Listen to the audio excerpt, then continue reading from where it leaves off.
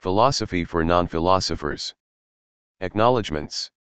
For their help and support, G.M. Goshgarian thanks Jackie Epain, Sandrine Fair, Paul Garapon, Christine Garden, François Mathéron, Peter Schüttler, Tsuchi Endo, Jean Tauzot, Fabienne Trevisan, Laurie Tuller, Maria V. Lajulescu, Yushan, the editorial board of Decalogues, an Althusser Studies Journal, and the director, Natalie Ledger, and staff of the Institut Mémoires de l'Édition Contemporaine. Introduction, Philosophy for Non-Philosophers or Non-Philosophy for Philosophers. Warren Montag. Readers whose knowledge of Althusser derives primarily from the texts published during his lifetime, and perhaps the more well-known posthumous works such as Machiavelli and Us and the underground current of the materialism of the encounter, will no doubt find Philosophy for Non-Philosophers perplexing. The problem is not its content, that is, the arguments and concepts Althusser advances there, nearly all can be found in previously published work. It is instead the work's form, or perhaps genre, that will surprise readers. The fact that Althusser chose to address an audience consisting of non-philosophers, that is, not simply specialists from other academic disciplines, but more importantly a mass audience outside the academic world. The nature, and breadth, of this audience makes it different in kind from a text like Philosophy and the Spontaneous Philosophy of the Scientists, published in 1974 but based on the lectures that Althusser delivered at his seminar in 1967, Althusser 1974, which was addressed to scientists who were non-philosophers, not in the sense that they did not practice philosophy, but because they did so without knowing that they did so, that is, spontaneously. There Althusser seeks to make visible the tendency among scientists irrespective of their field, to accept as simple and obvious what are in fact complex notions imposed on scientists by a general, not individual, forgetting of the historical determination of philosophical concepts. In contrast, the genre represented by Philosophy for Non-Philosophers requires, above all, the simplification of complex arguments, that is, a reduction of the actual written form of these arguments to what is regarded, but by whom and by what means, as essential, extracting it from the accidental and contingent that envelopes and perhaps conceals it. Because it is essential, it can be explained and communicated through examples drawn from everyday life and in this way understood by everyone. It is this assumption that will allow Althusser, otherwise known as a difficult, even obscure, thinker, to speak, or to think he is speaking, directly to the people in a language that can be understood by those, the vast majority, who have neither the leisure nor the training to read Aristotle or Kant or, for that matter, Althusser's own texts. This last example should give us pause, is the project of Philosophy for Non-Philosophers based on the presupposition, articulated by many of his critics, but never explicitly stated by Althusser himself, that the conceptual density and discursive complexity of his earlier works, even the way Althusser practices philosophy in and through them, is in some sense inessential and unnecessary, constituting a Baroque exterior that by calling attention to itself only serves to obscure the otherwise clear and distinct ideas that might be in principle communicated to any rational individual. It is useful to recall at this point that Althusser wrote his Matrice on the notion of content in the works of Hegel, who insisted that to understand form in its determinate existence is to grasp it as the self-understanding of content and not as something applied to it from the exterior, Althusser 1997. The critiques of Althusser's mode of exposition and even his style assume that in philosophy and in theory more generally a given form may be applied indifferently and indeterminately, that is, determined in the last instance by authorial choice alone, to any content, which would imply, in turn, that the meaning of a text like From Capital to Marx's Philosophy, Part I of Reading Capital, Althusser, 1970, 11-69, existed outside of and prior to its textual incarnation and could have been expressed in different, more common, words. To sustain such a notion, however, would be to reject the very arguments of the text itself and to place Althusser in the paradoxical position of restating, in different, simpler, words and phrases, the argument that arguments always appear in a singular, non-repeatable forms from which they cannot be separated. Has Althusser come to occupy this paradoxical space in order to write a work like Philosophy for Non-Philosophers, and, if so, how did he arrive there and what are the consequences of this occupation? Written, or rather put into final or quasi-final form, in 1978-80, the time of the crisis of Marxism in general and the crisis of Althusser's Marxism in particular, Philosophy for Non-Philosophers embodies the contradictory movements of this precise moment. In part, it is a presentation of Althusser's previously stated positions on philosophy, although not all of them, and without any attempt to account for the incompatibilities between the different phases in the development of his thought. But it also exhibits an imitation or mimicry of the affects, and the discourses consubstantial with these affects, of some of Althusser's most hostile critics, as if their critiques had been internalized and the collective rejection of Althusser's corpus incorporated into the fabric of the text. The result was a kind of theoretical stalemate that prevented Philosophy for Non-Philosophers from advancing beyond its starting point. Althusser's decision not to publish the manuscript certainly represented in some way an intuition, however dim, that the work was a kind of unstable compromise formation that accumulated within itself contradictions of both form and content. These contradictions, however, cannot be explained by Althusser's worsening psychological state alone. They must also be understood in relation to the conjuncture in which he sought to intervene, as the inescapable effects of an increasingly unfavorable relation of forces. It was this that made the project of speaking directly to the popular masses about philosophy and Marxism appear to Althusser simultaneously urgent and impossible. Althusser's Marxism separated him from the contemporaries with whom he is often associated. Despite the shared concerns that linked him to Lacan, Derrida and Foucault, among others, Althusser's work differed from theirs in its idiom. When he examined the problem of causality, for example, a problem central to the work of those named above, he invariably situated his investigation in the great debates internal to Marxist theory. Because this theory was itself grounded in the history of the socialist and communist movements, the problems that it posed to itself derived, directly or indirectly, from the practice of these movements, the nature of historical contradiction, and class struggle, the concept of the conjuncture as the site of political intervention, and perhaps most important of all, the notion of base and superstructure, and thus also of ideology, particularly in the light of the Russian, Chinese and Cuban revolutions. But Althusser was also distinguished from both Marxists and non-Marxists alike by his attention not only to the place and effectivity of philosophy in Marxist theory, but to the question of what philosophy as such actually does and how it acts. Thus, even before he articulated his position in the form of an argument or a thesis to be tested, perhaps even before he knew that he held this position, Althusser had replaced the question of what philosophy is with that of how it operates and produces effects.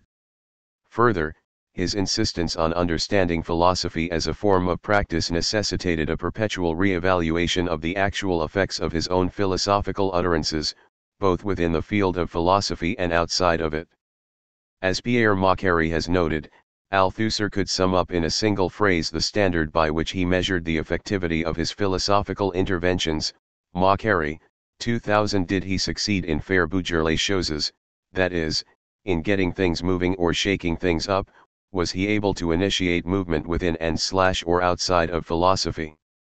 He expressed this imperative publicly and semi-publicly in the form of the self-criticism that became an increasingly significant aspect of his philosophical writing after 1968.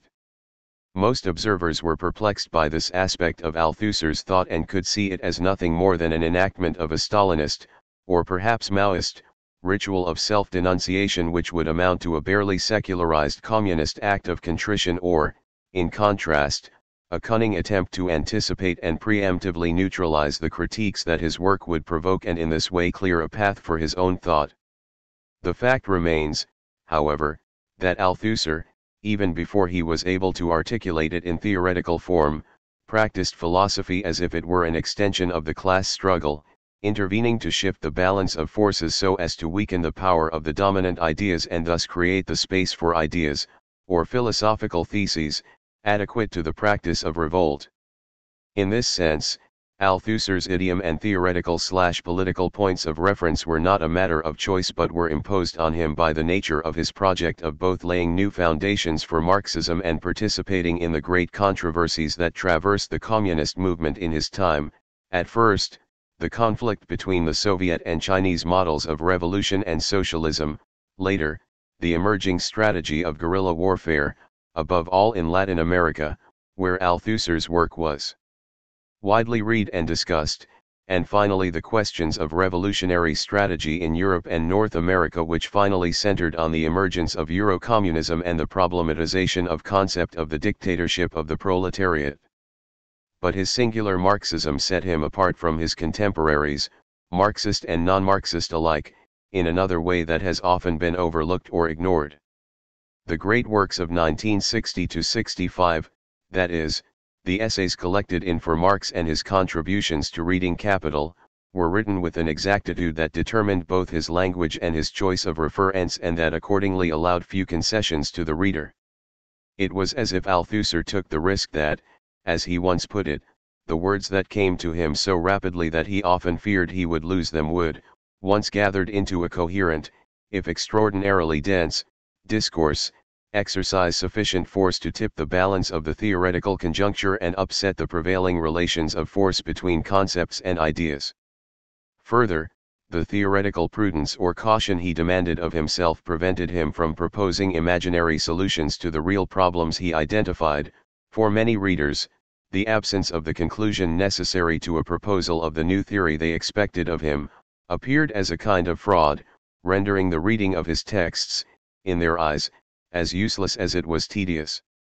Similarly, the theoretical line of march that forced him to seek out unfamiliar allies, Machiavelli and Spinoza, as well as Foucault and Lacan, and to mobilize them against the poor man's Hegelianism, Althusser, 2006a, 62, and theoretical humanism that together functioned as a kind of communist vulgate, produced effects of incomprehension and hostility in many of his readers, not only in the French Communist Party, PCF, but in significant parts of the left internationally. These characteristics led his many critics to charge him with hyperintellectualism, complaining that Althusser neither spoke effectively to, nor reliably about, real workers and their struggle, and that the nature of his writing served only to isolate philosophy and philosophers from the people. Such critiques multiplied after May 1968, when many on the far left, including former students and colleagues, read Althusser's theory, in the light of his failure to break with the PCF, as a left cover for revisionism and a cunning defense of the established order. The charge of hyperintellectualism was if anything more common in the Anglophone world than in France and was not limited to the far left.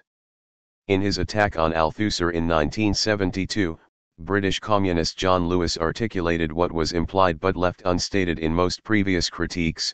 The difficulty of Althusser's work was not objectively determined by the complexity of the problems posed by the movement of history, but arose from what he called the Althusser style, that is, Althusser's whole style of life and writing. Lewis, 25. Lewis charged that Althusser had promised to deliver a complete theoretical system. Lewis, 26, a promise he could not keep, given his vacillation between insistent dogmatism and its opposite, a speculative metaphysics that could only tremble on the balancing point of conviction. Lewis, 26. Althusser's works, according to Lewis, were marked and defined by the absence of the kind of healthy immersion in everyday affairs and current issues. Lewis, 26, necessary to living Marxist theory, in contrast to the dead abstraction of what Lewis calls Althusser's scholasticism.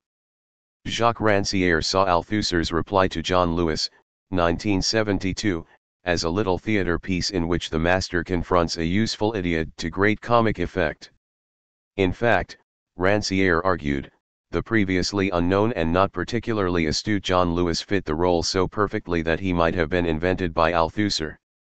Although Rancière takes up Lewis's argument in phrases such as Althusser tips his hat in tribute to the workers' movement, only the better to wash his hands of empirical workers. Rancière, 80, he is careful not to advance a populist critique of Althusser's style of writing or his choice of references. Instead, Rancière argues that Althusser's notion of philosophy as the drawing of lines of demarcation within texts, sometimes even between words, to reveal the stakes of the conflict around which philosophical and political works are constituted, is not only not addressed to the masses, but is designed to exclude their participation. The very line of demarcation between materialist and idealist tendencies in a given form of discourse represents the imposition of a false distinction that denies the fact that the idealist thesis that man makes history may serve just as well to mobilize the people masses as the correct slogan, "It is the masses who make history." For Rancière, Althusser's concern with marking distinction and difference served to separate his knowledge from that of the popular masses, and his expertise from their lack of qualification in the matter of theory. And Rancière's critique, even if it is present only in its effects, is central to philosophy for non-philosophers. These criticisms, but only in combination with other factors, both historical and personal, produced some significant shifts in Althusser's philosophical writing, including at the level of style. After 1968, with the exception of a few texts, notably Machiavelli and Us and the Cours sur Rousseau, the transcription of a tape-recorded lecture course never intended for publication, Althusser's philosophical work was animated by two opposing tendencies: 1.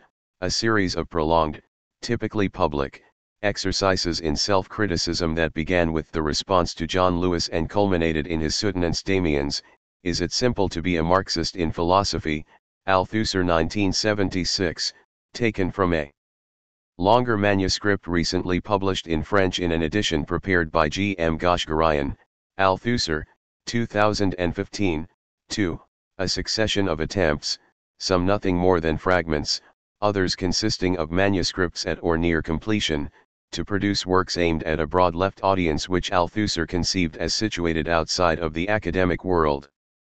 Beginning with On the Reproduction of Capitalism, written shortly after the May events, and then throughout the 1970s, Althusser repeatedly, perhaps obsessively, sought to compose introductions to Marxism or to some aspect of Marxist theory, often incorporating parts of earlier unpublished manuscripts.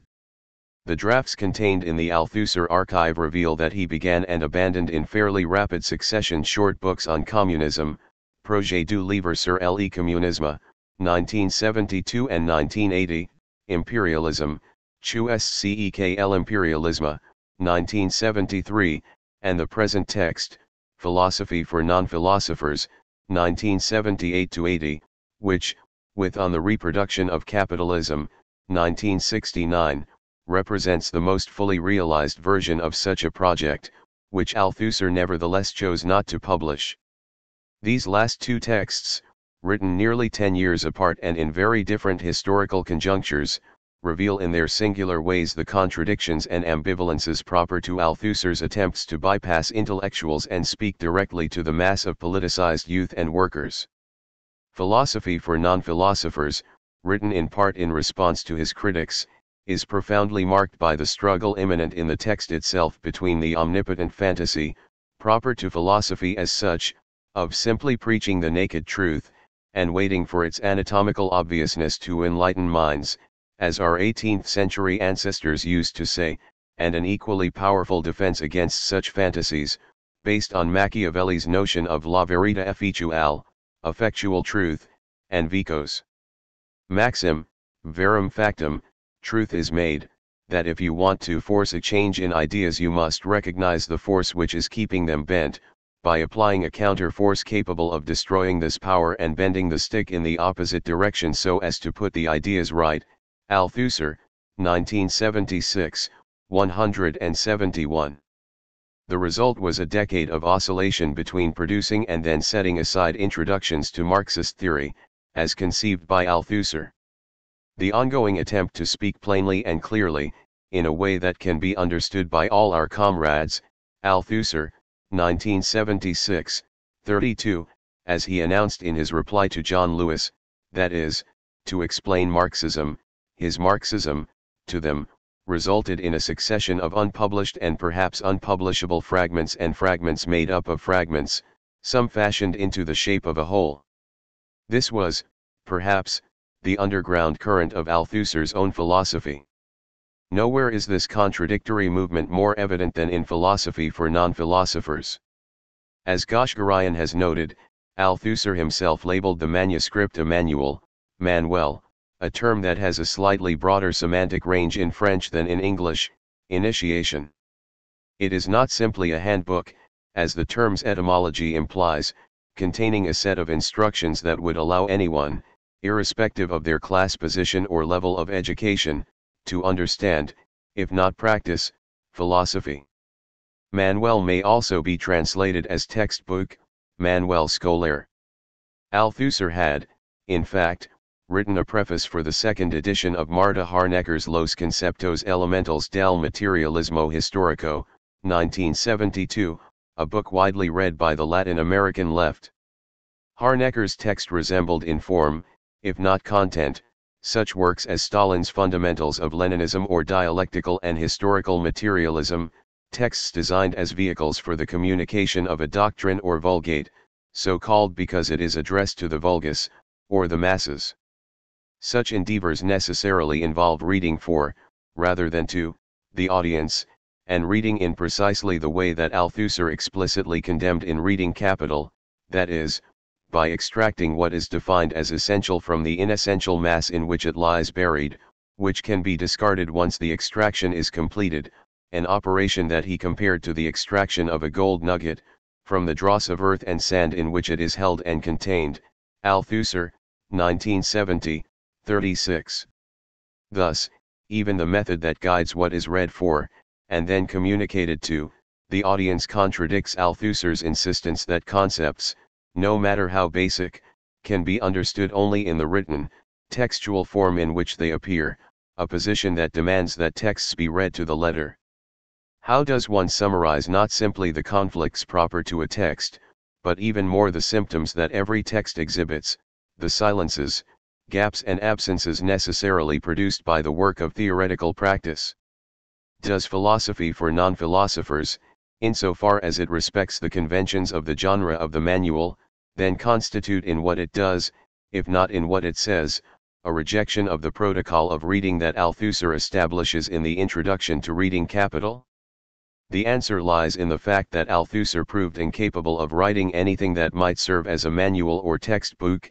Every manuscript that emerged from this endeavor, whether a fragment or a quasi-finished text, was interrupted or cut short by a deviation or a series of deviations from the straight line that would lead to the production of a manual, as if his own texts were governed by a logic of the Klein Amen.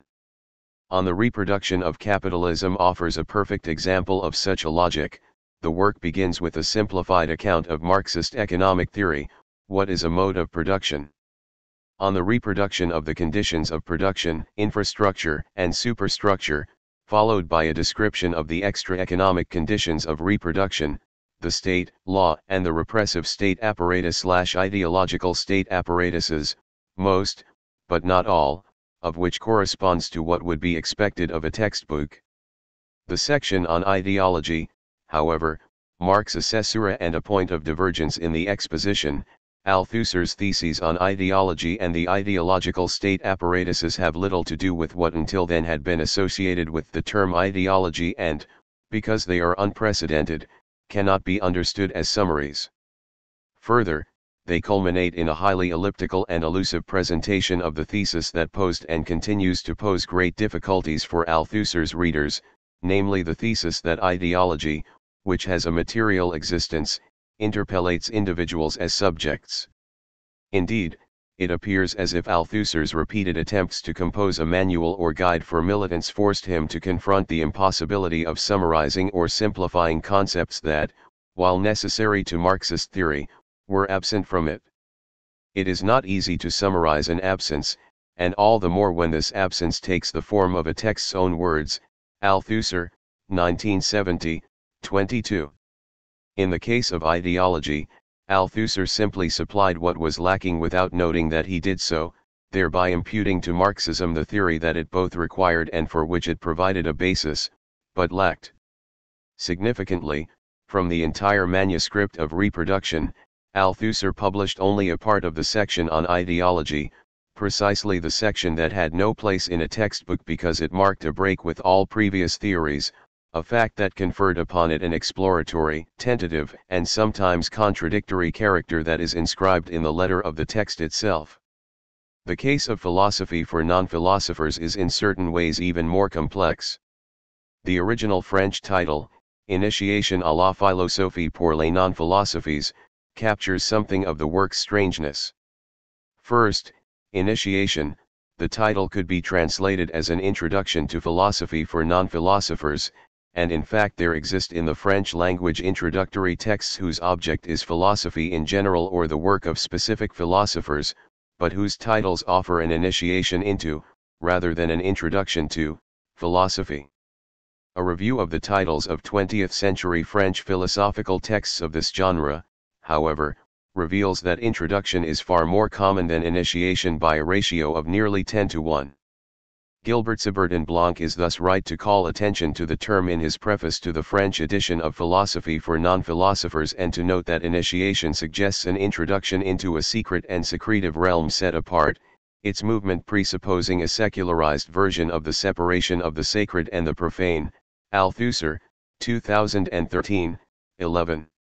The very idea of an initiation into philosophy is at odds with the notion of a manual, which assumes that anyone can learn to philosophize, or perhaps learn that they are already engaged in the work of philosophy, and that what is lacking is only the consciousness of this work.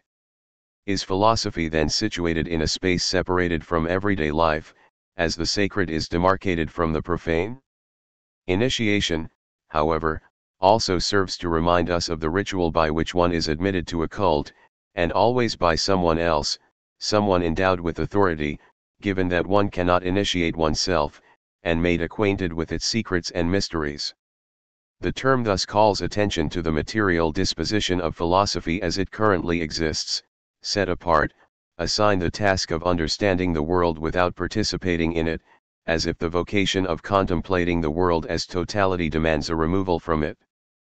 But if it is removed from the world, where does it go?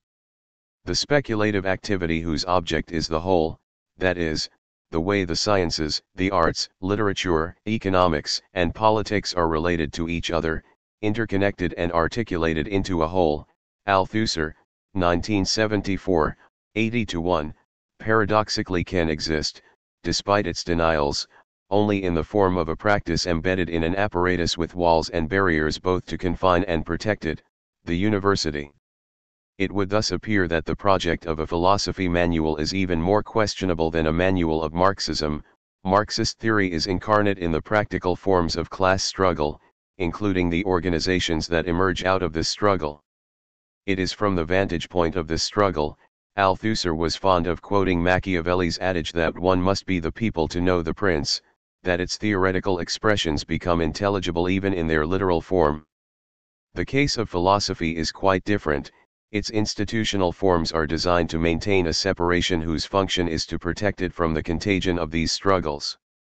In fact, philosophy, that is, what philosophy says, an Anglophone philosophy is closest to the ideal type, is marked by its struggle to protect itself from the effects of struggle, social struggle, immunizing itself by means of a language that renders struggle unthinkable and by a phobic avoidance of all but a few of the texts produced in the course of the history of philosophy.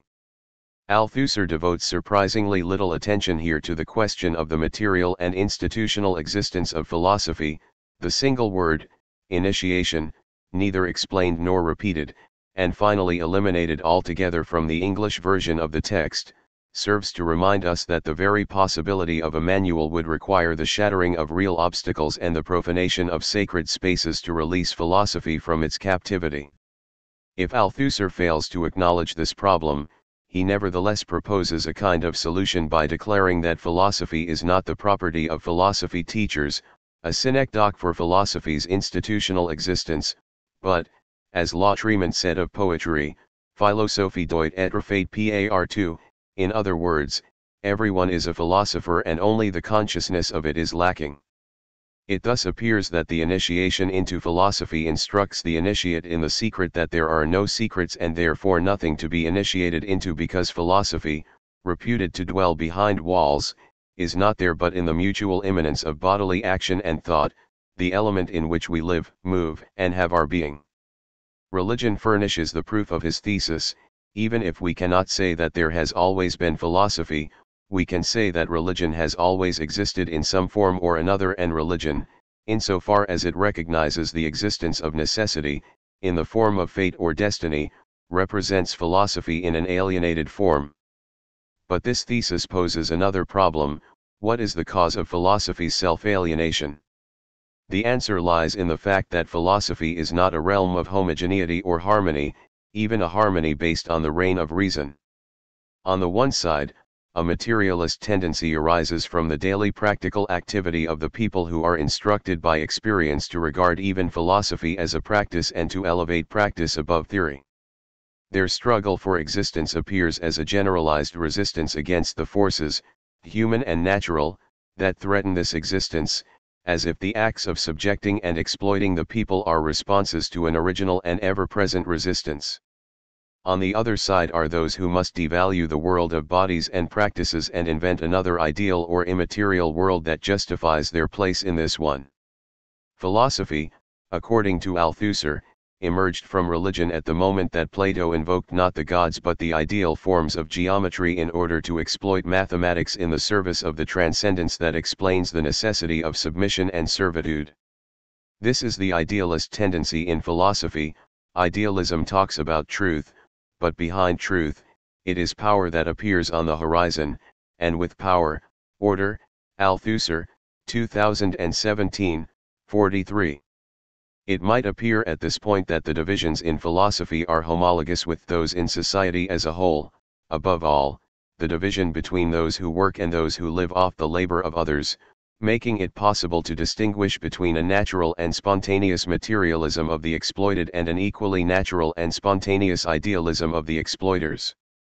Indeed, such notions inevitably informed the anti-intellectual tendencies on the French left, for whom Althusser's enterprise constituted a denial of the intelligence of the masses. In contrast, Althusser argues that Plato's idealism is neither consistent nor coherent but carries materialism inside itself, present, albeit refuted.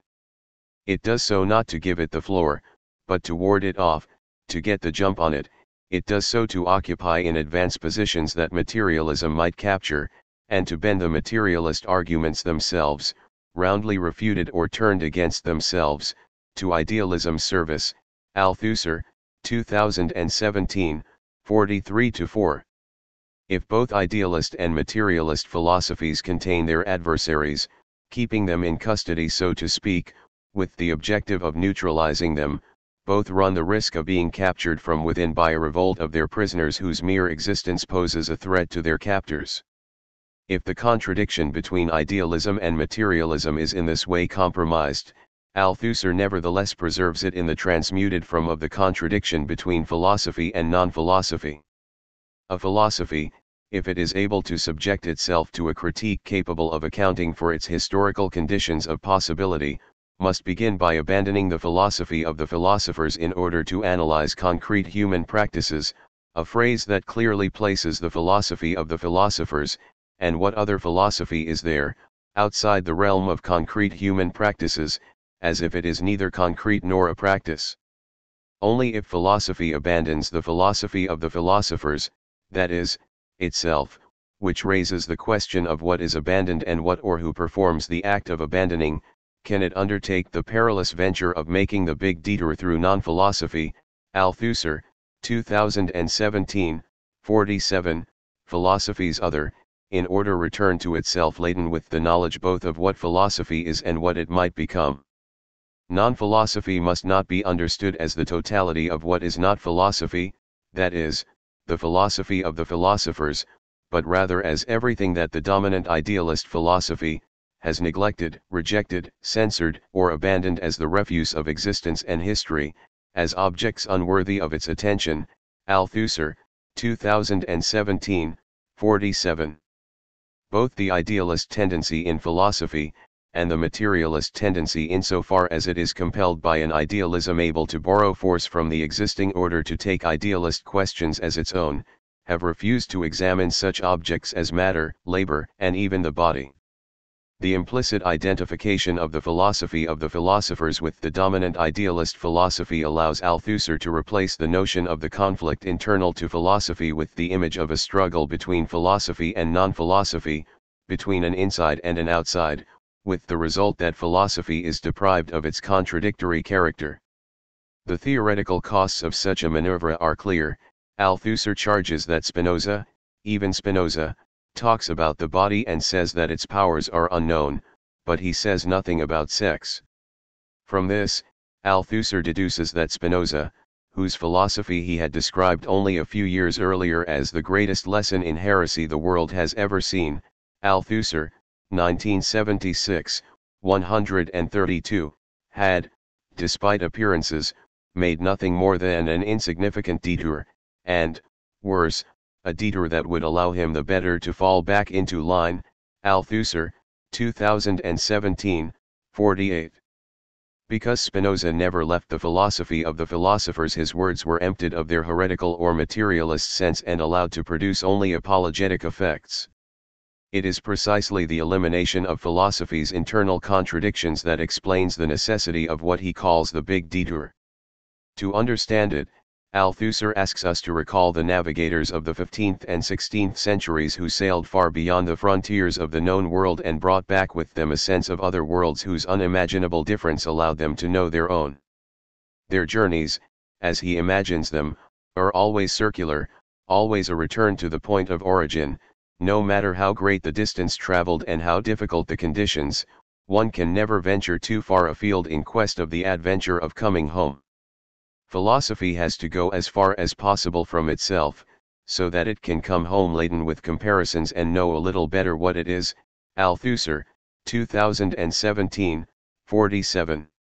Here, somewhat surprisingly, Althusser offers a very Hegelian description of the activity of the explorers.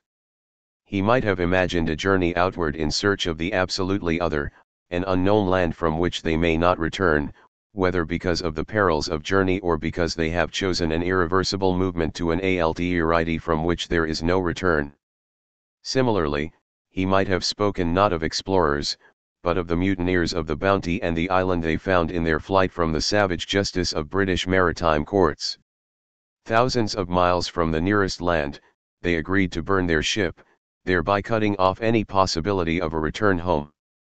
Instead, Althusser suggests that philosophy can have no other destination than home, its activity necessarily a return to itself, not to abolish its existence so that something new may be born, but on the contrary to fortify the original foundation. From this perspective, philosophy's identity is never in question no matter how far from itself it travels, as in the case of the colonial regimes the explorers served, the encounters with what is other only enrich the metropole. But this was not the first or the last time that Althusser would compare philosophy to the act of exploration. In 1963, when he was perhaps at the height of his powers, he wrote to Franca Madonia that he felt like one of those explorers who come upon an immense river without knowing where it leads. They hollow out a log and entrust their craft to the current for months simply to discover the sea. Althusser, 1998, 386. Similarly, near the end of his life, Althusser composed the parable of the materialist philosopher who always catches a moving train without knowing where he comes from, origin, or where he's going, goal.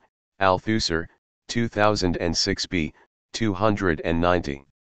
These are not circular journeys, but movements of no return, as if Althusser sought to capture in an image the simultaneity of philosophy's abandonment of the origin and the origin's disappearance into the mists that envelope the river at dawn. Finally, to read philosophy for non-philosophers to the letter is to discover the contradictions in Althusser's attempt to eliminate contradiction from the philosophy of the philosophers in favor of the opposition of philosophy and non-philosophy, which he in turn links to the opposition of the abstract and the concrete. He shows us that philosophy never returns to itself, because the it to which philosophy would return is precisely a historically specific conjunction of philosophy and non-philosophy, the latter an outside always present in philosophy as a foreign body that it contains but cannot assimilate. If there is an initiation here, it is that of the philosopher who will be permitted to know the secret that philosophy is inhabited or possessed by the non-philosophy that it had sought in vain outside of itself. But it is difficult not to see in philosophy for non-philosophers an image of the explorer's last hope. Without a compass to guide him, he entrusts his craft to the current and is carried off by the immense river, dreaming of the sea he will never find. Works cited: Althusser, Lewis, 1970, Reading Capital, London, New Left Books. Althusser, Lewis, 1976, Essays in Self-Criticism, London, New Left Books. Althusser, Lewis, 1990, Philosophy and the Spontaneous Philosophy of the Scientists and Other Essays, London, Verso. Althusser, Lewis, 1997, The Spectre of Hegel, London, Verso. Althusser, Lewis, 1998, Lettres à Franca. Paris, Stock/Imec. Althusser, Lewis, 1999, Machiavelli and Us. London, Verso. Althusser, Lewis, 2006a, Lenin and Philosophy and Other Essays, New York, Monthly Review Press.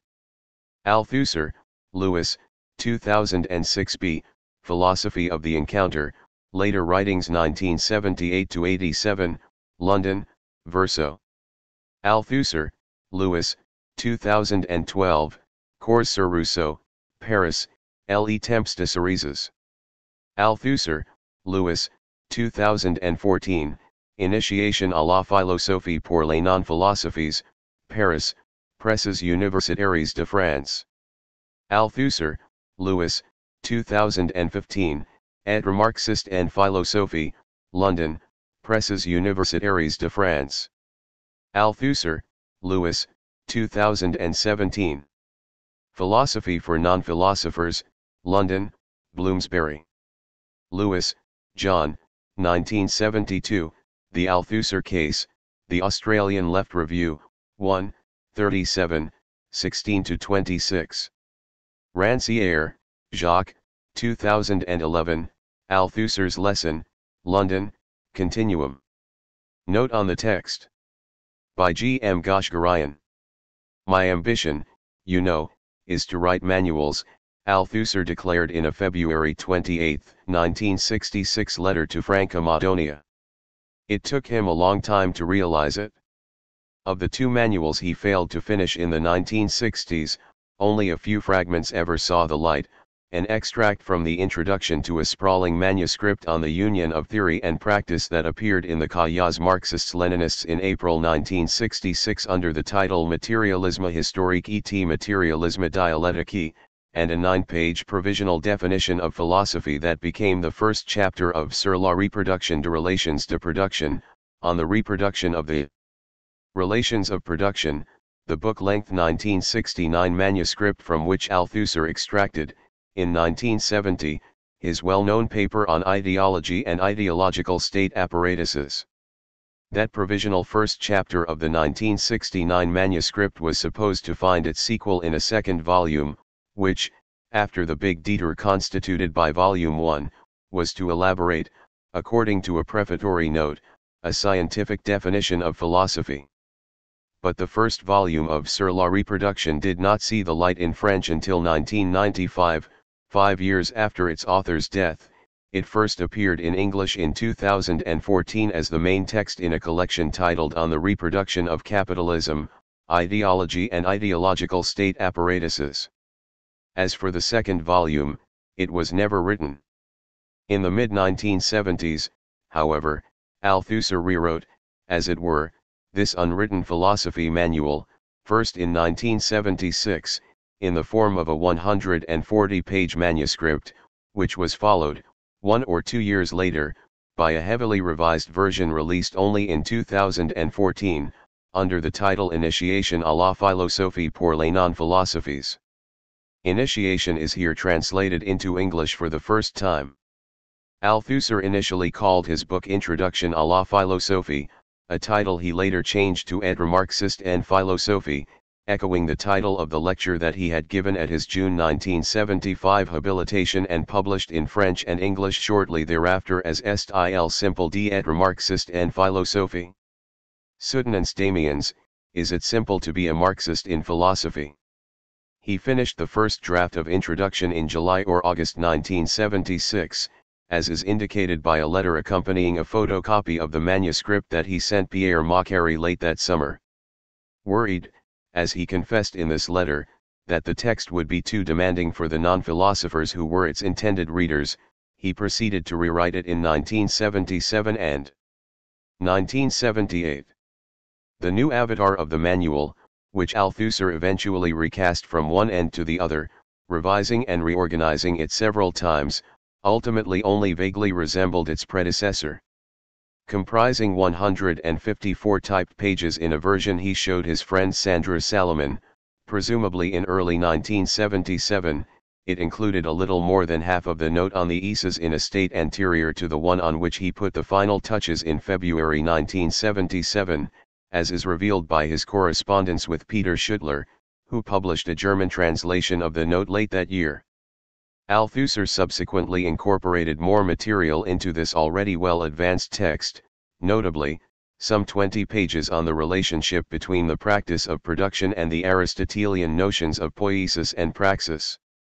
Preserved in his archives at the Institut Mémoires de l'Édition Contemporaine, IMEC, in Caen, the resulting manuscript of some 175 typed pages, Manuscript 2, is covered with several hundred undatable handwritten corrections and addenda.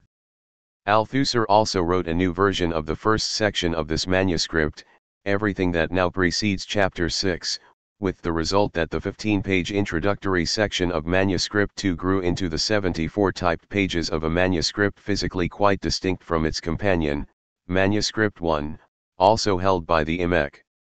Manuscript 1, in its turn, bears more than 200 handwritten corrections and addenda. A page of instructions that Althusser drew up for a typist suggests that he wanted to work further on a retyped version of both manuscripts, if only to eliminate redundancies due to the augmentation and reorganization of the first part of his text. His archives do not, however, seem to contain a version of the text in a state posterior to that represented by the hand-corrected Manuscript 1 and Manuscript 2, with their two different introductory sections. These two manuscripts served as the basis for the 2014 French edition, the one translated here, which contains only the more recent version of the introductory section. Those familiar with Althusser's work will note that his manual, while initiating non-philosophers into philosophy, initiates them more particularly into its author's philosophy, above all as elaborated after his anti-theoreticist turn of 1966–67. Thus elements of several posthumously published, and one or two still unpublished, texts written during or after that turn are either summed up or clearly anticipated in philosophy for non-philosophers. These include, besides Note on the Isis and on the Reproduction of the Relations of Production, the fifth and final lecture, still unavailable in English, of Philosophy and the Spontaneous Philosophy of the Scientists, 1967, on Feuerbach, 1967, The Fragmentary Livre sur l'Impérialisme, 1973, unpublished, Is It Simple to Be a Marxist in Philosophy, The Transformation of Philosophy, a lecture first delivered in Granada in March 1976, Les Vaches Noires, Interview Imaginaire, 1976. Presses Universitaires de France, 2016, English translation forthcoming from Bloomsbury, Marx in His Limits, 1977–80, and the 1982 manuscript partially published in French in 1994 and English in 2006 under the title The Underground Current of the Materialism of the Encounter. We do not know why Althusser decided not to publish Philosophy for Non-Philosophers, despite the fact that the text is, stylistically unpolished passages aside, in virtually finished form. 1. What non-philosophers say. This short book is addressed to readers who, rightly or wrongly, consider themselves to be non-philosophers, yet would like to have some idea of what philosophy is. Point 1. What do these non-philosophers say? The blue-collar worker, the farmer, the office worker, we don't know the first thing about philosophy.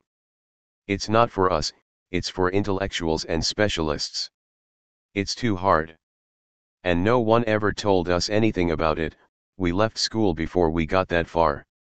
The manager, the civil servant, the doctor, yes, we had our philosophy class. Point 2. But it was too abstract. The teacher knew his stuff, but he was obscure. We don't remember anything about that class. Besides, what's philosophy good for? Someone else, sorry, but I found philosophy very interesting. I must add that we had a spellbinding professor. With him, one understood philosophy. But, since then, I've had to earn a living. And, well, what can I say, there are only 24 hours in a day. I've lost touch. It's really too bad. If you ask them, but then why don't you consider yourselves philosophers?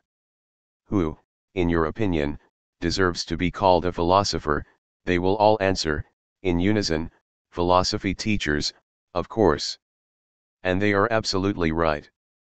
Except for people who, for personal reasons, that is to say, for pleasure or their own benefit, continue to read philosophers and do philosophy.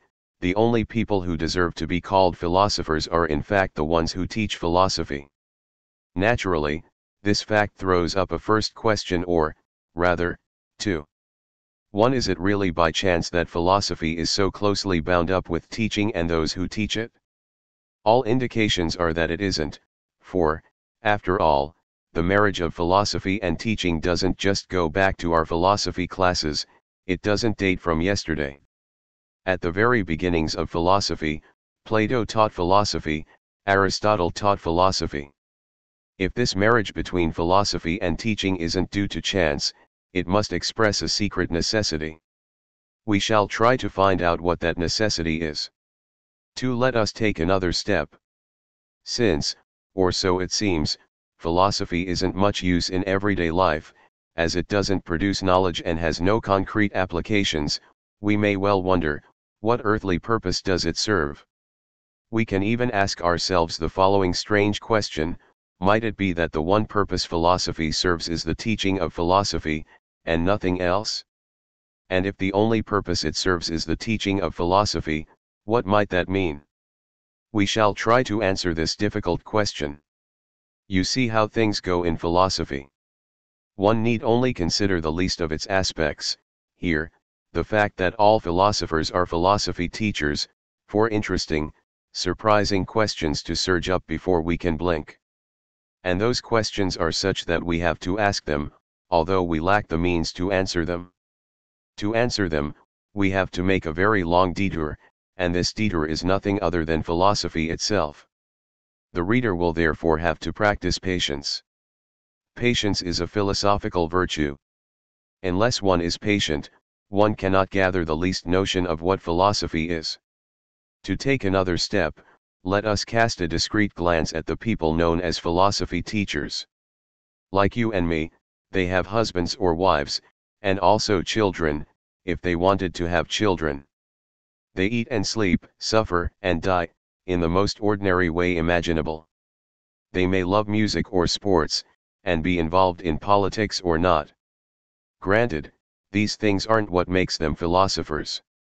What makes them philosophers is that they live in a world apart, in a closed world, constituted by the great works in the history of philosophy. That world has no outside, or so it seems. They live with Plato, Descartes, Kant, Hegel, Husserl, Heidegger, and others. What do? I mean the best of them, of course.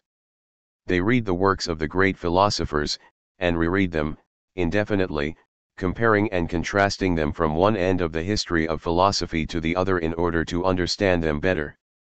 This endless rereading is astonishing, after all. One never sees math or physics teachers endlessly reading and rereading a treatise on mathematics or physics, or ruminating on it that way. They transmit knowledge, and they explain or demonstrate that knowledge, full stop, without going back over it. Yet to practice philosophy is to go back over one's texts interminably. Philosophers know this very well, and tell you why to boot. It's because a philosophical work does not yield up its meaning, its message, on a single reading. It is overloaded with meaning, it is by nature inexhaustible and, so to speak, infinite, and it always has something new to say to someone who knows how to interpret it. The practice of philosophy is not just reading, or even demonstration. It is interpretation, interrogation, meditation. It aims to make the great works say what they mean or might mean, in the unfathomable truth that they contain or, rather, indicate mutely, by gesturing at it. The consequence is that this world with no outside is a world without history. Although it comprises all the great works consecrated by history, it has no history. The proof is that, to interpret a passage in Kant, a philosopher will invoke Plato as well as Husserl, as if there weren't 23 centuries between the latter two, or a century and a half between the first and the last, as if before and after hardly mattered. For a philosopher, all philosophies are, so to speak, contemporaneous. They answer each other and echo each other, because, ultimately, they only ever answer the same questions, which make philosophy what it is. This explains the famous thesis that philosophy is eternal. One can readily see that, to make perpetual rereading and the uninterrupted labor of meditation possible, philosophy has to be both infinite, what it says is inexhaustible, and eternal, all philosophy is contained in embryo in each philosophy. Such is the basis for the practice of philosophers, I mean philosophy teachers. Under these conditions, if you tell them that they teach philosophy, watch out. For it leaps to the eye that they don't teach in the same way as other teachers, who present their students with knowledge that they have to learn, knowledge, or in other words, provisionally, definitive scientific results. For the philosophy teacher who has understood Plato and Kant well, philosophy cannot be taught. Point 3. But then what does the philosophy teacher do? He teaches his students to philosophize by interpreting the great texts or great philosophers in their presence, helping them, by his example, to philosophize in their turn. In short, he inspires them with a desire to philosophize. The Greek word philosophia can be freely translated that way. The philosophy teacher who feels himself equal to the task can go a step further and engage in personal reflection. He can, that is, sketch an original philosophy. This is living proof that philosophy produces, what, exactly? Philosophy and nothing else, and that all this happens in a closed world. There is nothing surprising about the fact that this world of the philosophers is closed. Since they make no effort to leave it, since, quite the contrary, they plunge ever more deeply into the work's interiority, they put a wide gulf between their world and that of ordinary people, who observe them from afar, as if they were some species of strange animal. Well and good. But, the reader will object, we've just described a limit situation, an extreme tendency, to be sure, that tendency exists, but things don't always happen like that. And the reader is right, what we've just described is, in relatively pure form, the idealist tendency, the idealist practice of philosophy. One can, however, philosophize very differently. The proof is that, in history, certain philosophers, let us say the materialists, have philosophized very differently, and that some philosophy teachers try to follow their example. These philosophers do not wish to belong to a separate world, a closed world turned in on itself. They leave that world behind for the external world. They want to encourage productive exchanges between the philosophical world, which exists, and the real world. In principle, that is philosophy's very function, as they see it, whereas idealists consider philosophy to be above all theoretical, materialists consider it to be above all practical, to have its source in the real world and to produce, unbeknownst to itself, concrete effects there. Note that, despite their fundamental opposition to the idealists, materialist philosophers can, let us say, agree with their adversaries on a number of points. For example, the thesis that philosophy can't be taught. But they don't assign this thesis the same meaning. The idealist tradition defends it by elevating philosophy above concrete knowledge connaissances and calling on everyone to activate the philosophical inspiration in his inner self. The materialist tradition doesn't elevate philosophy above concrete knowledge, and it calls on people to look outside themselves, to the practices, knowledge, and social struggle, without, however, neglecting works of philosophy, for that with which they can learn to philosophize. A small difference, but one with far-reaching consequences. Take another example, which idealism cherishes like the apple of its eye, the inexhaustible nature of philosophical works, something that obviously distinguishes philosophy from the sciences. Materialism agrees to acknowledge the fact that a work of philosophy cannot be reduced to its letter or, let us say, its surface, because it is overloaded with meaning. Materialism goes still further, it acknowledges, as idealism also does, that this superabundant meaning has to do with the very nature of philosophy. However, since its conception of philosophy is utterly different from idealism's, the philosophical work's superabundance of meaning doesn't reflect the infinite nature of interpretation, in materialism's view, but, rather, the extreme complexity of the philosophical function. If, for materialism, a philosophical work is overloaded with meaning, it is because philosophy must unify a large number of significations in order to exist as philosophy. A small difference, but one with far-reaching consequences. Take one last example, the well-known idealist thesis that all philosophies are, as it were, contemporaneous, that philosophy is eternal or has no history. However paradoxical it may seem, materialism can agree with this, but with a reservation, for materialism holds that something historical is produced in philosophy chu ilse produit de l'histoire dans la philosophie, that there occur in it real events, conflicts, and revolutions which alter the philosophical lay of the land. With that one reservation, however, materialism too affirms in its fashion that philosophy has no history, inasmuch as the history of philosophy is repetition of the same basic conflict, the one that opposes the materialist to the idealist tendency in every philosophy. A small difference, but one with far-reaching consequences.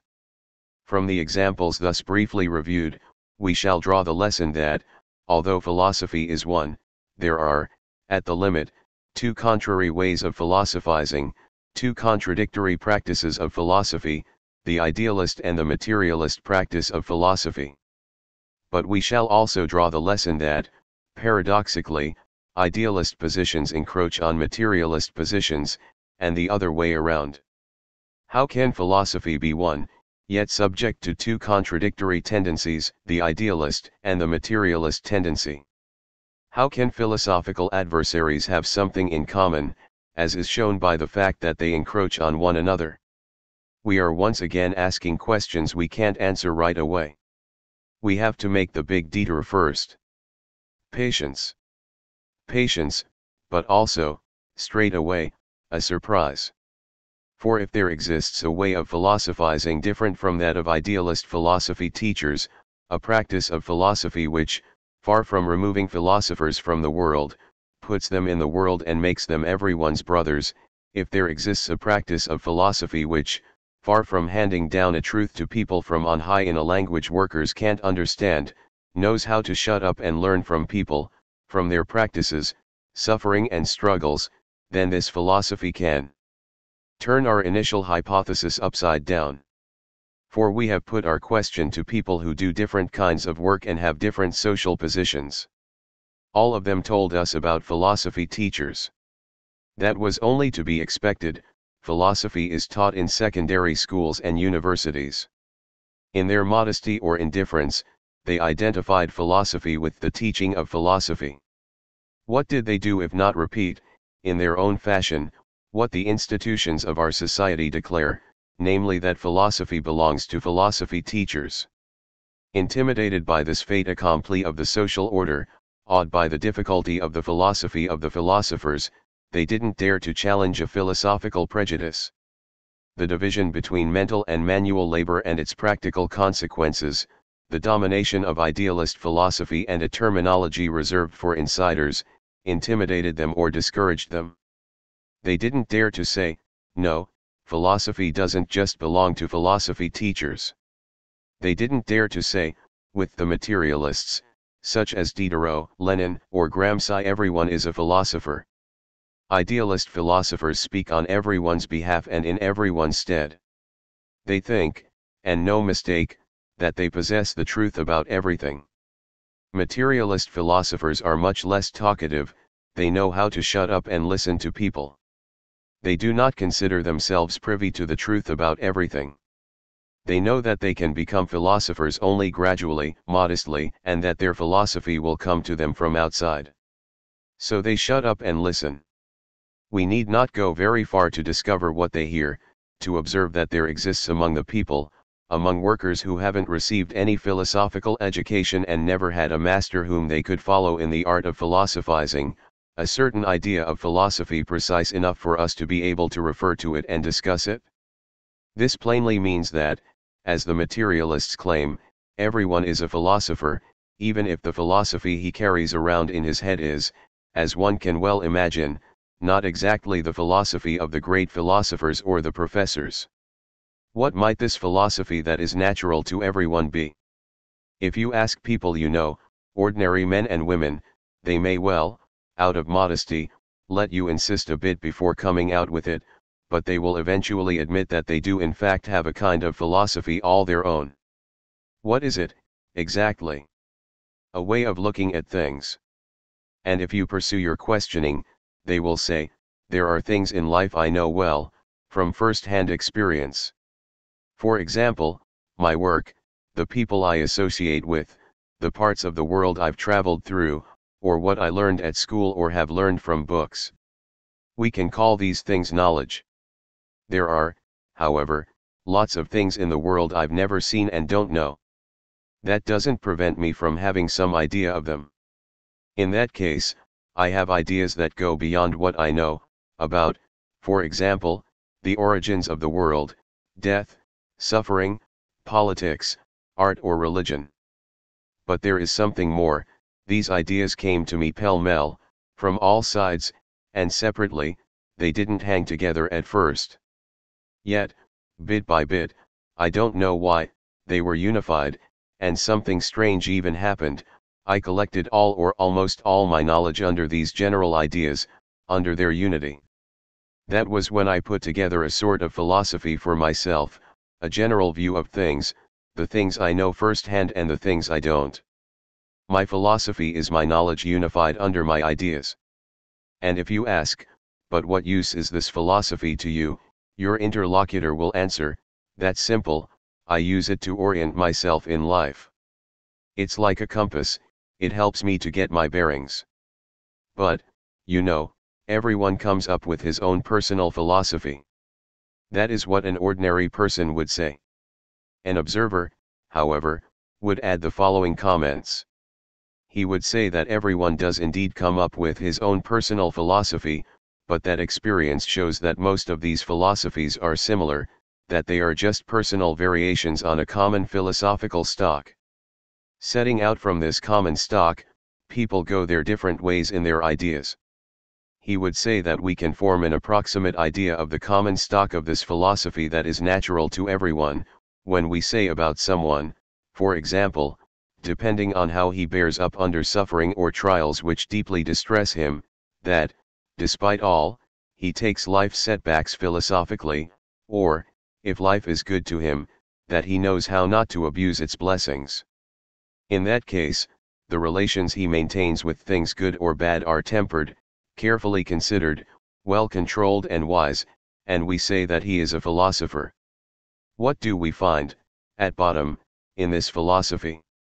Gramsci explained the matter very well when he said, a certain idea of the necessity of things, the things one has to endure, and, therefore, a certain knowledge savoir on the one hand and, on the other, a certain way of using this knowledge in negotiating life's ups and downs, and, therefore, a certain wisdom.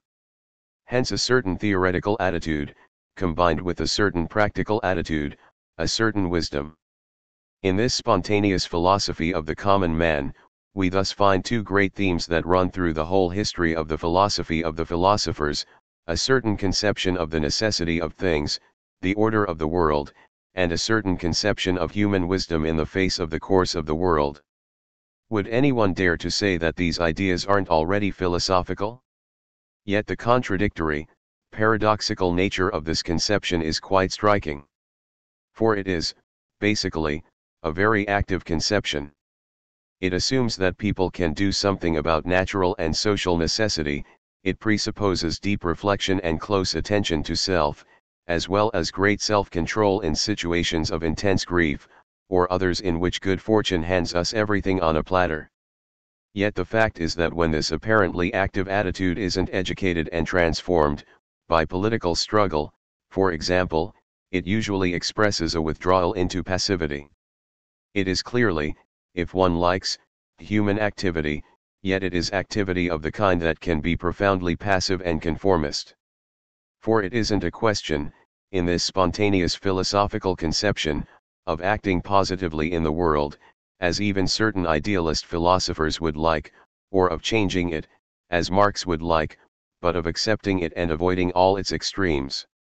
This is one meaning of the remark by an ordinary person that we cited a moment ago: everyone comes up with his own personal philosophy in solitude, every man for himself.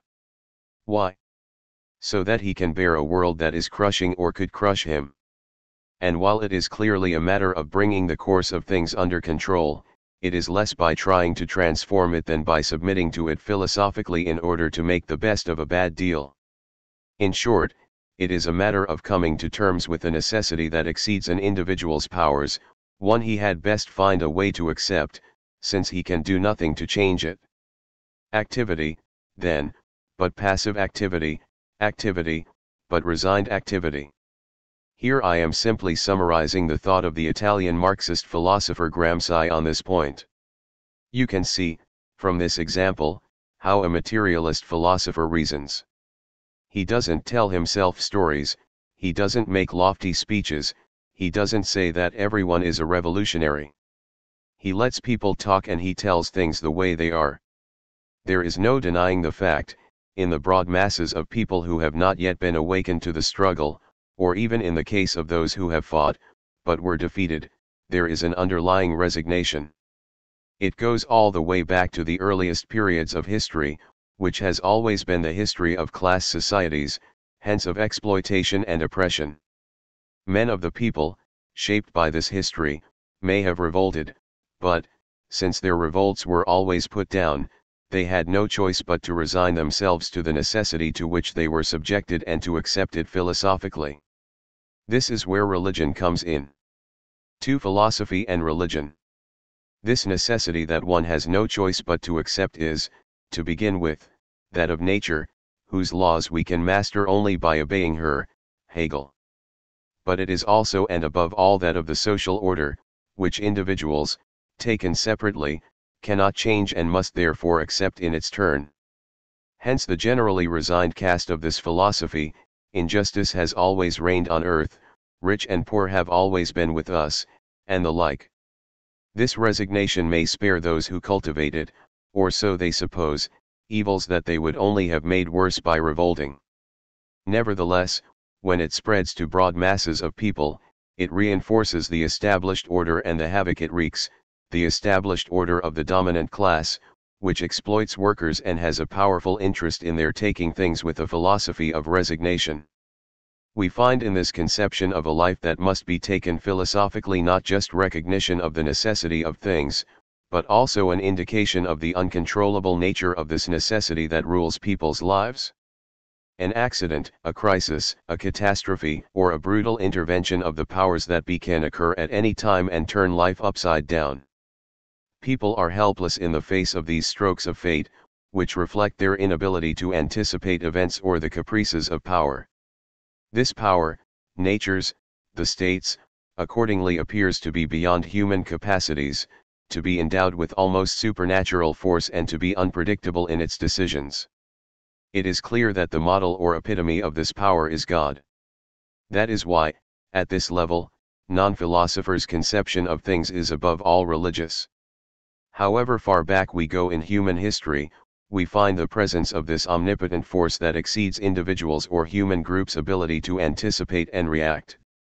Individuals accordingly submit to their existence as if to a fate decided by forces beyond them, and, since they see no one taking the decision, they believe that the author and organizer of the whole of this order to which one can only submit is God. That is why resignation generally dominates ordinary people's spontaneous philosophy when they aren't mobilized in struggle. That is why the personal philosophies that everyone works out for himself are all so similar. For every personal philosophy has religious underpinnings that have nothing personal about them, but are social, the still living heritage of humanity's long history. And it is a well-established fact that, except for certain moments in history in which religion served the revolt of the humble, the early Christians, the peasant wars, or various sects, such as the Cathars and others, and except for certain contemporary Christians' attempts to take part in the working classes' battles, religion has historically been massively associated with resignation in the face of earthly trials, in exchange for the promise of a reward in another world. If philosophy has not always existed, it is a well-established fact that religion has always existed in one form or another, even in the first, communal, so-called primitive societies.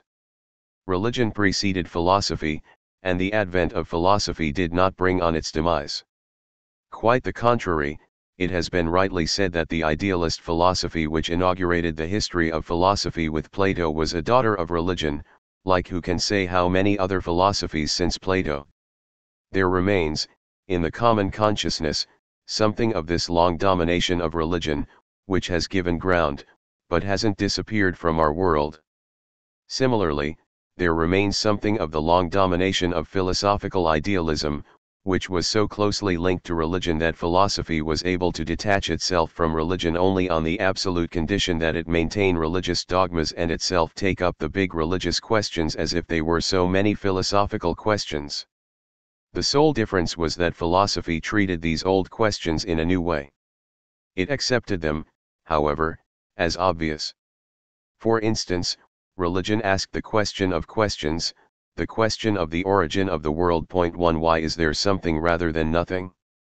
Why is there being rather than nothingness? Why does the world exist? Why do people exist? Religion answered, the world was created by God out of nothingness, and if God created it, it was so that plants and animals could provide people with nourishment, and people, God's children, could be saved at the end of time. Philosophy inherited this question of questions, the question of the origin of the world, which is the question of the world, humanity, and God. It had no choice but to maintain it. To criticize it was a heresy punishable by burning at the stake. But philosophy did not maintain it in its religious simplicity, that of a narrative or sequence of grand mythical images. It filled it with conceptual content, that of abstract, rational thought. Thus it was that the personal God of the Gospels, who sends his Son into the world and has him born in a manger, became, to the indignation and despair of Pascal, who was a true believer, the God of the philosophers and scientists too. He became a very abstract concept playing a theoretical role in a system of concepts. Plato had already conceived of God as the idea of the good three capable of organizing a hierarchical social world. Aristotle conceived of him as the prime mover four who could introduce motion into the world. Descartes conceived of him as the infinitely perfect first cause of a world reduced to a mechanism. 5 For Spinoza, he was infinite substance, or omnipotent nature's power to produce its effects. 6. That this Spinozist God was identical to nature earned the philosopher an accusation, which was well founded, of atheism. Leibniz conceived of him as infinite calculator of the best of all possible worlds. 7 and so on. By thus changing God's name, rigorously defining him and drawing the theoretical consequences of this modification, philosophy in fact altered God's nature in order to subject the God imposed on it by religion to its own philosophical ends, in order to make this God take responsibility for, and guarantee, a world profoundly altered by scientific discoveries and social upheavals. It harnessed God to its service, but it simultaneously served him. To this end, idealist philosophy, with a few exceptions, treated the question of the radical origin of things, Leibniz, ate as its own for a very long time, striving to pierce the mystery of this question, to think it in rigorous conceptual terms, as if it were a meaningful question. It is, however, one of materialism's achievements to have realized that there exist meaningless questions. In this question of the radical origin of things, the materialists and even Kant were to see a mere theoretical imposture inspired by religion, an imposture that philosophy had purely and simply to eliminate. To give some idea of it, I shall say that the question why is there something rather than nothing, is as absurd as the question with which one amuses children, why doesn't the ocean overflow, although countless rivers pour into it?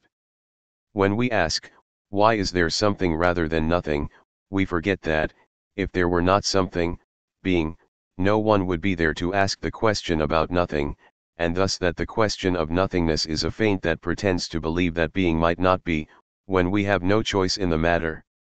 Since we are taking our time, I would like to cite an illuminating example in connection with this famous question of the origin of the world, which continues to inspire the philosophy of modern philosophers such as Heidegger, in order to show how idealism and materialism go about things. Idealist philosophy says, God created the world out of chaos, in other words, out of nothingness. Before God decreed the creation of the world, therefore, there was nothing, other than God. Note that the little word before poses formidable problems, for it designates temporal anteriority. But did time exist before the world was created? Or did time appear only with the creation of the world, was it created as well? If time too was created, then there was no time before time, just the eternity of God plus the nothingness from which he drew the world by pure creation, starting out from nothing. This strikingly underscores God's omnipotence, for, in the human world, nothing can ever be created from nothing, there has to be some pre-existent matter. The more powerful God becomes, however, the less comprehensible he becomes. Idealist philosophy is self-consistent, it goes so far as to say that God is incomprehensible, is beyond all our human ideas, and that, if we talk about him, it is by analogy, due allowance made, for he is incommensurable with us.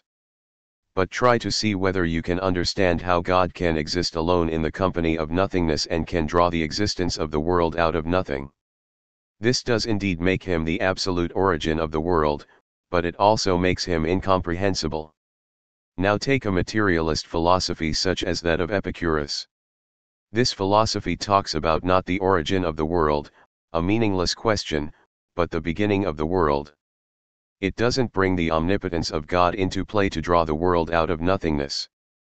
Before the beginning, there is neither God nor nothingness. What is there, then? There is, a materialist thesis par excellence, always already something, always already matter, which is not chaos, it is matter, subject to certain laws. What is this matter? It is an infinite number of atoms, indivisible particles all falling in the infinite void as a result sui effet of gravity, a law, falling side by side without ever encountering one another. The Roman philosopher-poet Lucretius expounded the philosophy of Epicurus, whose own manuscripts have been destroyed. In a poem titled On the Nature of Things, Lucretius says that, before the beginning of the world, the atoms were falling like rain. This would have gone on indefinitely, had the atoms not been endowed with an astonishing property, declination, the capacity to deviate from the straight line of their fall, imperceptibly. The slightest unreined deviation, the slightest deviance, is enough for the atoms to encounter each other and agglomerate. There we have the beginning of the world, and the world.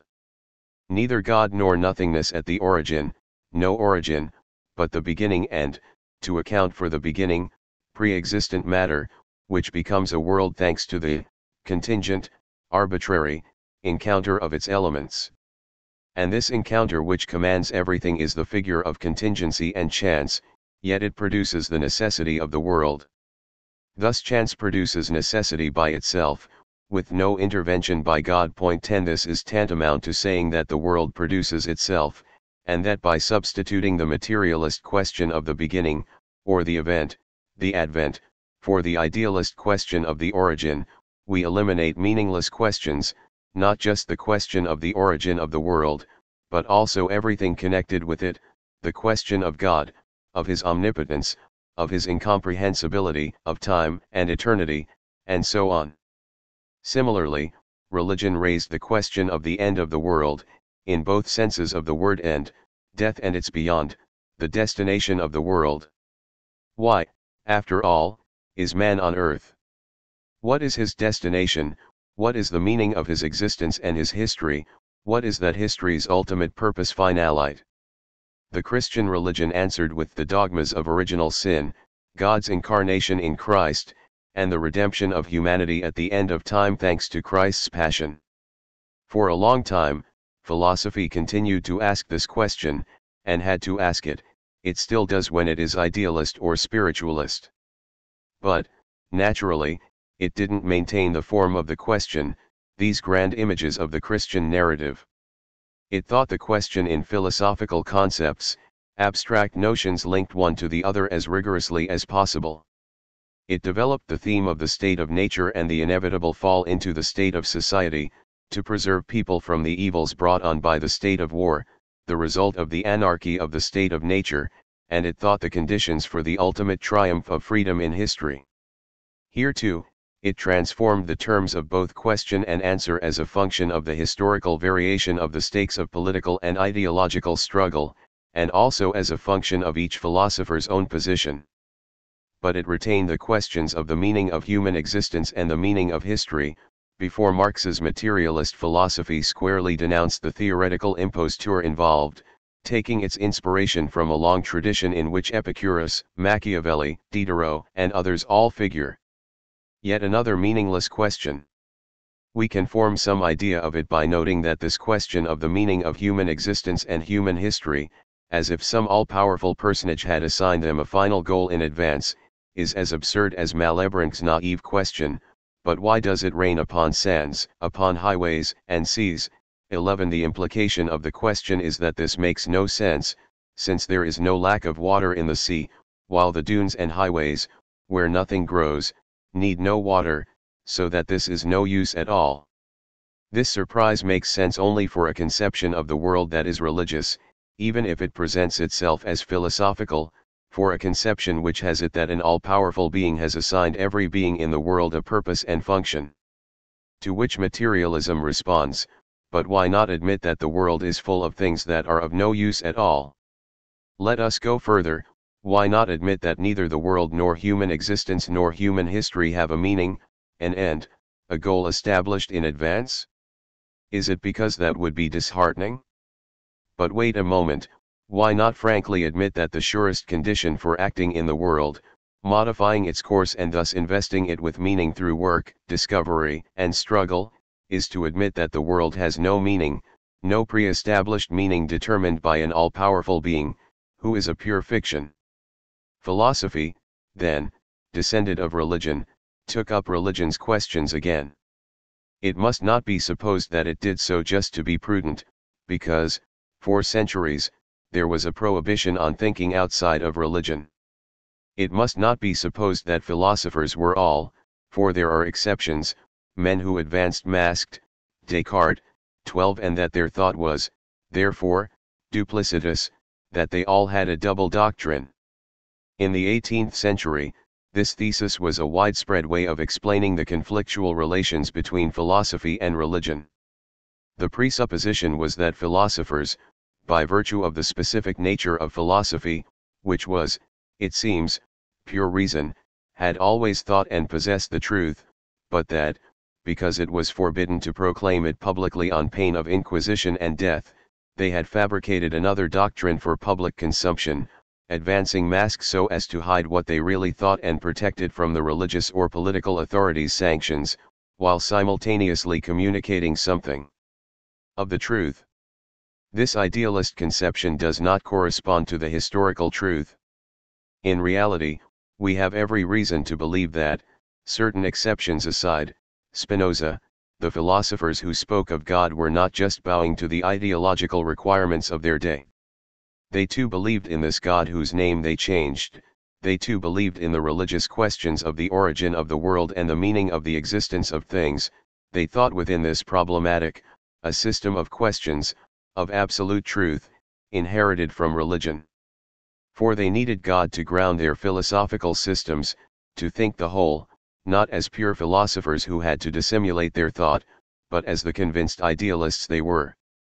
The proof that one could think differently, in a very different problematic, in the same hard times for philosophy, is provided by the existence of a tradition different from the idealist tradition.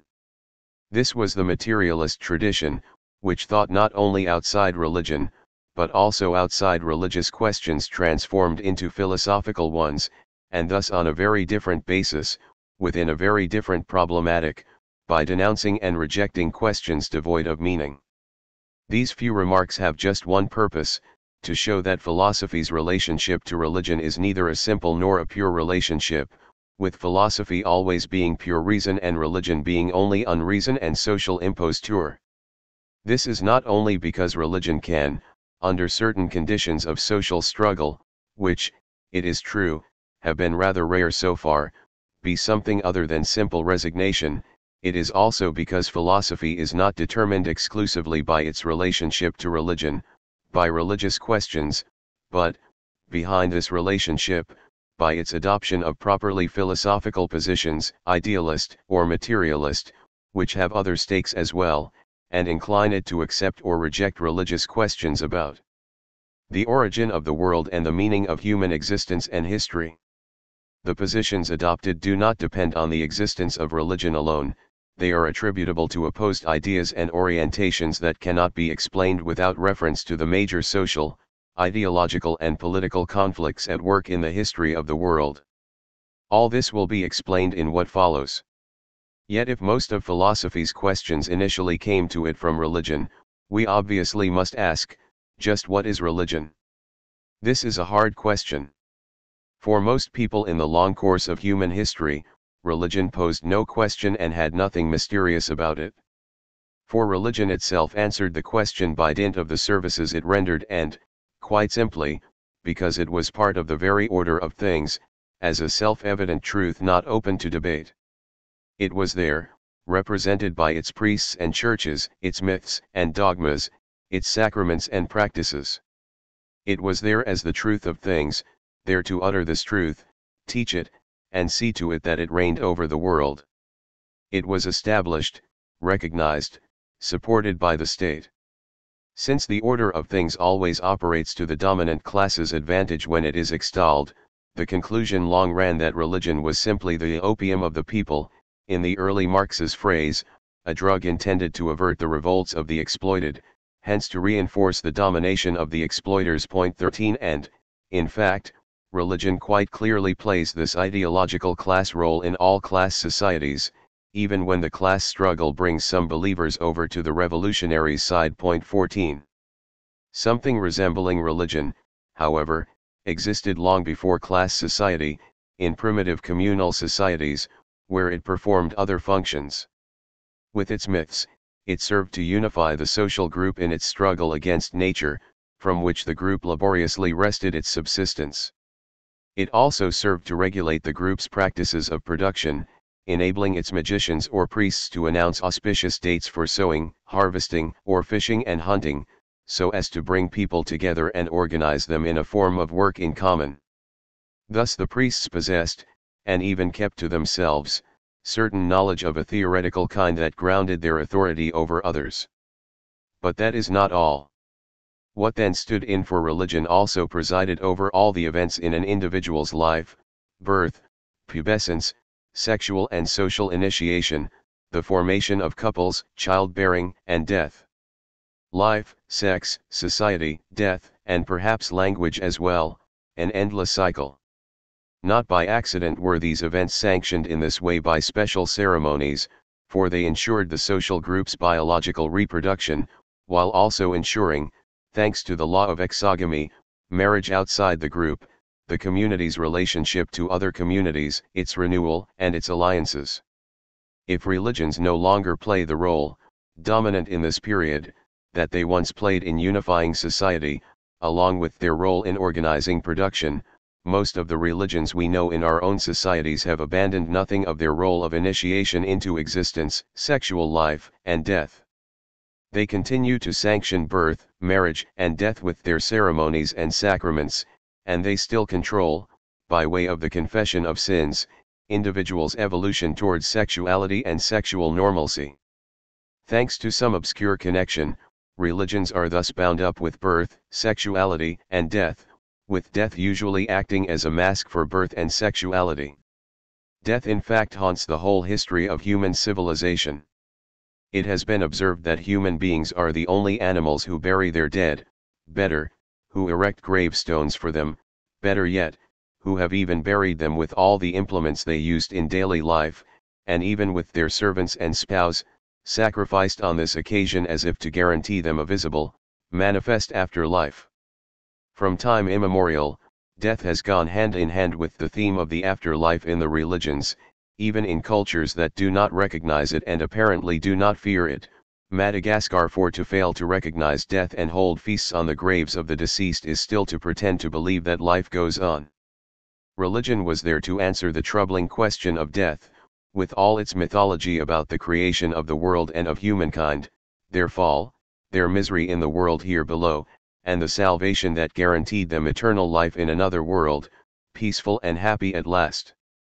Transformed, that religion could one day become the instrument of the powerful, serving their cause by preaching to the exploited a resignation in this life that would be rewarded in the life to come, and it could practically be reduced to this function of ideological subjugation, a servicement. Religion was nevertheless also a source of comfort that assuaged people's anxieties and afflictions, conferring a semblance of meaning on the lives of those crushed by servitude and exploitation, allowing them to experience, or look forward to, some vision of brotherhood, and giving them the hope, an illusory hope, yet a hope nevertheless, of another life.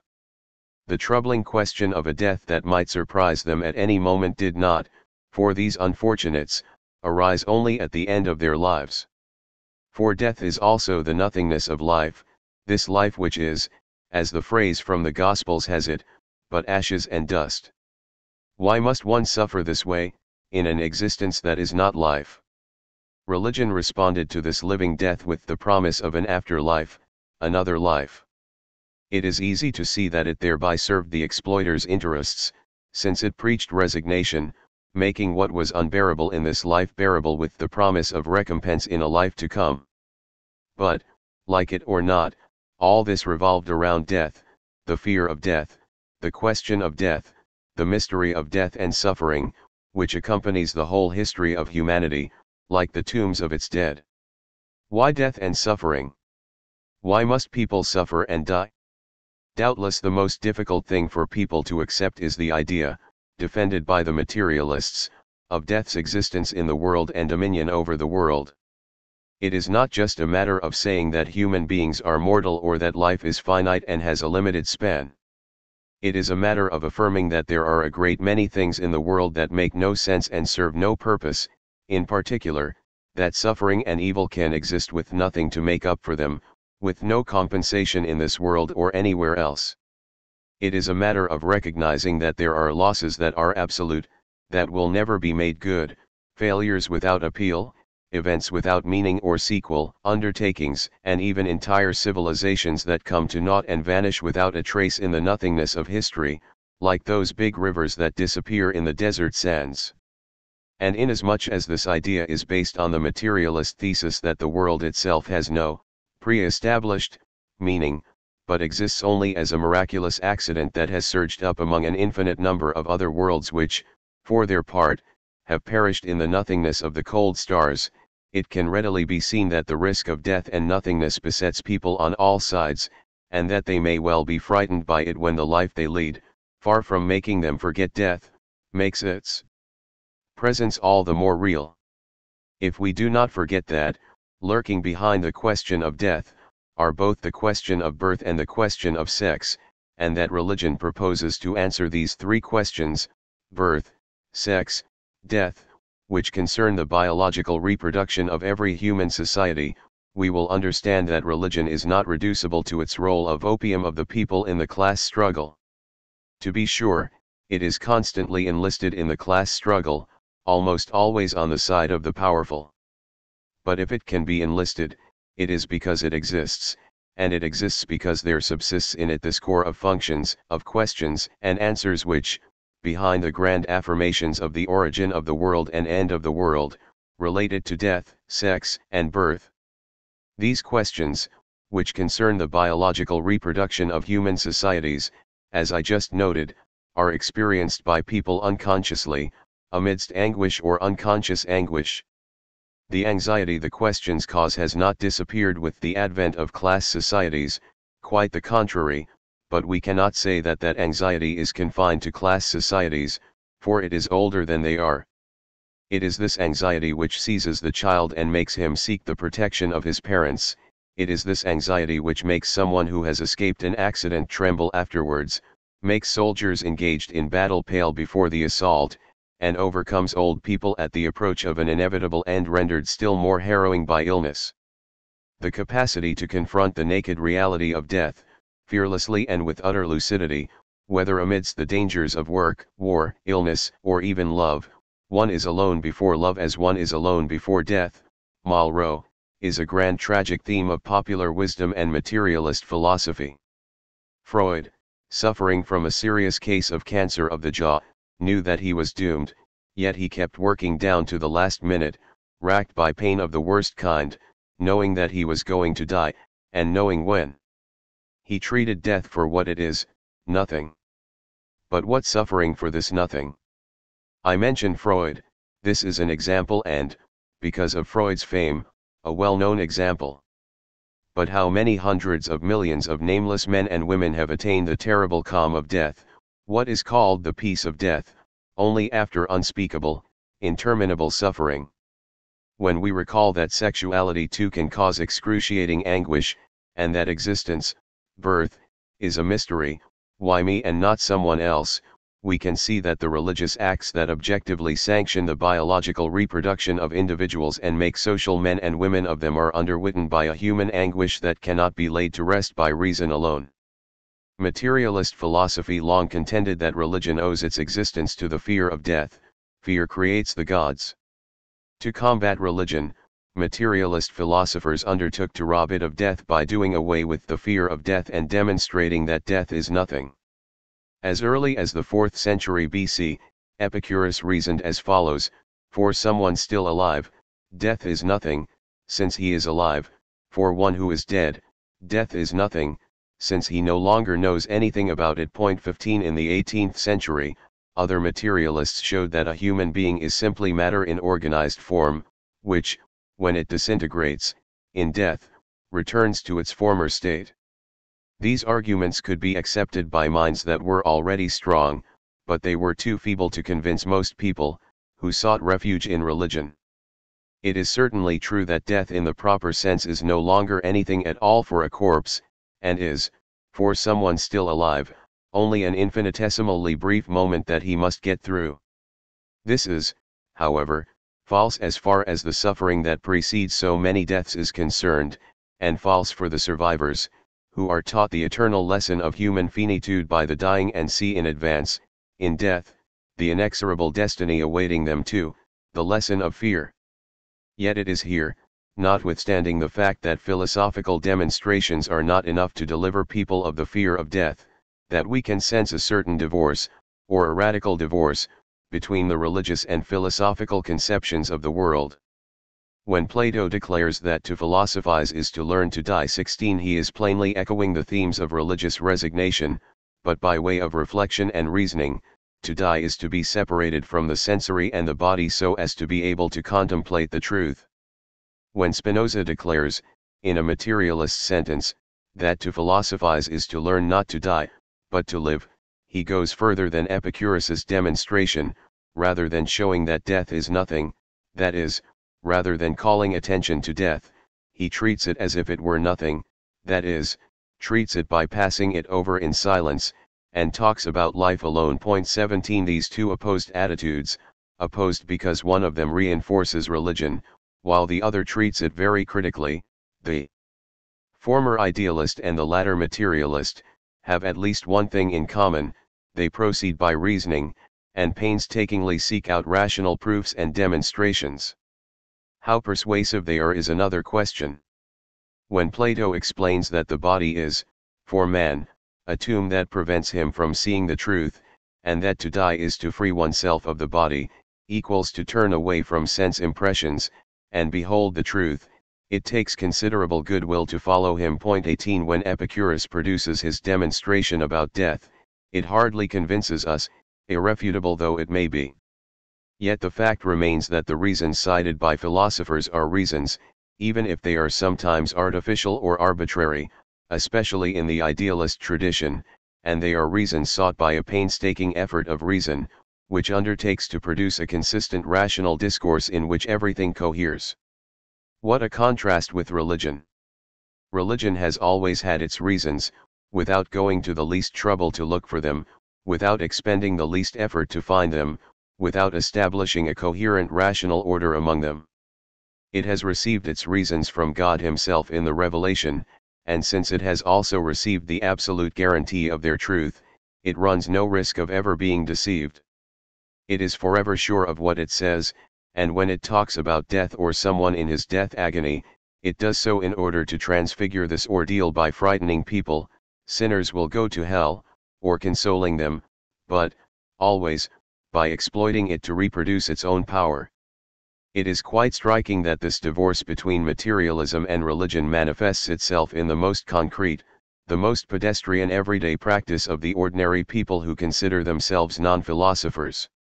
I said earlier that the passive, resigned aspect of the philosophy of non-philosophers had something religious about it. One need only recall the onerous heritage weighing them down to confirm this, their long centuries of servitude and all their abortive revolts, drowned in blood. It is understandable that they should be instinctively suspicious and wary of the omnipotent power, nature and the dominant class, that bears down on and crushes them. It is understandable that, instructed by an age-old prudence, they should resort to cunning to counter the effects of this power, and strive simply to survive by avoiding these effects. At the same time, however, we find the germs of an altogether different, counterposed conception in the same people's spontaneous philosophy, one which inverts the order of the arguments. This conception returns fearlessly to the idea that to be human is to be subject to finite conditions of life and finite capacities and, ultimately, to be mortal. Rather than appealing to God and lapsing into resignation, however, it draws its conclusions from people's real practice, judging that it is precisely this finite condition of destitution and need that makes people work, transform nature and search painstakingly, a task religion spares them, for a little truth about the world. There is, in Plato, a story about the beginnings of humanity. It is told by the materialist philosopher Protagoras, for Plato has given him the floor. Protagoras explains that, unlike animals, whom nature protects from the cold with fur, people are born into a hostile world completely naked. Animals reproduce themselves without making a fuss sans histoire, for, precisely, animals have no history not podhistoire. Human beings, however, have had to gather in groups, shivering, and go to work to survive.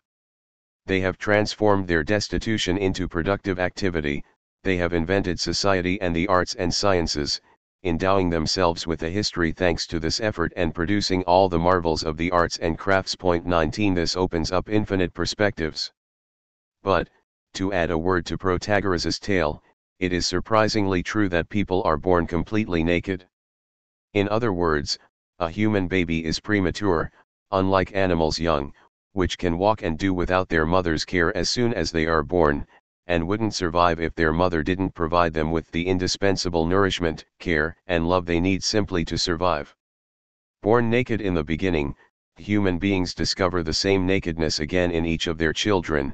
To conduct a child towards humanity is to invest it with all that humankind has achieved in its history, to introduce it into this history, a product of the effort and struggle that constitutes what is specifically human. Man is an animal who works, Kant. Point 20 Man is a tool-making animal, Franklin 21 Marx 22. Man is a historical animal. This may be observed even in everyday life. For people do not just passively endure the events of natural and social life.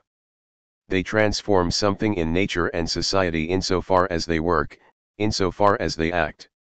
Every worker knows that he has only to apply his labor power properly to the tools he uses to work on a given material in order to produce a new result, a product that didn't previously exist in nature. He can see that he has only to act on other people, directly or indirectly, in order to produce, under favorable circumstances, certain effects which, if enough individuals unite in the same action, can likewise culminate in a new result that didn't previously exist in society. This experience strengthens people's conviction that there are reasons for things, comprehensible and controllable reasons, since one succeeds in producing defined results by respecting the laws of their production, which are laws of nature and society. Production and action are thus proof of the truth of these laws. And, since those who act are human beings, they know the laws that govern what they do, for they have to respect them. An 18th-century Italian philosopher, Giambattista Vico, said verum factum, which means that what is true is what has been made, or truth is revealed by activity. 23 In the same mode, religion can declare that if God knows the world, it is because he made or created it. The worker can reply that the first to have this experience wasn't God, for go see if he exists. But the worker himself, in his practice of production. The scientist can say the same thing, for he will not obtain scientific results unless he puts an elaborate experimental array in place and has such exact knowledge of its laws that he can trust his results. A vast experiment experience is performed in this way by all who work, from laborers, craftsmen, and farmers to scientists. It accumulates in the course of human history, producing and reinforcing a materialist conception of the world based on determinism and the laws governing things, laws discovered in the practice of transforming nature and society. In principle, this philosophy no longer has anything religious, passive, or resigned about it. On the contrary, it is a philosophy of work and struggle, an active philosophy that seconds people's practical efforts. Unlike idealism, which is a philosophy of theory, materialism is a philosophy of practice. By this we mean not that this philosophy neglects theory, but that it puts practice above theory, or affirms the primacy of practice over theory. If this is indeed the case, we shall explain what all these expressions mean. We cannot avoid asking the following question. If it is true that people spend the better part of their lives at work, where they are confronted by the necessity of the things of nature, and in struggle or submission, where they are confronted by the necessity of the things of society, then how are we to explain the fact that the first of the great philosophies of the philosophers, Plato's, was idealist, and that idealism has represented, throughout the history of philosophy, the dominant tendency, with materialism represented by only a handful of philosophers courageous enough to go against the current? It will doubtless be said that religion already existed and dominated philosophy to the point of making it its handmaiden, imposing the idealist standpoint on it. We saw a moment ago, however, that this explanation falls short of the mark, and that the philosophy of the philosophers had reasons of its own, more complicated reasons, to surge up in history in the form of idealism. It is time to say a few words on the subject and, therefore, to discuss the beginnings of the philosophy of the philosophers. Why did this philosophy surge up in the world of the 5th century BC in Greece? 24. Historians have proposed several different answers to this question. Some have said that philosophy sprang up in Greece on the basis provided by the existence of a market and currency, since currency provided an example of abstraction that inspired philosophical abstraction. Others have said that philosophy sprang up in Greece on the basis provided by democracy, since democratic rules provided an abstract model for philosophical abstraction and imposed a confrontation between differing viewpoints. We shall adopt one feature of these explanations, their insistence on the abstract nature of philosophical notions and reasoning. But must we look for the origin of philosophical abstraction in money or in democracy? It seems not. We should look for it, rather, in the first true science to have erupted in the history of human culture, precisely in 6th century and 5th century Greece, geometry. Involved here was a veritable revolution in knowledge, the apparition of a way of thinking and reasoning that had never before existed and that no one had foreseen. Previously, empirical mathematics had been highly developed by the peoples of the eastern Mediterranean basin, but it had been unable to attain theoretical form. What does that mean? It means that people were familiar with a great many properties of numbers, arithmetic, and figures, geometry. These properties had been derived from the observation of combinations of real numbers and comparisons of concrete figures. At the time, people reasoned about concrete objects, the number of oxen, the distances and surface areas bounded by fields, and so on. They knew how to perform various operations on numbers and geometrical figures. The proof is that architects and shipbuilders or the builders of temples could, in practice, solve very difficult problems using technical rules and formulas. Their solutions compel our admiration even today. Mathematics of this kind produced correct results. It had, however, nothing to do with the mathematics we know, which arose in Greece around a more or less mythical figure named Thales towards the 6th century BC. Why? Because these correct mathematical results were simply the result of empirical observations and practices, they had been neither explained nor demonstrated. With Thales, everything changed. People began to reason in a completely different way about a different kind of object. They stopped observing combinations of concrete numbers and transformations of concrete figures in order to reason about abstract objects considered as such, pure numbers and pure figures, abstracted from their content or from concrete representations of them. And those who reasoned about these abstract objects began to use different methods of reasoning, abstract in their turn, which proved to be enormously productive, no longer empirical comparison, but pure demonstration and deduction. Thus, when they studied the properties of the angles of the triangle, they did not reason, even if they drew a triangle in the sand, about that concrete triangle drawn in the sand, but about the pure triangle, representing all possible triangles. And once they had demonstrated a property, they were absolutely certain that it was incontestable and valid for all possible triangles. That, however, was not the sole interest of this stunning discovery, because the pure mathematician's practice was not confined to demonstrating the validity of already discovered properties, it also multiplied the properties of its object by revealing in it new properties that empirical mathematicians had not only not known, but could not even have suspected. Demonstrations, a philosopher was to say, are the eyes of the soul. They see infinitely further than the eyes of the body. 25 What, until then, had seen infinitely further than the eyes of the body, the limited human body that is destined to die. Religion. There can be no doubt that this qualitative leap in human knowledge, the prestige and fecundity of the new mathematics and, above all, its total autonomy and its capacity to produce demonstrations beyond the reach of time and death, through the effort of the human mind, had, in some fashion, undermined religion. It was in this way that the philosophy of the philosophers, which had been stagnating in cosmologies, theories of the universe, the nature of the basic elements composing it, water, fire, cold, warmth and so on, reached a decisive turning point, conquering, with Plato's grand undertaking, an irreversible historical existence. Although the beginnings of philosophy can be considered to predate Plato, they were just its first stammers. The philosophy of the philosophers came into being only with Plato, and these philosophers referred to Plato as the founder, the foremost of their contemporaries, the first to establish the existence and form of philosophy and impose it in history. What the philosophers still do not know is why this form was invented and why it is still a viable form. We may indeed suppose that religion, which cemented Greek society and unified its ideas and was, therefore, its dominant ideology, was put to a severe test by the sudden emergence of mathematical science, and that its pretensions to possessing every truth were dealt a serious blow. For the first time, religion saw its field of operations restricted by the achievements of a secular science that stated incontestable truths and spoke a language completely different from the one religion spoke, the language of pure demonstration.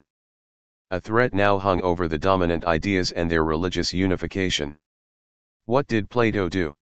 He came up with the unheard-of project of restoring the unity of the dominant ideas undermined by the advent of mathematics, not by combating mathematics in the name of religion, nor by contesting its methods or results, but, quite the contrary, by acknowledging their existence and validity, and borrowing from them the novelty they had introduced, the idea of pure objects to which pure reasoning can be applied.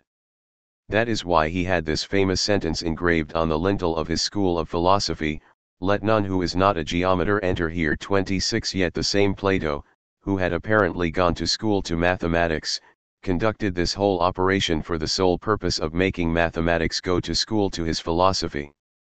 He put mathematics not in first place, but in second in his philosophy, after philosophy itself.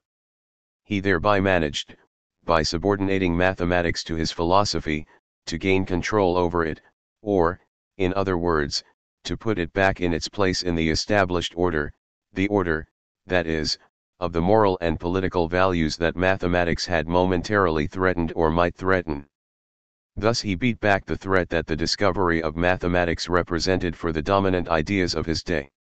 Of course, this gigantic political ideological operation, which restored the jeopardized unity of the dominant ideas, was not a pure and simple retreat. For something quite different from a cosmology or myth was needed to dispel the menace, a new discourse operating on pure objects, the ideas, using a new method, rational and dialectical demonstration. It is easy to understand why, to gain control over the existence of mathematical ideas and put them back in their place, subordinate to philosophies, what was required was a discourse on a par with them. This new discourse was, quite simply, that of the philosophy of the philosophers.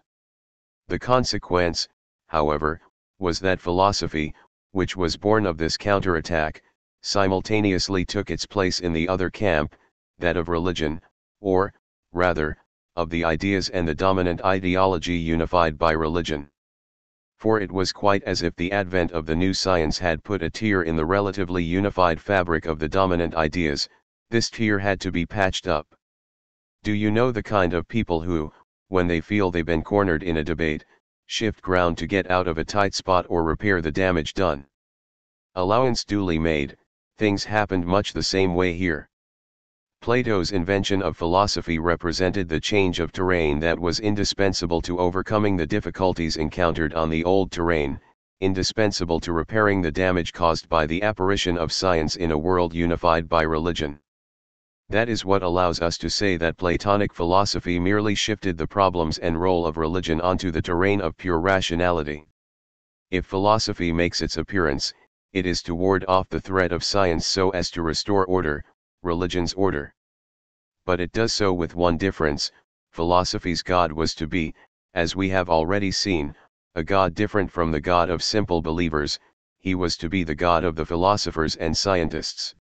Order was restored, to be sure, but the result of this spectacular thrust and parry, this dazzling philosophical riposte, was that there were now two new characters on the stage of existing culture, characters whose existence no one had foreseen.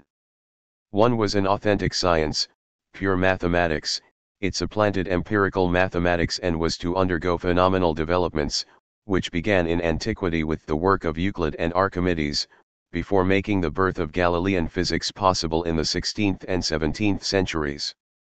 The other character was philosophy. The philosophy that emerged at this time, in a victorious operation, did not in any sense break with religion, pace the 18th century rationalists. It emerged as a replique and a rejoinder to the emergence of mathematics, as a defensive maneuver, the purpose of which was to restore the jeopardized unity of the dominant ideas and, consequently, of religion. This philosophy openly announced itself as the philosophy of the philosophers, and philosophy teachers, for, to practice it, one had to be a geometer, that is, versed in the new science and its methods, and capable of reinterpreting religion in a rational discourse. Point 27 That wasn't given to everyone. On Plato's own witness, this philosophy was idealist. It rang in the long, the interminable domination of materialism by idealism in the history of philosophy, a domination that coincides with the existence of class societies and persists in our own time. For only an idealist could successfully hold mathematical truths and all the material practices making up human existence at bay, subordinating them to ideas superior to concrete knowledge connaissances.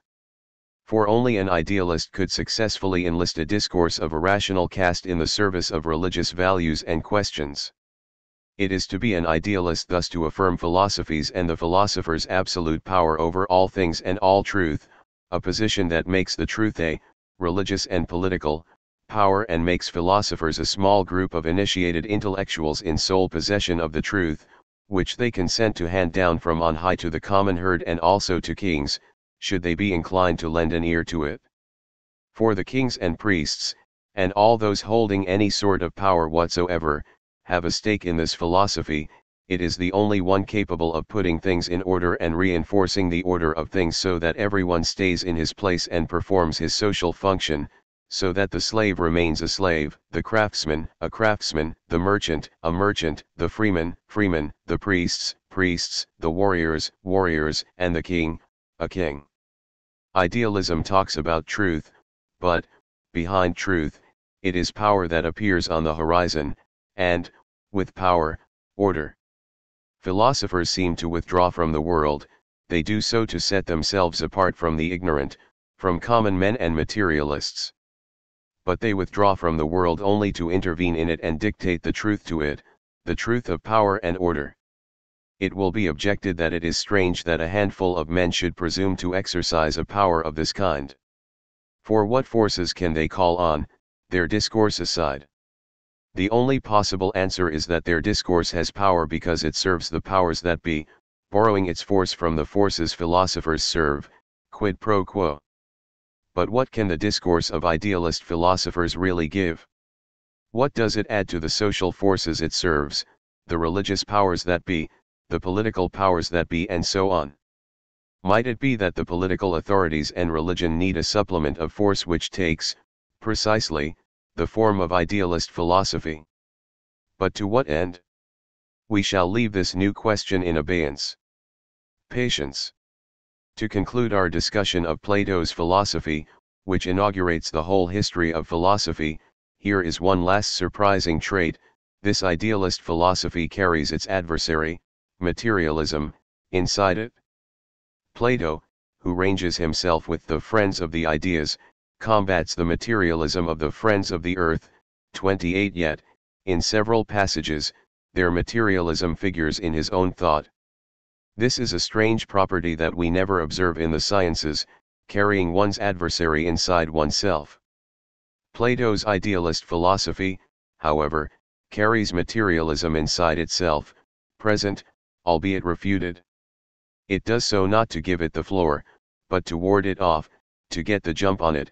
It does so to occupy in advance positions that materialism might capture, and to bend the materialist arguments themselves, roundly refuted or turned against themselves, to idealism's service. Let us generalize: every philosophy, idealist or materialist, carries its adversary inside itself, with the aim of preventively refuting it. Well and good. But why must it refute it? Why must it carry its adversary's arguments inside itself, even if these arguments are turned against him?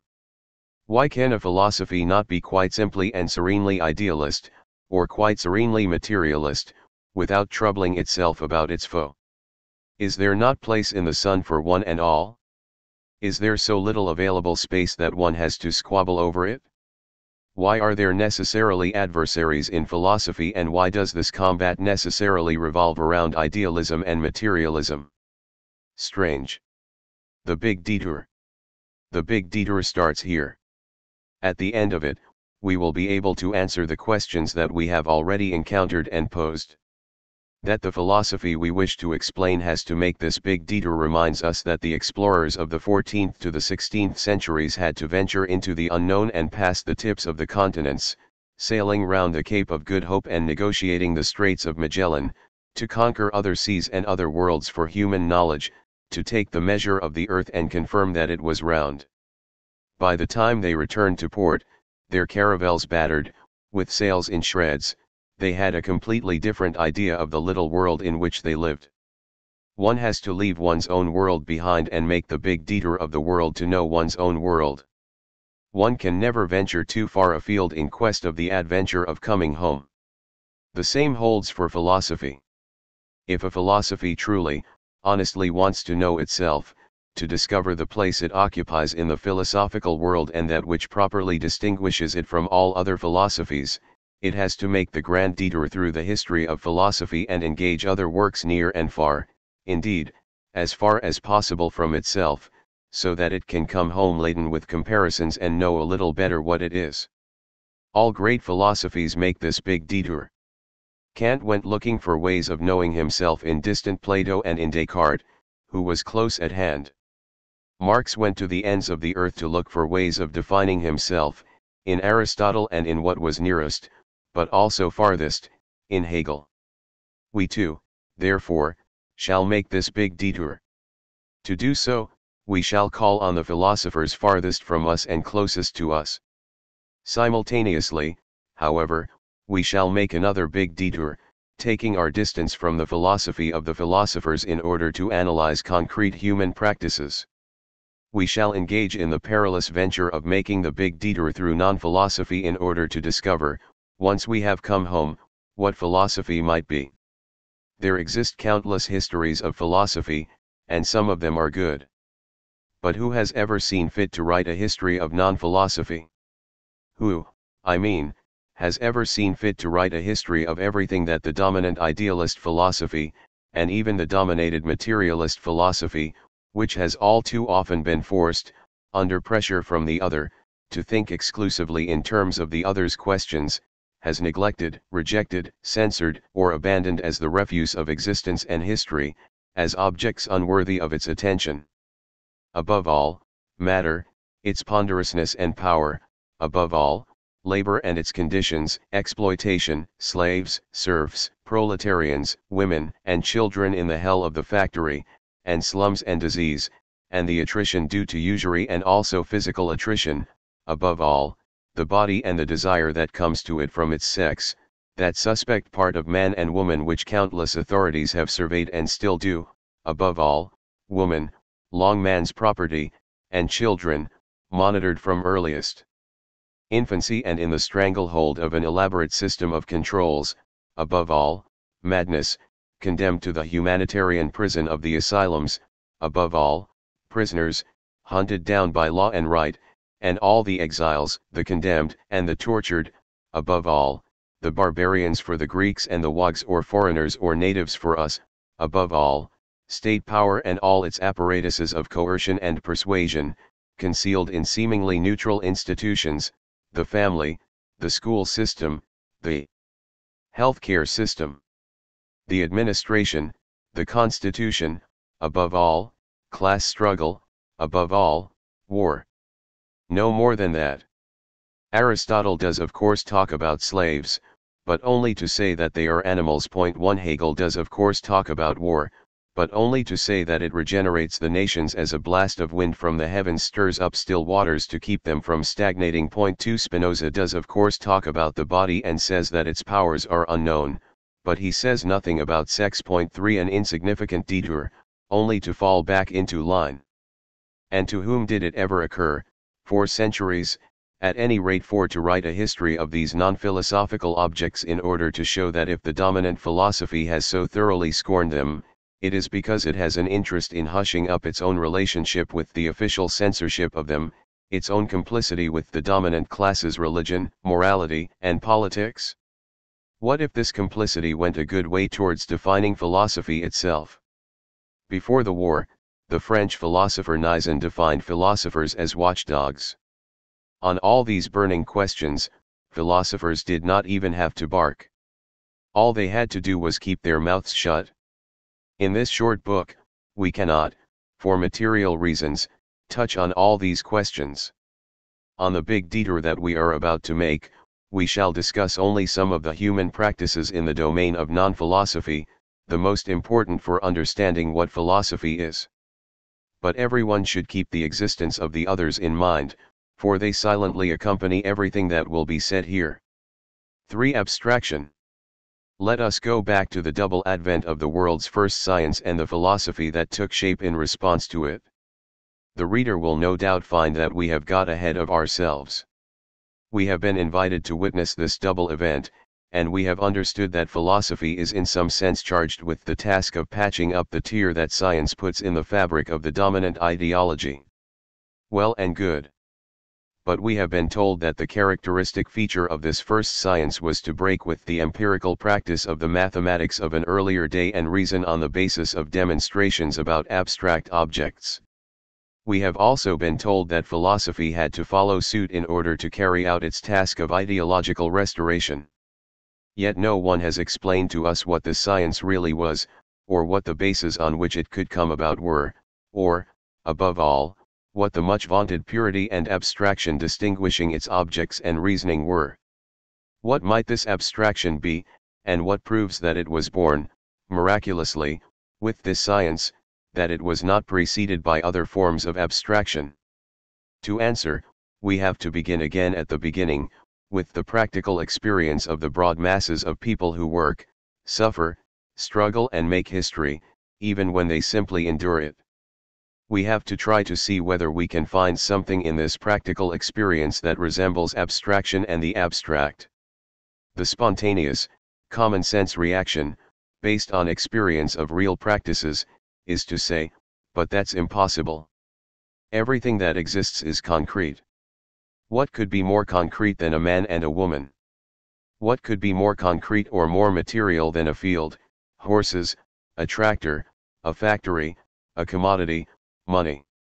Everything is what it is, it exists, it's defined, it consists of all its parts, it coexists with an infinite number of other things that are just as concrete. What are you after with your abstraction? You're well aware that if someone starts telling you stories that make no sense, you say, all that's just abstractions, in other words, just a string of statements that take no account of the real, the concrete. And you show him the door. We're quite sure that we're living in the concrete world, from cradle to grave, we live in the concrete and under the domination of the concrete. It's tough enough as it is, without us having to make things up to boot and believe in things that don't exist. Leave us alone with your abstractions. In this reaction, there is a profound protest against what we shall call bad abstractions, which the whole materialist tradition, Spinoza, 1 and certain idealists, Hegel, 2 have condemned. The fact is that when one abstracts from reality, it is usually in order to lose oneself in daydreams, which are sometimes motivated by personal interests, and, in that case, it is because someone wants to divert people's attention from reality, to mislead them about it. Abstraction, however, does not always bear on all of reality. One can abstract from part of reality in order to focus on the rest. The farmer plowing his field and the worker on his assembly line abstract from quite a few things while working, so that they can think about nothing but their work. Similarly, in order to consider this or that aspect of the reality they are studying, scientists abstract from the rest. It is not that the rest doesn't exist, they simply set it aside temporarily, as the farmer at his plow temporarily sets his wife and children aside. Let us generalize, every specific practice, labor, scientific research, medicine, political struggle, abstracts from the rest of reality in order to concentrate on transforming one part of it. To abstract is to detach a part of reality from the rest. Abstraction is, to begin with, this operation and its result. The abstract is opposed to the concrete as the part detached from the whole is opposed to the whole. But a long way that's got us. For when you detach, when you abstract, one part of the real, that part too is real. In what sense can you call it abstract? Not in a negative, but in a positive way. If the part abstracted is made of the same stuff as the concrete whole from which it has been abstracted, what remains of the abstraction? The act of carving things up. The butcher who carves a piece of lamb following the articulations, Plato, cuts away first one part, then another. Point 3 Is a leg of lamb an abstraction? The butcher will laugh in your face, it's mutton like all the rest. We need to broach things differently, then, the way they are broached in an example adduced by Descartes, who reflects on the imagination of painters. Point 4 However far the imagination goes, it cannot go beyond existing nature, existing beings. But the painter can combine parts of reality, taken here and there from beings that don't possess all of them at once. Thus if you take a woman's body, a lion's claws and an eagle's head, and paint all that end to end, you come up with a creature no one has ever laid eyes on, a completely new, unprecedented creature, a creature that doesn't exist, a chimera. The chimera is the product of a series of abstractions, because the woman's body is abstracted from this or that woman, the eagle's head from this or that eagle, and the lion's claws from this or that lion, or pictures of them. All this comes from nature, yet the result isn't found in nature. Quite the contrary, the result of the series of combined abstractions adds something to nature that wasn't in nature. This time, the definition of abstraction is positive. It is, however, also quite paradoxical, since it adds something to nature without leaving nature behind. It is the product of the imagination of the painter, who doesn't confine himself to carving something up, like the butcher, but composes something. But that's a matter for painters, it will be objected. What in the world does it have to do with life? The overwhelming majority of people aren't painters. They don't live in the land of chimeras and the imagination, they live in the concrete. Quite. But what if we said that the first abstraction that people have to do with, in all their everyday acts, day and night, yes, and night, in their dreams, was language?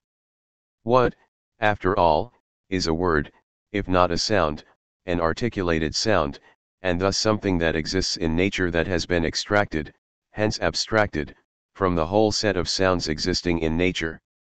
Yet this abstract abstrate, which also means abstracted thing known as a word, possesses the existence of abstraction only because, as a sound, it is combined or associated with the thing it designates. Thus when we say, I call a cat 5, we mean that the sound cat, produced by a certain configuration of the muscles of the mouth and tongue, is associated with a natural reality, the animal that goes chasing after mice and meows when it's hungry, the one called cat. Cat is thus a sound become a word because it has been associated with the living thing that is a cat. It is also plain that, as with the chimera, this composition consisting of two elements extracted from nature, the sound cat and the animal, the cat, is totally arbitrary. Plato long ago pointed out the arbitrary nature of the choice of the words used to designate things, although he was inclined to think that there was a natural correspondence between word and thing, sound and thing. He cited many different examples in Greek, 6 we can cite others in French. For example, when we talk about a murmur, we see, as it were, the lips open partway and close again, twice, in order to produce the sound. It is as if we were seeing the sound that they make in enunciating the word.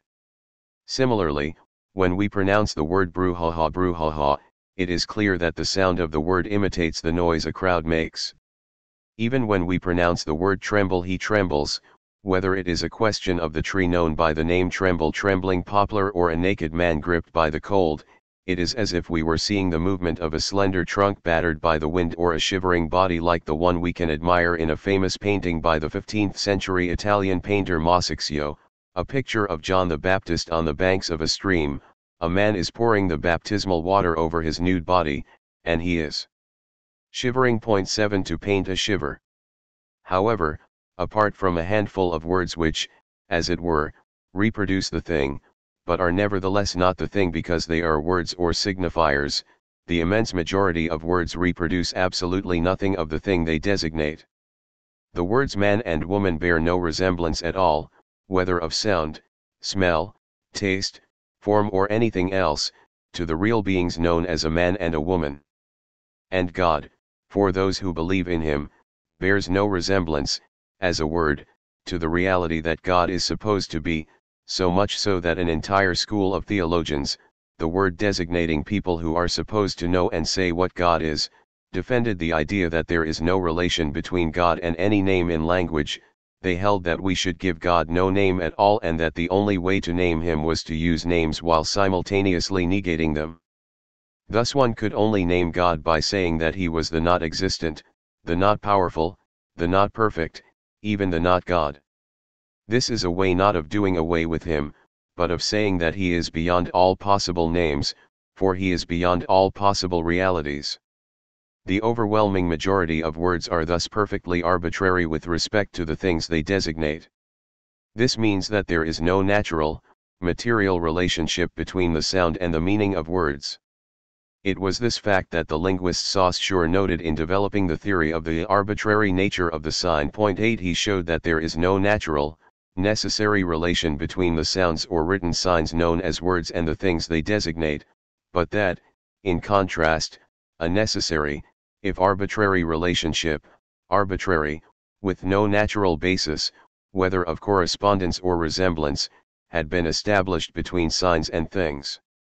How was this relationship established? It was obviously not established by God, although believers of all religions claim that he or his messenger bestowed language on humanity.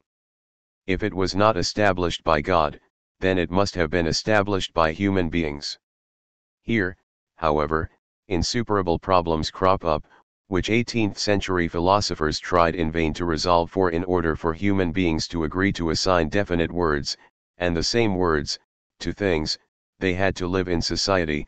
To live in society, however, they had first to have concluded a social pact or convention among themselves, and to conclude that convention, they obviously needed language. Thus we find ourselves in a theoretical vicious circle, which we can get out of only by supposing, as Rousseau does, that language has an unknown origin, and yet a beginning, because it has not always existed, since human beings were animals to begin with, and animals do not talk. 9.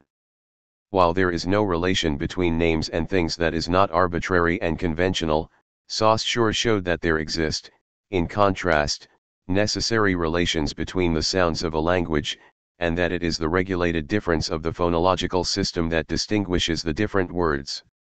This means that no phonological element exists in isolation, it exists only by virtue of the difference distinguishing it from, and relating it to, the other phonological elements.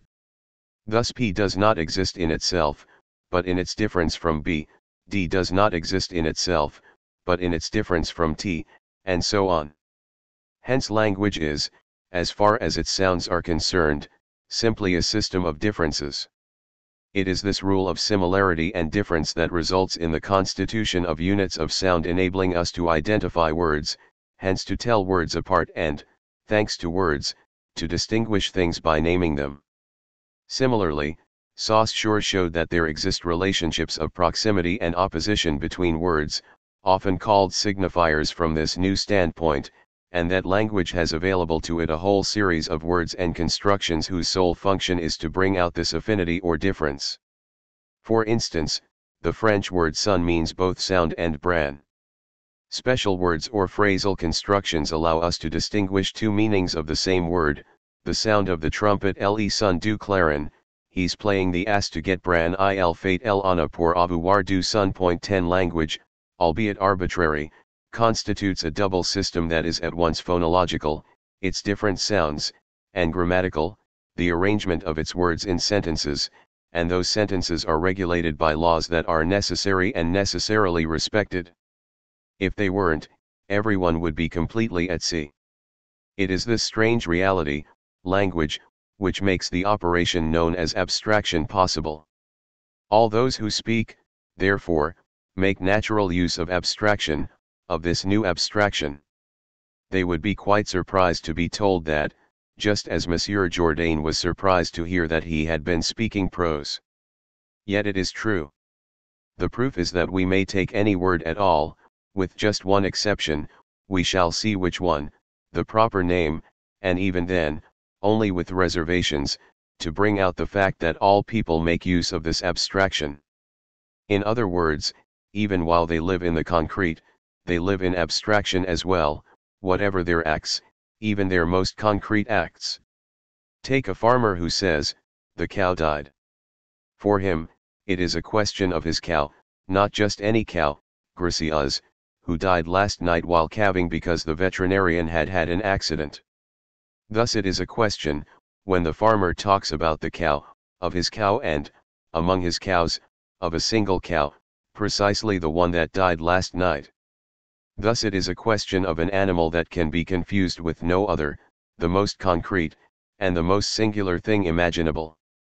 Yet any farmer at all could say, of his cow, or any cow, provided that he designates it either in language or with a gesture, the cow vache, and if the conditions of concrete designation are fulfilled, no one will misunderstand him. In other words, in each case, that is, in every case, that is, in any case at all, the most abstract, the most general of forms, namely the two words the cow, unfailingly designates the most concrete of objects, this cow and no other, and no one misunderstands. Exactly the same thing would happen with a worker who said, "The boss is a bastard vache 11" or "The boss is a nice guy, but he's still a boss." In every case, the abstraction of language serves to designate the most concrete of concrete things. This is what the German philosopher Hegel showed in a famous passage of the Phenomenology of Spirit. 12 Suppose anyone at all, said Hegel, in any situation at all. Suppose that this person wants to designate something he is pointing to, or something he means, with the shortest and most concrete of words, a word that is hardly even a word, but a gesture designating the most singular thing in the world. The effect of this word or gesture is simply to show the concrete thing. It comes down to saying this, and nothing more. The thing that is the this will be shown, and no one can mistake the thing shown, it's plainly this one, not that one. To make quite sure that this thing is indeed itself and will not disappear, for, a second later, it can be replaced by some other thing, the person will spell out, this, here, now. But, Hegel says, the person in question need only turn around, if he looks for the concrete, singular object, the this that was here, now, he is quite likely to discover, like someone in a train watching the scenery slip by, that the this that was here, now has completely changed. Another this has taken its place, here and now. Hegel quite rightly concludes not that concrete immediacy does not exist, but that the language whose function it is to designate it as concrete is itself abstract, general. Of course, we can ask whether there do not exist means other than the abstraction of language for grasping the concrete. When a man eats a pudding, he makes no mistake about what he's eating, he knows it's this pudding and no other. When a man embraces a woman and penetrates her, he makes no mistake about which woman is involved, except in Méliès's comedies, it's clearly this woman, not another. But, and this is precisely the point, he doesn't speak, it is his arms and sex which have the floro-ente la parole, literally, have the word. The same thing applies when a worker works on his part, he designates the concrete object by holding it and working on it with the tools he has in his hand. We may conclude from this that there is an appropriation of the concrete that proceeds by way of not language, but the human body, whether a person works on raw material, is united with another person in the sexual act, consumes bread and wine to nourish himself or takes state power. In every case, impostures aside, there is no mistaking the concrete object involved, and the person appropriates the concrete without a word. What is missing from this act of appropriation, however, is social communication, the ability to say to others, this is my woman, this is my bread, this object is my horse or my tool. What is missing, consequently, is social, public recognition of the act of appropriation of the concrete. But everything goes to show that, to live in society, and people do live in society, an individual not only feels the need to appropriate concrete things physically, he also feels the need for social recognition of this act of appropriation, in the form of others' tacit consent or of property law. Otherwise, anyone at all could happen along and borrow or steal his horse and tools. Thus the act of physical, bodily appropriation has, in some way, to be redoubled by a sanction that makes the detour through a particular language, the language of law droit, which publicly affirms, before all men, that this woman is well and truly his, not some other man's, that this horse is well and truly his, and so on. Even the most concrete kind of appropriation thus has to have the social sanction of the language of law, that is, of an abstract system of relations, if it is to be accomplished without risk, and not just without risk, but with all possible guarantees.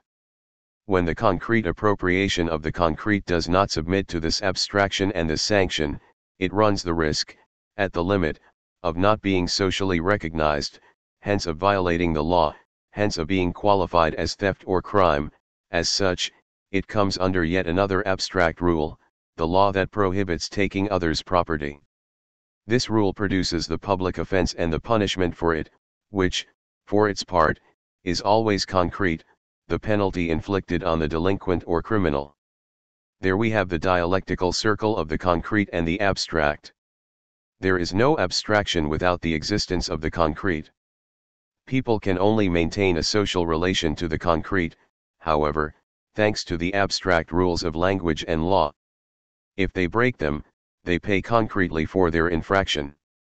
For abusive language, insults or lies almost always have consequences for their authors in person, as do thefts, violent crimes, and other affronts to the law. Granted, the objection will run, we live under language and law. But we don't spend our whole lives doing that. Existence isn't made up of words alone, and the civil code doesn't govern everything we do. Law states general rules that apply to everyone, that's why they're called abstract. We have only to respect them to be left in peace. The rest of our time is our own, for instance, work, our personal lives, our desires and pleasures. That's the truly concrete aspect of our life, what we do on our own. Yes and no. Yes, because it is true that the individual who works is a concrete human being who applies his efforts to concrete matter using concrete tools, investing all his competence and patience in his task, even when he works for someone else, and all the more when he works for himself. Yes, because, to go from one extreme to the other, it is true that a man making love is a concrete man united with a concrete woman, with her and no other, who devotes all his attention and passion to the act. No, because we need take just a short step back from things to see that each of these concrete men succeeds in working or loving only by repeating gestures he has learned, which are subject to relations no less abstract than the relations of language and law.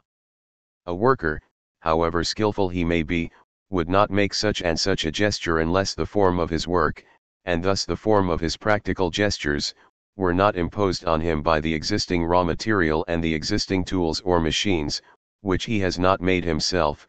They are products of a long history of social relations that have established this form independently of him, and unless the existing relations of production had assigned him his place in the organization and division of labor.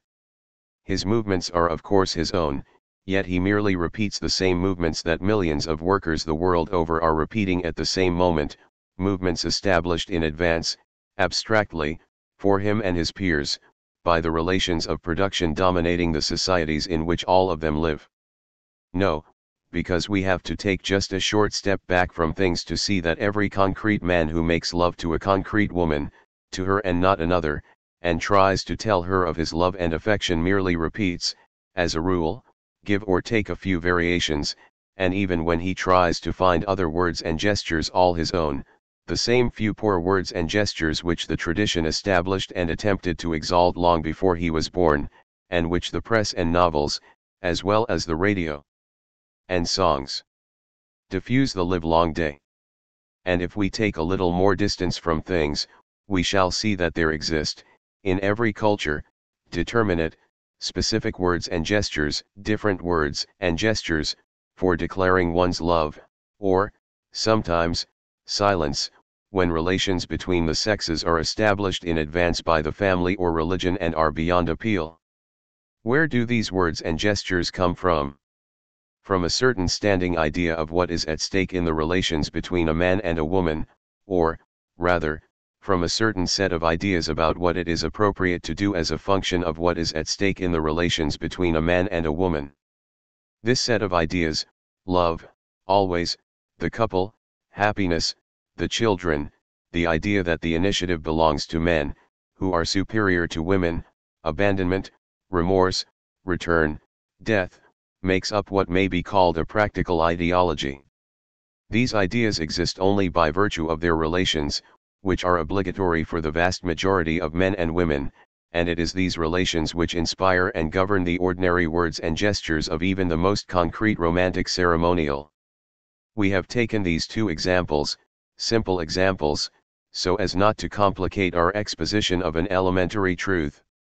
This truth is that it is not only language which is abstract, it is linked to concrete things, but is arbitrary and exists independently of them, and this makes it possible for it to have general value, the characteristic feature of all abstraction, and not only law which is abstract, since it abstracts from all particulars, is general and applies to everyone.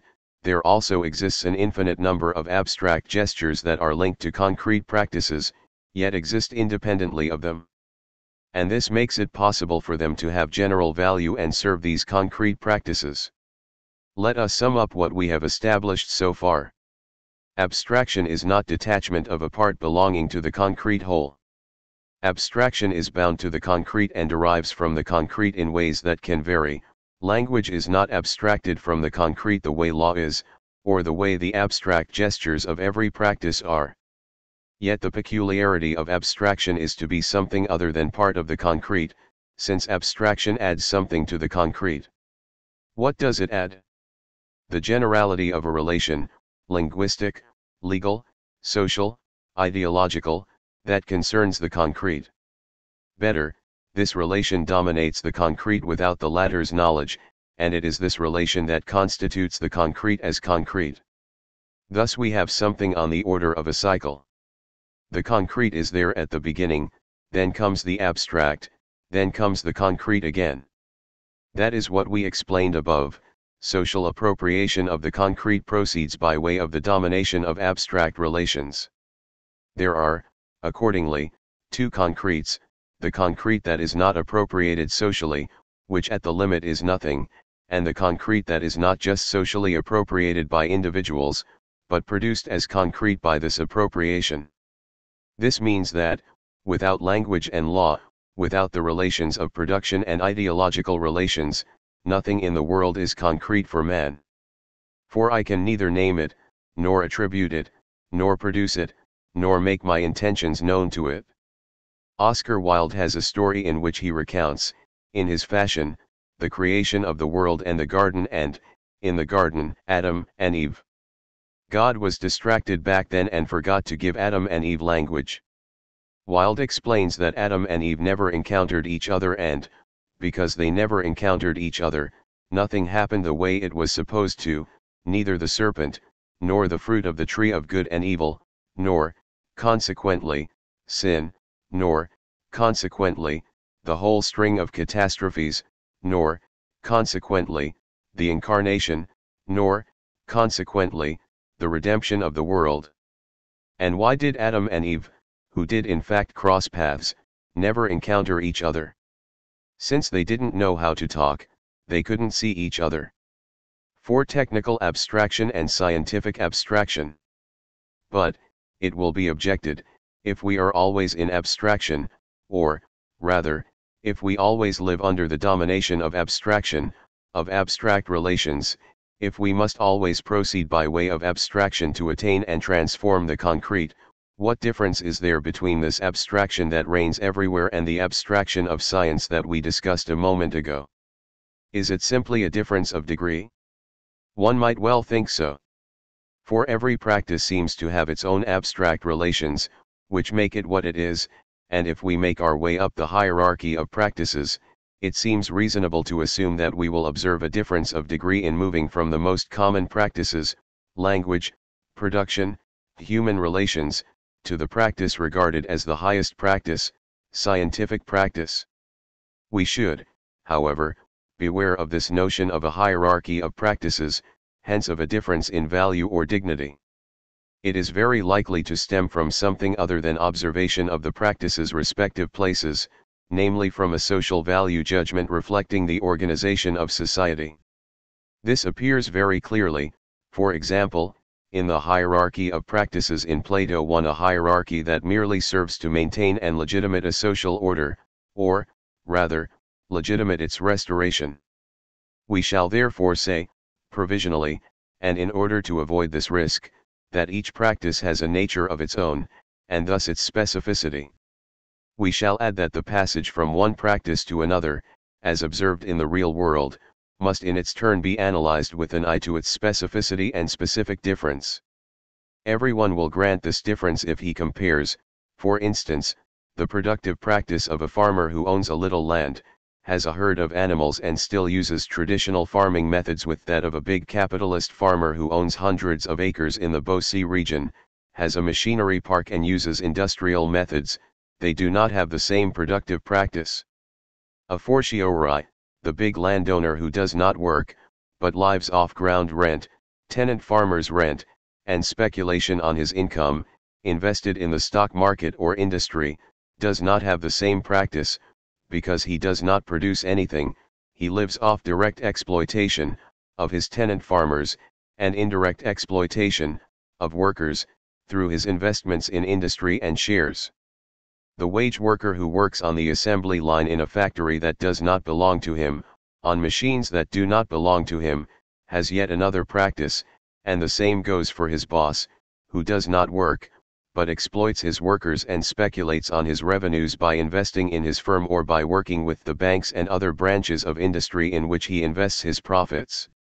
However, if we now consider not these workers or non-workers' immediate practice, what one sees them doing, but the practice which is realized in their tools, machines, and methods, including the capitalist's financial methods, commands their immediate practice and furnishes them with the means of doing what they do, we find ourselves dealing with a completely different practice.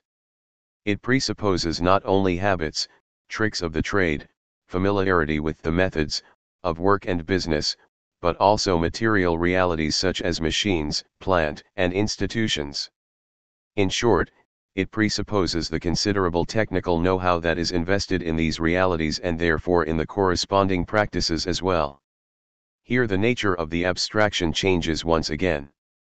If we can agree that the ensemble constituted by such realizations, factories, machines, methods of financial speculation, the organization of the labor process, represents the realization of a highly elaborated technique, then the abstraction present in this technique is that of knowledge, not just of know-how savoir-faire, but also of an abstract, relatively coherent body of knowledge savoir, recorded in treatises, on agricultural production, tool-making, the organization of the labor process, capital investment, and so on, know-how and knowledge that can be taught and transmitted. And this knowledge is verified by practice, because one can apply it to produce results. In our societies, in which the sciences play a very big role in production, this technical knowledge is, to some extent, fallout from scientific knowledge, insofar as one whole part of its realizations depends on the application of scientific results. I say to some extent, because there are idealist philosophers, such as Kant, who uphold the idea that technique is merely the consequence of scientific theory and is, therefore, pure theory, not a practice in its own right. Point to that, however, is to neglect the materiality of technical know-how and technical knowledge, the opacity and resistance of their object, which is irreducible to the transparency of pure theory, in order to promote the notion of a pure theory contained in a pure abstraction. It is also to neglect the fact that know-how and technical or practical knowledge existed long before the sciences made their appearance.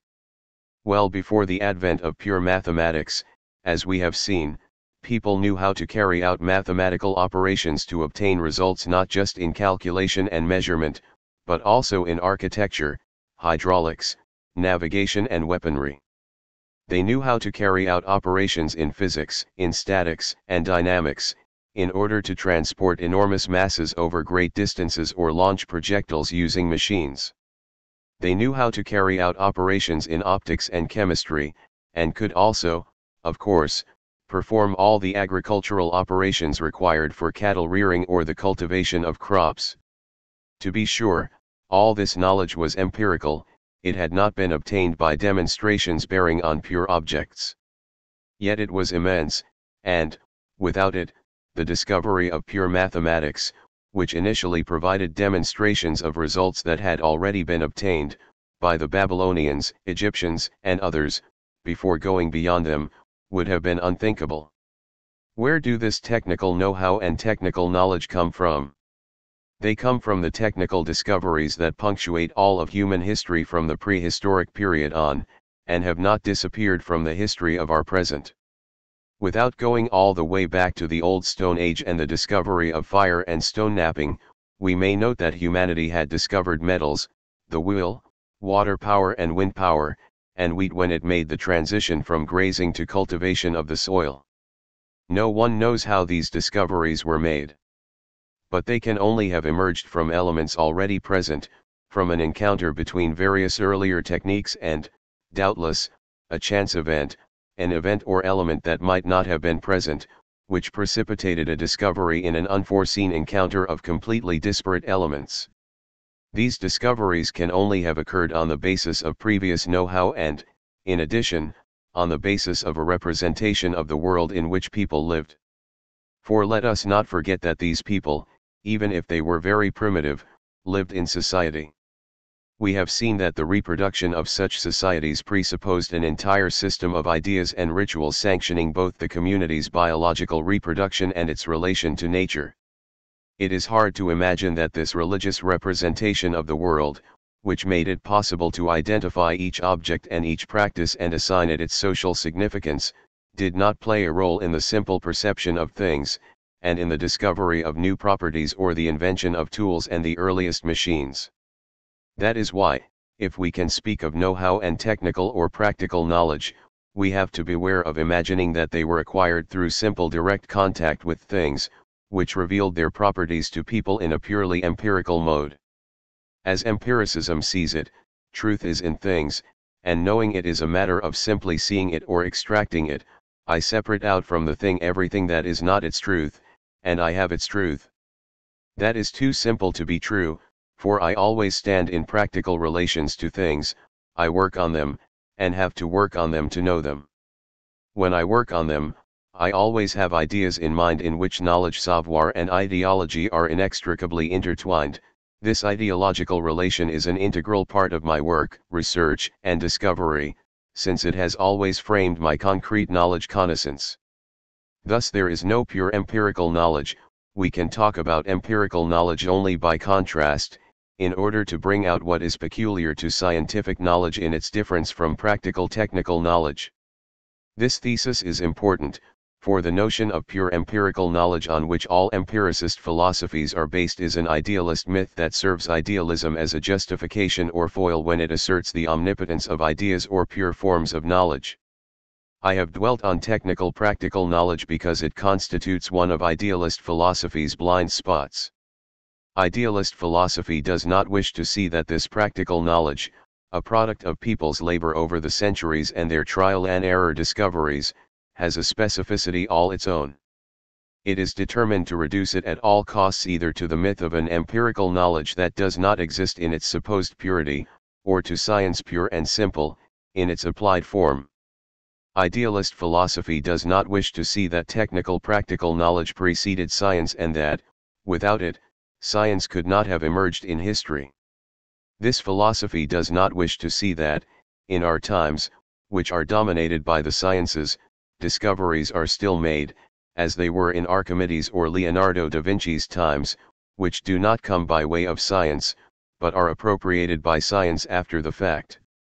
It does not wish to see that simple human practice, which works on or experiments with its object, can succeed in grasping what science, with pretensions sustained by the reigning ideology, has neglected, rejected or scorned. I spoke earlier of the history of non-philosophy, the history of all the mute human practices which have been relegated to the shadows, yet sustain or accompany all the visible practices and produce discoveries that sometimes erupt in the world of culture as a surprise and a scandal intolerable for the dominant ideas. Would you like examples of discoveries resulting from practices scorned by the dominant philosophy? Machiavelli, who served princes and knew what he was talking about when he said that one must be people to know the prince, and who knew about the endless war that the fat wage on the lean. 3 Marx, who played an active part in the workers' movement and knew what he was talking about. History is the history of class struggle. 4 Freud, who squarely confronted hysteria and knew what he was talking about. We have unconscious thoughts and desires, and they are sexual. 5 I have dwelt on technical practical knowledge, which we may simply call practical knowledge, for another reason as well, because it is not pure.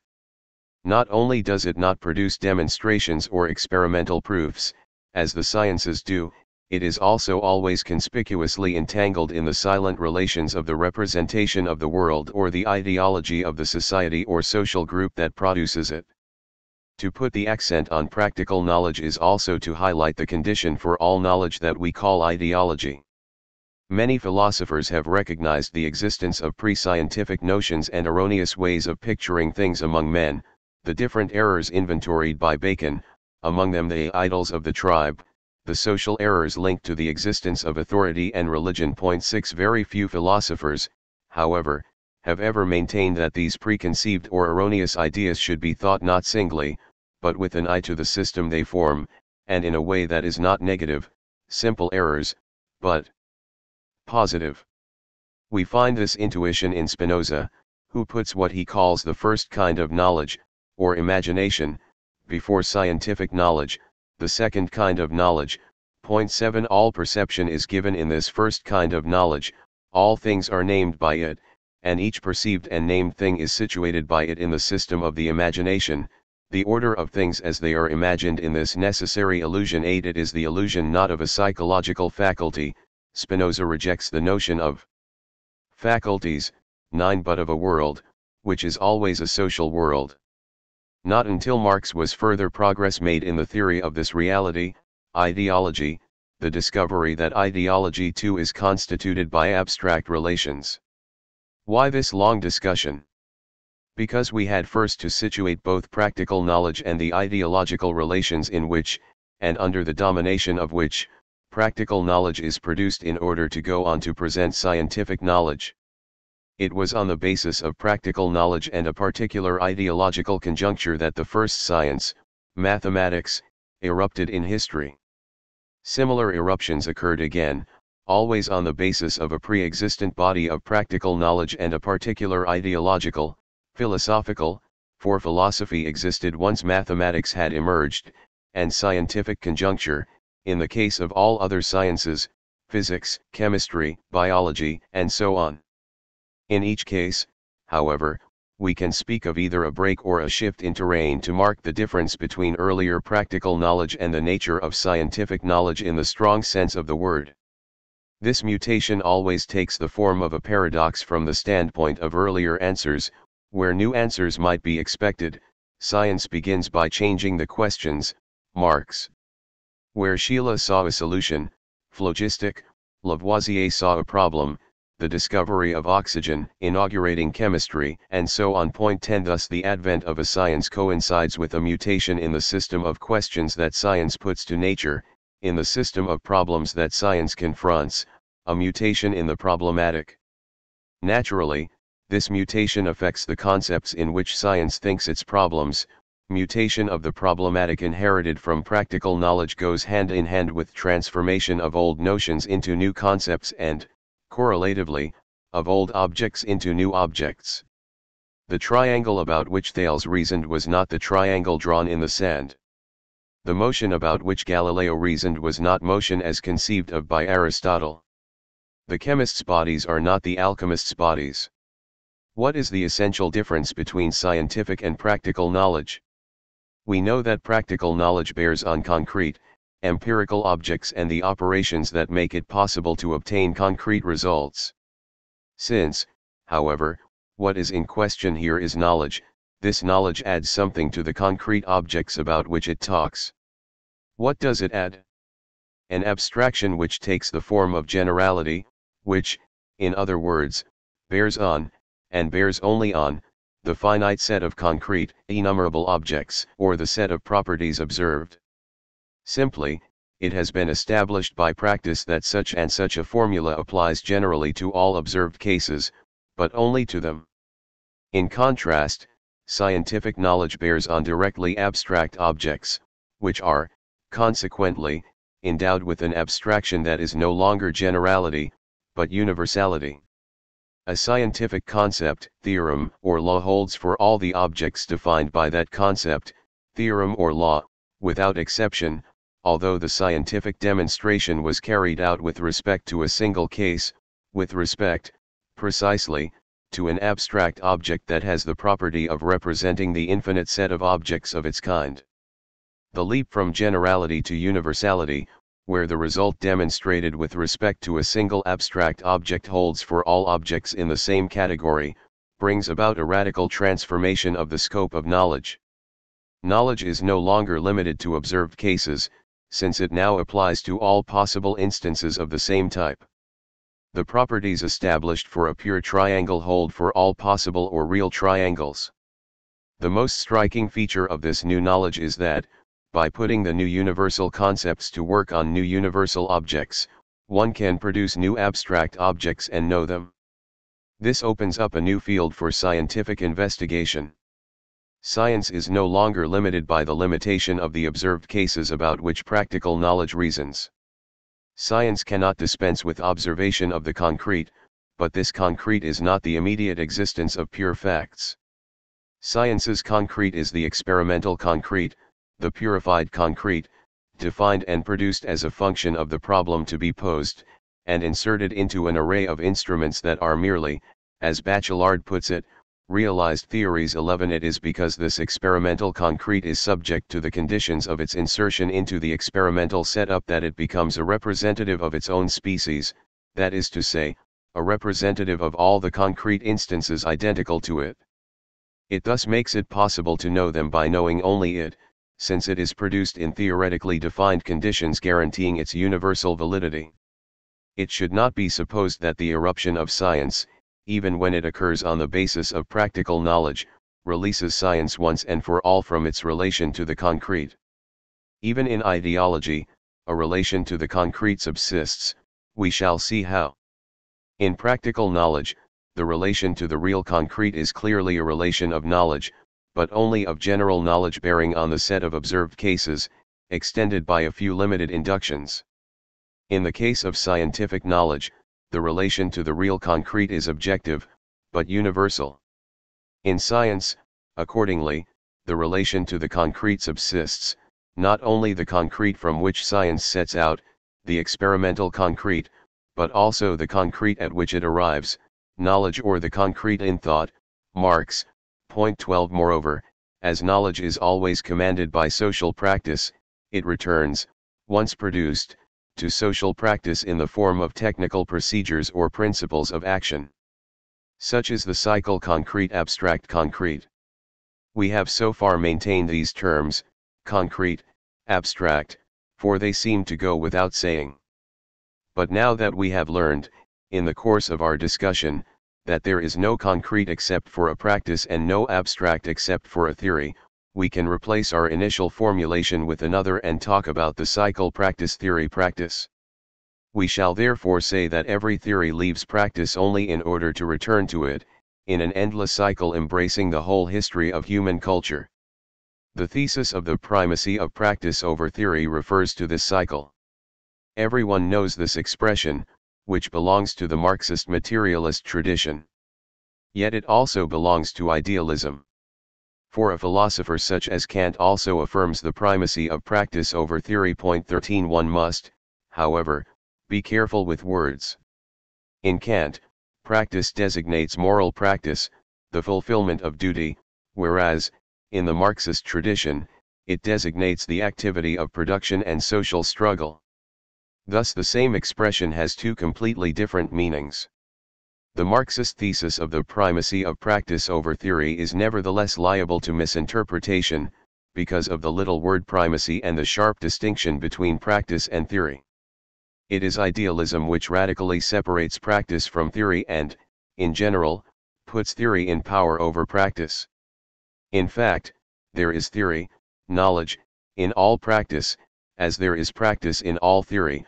All knowledge results from labor. The pair theory-practice designates not two distinct objects, but a variable relationship between two inseparable terms, the unity of practice and theory.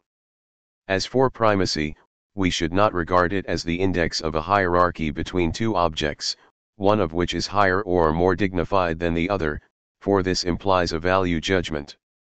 The primacy of practice over theory should, in my opinion, be understood as a connection in which practice plays something like the role of the balance weight on the wheel of a moving locomotive, the role of the ballast that conserves and prolongs the movement. It is not, consequently, a matter of saying that practical knowledge is superior to theoretical, scientific, knowledge because it preceded scientific knowledge chronologically, because science emerged on the basis of the achievements of practical knowledge. Of course, scientific knowledge eventually went a long way beyond practical knowledge, yet practical knowledge continues to exist. It stimulates and extends the power of theory and, in addition, realizes the concrete knowledge connaissances produced by theory, since it possesses the knowledge savoir of the technical applications of theory. And behind practical knowledge is practice tout court, the social practices of production and of the economic, political, and ideological class struggle, which precipitate the movement, or non-movement. Consider the stagnation or even forgetting of the sciences in the Middle Ages, of theory, including the return, or non-return. Consider the crisis of Marxist theory today, of theory to practice, not just the practice of production, but also that of class struggle. The fact that the primacy of practice over theory can be thus formulated in terms of movement, precipitation, stimulation, and prolongation is crucial to breaking with the idealist opposition between theory and practice, which merely serves to isolate scientists and philosophers from ordinary people in order to entrust the former, and them alone, the theorists, with the possession, maintenance, and dissemination of a truth beyond the ken of simple practitioners, who are just barely good enough to come under the authority of this truth. 5. Philosophical abstraction.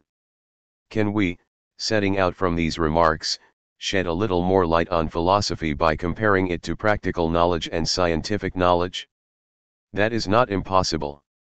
We must, however, bear firmly in mind that our conclusions will be limited, since, in making the comparison, we have to confine our reflections to just one point, the specific nature of philosophical abstraction. We have seen that people, by virtue of their language and practices, the knowledge that emerges from those practices and, later, the scientific practice that emerges from that knowledge, never leave abstraction behind. The reason is not that they live outside the concrete. They are, however, condemned to using abstraction to target, name, know, attain and appropriate it. We have also seen that abstraction does not always have the same quality or look, depending on whether it is the abstraction of language, ideological, religious, abstraction, practical knowledge or scientific knowledge. Philosophy confronts us with a kind of abstraction altogether different from those we find in practical knowledge and scientific knowledge. Paradoxically, philosophical abstraction is rather similar to ideological abstraction. Philosophical abstraction manifestly does not resemble practical abstraction. It does not bear on a limited number of actually observed cases, because it claims to hold good for every being in the world, for the totality of beings, whether real or simply possible, that is, non-existent. Idealism, in any case, clearly makes this claim. Thus Plato declares that the philosopher who is a dialectician, hence a true philosopher, sees the whole. One Kant grants himself the whole, not as a totality of beings, but as the idea of the infinite totalization of knowledge. 2 Hegel proclaims that the true is the whole, and says that philosophy's specific task is to think the whole as the result of its logical and historical development. 3 To take a contemporary example, Sartre talks not about the whole, but about totalization as humanity's most profound philosophical project. 4 Whether or not this whole comprises actually existing beings, it is inordinately pretentious of idealist philosophy to claim to see the whole, think the whole, or aspire to totalization. What gives philosophy this superhuman power? An idealist philosophy does not leave it at that. It can go so far as to consider this real whole as the realization of one possible world among an infinity of others, which thus exist only as possibilities, in other words, do not exist. That is Leibniz's position. He adopts God's standpoint to show us his infinite intelligence combining simple principles in an infinite number of combinations. There results, in God's mind, an infinite number of possible worlds. Out of goodness, he chooses to create the best of them, rather, the best of all possible worlds automatically chooses itself in his intellect, which works somewhat like a computer. Obviously, the philosopher, who adopts God's point of view in order to explain this divine calculation to us, does not know the other possible worlds, for he is just a human being living in the only created world there is. He knows, however, that God proceeds this way, hence he knows that, in principle, the possible precedes the real, and that a philosopher possessed of God's infinite intelligence would understand not only the real world, but also this calculus of the divine combinatory, and thus the radical origin of things, the infinity of possible worlds in its entirety, a point of departure for the choice of the best of all possible worlds. Leibniz, however, allows us to go even further than that. For only one possible world exists, the other possible worlds might have existed, but do not. They enter into God's calculus, and thus also into the philosopher's thinking, as the non-existent that must be thought in order to think the actually existing whole. 5. All this is a way of saying that idealist philosophy has something like an abiding tendency to up the ante. It wants to think the whole, and it is obviously a matter of the whole made up of all the things and beings that exist, since idealist philosophy wants to account for all things. To account for the whole of real beings, however, it has to attain a supplementary degree of abstraction, conceiving of them as a function of the whole of all possible beings, or as a function of the system of their conditions of possibility. Yet as soon as it grants itself the whole of all possible beings, as in Leibniz, it thinks possibilities that have not come into existence and thus do not exist. This shows just how far this philosophy's pretension goes. The whole of all existing beings plus the whole of all possible beings, and among them, let us say, things that do not exist, yet play a decisive part in the existence of the things that do, or in the knowledge of them. However surprising it may seem, the fact is that when philosophy wants to think the whole, it is irresistibly led to add a supplement to the things that exist. The paradox is that it needs the supplement in order to think the whole, but this supplement does not exist. This supplement is a thing which does not exist, better, which is sometimes explicitly conceived of as not existing. For example, the void in Democritus and Epicurus as the condition of possibility for the encounter of atoms, hence for the constitution of the whole of the world, this void is posited as existing, but the thought of it is negative, we can say that it is not thought. For example, nothingness in Plato, Hegel, Sartre, and others. For example, the thing in itself in Kant, it cannot be said to exist, because it is not accessible to the senses, and so on. Hence, paradoxically, it is as if the philosophy that wishes to think the whole were practically obliged, in order to make good its pretensions, to think not just the whole of all real things, but to go on to think the whole represented by all possible things and, finally, to think things that do not exist, that is, to think well beyond everything that exists, hence well beyond not only everything that has been observed, but also everything that is observable. Idealist philosophy does not hesitate to take the plunge. Its propositions accordingly display a degree of abstraction that has nothing to do with the abstraction of practical knowledge, because they are totalizing propositions, and because their totalization goes far beyond the real. For that very reason, however, philosophical abstraction which does not resemble practical abstraction does not resemble scientific abstraction, either. We shall say that the abstraction of idealist philosophy is totalizing, whereas scientific abstraction is universal, which is something quite different. The abstraction of a given science is not totalizing, for it does not claim to explain the whole. It is universal, but in its kind, it bears on all the objects in conformity with the same concept, but not the others. Thus a proposition demonstrated with regard to the pure triangle of mathematical practice holds for all triangular objects, but not for all the things in the world. We can put the same thing differently: every particular science, mathematics in each of its branches, physics, chemistry, and so on, is finite. It has to do with a limited object. The fact that scientific investigation of this limited object is infinite, or, rather, indefinite indefini, that is, endless, is one thing.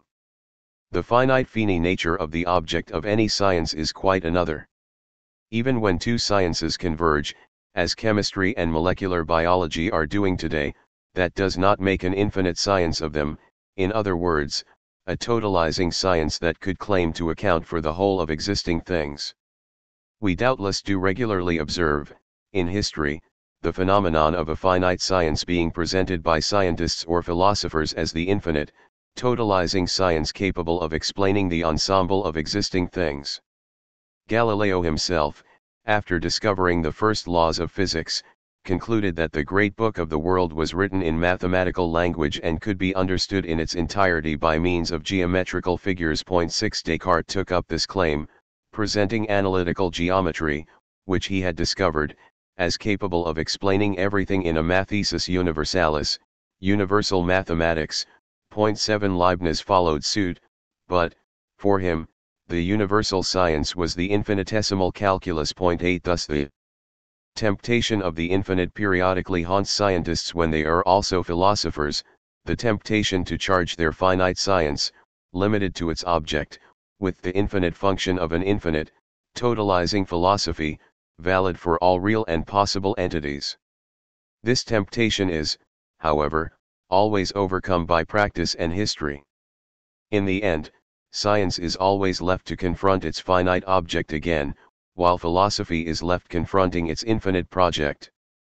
Thus we can understand why philosophy should need God, as can be seen in Plato, Descartes, Leibniz, and Hegel. It has to justify its pretension to being infinite. Self-consistently, it thinks the originary principle of this infiniteness in the form of an imaginary being, denounced as abstract by true believers, for example, Pascal, who wants no part of the God of the philosophers and scientists. This imaginary being is God.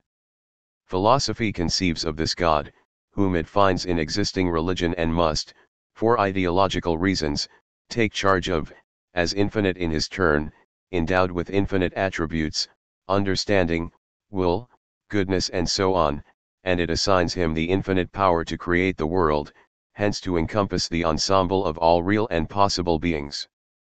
We are so used to regarding this God as part of these philosophies that we risk losing sight of what characterizes him. He has, doubtless, been taken over from religion.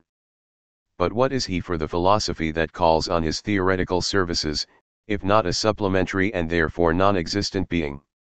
Yet, like the void, nothingness, or the thing in itself that we mentioned a moment ago, he is indispensable to founding the infinite, totalizing character of philosophy. It is because God exists for the philosopher, and is infinite, that philosophical propositions know no limits, are not bound by the finitude of all science and all concrete knowledge, and can present themselves as infinite, as capable of accounting for everything that exists in the world. As a result, the abstraction of philosophy is similar to that of the dominant ideology, whether the latter takes the form of religion or some other form, legal or political, for instance. In ideological knowledge, as will appear in due course, one abstracts from the finite character of every science and all concrete knowledge, for ideology too is totalizing. It claims to account for everything that exists in the world, to convey its truth and meaning, and to establish its precise place, function, and destination. Think of religion. Ideology too can exist and function only on condition that it endow itself with imaginary beings not subject to any of the conditions of finite existence, for instance, God himself, in religion, for example, the human person; in legal moral ideology, for example, the subject of knowledge, desire, and action; in philosophical ideology. This strange kinship between ideology and idealist philosophy, both of which are totalizing, calls for explanation. Point 9. All these remarks on abstraction lead us to an important conclusion.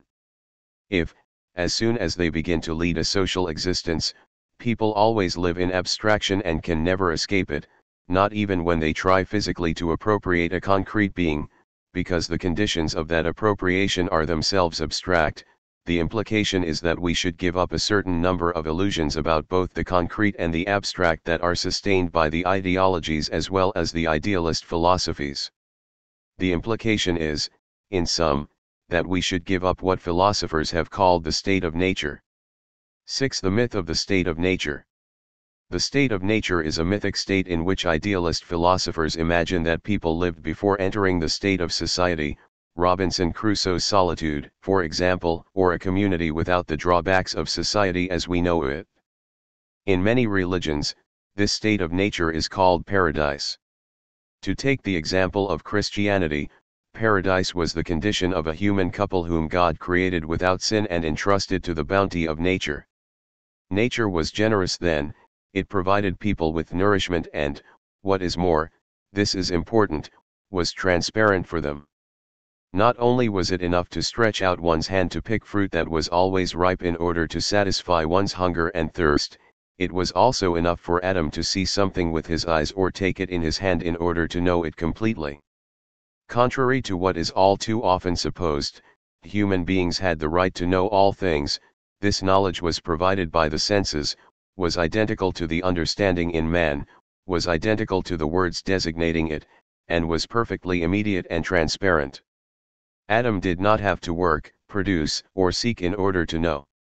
He knew, as the Christian philosopher Malebranche puts it, by simple sight. Point 1. The truth of things was in things, in their empirical existence, and, in order to possess it, it was enough to extract it from them by simply looking at them. The abstract was identical to the concrete.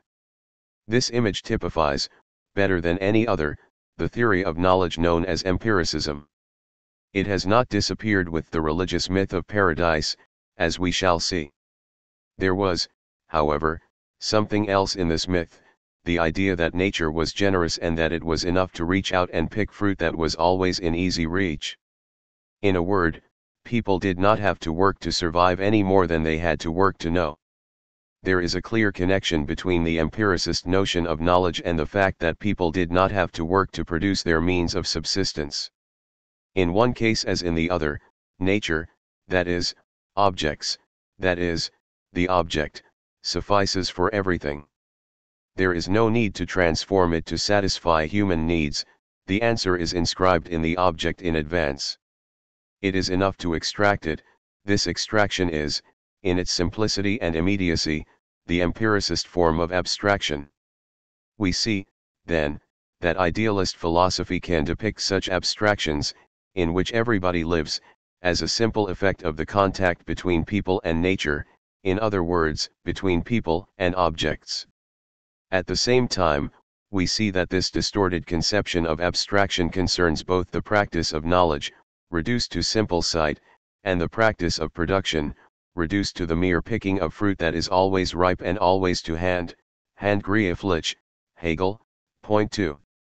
There was something else again in this myth, of course, the idea that human relations were as transparent as the relations between people and natural objects.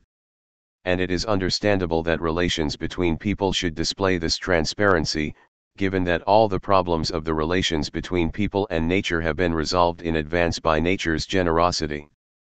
Believers or philosophers accordingly attribute to man in this state of paradise or nature a body that is, in its turn, transparent for his soul or understanding.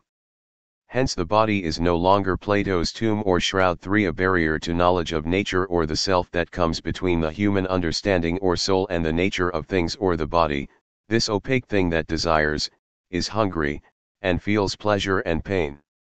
The body is just a tool that obeys without resistance, has neither passions, nor desires, nor an unconscious end, since it is merely practical transparency, is, for that very reason, also theoretical transparency. In these conditions, in which human relations are simple, clear, and without remainder, since everyone obeys the movement of nature, which is good, it is plain that there are also no legal or political problems, none of the problems that give rise to the horrors of war and peace, of good and evil, and so on. God guides people in paradise towards what is good for them, they need only obey right reason and the movement of nature. Hence all the social abstractions we have mentioned, notably law and the state, which guarantee physical appropriation of the concrete, are absent from paradise, or the state of nature. Since relations between people are transparent and without any opaque remainder, since there is never any conflict or crime, there is no need for law, courts, or the state. Nor is there any need for morality, because its place is taken by the movement of nature, or the heart, as Rousseau will later put it. Yet everybody knows that this story is too beautiful to last and always finishes badly. Paradise ends in sin and the state of nature ends in the catastrophes of the state of war. In both cases, what precipitates the tragedy is, by a coincidence that will surprise no one, something involving morality, law, and politics, precisely the social abstractions which people cannot do without and which the myths of paradise and the state of nature leave aside, from which they abstract. The myth of original sin is well known. The human couple in paradise knew everything by simple sight, everything except good and evil, symbolized by a tree that bore fruit, like all the other trees. There was nothing unusual about the fact that the knowledge of good and evil was thus in easy reach, for all knowledge was available to people the same way, it was in easy reach, so that people had only to reach out and take it. What was unusual was that God forbade people to pick, precisely, the fruit, that is, the knowledge, of the tree of good and evil. The Christian myth provides no reason for this prohibition, except that God knew in advance that, if people attained to knowledge of the difference between good and evil, all manner of conflicts and catastrophes would ensue, that is why he forbade them to acquire it. This argument may seem odd, since God was omnipotent. We can only assume that his omnipotence reached its limits at the frontiers of the knowledge of good and evil, and that he could do nothing to halt the inexorable course of events precipitated by disregard for his prohibition. That is yet another way, an inverted way, this time, of acknowledging the omnipotence of certain abstractions, since God himself, although he created all things, is helpless in the face of some of them. And the fact is that, once human beings, Eve, had reached out and picked the fruit of the tree of good and evil by distraction. This is how Malebranche explains original sin, for which is otherwise inexplicable, inasmuch as this distraction is itself a form of abstraction, albeit a form that is concrete, punctual, and thus sui generis. All the bliss of paradise was wholly lost, human beings were expelled from it, and they saw that they were naked and had to work to eat, and to know as well. The theorists of the state of nature, from Locke to Rousseau and Kant, tell the same story using other arguments. This time, however, it is not morality, good and evil, which is at the origin of the loss of the state of nature, but the origin of good and evil, private property, the physical appropriation of the earth, fruit, animals, and money, which, as it is generalized, spawns conflicts over boundaries and a war that tends to be general, the state of war. Only with great effort did people succeed in establishing among themselves the social abstractions, the social relations represented in the social contract by law, morality, the state, and politics, so that there might reign among them the benefits of civil peace, which bears but a remote resemblance to the peace of the origins, the lost peace of the state of nature. There is a very profound materialist truth in all these myths, the idealist form of their thought notwithstanding. For we find in them the idea that, in creating the world, God himself is incapable of abstracting from the universal law of abstraction, and thus that he is himself subject to it. This is a way of indirectly acknowledging the omnipotence of this law. We find in these myths the idea that if we try radically to expel all abstraction from human life, abstraction takes refuge somewhere and becomes, Precisely, the object of a prohibition. 5. It is this prohibition that forms the absolute condition of possibility for the immediate relation, that is, the relation without abstraction, between people and the world, and also between people and other people, including the relation between men and women, who discover, what a surprise, that they have a sex, that abstraction essential to their human existence, at the same time as they discover the difference between knowledge of good and knowledge of evil, in other words, genuine knowledge. We discover in these myths that people, once they have lapsed into sin, that is, their true condition, the one no longer misrepresented by an imaginary state of nature, are obliged, under the domination of social relations, to have sexual relations, to work in order to eat, and to perform the labor of seeking knowledge, which now comes to them not by simple sight, but from real practice, the practice that transforms nature. We discover in them, in short, that people have left behind the imaginary abstraction, forged for reasons that, obviously, reflect the interests of established religion, in which they have an immediate, direct relation with things that immediately deliver up their truth, in order to enter the world of real life, in which one must work to produce and know. In this world, the meaning of abstraction changes. It is no longer this simple reading or picking, this simple, immediate extraction of the truth of things from things. It becomes, rather, a veritable labor in which one needs, in order to know, not just raw material, but also labor power, human beings, as well as know-how and instruments of labor, tools, words. This brings us to a conclusion about philosophy, and even religion, that is not without interest. For what have we seen in our analysis? We have seen that this religious and this philosophical conception of the world, that of paradise and the state of nature, however religious or idealist both may have been, nevertheless contained, in a way that might be called inverted or, rather, displaced, recognition of the material reality of the conditions of existence of human, sexual, reproduction, production, and knowledge. Of course, to arrive at that conclusion, we have to be able to interpret these myths and philosophies. But our interpretation is not arbitrary.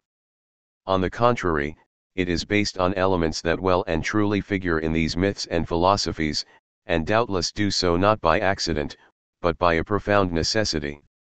For now, we can pinpoint this necessity by saying that these myths and philosophies were produced not by isolated human individuals thinking and writing for themselves alone, but, rather, by historical individuals who wrote with an eye to being understood and obeyed by the popular masses. It has been said that the word religion is derived from a Latin word meaning bond. A religion is, accordingly, a doctrine intended to bind all the members of a people together. Religious myths thus have the function of allowing the men and women to whom they are addressed to establish mutual bonds based on shared beliefs, and to form a single people.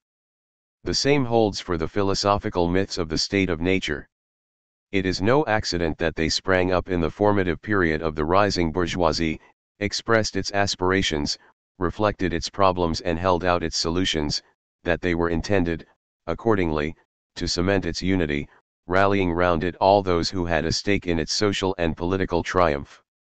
But when addressing masses of human beings in a religious or philosophical myth, if one wishes to be understood, one plainly has to take account, in the discourse of the myth itself, of the existence of these masses, their practical experience and the reality of their condition. In religious or philosophical myth, consequently, the reality of these masses' living conditions, of their experience and needs, has to figure somewhere. When I say that the masses must be won over, the word should be taken in a very strong sense. Their resistance has to be broken in advance and their opposition has to be anticipated and forestalled. Their opposition to what? To, precisely, the conception of the world presented to them, which serves not their interests, but those of very different human groups, a priestly caste, the church, the social class in power and so on. Thus we have begun to form a somewhat richer idea of what philosophy is, even when it still shelters behind religion. It does not just content itself with stating propositions, or theses, about all existing beings, or all merely possible and therefore non-existent beings. It states these propositions in a way that has to do less with knowledge of these beings than with the conflicts of which they may be the stakes. That is why every philosophy, let us not hesitate to go that far, is haunted by its opposite.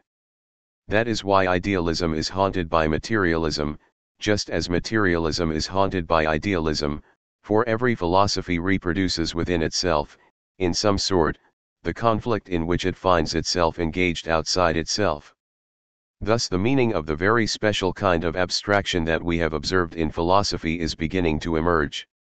It is a very strange abstraction indeed, for it aims not to produce knowledge of things that exist in the world, as science does, but, rather, to speak about all that exists, and even all that does not, in a mode that implies a previous conflict, still present, involving the place, meaning and function of these beings, a conflict which commands philosophy from without and which philosophy has to bring within itself in order to exist as philosophy. It is, then, an active and, as it were, polemical abstraction, divided against itself, which concerns not just its ostensible objects, inasmuch as these can exist or not, but also its own positions, its own theses. For these theses can be affirmed only on the paradoxical condition that they are simultaneously negated by contradictory theses which, to be sure, are relegated to the margins of the philosophy in question, yet are present in it nonetheless. It is, obviously, this very surprising characteristic of philosophical abstraction which distinguishes it from the abstraction of both technical, practical and scientific knowledge. At the same time, this feature of philosophical abstraction is what makes it, as we have already noted, strangely similar to ideological abstraction. 7. What is practice? But can we leave it at that? We cannot, because the preceding remarks are superficial, and do not provide us with what we need to make our entry into philosophy. To enter philosophy, we have to make a double detour, by way of scientific practice on the one hand and ideological practice on the other, and we have to bring up other practices that either command these scientific and ideological practices, the most frequent case, as the practice of production does, or that accompany them, as aesthetic practice does, or that can shed light on them, as psychoanalytic practice can. First, however, it may be worth our while to examine the little word practice, which we have been making constant use of. What is practice, which, we have said, has primacy over theory? Can we propose a theory of practice without lapsing into contradiction, if every theory is secondary with respect to practice, or to a practice? We can begin by noting a well-known distinction drawn by the Greek philosopher Aristotle. Aristotle distinguished two senses of the word practice. Point 1. In the first sense, practice is poiesis, that is to say, production or fabrication. It designates the action or process by means of which an individual's, or a team's, labor, power and intelligence, using instruments of labor, tools, machines, transform raw material, already processed or not, into an object that is produced industrially or handcrafted. In the second sense, practice is praxis. Here it is no longer the object that is transformed by an external agent and external means, but the subject himself who is transformed through his own action, his own practice.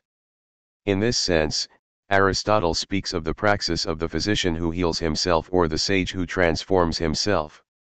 We find these two senses in Marx: transformation of raw material in the labor process and self-transformation in the revolutionary process, Theses on Feuerbach.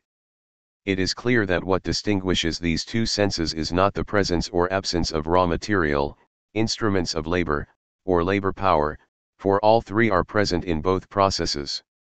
It is the exteriority or interiority of the object, which is an external object in the first case and, in the second, is the subject himself, who is at once his own raw material, his own labor power and his own instruments of production. Formally, therefore, the schema is identical as far as its contents and components are concerned, but different when it comes to the nature of the object to be transformed. This distinction will prove eminently useful later in our analysis. The word practice points, then, to an active relationship to the real. Thus we say that a tool is très pratique when it is especially well suited to a particular type of work on a particular kind of material, and produces the desired results. Thus we say that someone has a bonne pratique of English, meaning that his contact with that language is direct enough to allow him to put it into practice, in other words, to use it effectively. In the same sense, we say that someone has no pratique of farm machines when he knows them only from books, from theory, but has never actually used them hands-on and does not know how to run them. The idea of practice thus implies the notion of active contact with the real, while the idea of activity inherent in it implies the notion of a human agent, or subject. Since a human subject or agent is, unlike an animal, a being capable of forming a plan of action in his mind, at least in theory, we shall agree to use the word practice to designate only the kind of active contact with the real that is peculiarly human. Thus we shall not speak of bees' practice, despite the marvels that bees can accomplish, but of the practice of the carpenter, mechanic, architect, engineer, physician, jurist, politician, and so on. We can see straight away, however, that since this idea of practice is associated with human beings, and since human beings are animals endowed with consciousness, in other words, the capacity to distinguish and detach a representation of external things from the things themselves, work on this representation and form a plan of action in their minds, we can see straight away that the idea of practice answers to the idea of theory as if it were its inverted echo. It must not be supposed that theory is specific to theorists. Their theory, that of scientists and philosophers, is simply the most abstract, refined and elaborate form of a capacity that all human beings possess. The word theory comes from a Greek word meaning to see, to contemplate. It implies that one does not handle what one sees and, consequently, leaves things as they were. Thus the handmain, which handles manier or manipulates manipule, which works, is contrasted to the eye, which sees at a distance, without touching or transforming its object. Implied by the word theory, accordingly, is the notion of a distance taken from immediate reality and maintained. The word expresses, by its nature, what is commonly called consciousness, that is, the capacity to gather and store perceptions of the real, and also, thanks to the step back from reality and the play it allows, the capacity to make connections between these perceptions and even to anticipate them. In this sense, everyone is a theorist. The farmer who sets out on his tractor in the morning has planned out his day in his mind, and sees far beyond that one day. He could hardly run his farm if he didn't. We have employed the term consciousness to designate people's capacity to receive and store perceptions of the real, and anticipate them as well. We have done so for the sake of convenience, imposed by long usage. For consciousness is another of idealist philosophy's favorite terms. We express the same idea when we say that human beings possess language, for it is language which puts this distance, in advance, between immediate reality and the representation of it, in advance, inasmuch as language contains this distance simply by virtue of its abstractness. In this sense, we can say that all human beings are theorists, less because they see than because they speak. And we know why, because language is made up of abstractions, sounds that we abstract in order to treat them as words designating concrete realities that we abstract. That is why the opposition between theory and practice has to be treated with great caution. In the concrete reality of people's relations to the world, we never find ourselves dealing with, on the one hand, practice alone, blind, purely animal labor, and, on the other, theory alone, pure contemplation in the absence of all activity.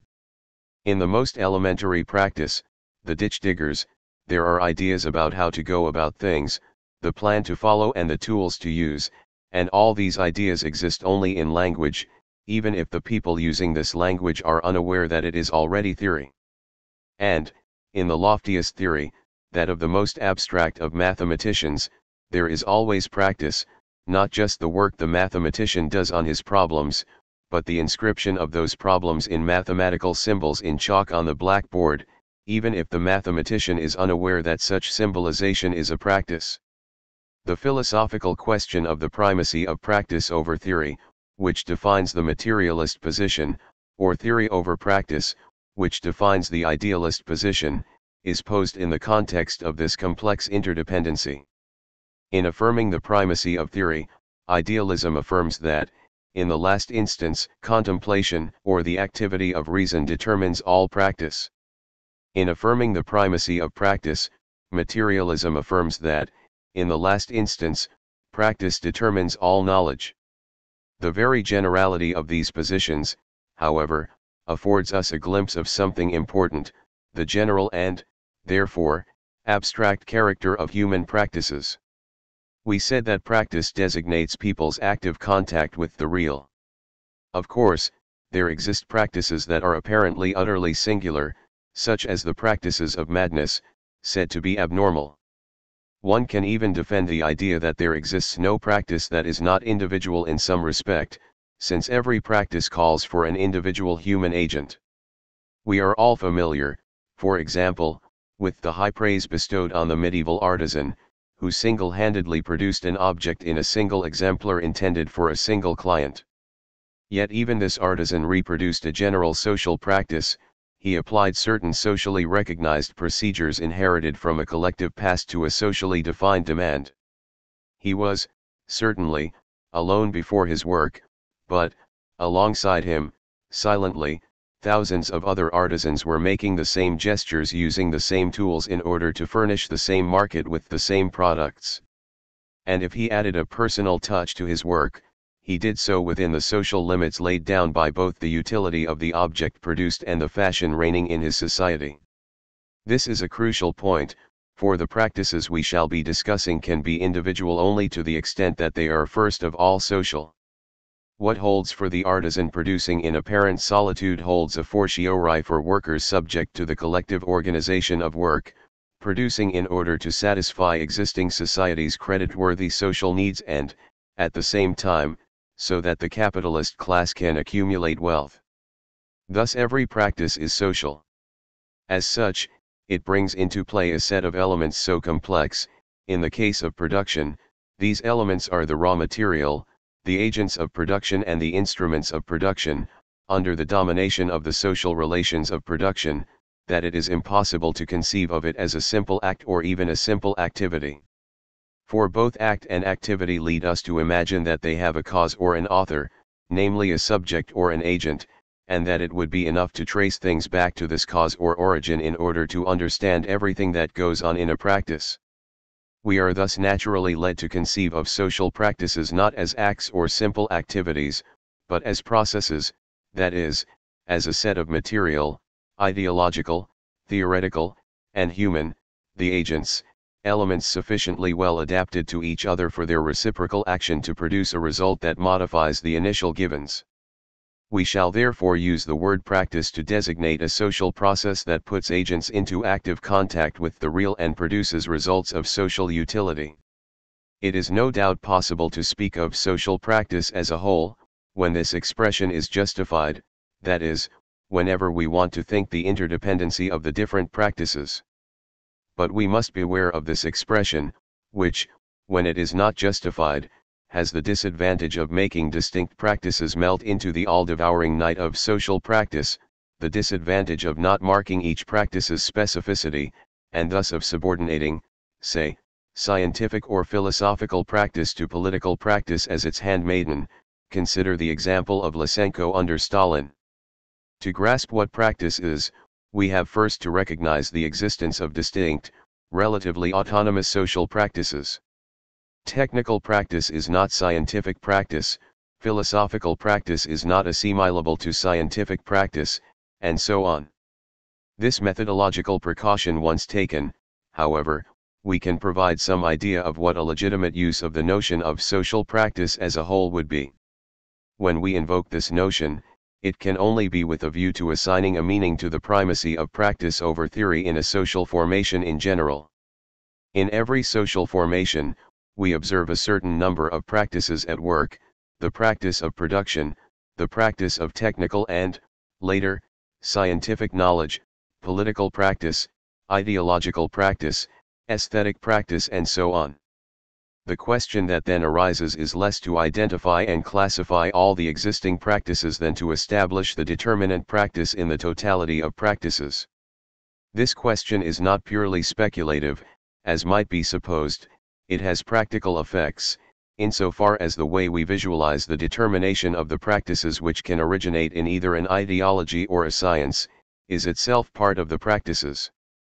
Of course, such practical effects are relative, for ideology's impact on a society's evolution is itself relative, depending as it does on the balance of power between the classes. And it is because this question is not purely speculative that it is one of the major philosophical questions. For idealist philosophy, which affirms, sometimes in very subtle forms, the primacy of theory over practice, the practice that determines the other practices in the last instance is to be sought among the most theoretical practices, in the realm of ideology, science, or philosophy. Thus Hegel was able to show, in an imposing system that encompassed the whole of human history, all the practices, from political production to science, religion, and philosophy, that the philosophical idea governed the world. All the practices inferior to philosophical practice were in themselves philosophical, without being aware of it, they simply paved the way, through labor, class struggles, wars, religious crises and scientific discoveries, for the advent of the self-consciousness of their own philosophical nature in Hegel's philosophy itself. This mammoth enterprise was not innocent, for it provided the bourgeois ideology of history, ideas rule the world, with its own guarantee in the form of a philosophical demonstration. In contrast, Marxist materialist philosophy, defending the primacy of practice over theory, upholds the thesis that the practice which, in the last instance, determines all others is the practice of production, that is, the unity of the relations of production and the productive forces, means of production plus labor power, under the domination of the relations of production. Materialist Marxist philosophy does not merely defend the idea, which idealists do not contest, that to have a history and to live in politics, ideology, science, philosophy, and religion, people must first of all simply live, must subsist physically and must therefore materially produce their means of subsistence and instruments of production. For that would be a two-term abstraction, human beings plus their sustenance.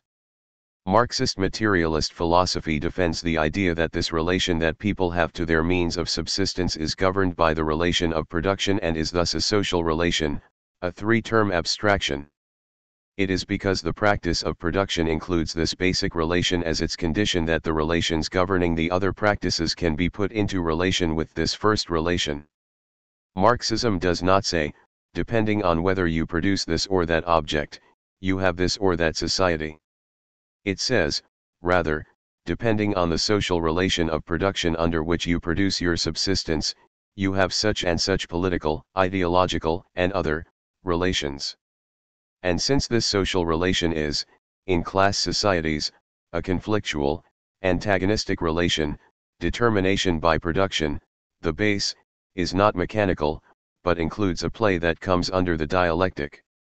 That is why this determination is said to be in the last instance, in order clearly to bring out the fact that there exist instances other than production, and that these instances, which are relatively autonomous, enjoy a certain latitude and can exercise reciprocal action on the base, on production.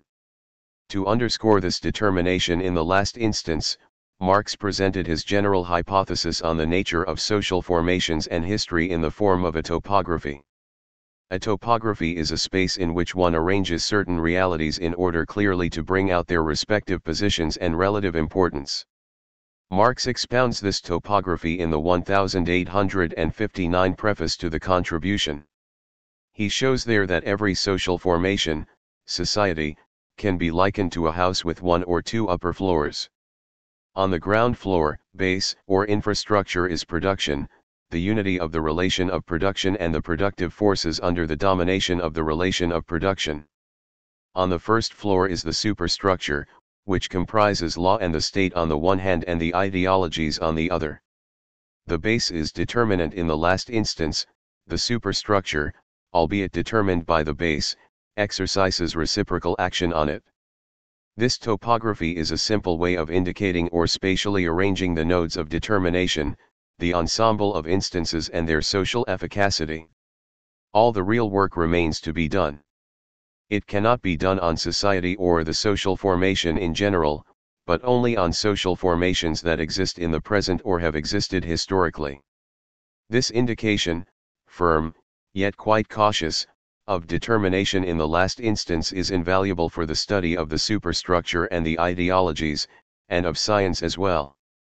For the paradox in Marx is that scientific practice figures nowhere in his topography. Does this mean that we must at all costs fill in this gap, and range science either with the ideologies, and thus lapse back into the idea of bourgeois science and proletarian science dear to Stalinist ideologues, or with the productive forces, or even make it a productive force in the full sense of the word? The fact is that Marxist theory does not make such demands. It does not claim to provide an exhaustive account of all the practices as a function of its topography. It has a limited object.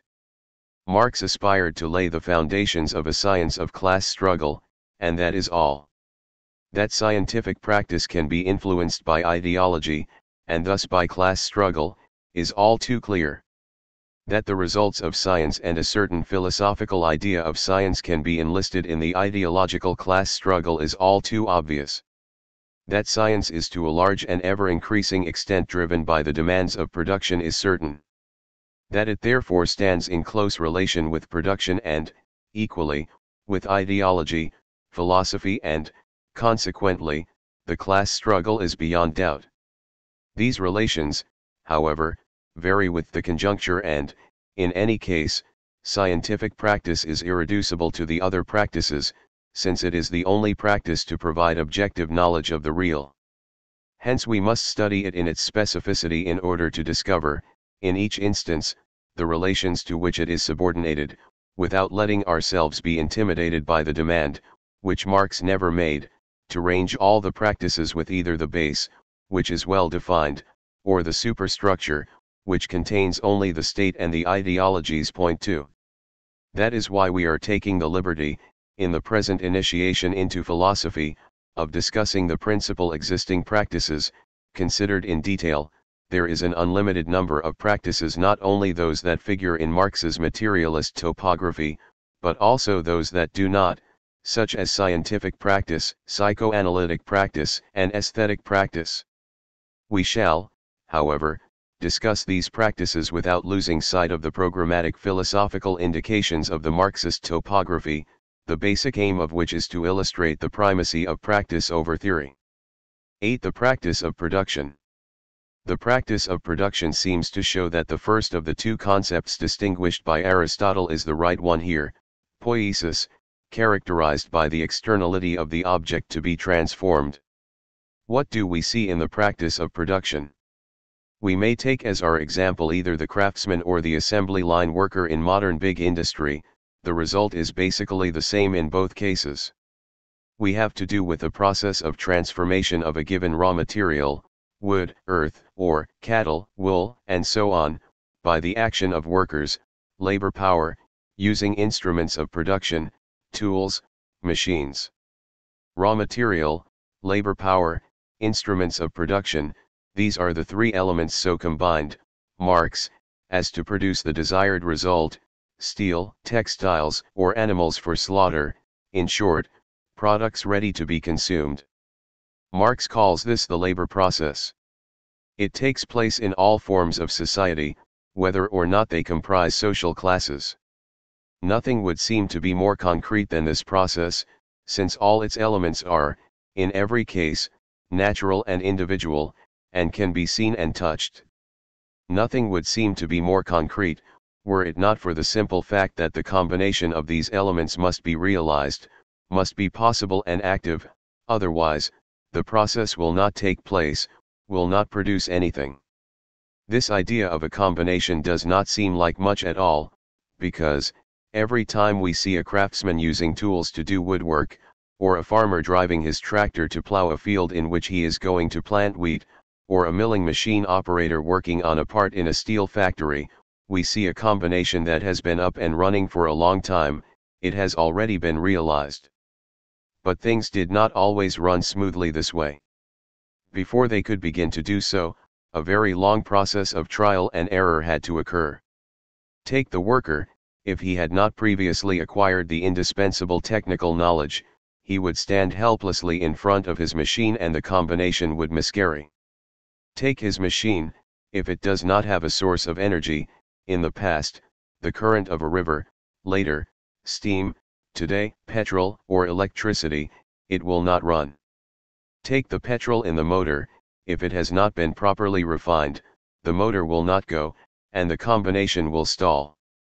But it is not the milling machine operator who chooses all these concrete givens, they are imposed on him in the form of a result by the whole past history of science and technology.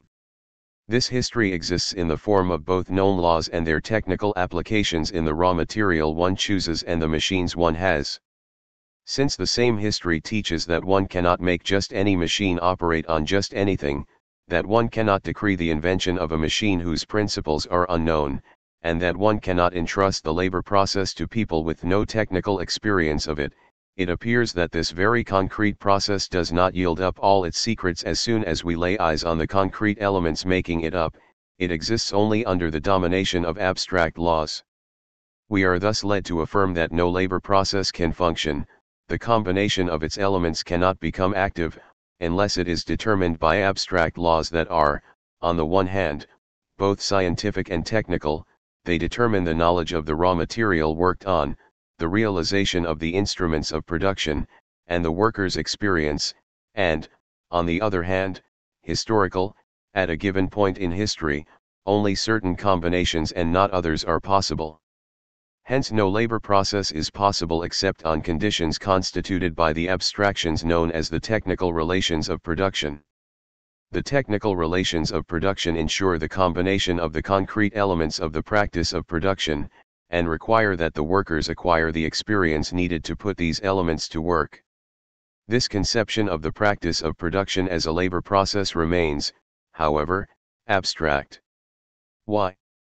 Because it is not just a question of accounting for the fact that the combination has been realized and works.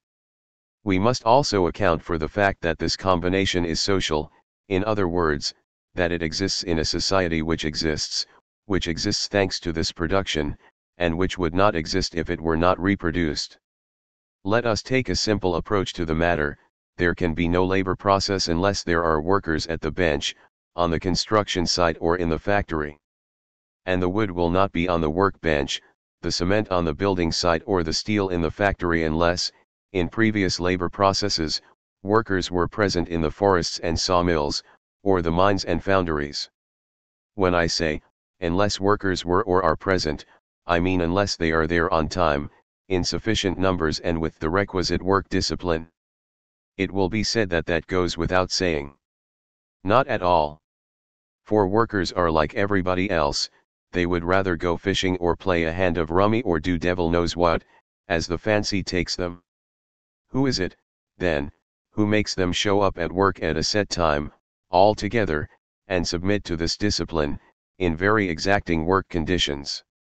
In class societies, the answer is simple, workers have to work in exchange for their food, slaves, or wages, workers in capitalist society, lest they starve. If they have to work, it is because they own nothing but their labor power. But if they own nothing but their labor power, who owns the means of production, land, mines, factories, machines? A social class that exploits them. There is, then, the class of those who own things and the class of those who work because they own nothing. To say classes is to say class relation. If the workers show up at the start of the working day, it is, in the last instance, because the class relation forces them to. The same remark can be extended to classless societies. Here, it is not the relation of exploitation that forces workers to go work at the appointed place, for example, the hunting ground, at the appointed time. It is a social relation nonetheless, governed by a whole set of constraints disguised in the form of myths and rituals, and this social relation too organizes the labor process. Thus we see that this simple fact, that the workers who are needed to carry out the labor process show up at the appointed time and place, that seems to go without saying is, on the contrary, the least natural and least obvious thing in the world. If the workers are present, it is because the relation of production forces them to be, whether it is a communal relation, without classes, as in certain pre-capitalist societies called primitive, or a class relation. That is why I could say, a moment ago, that the conception of the practice of production as a labor process is an abstract conception. For we can, provisionally and for the sake of argument, neglect the fact that the factory is there, that the raw material is there, and that the machines are there. After all, once they have been transported to the spot, they will not get up and leave by themselves. But what of the workers? What makes them keep coming back? The constraint of the social relation, whether it is a communal or a class relation, a relation of exploitation. Marx calls this social relation, when what is involved is production, the relation of production. It is an abstract relation, since it goes over the workers' heads, and forces them, even if they think they are free, to go to work for reasons having to do with either the community's survival or the perpetuation of the exploiting class. It is an abstract relation because it has nothing to do with the concrete movements that the workers make in performing their tasks. One can, however, ask the same question the other way around. If the labor process is to take place, if the combination is to become active, it is not enough for workers to have to show up at the workplace at the appointed time. There has to be a workplace, that is to say, a certain space where the means of production have already been assembled, factory, raw material, machines, and so on. These objects do not transport themselves, nor do they come together all by themselves or by happenstance. Someone has to own them and have a reason to assemble them at the workplace that way. In a class society, the means of production belong to the exploiting class, and its reason for assembling them in a place and a configuration that makes production possible is to extort surplus labor, that portion of the product produced by the workers that exceeds the portion they need to subsist, the exploitation of workers. Due allowance made, the same thing holds for communal societies. When, after the magician sets the day and hour of the hunt, the men all gather in the same part of a forest to track game, it is because this forest belongs to the community and because the people of the community recognize this common ownership of the means of production as a social relation transcending individuals. Thus, in addition to the combination of the concrete elements of the labor process, what makes possible the organic encounter of elements at the same time and place is, as far as both the workers and the means of production are concerned, abstract social relations. In class societies, these relations distribute people into owners and non-owners of the means of production, into social classes. In classless societies, they ensure the social conditions for the organization of labor on communal property. We should perhaps make one point more precise here. For the abstraction of this social relation of production is a rather special one. Observing the opposition between the class that owns the means of production and the class that is deprived of them, in other words, the exploiting and exploited classes, we may be tempted to say that this relation of production is a human relation, since it involves only human beings, distinguished by the fact that some are rich and others poor. This would be, in some sense, a two-term relation, the rich exploit the poor. To say so, however, would be to neglect the crucial fact that wealth and poverty are determined by a third term, the means of production, for the rich are rich because they possess the means of production, while the poor are poor and have to work, that is, to submit to exploitation, because they are deprived of them. But means of production are not human beings, they are material things possessing a value. This brings out the specific structure of the abstraction of the relation of production. It is not a two-term, but a three-term relation, in which the relation between classes is determined by the distribution of the means of production between classes. With that, we glimpse the possibility of a form of abstraction that is utterly disconcerting for idealist philosophy, whether empiricist or formalist. For empiricist or formalist abstraction is always conceived on the model of a two-term or an X-term abstraction, where the objects in question are all on the same level, horizontal, let us say. What we glimpse here is that the distribution of the same abstraction over two terms does not exhaust it, since it is itself the effect of a relation to a third, material term located behind or before the others and governing their relations. We shall therefore say that the labor process is dominated by the technical relations of production. The labor process, however, is a bad abstraction, for there is no labor process that is not dominated by a social relation of production. It is to bring out the presence of this essential abstraction, this relation of production, that Marx, after analyzing the elements of the labor process, speaks of the production process. He shows that if the labor process does indeed mobilize the very same elements in every society, there are as many production processes as there are modes of production, as there are relations of production. For the social constraints that force people to work are not the same in primitive communities, a slave-holding regime, the feudal system and capitalist society.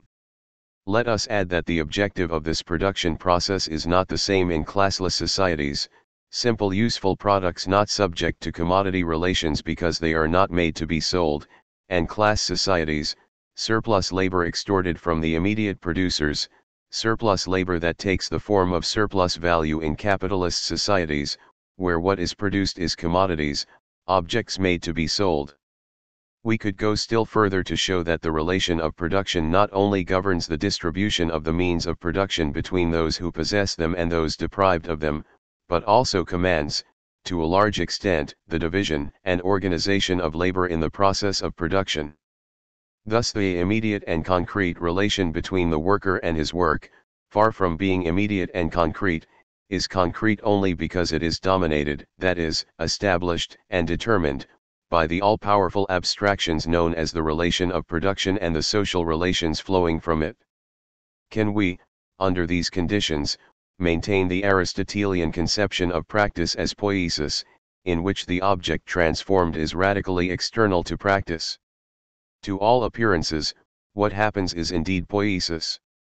Nature is there prior to all productive labor, and human beings transform it in order to obtain the products they need from it. There is a sort of brutality in the fact that coal is found in one country and not another, in the fact that, when we discover it, the ore is there, and not man-made, but totally external to man.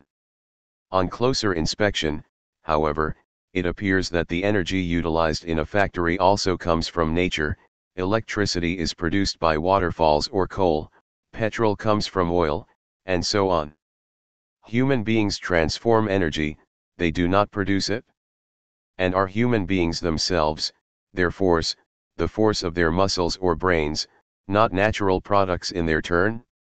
If so, we may say that in the labor process, at the limit, one part of nature, humankind, utilizes transformed natural forces or transformed parts of nature, energy, tools, to transform another part of nature, raw material.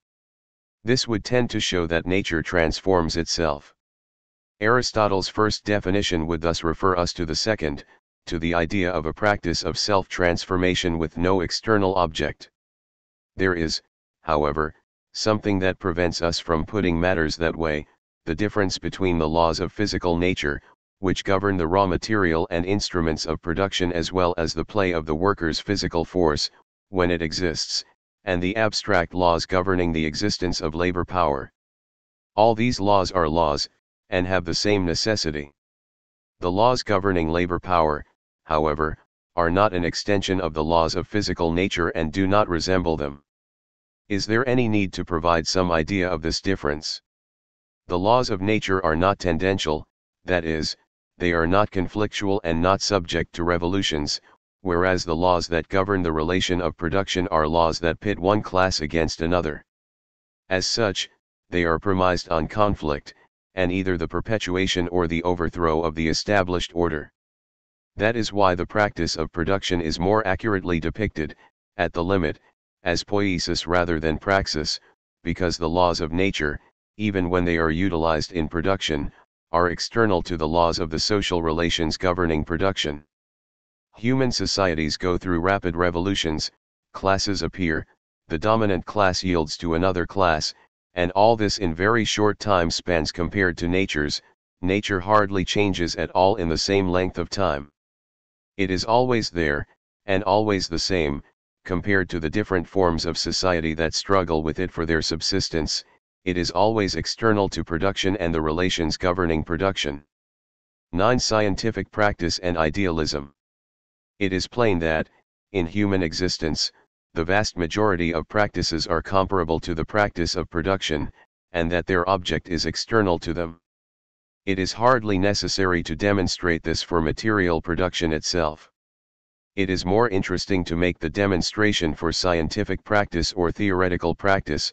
The meaning of the latter is broader, for it takes in ideological practice as well, to the extent that ideological practice is theoretical, and also philosophical practice, which can by all rights be called theoretical. After everything that has been said so far, we already have some idea of what is in question here. But it will doubtless be useful to make our idea a little more precise. For idealist prejudices that have the force of law hold sway in this domain. They present scientific work as, say, the simple product of an intuition or illumination suddenly granted, for more or less mysterious reasons, to an individual who has witnessed an astonishing phenomenon or arrived at a deeper view of things. This is an intuitionist, idealist, conception of scientific work. But there are other idealist depictions of scientific work, for instance, the empiricist description that we have already discussed. In the empiricist view, because truth is contained in the object, the scientist's task comes down to extracting it.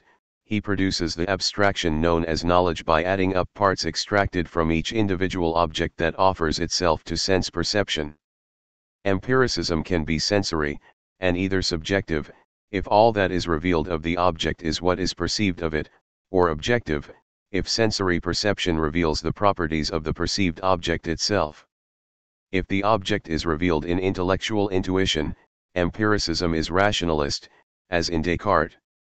This conception, however, supposes the existence of an object not only independent of the knowledge of it. This thesis is materialist, but also containing in itself, in an immediate way, knowledge of itself, which the scientist need only extract. Let us note in passing that this conception, very frequent in the ideological consciousness of scientists, especially experimental scientists, is not without real substance, inasmuch as it states a truth, albeit in roundabout and therefore false fashion, namely that the knowledge produced by the scientist's work is well and truly knowledge of the object, which exists independently of his knowledge of it, outside scientific work. This means that knowledge of any object at all belongs to the object even before that knowledge is produced, even before it is known. Hence one can legitimately situate it in the object in advance, since it belongs to it by all rights. This conception has just one drawback, but it is a serious one. It brackets out the scientist's work and thus the transformation of which the object is the site during the process of knowledge. If the empiricist thesis were correct, one could not help but wonder why scientists are needed at all, why the truth of the thing cannot be read off by simple sight, as in the case of Adam's knowledge in Malebranche's conception of it. The whole of the immense conceptual and material apparatus of science then becomes superfluous. It is an effort out of all proportion to its results, since those results have been attained in advance. What is more, it becomes impossible to understand the absolute condition of all scientific work, constant exposure to the risk of running into dead ends and errors, hence the risk of refutation, rather than verification, by experience. The British philosopher Popper was right to insist on this condition, the risk of experimental refutation, even if he worked it up into an idealist philosophy of the conditions to which a theory must subscribe in advance if it is to be certain of squarely confronting this risk. 1. It is, however, not sufficient to avoid these idealist conceptions of scientific activity in order to have done with false depictions of it. Today, the most widespread of these false conceptions, which, like all philosophical conceptions, has very old roots, is the one purveyed by logical neopositivism. Neopositivism, because it appeals to the authority of positivism; logical, because it renews positivism by subjecting it to the formal conditions of mathematical logic. Logical neopositivism has one great strength: it is based on self-evident truths, those of scientific practice itself. It recognizes nothing but facts, objective, material facts verified by experimentation. In that sense, it takes its place in the tradition of Kantian idealism: only those objects whose existence and properties can be put to the test of experimental verification, however complex it may be, and it has become very complex in modern times, exist as scientific objects. This means that all objects that are not susceptible of verification by an experimental test that can be repeated at will anywhere at any time, since these conditions are objective, they can be reproduced, do not exist for science, and therefore do not exist at all, or exist in the form of unverifiable discourses that are imaginary, since they cannot be experimentally refuted. The religions, psychoanalysis, and Marxism are all examples. As we have described it so far, logical neopositivism has not introduced anything really new, but has basically reproduced the Kantian distinction between legitimate sciences, which prove the existence of their object, and pseudosciences, which are illegitimate and have only imaginary objects. Metaphysics, rational theology, and the like. Point 2. Logical positivism displays its originality when it brings formal logic to bear to define truth criteria, in other words, criteria of validity, applicable to standing propositions or propositions established by experimental work. What formal logic works on is the language with which scientists, and non-scientists, operate, that is, scientific language and natural language. Here we encounter our first abstraction again, that of language, which neopositivism does not accept as a given, as all other idealist philosophies do, but interrogates, explores, and differentiates in order to discover the laws of its legitimate, and illegitimate, use. For it is clear that when we use awkward or false formulations to designate a real object's properties, or when we casually throw out genuinely contradictory propositions that go unperceived, we lapse into verbal errors that automatically generate scientific errors. There would be no objection to make to any of this if logical neopositivism did not in fact subordinate, or tend to subordinate, the rules of experimental validation to laws of logical validity laid down in advance, thereby lapsing into formalism, which, with empiricism, represents the most characteristic dissident variety contravariate of idealism. For empiricism, there is nothing that precedes the object and nothing that comes after it, thus there is nothing that differs from it, neither rules of validity nor truth. For formalism, in contrast, there is no object that is not subjected, before and after the process of its cognition, and in the course of it as well, to formal rules commanding both its existence and its properties. The old Leibnizian dream of a God who calculates the world he creates, subjecting it, in its existence and properties, to absolute, formal laws of non-contradiction 3 thus has its latter-day version in neopositivism, which subjects every proposition to the formal laws of non-contradiction and the truth tables. The height of the paradox, but we are getting used to these philosophical paradoxes, is that logical neopositivism is a formalism only on condition that this formalism is based on an empiricism, that of the facts of language, a radical formalism and a radical empiricism. It would be easy enough to show, by the same token, that an ontological formalism lurks behind the theses of empiricism. What interests us about these two cases, however, is a demand common to both that shapes what we might call the philosophical guarantee of the results of scientific practice. For it is as if the scientists who espoused either empiricist or formalist philosophy looked to it to provide them with a guarantee of their own practice. The technique of the guarantee is a very old human technique that no doubt goes back to the earliest commercial exchanges and property forms. It comes into play when someone who lends a sum of money to someone else requires that the borrower furnish him with a guarantee, the material or moral guarantee that he will be repaid when the loan comes due. the borrower provides the lender with this guarantee either by depositing an asset of the same value as the loan with a third party or by obtaining a moral guarantee from a third party who offers assurances that it will be repaid. The guarantee can also take the form of a mortgage, that is, the lender's right to recover his loan by tapping assets owned by the borrower. In all cases, the operation of the guarantee brings three parties or elements into play: a lender, a borrower, and a third party, either a person or an asset. The role of the guarantor, that is, the third party, the person or asset standing above the transaction and the contracting parties, is to guarantee the lender, materially and morally, that he will be repaid without fail at the promised time. Much the same thing happens in idealist philosophies of scientific practice. The scientist is, so to speak, the lender. He advances his efforts, work, and hypotheses. The borrower is the scientific object that receives all this anticipated expenditure. And the scientist expects to be repaid for his efforts. He therefore demands a guarantee that his efforts will in fact produce what he is expecting, what he has gone to such great expense to obtain, scientific knowledge. The idealist philosophies are the third party who provides him with this guarantee.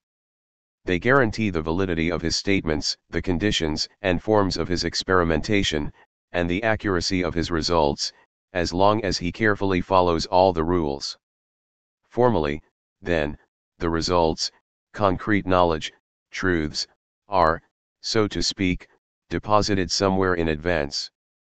They are already known, at least virtually, by someone, God, being, the philosopher who talks about them, so that the scientist can embark on his operation or, the word nicely sums up the matter, his speculation.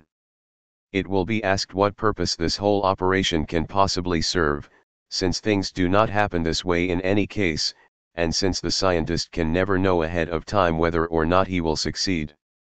One answer is that there are scientists who require this kind of guarantee, either because they have doubts about their hypotheses or the validity of their experimental instruments, or because they feel an inner need to defend themselves against the attacks of other idealist philosophies that, for their part, cast doubt on the titles of legitimacy titers of scientific research.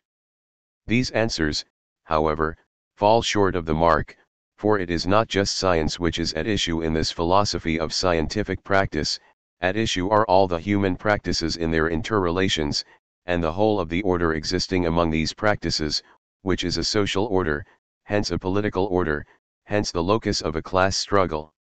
The allegiance that these philosophies do not succeed in winning from scientists, although they do in fact gain scientific partisans, they win by utilizing the example of science and its prestige with agents of the other practices, whom they intimidate by evoking and exploiting the model of science, the immense advantage of which is that it is not open to discussion. For science is science, it knows the truth by definition and cannot be called into question. With that, we begin to see that, in order to understand what a philosophy might be, we must take account not just of the practices about which it explicitly speaks, but also of the practices about which it does not speak and, as well, of the whole set of practices, for it is their internal relationship that is at stake in philosophical intervention. For example, the intimidation effect just mentioned is manifest in the case of Karl Popper's philosophy. For Popper has, on his own admission, constructed his entire, rather limited, philosophy for the express purpose of demonstrating that psychoanalysis and Marxism are not sciences, since, as he sees it, their hypotheses can never be refuted by experiment. Psychoanalytic experiment and the experiments of the class struggle are indeed incapable of being reproduced in the same form at all times and places, and since they have, as a result, every chance of turning out to be impostures of a religious kind. For matters are not always as clear or as forthrightly stated in other idealist philosophies of scientific practice. Nevertheless, when we take a close look, we always find motivations of the same sort. It is a matter of using the model of science to validate or invalidate other existing practices. We should not, however, confine our attention to the function of guarantee or validation. Idealist philosophy always has that function, which, however, does not always have the same ideological and political significance. This function can be exercised in a positive and progressive sense as well, as was once the case with bourgeois idealist philosophy. When the ascendant bourgeoisie was developing the productive forces as well as tools, machines, measuring devices, and other instruments, it needed science. It therefore also needed a philosophy guaranteeing that science was indeed science, provided objective knowledge, and had nothing in common with imaginary constructions such as religion or the philosophy of nature inherited from Aristotle, which was incapable of providing a theory of the motion of physical bodies. This desideratum did not reflect a psychological demand on the part of scientists disconcerted by the novelty of their discoveries and wondering whether it was really true that bodies obeyed Galileo's laws. It reflected the necessities of an implacable ideological struggle. For when the bourgeoisie set out to conquer its place, it had to dislodge those in possession of it. When it decided to win recognition for the existence of the sciences, it had to wrestle with the tremendous forces of religious ideology, which occupied the terrain.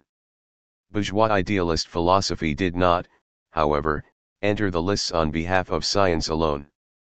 It had to take into consideration the fact that the fight for science could not be isolated from the ensemble of political and ideological struggles.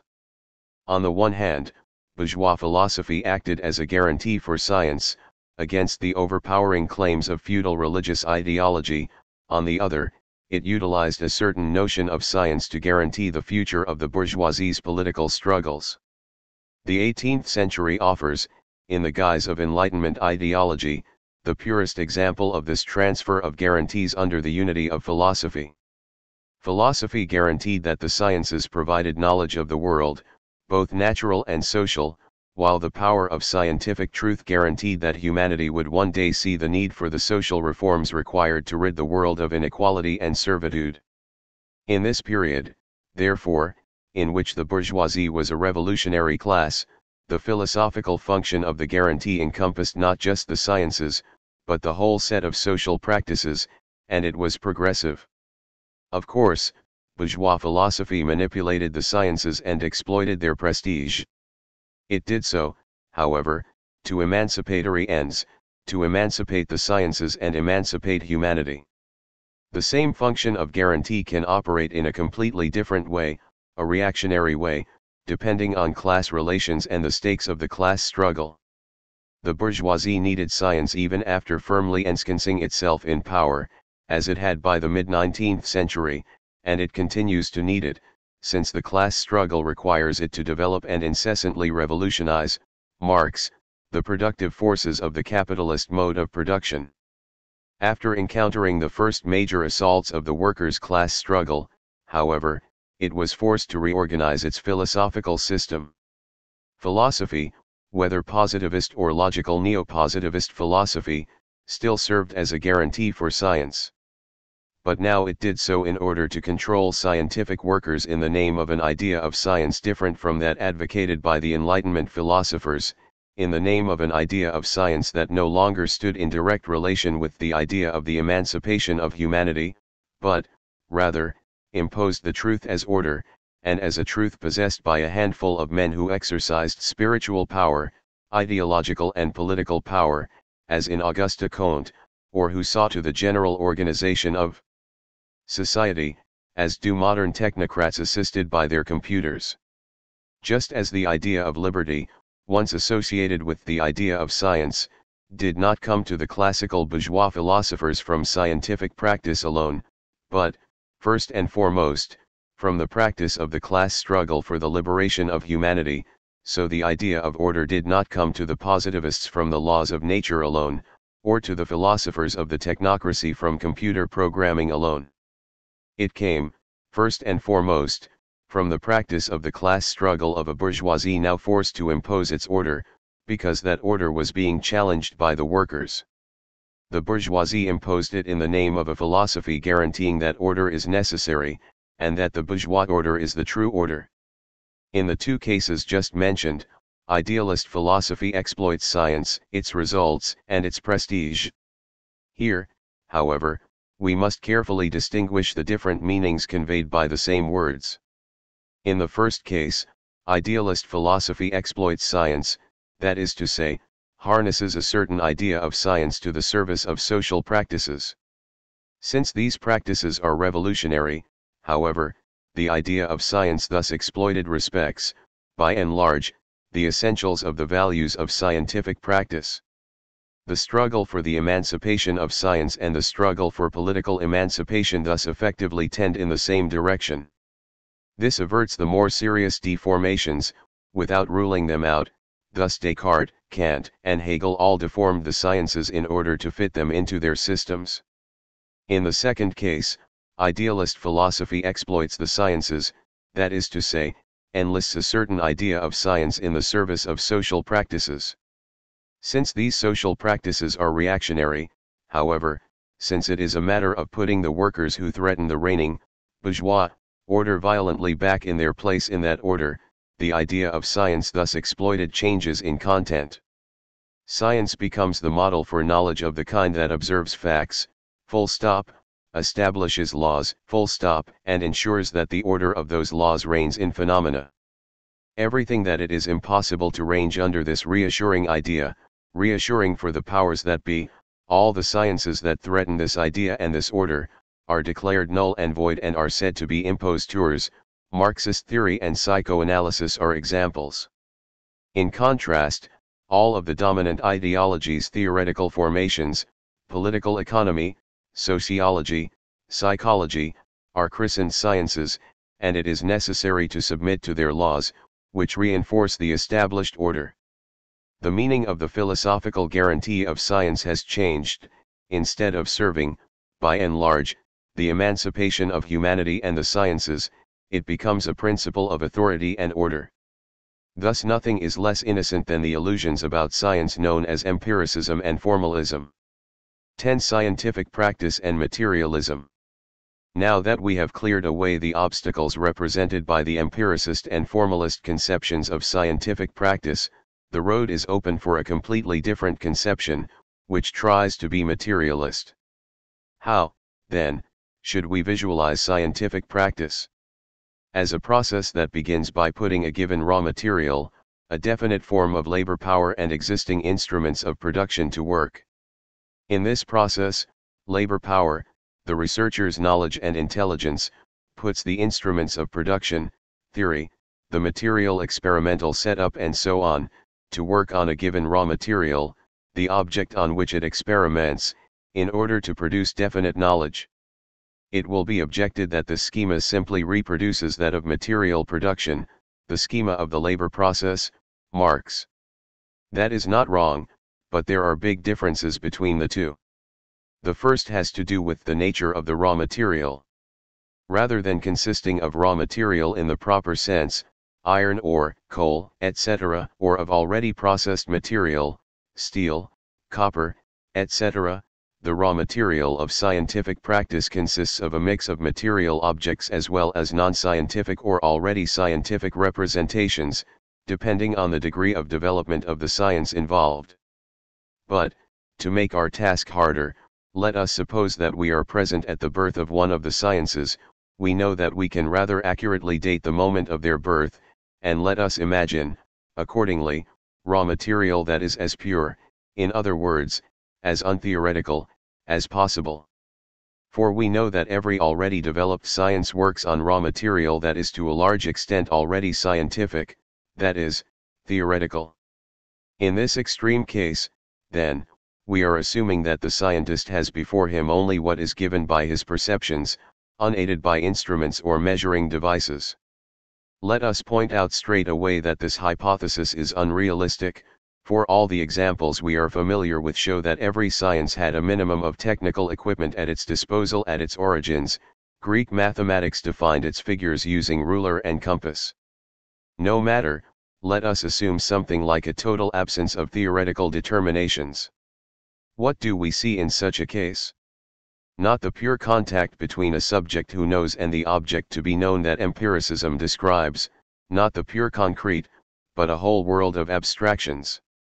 The concrete doubtless reveals itself through sensory perceptions, but what they indicate is less what it is, its essence, than the mere fact of its existence. Doubtless, For the existence of something to be indicated, something of its essence must be revealed as well.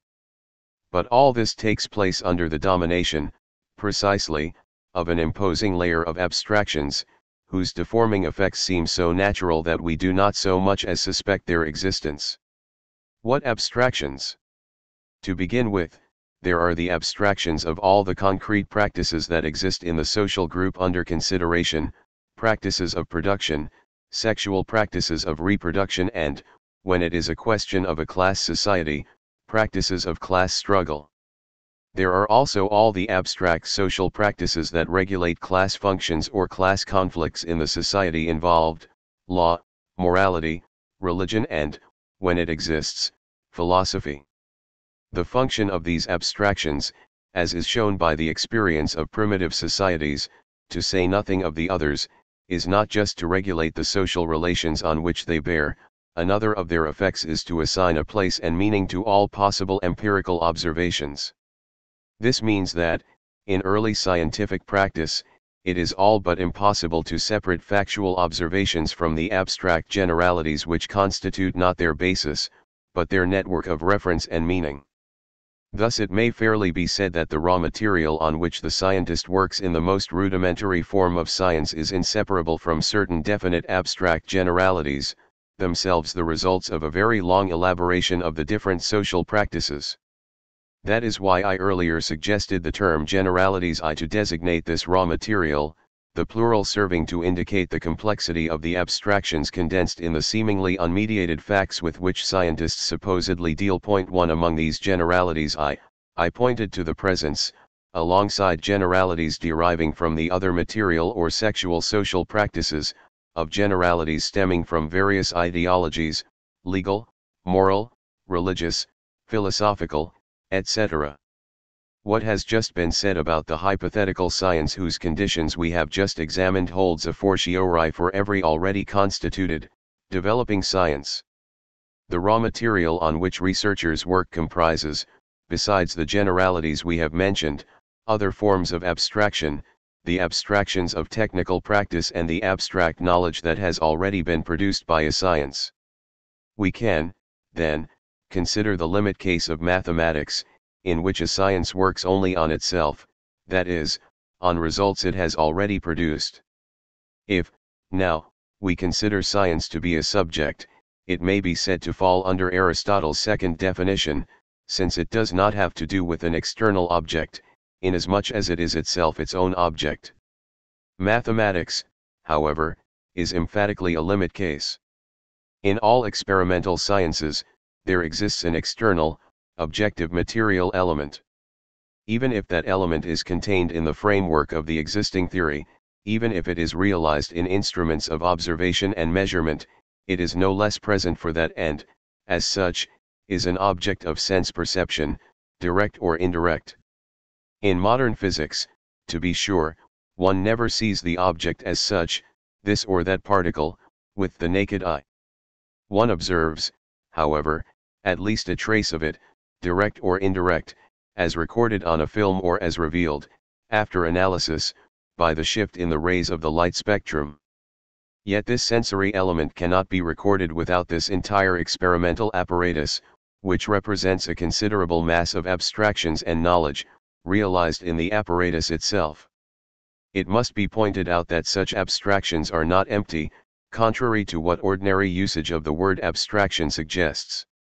The opposite is true, they are full of definite knowledge obtained at the end of a long process, and their orderly combination assemblage defines not an empty space, but, on the contrary, a perfectly mapped space. It is in this space that the scientific event will occur, the scientific fact that will make new discoveries possible or make it necessary to modify either the working hypotheses or the experimental setup. The greater the progress the science makes, consequently, the more its raw material tends towards the concrete, which is simply a result of the combination of the multiple abstractions or knowledge constituting it. Marx put it this way: science does not proceed, as everyday ideology supposes, from the concrete to the abstract, from empirically existing objects to their truth, contained in them from all eternity, so that it is enough to extract it. On the contrary, science proceeds from the abstract to the concrete. 2. It gradually refines abstraction, the existing abstractions, moving from ideological abstractions to the abstractions of technical practical knowledge and, ultimately, scientific abstractions, and, after exactly combining them, to a definite abstraction bearing on a concrete object. This definite abstraction thus becomes the concrete knowledge of a concrete object. It must be said that the majority of philosophers and even scientists are unaware of this fundamental materialist truth, yet, without it, it is impossible to understand what occurs in scientific practice. From the standpoint of the process of scientific practice, there is little to be said about the researcher. For he is wholly defined, certain special aptitudes aside, which can play a decisive role in some cases, by the state of the existing science in which he works.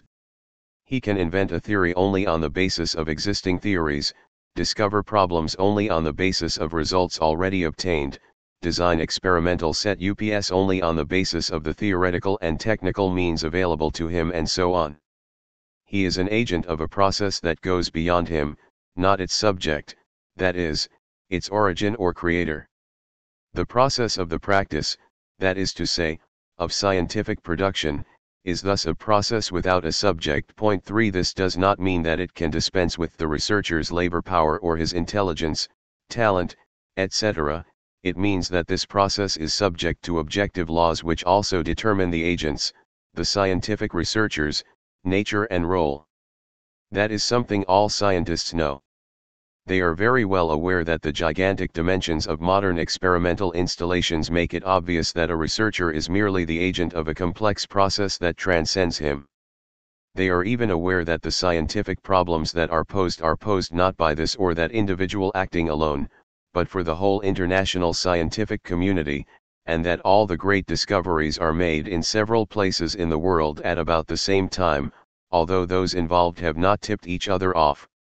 They are aware that research is engaged in an impressive adventure which is, moreover, largely determined from without, by the demands of production and the imperatives of class struggle.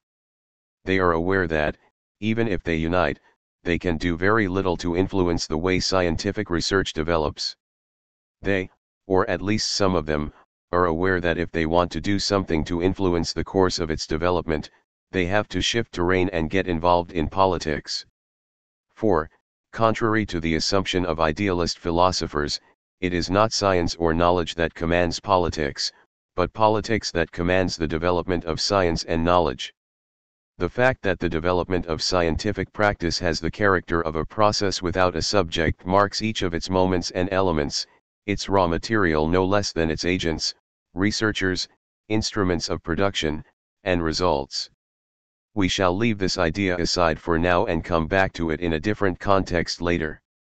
What has been said about the raw material of production obviously also holds for the instruments of production. These are, we said, realizations of scientific abstractions, of theoretical knowledge. This is easy to see as far as the instruments employed in experimentation are concerned. In the past, measuring devices were simple. Today, they have given rise to highly abstract theories justifying their nature, the quality of the metal of which they are made, the temperature at which they are used, the vacuum, or not, in which they are put to work, and so on. I shall not go into this aspect of things, well known thanks to a phrase coined by the philosopher Gaston Bachelard, instruments are materialized theories. Point 4. I would, however, like to underscore a less familiar aspect of the matter, the fact that the current theory of a science figures among its instruments of theoretical production. We can, moreover, say that this theory is present in a science's raw material as well, since the matter worked on is defined, in a given science, in accordance with the theoretical achievements of that science. Thus Bachelard has shown that scientists experiment on pure bodies, although there are no pure bodies in nature, since every pure body is the product of a scientific theory and a corresponding technique. Point 5. What holds for the instruments of production holds a fortiori for the raw material, for what is of interest about the theory figuring in the instruments of theoretical production is that it figures there not in a form different from itself, as raw material or instrument of production. but in the pure form of the theory of the existing science. This no doubt does not mean that the theory figures in the instruments of production in its entirety, for, as a rule, it does so only partially, in the form of a certain number of scientific concepts. The operative significance of these concepts, however, does depend on the theory as a whole. They intervene both directly and indirectly in the work performed on the raw material, in the form of hypotheses to be verified or instruments of observation, measure, and experimentation. The interest of this analysis is that we can, here too, take the example that seemed exceptional to us a moment ago, mathematics, and say that, in a certain sense, science, even experimental science, works only on itself, since it is, regarded from this angle, its own raw material, its own agent and its own instruments of production. If, however, it works only on itself, how does it manage to make discoveries rather than endlessly repeating itself? The answer is that it works on a contradictory object, for the theory that works on itself, at the limit, does not work on a theory that has eliminated every internal contradiction, that has, in other words, arrived at the ultimate knowledge of its object. Quite the contrary, it is an incomplete theory which works on its own incompletion and derives, from this play, gap or contradiction, the means with which to progress beyond the level of knowledge it has already attained, in short, the means to develop. What it then produces is new knowledge. Earlier, I suggested the term generalities to designate the complex set of abstractions and instruments that the agent of scientific research puts to work on the raw material, generalities I. At the same time, I proposed that we call the new knowledge produced by this whole process of knowledge generalities 3. I am aware that this terminology is open to objection. It can be objected, in particular, that if, as I have claimed, scientific abstractions are distinguished from technical practical abstractions by their universality, the scientific knowledge obtained at the end of the process should be called universalities, not generalities. The reader will recall the distinction we drew above. A generality is always empirical, whereas a scientific abstraction, which is universal, is always theoretical. I admit, therefore, that this criticism is partly justified. Moreover, it could be extended to generalities too, since, in the case of a well-developed science, scientific and therefore universal abstractions always figure among these generalities as well. But, precisely, we also find ideological generalities figuring among both generalities I and II, and ideological generalities, we know, are falsely universal. Moreover, we find ideological generalities even in the knowledge produced at the end of the process, generalities 3. This is the sign that the science is not complete, as it never can be. It is the sign not only that its theoretical problems are never fully resolved, but, further, that it is inevitably subject to the pressure of the surrounding ideology, which contaminates or can contaminate the way it poses scientific problems, although it can sometimes also help it to pose them. That is why I prefer to retain the term generalities to designate even the scientific abstractions comprising the knowledge that the process produces. If we now consider the process of scientific practice as a whole, we can see that it is dominated by a set of abstractions that are all relations. These relations are not simple abstractions nor even a sum of simple abstractions, they are abstractions which are combined in a specific way, producing a relatively stable structure. Among these relations, we may immediately mention those already discussed, between the existing theory and the technology of the experimental setup. A close look reveals that these relations are extraordinarily complex. The phenomena of experimental validation take place under the domination of these relations, which strictly define their conditions. The relations of theoretical production are not, however, the only ones to come into play.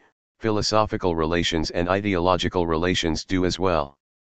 If idealist philosophers' way of depicting the relations between philosophy and the sciences is mistaken, if these philosophers are mistaken, in particular, when they say that philosophy defines the elements of every scientific theory, they are not mistaken when they include philosophical and even ideological relations among the relations of scientific production. Philosophical relations, usually conveyed, like ideological relations, in natural language, or in abstract language that has become part of natural language, are constituted by certain arrangements of philosophical categories and theses which play their role at the frontier between what a science already knows and what it is trying to find out, hence in the constitution of its theory. To take a simple example, it is obvious that scientific physics, which begins with Galileo, would have been unable to come into being without a new concept of causality to replace the old, outmoded concept of causality taken over from Aristotle. What operated to produce the category of causality that put physics on the road to a new concept of causality, if not the philosophy of Descartes and the Cartesians? In this case, we may say that philosophy responded to an explicit demand emanating from physics. Very often, however, philosophy precedes any demand, producing categories that science will utilize only much later. To take, here too, just one simple example, Aristotle had forged in his philosophy, for general theoretical reasons that took theological form, the category of a first cause that was, paradoxically, an unmoved mover and, consequently, operated at a distance. 20 centuries later, Newton adopted the same category to think the action that bodies exert on one another at a distance in the form of attraction and repulsion, thereby scandalizing the Cartesian mechanists, who could not conceive of physical action without contact and thus without collision. It is important to understand that, in this phenomenon, which reveals that philosophical relations, and ideological relations as well, the distinction does not matter much here, also command the process of the production of concrete scientific knowledge, we do not have to do with linear determination, in either time or space. We have to do, rather, with forms which, while they express philosophical relations necessary for the development of the existing sciences, and thus imposed by the major, dominant theoretical problems of their day, may hold the surprise of either anticipation or insignificance. The philosophical relations of theoretical production are not arbitrary, when one considers a given science at a given moment in its history. Obviously, however, they do not exhaust the ensemble of philosophical categories and theses in existence in their time. For the stake of philosophical battle is not just the sciences, philosophy must defend the whole front on which all the other human practices also figure. In devising categories and theses that will be deployed on the front of scientific practice, philosophy takes into account the ensemble of the stakes of its combat. This means that, while respecting the reality of scientific practice as far possible, it has to inflect its representation of it so as to adjust all its interventions to each other on a common theoretical basis. It is because of this inevitable distortion that philosophy is, for reasons of principle, not a science and, likewise for reasons of principle, does not provide knowledge, yet is haunted by one particular practice, that of intervention in the theoretical, and other, relations of scientific practice and the other practices. We shall see the nature of the intervention involved. Obviously, the thesis that there exist relations of scientific production that are not purely scientific, but also philosophical and ideological, flies in the face of the positivist depiction of science. For positivism, as for all forms of rationalism, everything intervening in scientific practice is purely scientific, even the object which, albeit opaque before scientific experimentation on it began, proves that it already possessed its own essence in itself once its essence has been extracted from it by abstraction. Positivism derives its thesis of science's absolute scientific neutrality from that notion, together with its thesis about the omnipotence of science, which, as the bearer of truth, has only to reveal itself to people or be taught to them in order to be recognized by them and so serve them as a politics, for their greater good. This rationalist conception of science is the classic form of the bourgeois ideology of science, and it is such because it is part of the ideology of the dominant class, the ideology that is dominant in its turn. This is observable not only among scientists, who are directly influenced by this rationalist ideology of science, but also in very broad strata of both the bourgeoisie and also the working class, whom this ideology reaches directly by way of the science curriculum in primary schools. In this connection, it is worth noting that the idea that science can be reduced to the restricted sphere of its purely and directly experimental practice is, in the proper sense, a bad abstraction. This is not just because everything found in this sphere, raw material, equipment, instruments, even theoretical problems, etc., depends on the outside world, but also because scientific practice is not confined to the production of purely scientific results. For these results are the object of technical applications, since that is their basic raison d'être, they are also the object of a curriculum that is an indispensable part of the labor force's education. This curriculum, however, by no means reproduces the whole process of the production of knowledge, it limits itself to expounding its basic results and, given the prevailing balance of power, it necessarily expounds them in the form of the dominant ideology, the rationalist ideology, which neglects the role of ideology, philosophy, and class struggle. Thus this curriculum contributes in its own fashion to reproducing the ensemble of the conditions of scientific production. This is a crucial point, which Marx underscored in discussing material production. No production is possible if it does not produce, along with its results, the means of replacing those of its own conditions used up in the process of production. No production is possible, in other words, sustainable, if it does not ensure the conditions of its own reproduction. We may say, in this regard, that philosophical and ideological conditions play a determinant role, precisely, in the production of the conditions of reproduction. Point 6. What allows an experimental science, which varies the conditions of its experiments, and varies its hypotheses and experimental set ups as well, to conceive of the possibility of such variations? What if not the existence of invariant relations, which make such variations conceivable and realizable? On close inspection, these relations turn out to be philosophical or ideological relations. The notion of substance or cause, for example, made it possible for the variations of Aristotelian physics and, later, Galilean physics, to emerge in response to new problems thrown up by the practice of production or military practice. Similarly, the notions of natural law and human nature made it possible for the variations of natural law in its entirety, and thus of the corresponding political theory in its entirety, in its extremely diverse forms, think of what forever separates Hobbes from Locke and even from Rousseau, to emerge and then consolidate itself in response to the new problems posed by the political and ideological conflicts of the 17th and 18th centuries. Thus there exist philosophical categories, substance, cause, God, idea, etc., or ideological ideas or notions, natural law as moral law, human nature as rational and moral, etc., that have dominated human culture for centuries. This domination was not exercised over the ignorant and simple-minded alone, it also served as a theoretical matrix for theoretical, philosophical, and scientific constructs of the very highest level of abstraction, the greatest difficulty, and the most far-reaching theoretical and practical import.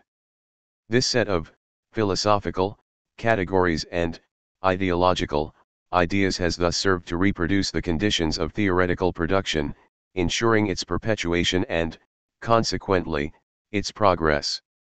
We must of course bear in mind that as a result sous l'effet of the combination of the different problems posed by the different practices, this body of theoretical relations of production is transformed in the course of history. But such transformation takes place relatively slowly, and the moments of its mutation are conspicuous enough to allow us to periodize this history.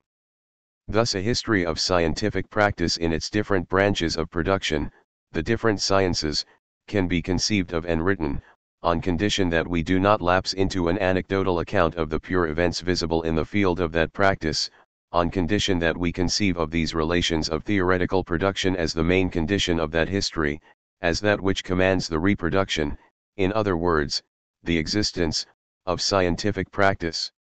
We have to do here, doubtless, with a form of existence of philosophy that is not easy to discern and define, since it is easily confused with idealism's depictions of it, philosophy's omnipotence vis-a-vis the sciences.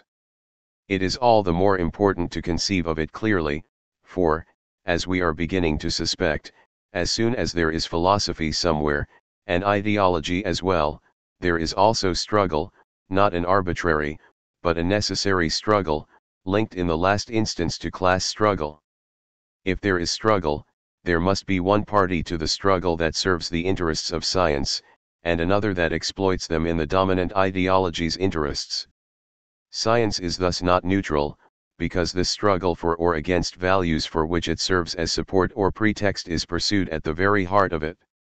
As a rule, scientists are unaware of this, with the result that they succumb, uncritically, to the influence of the dominant ideology's ideas. Non-scientists, as a rule, are also unaware of it, with the result that they succumb to the ideas of the same ideology, which turns science's prestige and efficacy to its own profit, to the profit, that is, of the class which that ideology serves. Only a few rare scientists, materialist philosophers, and Marxist political activists are aware of it and conduct themselves accordingly.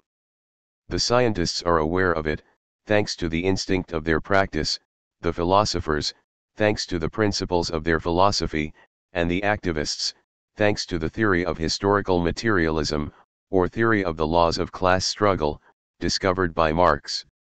11. Ideological practice.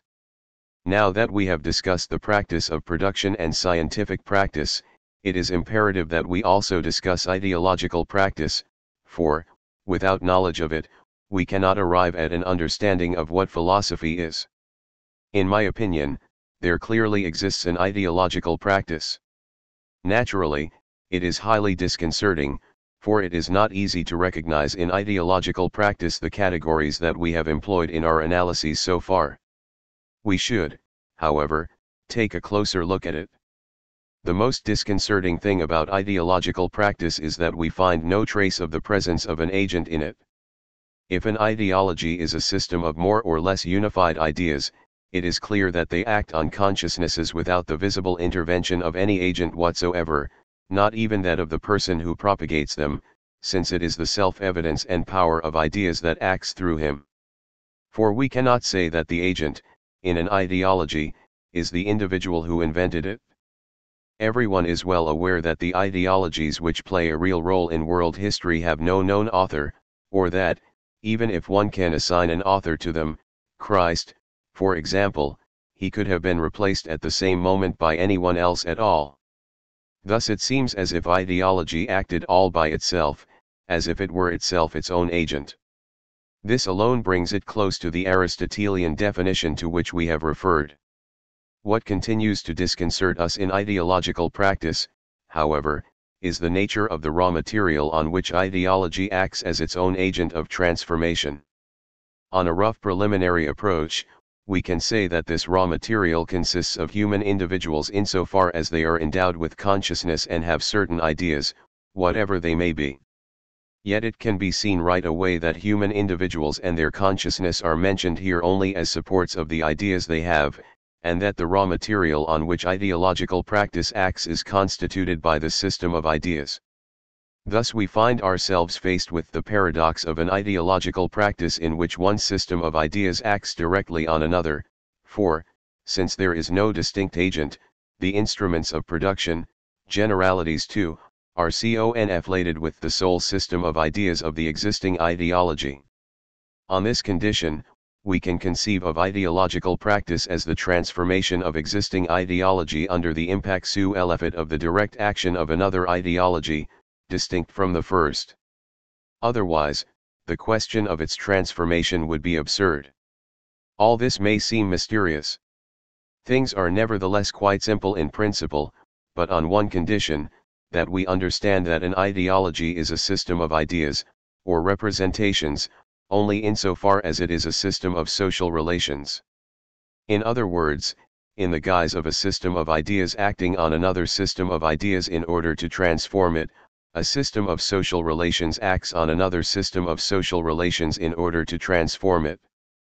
And this struggle, which occurs in the realm of ideas or, rather, in that of social ideological relations, Lenin, one is merely one form of the general class struggle.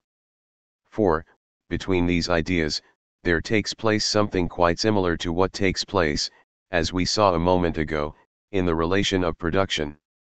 Do you remember, to a three-term relation, and therefore a double-entry relation, a relation between two classes, but with regard to their respective relations to the means of production. In the case of ideology too we have a first relation, between two ideas or two systems of ideas. A second relation, however, immediately comes into play to confer its significance on the first, for the relation between the two systems of ideas intervenes with regard to their respective relations to a different reality. Which one? The stakes of the ideological class struggle, the relations of the ideological class struggle. Examples. One can fight at the level of ideas for or against the claim that nature is rational, for or against determinism, for or against political freedom, for or against the existence of God, for or against the freedom of art and so on, ad infinitum. In this case, what happens? We may say the following.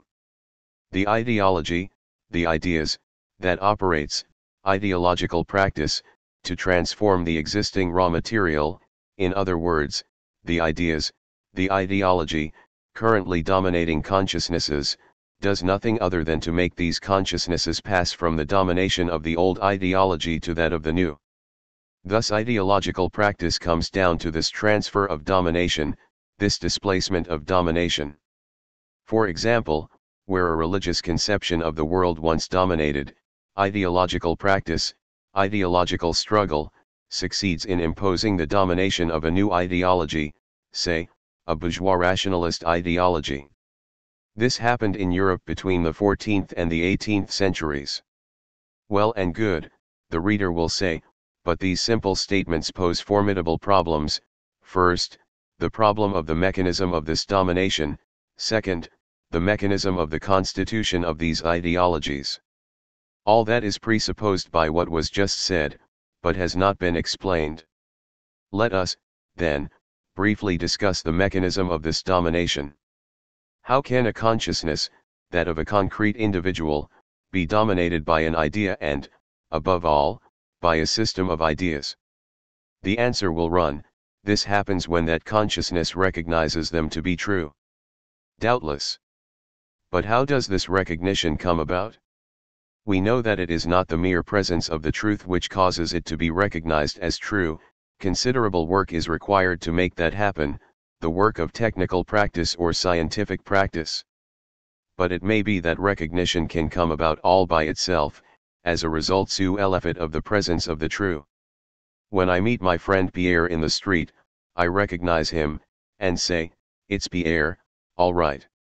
And I really do have the feeling that it is I, Louis, who find myself in direct, concrete contact with the truth that Pierre is there in the street, coming my way, and that I, Louis, recognize him, "It's Pierre, all right."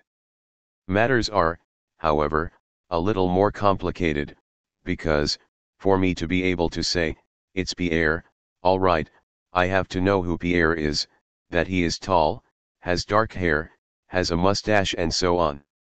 Thus recognition reconnaissance presupposes cognition connaissance, and I find myself caught in a circle.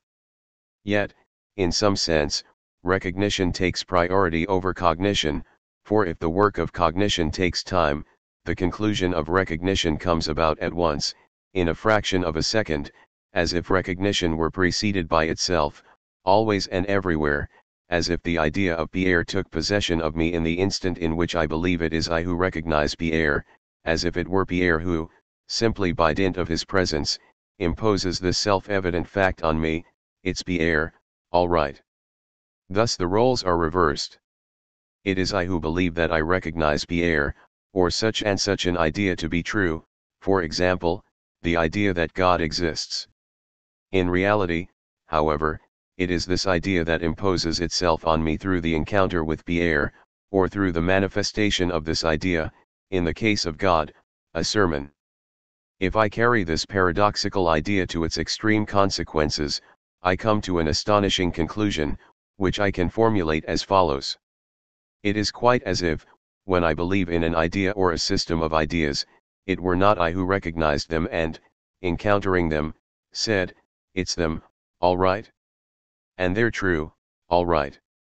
Quite the contrary, it is as if, when I believe in an idea or a system of ideas, it were this idea or system of ideas that dominated me and imposed on me, by way of the encounter with their presence or manifestation, the recognition of their existence or truth and, simultaneously, my capacity to recognize them as true and to say so in all good faith. It is as if, at the limit, the roles having been completely reversed, it were not I who interpellated an idea in order to say to it, "Hey, you, let's have a look at you, so I can tell whether you're true or not." Rather, it is as if it were the idea or system of ideas that interpellated me and imposed its truth on me and, together with its truth, recognition of its truth and, together with that recognition, the function of recognizing, indeed, the obligation to recognize, its truth. That is how the ideas making up an ideology forcibly impose themselves on people's free consciousnesses, by interpellating people in forms such that they are compelled freely to recognize that these ideas are true, in forms such that they are compelled to constitute themselves as free subjects, capable of recognizing the truth where it resides, namely in the ideas of ideology. That is the basic mechanism operating in ideological practice, the mechanism of the ideological interpellation that transforms individuals into subjects. And as individuals are always already subjects, that is, always already subject to an ideology, man is by nature an ideological animal, we have to say, to be consistent, that ideology transforms the content, the ideas, of consciousnesses by interpellating subjects as subjects, that is, by making concrete individuals, who are already subjects, shift from a dominant ideology to a new ideology that is struggling to attain domination over the old ideology through individuals. We could take the analysis of the effects and conditions of this very special mechanism much further, but we shall leave it at that for now. For we must also try to answer another question: why ideologies? Where do ideologies come from? However far back we go in the social existence of humanity, we observe that people live in ideology, in other words, under the domination of ideological social relations. Why?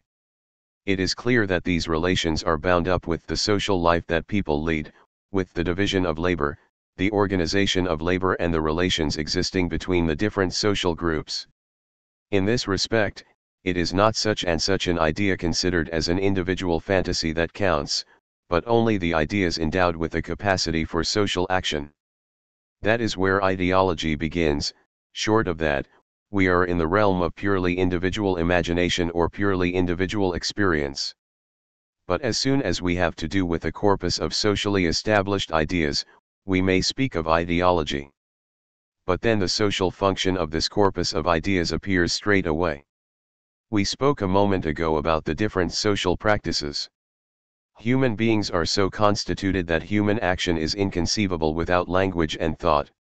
It follows that no human practice exists without a system of ideas represented in words and constituting, in this way, the ideology of that practice. Since the practices coexist in social life, but since some of them, the practices of social unity and social division, of social cohesion and social struggle, manifestly prevail over all the others, inasmuch as they are the condition for them, no ideology, I mean the ideology under whose domination each practice is carried out, stands off in its own corner, isolated and self-contained. Rather, each ideology finds itself dominated and restructured by the social ideologies of social unity or social struggle. It is these ideologies, primitive myths, religion, political and legal ideologies, which set their stamp on the local ideologies that they subordinate to themselves. That is why we can say that, despite their local and regional diversity, despite the diversity and material autonomy of the multiple practices that they dominate and unify, ideologies in class societies always bear the mark of a class, that of the dominant class or that of the dominated class. and since there is no getting round the pair dominant ideology/dominated ideology as long as we remain in class societies, we would do better to talk, rather than about a dominant ideology and a dominated ideology, about the dominant and the dominated tendency in each, local and regional, ideology, with the dominant tendency of ideology representing the dominant class's interests, while the dominated tendency strives to represent, under the domination of the dominant tendency, the dominated class's interests. This stipulation is important, for, without it, we could understand neither how the ideology of the dominated class can bear the marks of the ideology of the dominant class, nor, above all, how elements of the dominant ideology can figure as such in the ideology of the dominated class, and the other way around. But, if everything that has just been said is true, we must add one stipulation about ideology's forms of existence. For we are too readily inclined to believe that ideology is ideas and nothing else. In fact, except in an idealist philosophy such as that of Descartes, one is very hard put to say what is an idea and what is not in a person's consciousness. One is even at a near loss to say what, in a human being, is consciousness and what is not. A human being's ideas always have, in that human being, a form of material existence or a material support in the humblest sense of the word matter, even if it is just the sound of the voice when it articulates sounds to pronounce words and sentences, or the gesture of an arm or posture of a body making the merest suggestion of a movement to designate an object, hence an intention, hence an idea. This is a fortiori the case when we consider the social existence of the ideologies. They are inseparable from what we call institutions, which have their statutes, code, language, customs, rituals, rites, and ceremonies. Even a simple fishing society provides an illustration, as do, a fortiori, a church, or a political party, or the school system, or a labor union, or the family, or the order of physicians, or the order of architects, or the order of barristers, etc. Here too, we may say that ideologies require their material conditions of existence, their material support, or, better, their material forms of existence, since this corpus of ideas is, properly speaking, inseparable from this system of institutions. We cannot, without making fools of ourselves, claim that each of these institutions was conceived for the unique purpose of incarnating the dominant ideology and inculcating it in the popular masses in the service of the dominant class's interests. For it is plain that the school system also serves to educate the workforce, to transmit knowledge that humanity has acquired in its history to children and adolescents. Nor can we say that all political parties or labor unions were conceived for a unique purpose, for a working class party serves the working class. Nor can we say that the medical ideological apparatus was conceived for the unique purpose of diffusing bourgeois ideology, for it also serves to provide care for the ill, that is, to rehabilitate the workforce, and so on.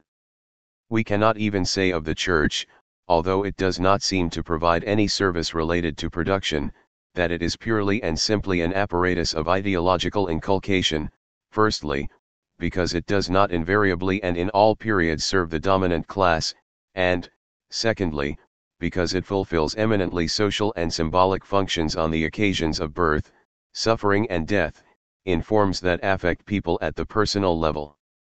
Yet the fact is that, under cover of these different social functions, which are objectively useful in terms of production or social unity, these ideological apparatuses are penetrated and unified by the dominant ideology. It is not that the dominant class decided, one fine day, to create them in order to assign them this function, it was able to conquer them, when they were already in existence and served the old dominant class, for instance, the church, the school system, the family, medicine, and so on, or lay the groundwork for them only in the course of, and at the price of, a very long, very bitter class struggle. Their existence is thus in no sense the simple result of a decision corresponding to a preconceived plan perfectly conscious of its objectives. It is the result of a long class struggle by means of which the new class constitutes itself as the dominant class and seizes state power and, once firmly settled in power, undertakes to conquer the existing ideological state apparatuses, reorganize them, and lay the groundwork for the new apparatuses it needs. 12. The ideological state apparat uses. I have pronounced the decisive word, the state. 14. Plainly, everything turns on the state. Except among the idealists of consciousness, who tenaciously defend the idea that ideology is ideas and nothing else, we will in fact find theorists prepared to grant all that has just been said about the ideologies, as long as the word state is not pronounced. Even the most conservative bourgeois theorists are prepared to make this concession: yes, ideology is something other than ideas, yes, ideology is conflated with the institutions that incarnate it, yes, one must talk about ideological apparatuses. And functionalism, a philosophy which thinks that the function exhaustively defines every organ, every element of a whole, that the religious function of pardon defines the church, the function of teaching defines the school, the function of child-rearing defines the family, and the function of public service defines the state, too is happy to accept these views. The line of demarcation, however, lies here, it appears, as soon as it is a question of the state as such, not public service, which is just one aspect of the state. I mean in class societies, of course, for the state exists only in class societies. Why insist so heavily on the claim that the major ideological apparatuses are ideological state apparatuses? I do so to bring out the organic relation between their class ideological function and the apparatus of class domination known as the state. It is quite as if the class that seizes state power and becomes dominant has to have the use not just of the repressive state apparatuses, the army, the police, the courts, which function above all on physical violence, but also of another type of apparatus, which functions above all on ideology, in other words, on persuasion or inculcation of the dominant class's ideas, on consensus. Involved here is not a whim, the self-indulgence of a dominant class that would like to dominate not just by force, but also by affording itself the luxury of a gratuitous supplement, persuasion, consensus, consent. For no dominant class can ensure that it will endure by force alone. It has to secure the free consent not only of the members of the class that it dominates and exploits, but also of its own members, who do not readily agree to subordinate their private, particular interests to their own class's general interests, and who likewise do not accept the idea that their class has to rule otherwise than by naked force to ensure its domination, precisely by ideology, and the dominated class's consent to the dominant class's ideas. It is not just that this function of ideological domination can be exercised only by the dominant class and the instrument of its domination, the state; it can, further, be exercised only if the dominant class's ideology is constituted as the truly dominant ideology, something which calls for state intervention in the ideological struggle.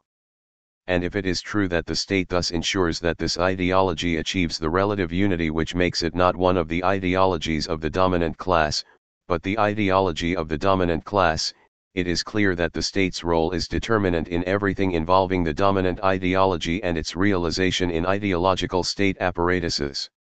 The foregoing is intended to make it crystal clear that if we do not bring the concept of the state into play, if we do not designate the better part of a class society's ideological apparatuses as so many ideological state apparatuses, we forego the means of understanding how ideology functions in that society, for whose benefit the ideological struggle is played out, in which institutions this ideology is realized and this struggle is incarnated.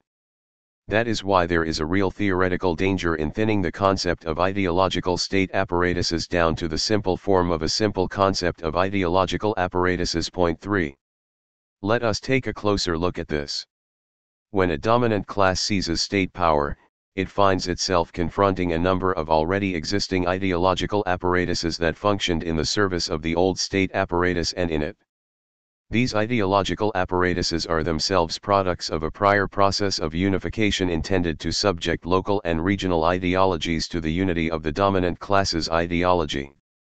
But these local and regional ideologies were not originally forged to help to achieve this unification and thus to help to ensure the functioning of the dominant ideology. they are anchored in the practices corresponding to them, whose diversity is, at the limit, irreducible in their materiality. Thus, when capitalism was emerging in the long period of the decay of feudalism, local ideologies such as those of peasants who were still serfs, others who were tenant farmers or independent farmers, and workers who were employed in their homes all coexisted with regional ideologies such as those of the various schismatic sects, not just the Protestants, but also the Albigensi and Cathars, the ideologies that accompanied scientific practices or the discoveries of the explorers and so on. Hence there is diversity in the materiality of the ideologies, a diversity which it proved impossible to unify completely in the old dominant ideology, and which can also not be wholly reduced within the unity of the new dominant ideology. That is why it seems to me correct to recognize the dialectic of this process of unification in principle, while inscribing our recognition of it in the open-ended plurality of the ideological state apparatuses. Open-ended, because there is no predicting how the class struggle will evolve, it can breathe new life and vigor into old ideological apparatuses. For example, in our day, the church in certain countries, such as the USSR, but it can also create new, completely unforeseen ideological apparatuses. The news and information apparatus is undergoing spectacular developments today with the modern mass media. The most spirited objections elicited by the sketch of a theory of ideology and the ideological state apparatuses have been political and theoretical. This conception has been accused of lapsing into functionalism and, accordingly, of subjecting every individual to the absolute determination of the system of the dominant ideology. Thus I am supposed to have displaced onto ideology the economic determinism that the economistic interpretation of Marxism treats as primary. If the dominant ideology interpellates every individual as a subject, if the ideological apparatuses are uniformly brought under the law of a perfectly unified dominant ideology, it obviously follows that an oppositional political party, for instance, the Communist Party, is just one part in the system, subject to the law of the system and wholly determined by the system. Such a party would accordingly take its place in, and serve, that system. To be very precise, it would be an instrument in the service of the bourgeois class, destined to hold the working class in check and instill an ideology of submission in it, so that it accepts the exploitation to which it is subjected without rebelling. That can happen. The same applies, according to my critics, to the trade unions, school system, and so on. All possibility of political action intended to transform the prevailing order, whether in society as a whole or in one or another social sector, is supposedly foreclosed. Thus, at the limit, all political action would be condemned to reformism, in other words, would in fact go to reinforce the system of bourgeois domination, and any and all revolutionary action would be impossible. To say so, however, is to misunderstand the Marxist theory of class struggle and classes, as well as the Marxist theory of the determination of the superstructure by the infrastructure and the reciprocal action of the superstructure, thus of ideology and the state, on the infrastructure. It is to espouse the bourgeois theory of class struggle. The struggle of the bourgeois classes does indeed constantly tend to impose its ideological hegemony on the working class, to bring the latter's fighting organizations under its own domination, and to penetrate them from within by revising Marxist theory. The theory of the ideological state apparatuses accounts, at all events, for this historical fact, this tendency that the bourgeoisie cannot renounce if it wants to maintain its dominant position. It is an undeniable fact, inscribed in the history of the class struggle, that the bourgeoisie always seeks to win back positions it has had to concede in the course of the class struggle. Not only does it hope to turn the clock back, to restore the old order, but, this is subtler and infinitely more serious, it even proves capable of integrating into its own struggle the concessions that it has had to make to the working class. Everyone knows, for example, the history of the major working class gains, reduction of the working day, recognition of the right to organize unions, collective agreements, and so on. The bourgeoisie has not granted any of these gains of its own free will, but only after long, bloody class struggles waged by the proletariat and its fighting organizations. Every time, the bourgeoisie has managed to conduct an orderly retreat and, to date, has succeeded in integrating such reforms as it has conceded into its system of exploitation. If it was forced to agree to recognize the workers' right to organize labor unions, for instance, it has cleverly managed to integrate the unions thus created into the legal order of its own institutions, in such a way, that is, as to induce some of them to play the part of scabs or strike breakers. If it was forced to grant certain social advantages, such as child benefits or socialized health care, it has cleverly managed to get the workers to pay for them, either directly, employee contributions, or indirectly, employer contributions or state subsidies which, directly or, through taxation, indirectly, tap the surplus value of production. The same law manifestly governs political parties. If the proletariat had to wage long, bloody struggles for the right of political association, the bourgeoisie has proven perfectly capable of turning the result to its advantage by winning the great majority of working-class activists organized in social democratic parties to the reformist cause. The advent of imperialism has by no means altered these practices. Quite the contrary, in the metropolitan countries, it has accelerated and exacerbated them by creating new forms of organization of the labor process, Taylorism and Fordism, which, on the pretext of letting workers set up their own work schedules or choose their posts in production, has subordinated them still further to bourgeois ideology.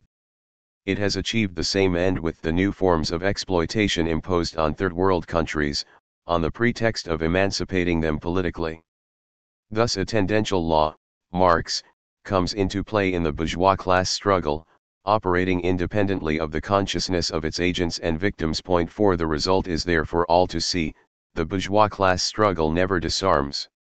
When it has to give up ground, it does so in the intention of winning it back, very often under conditions more favorable than those that prevailed initially. The Second World War provides one of the most conspicuous illustrations of this law.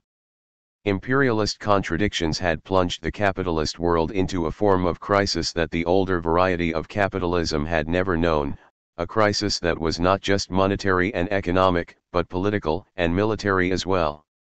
The contradiction between the international capitalist class and the international working class, as well as the exploited third world countries, was at the root of this crisis too, but it operated, now, on an infinitely expanded scale.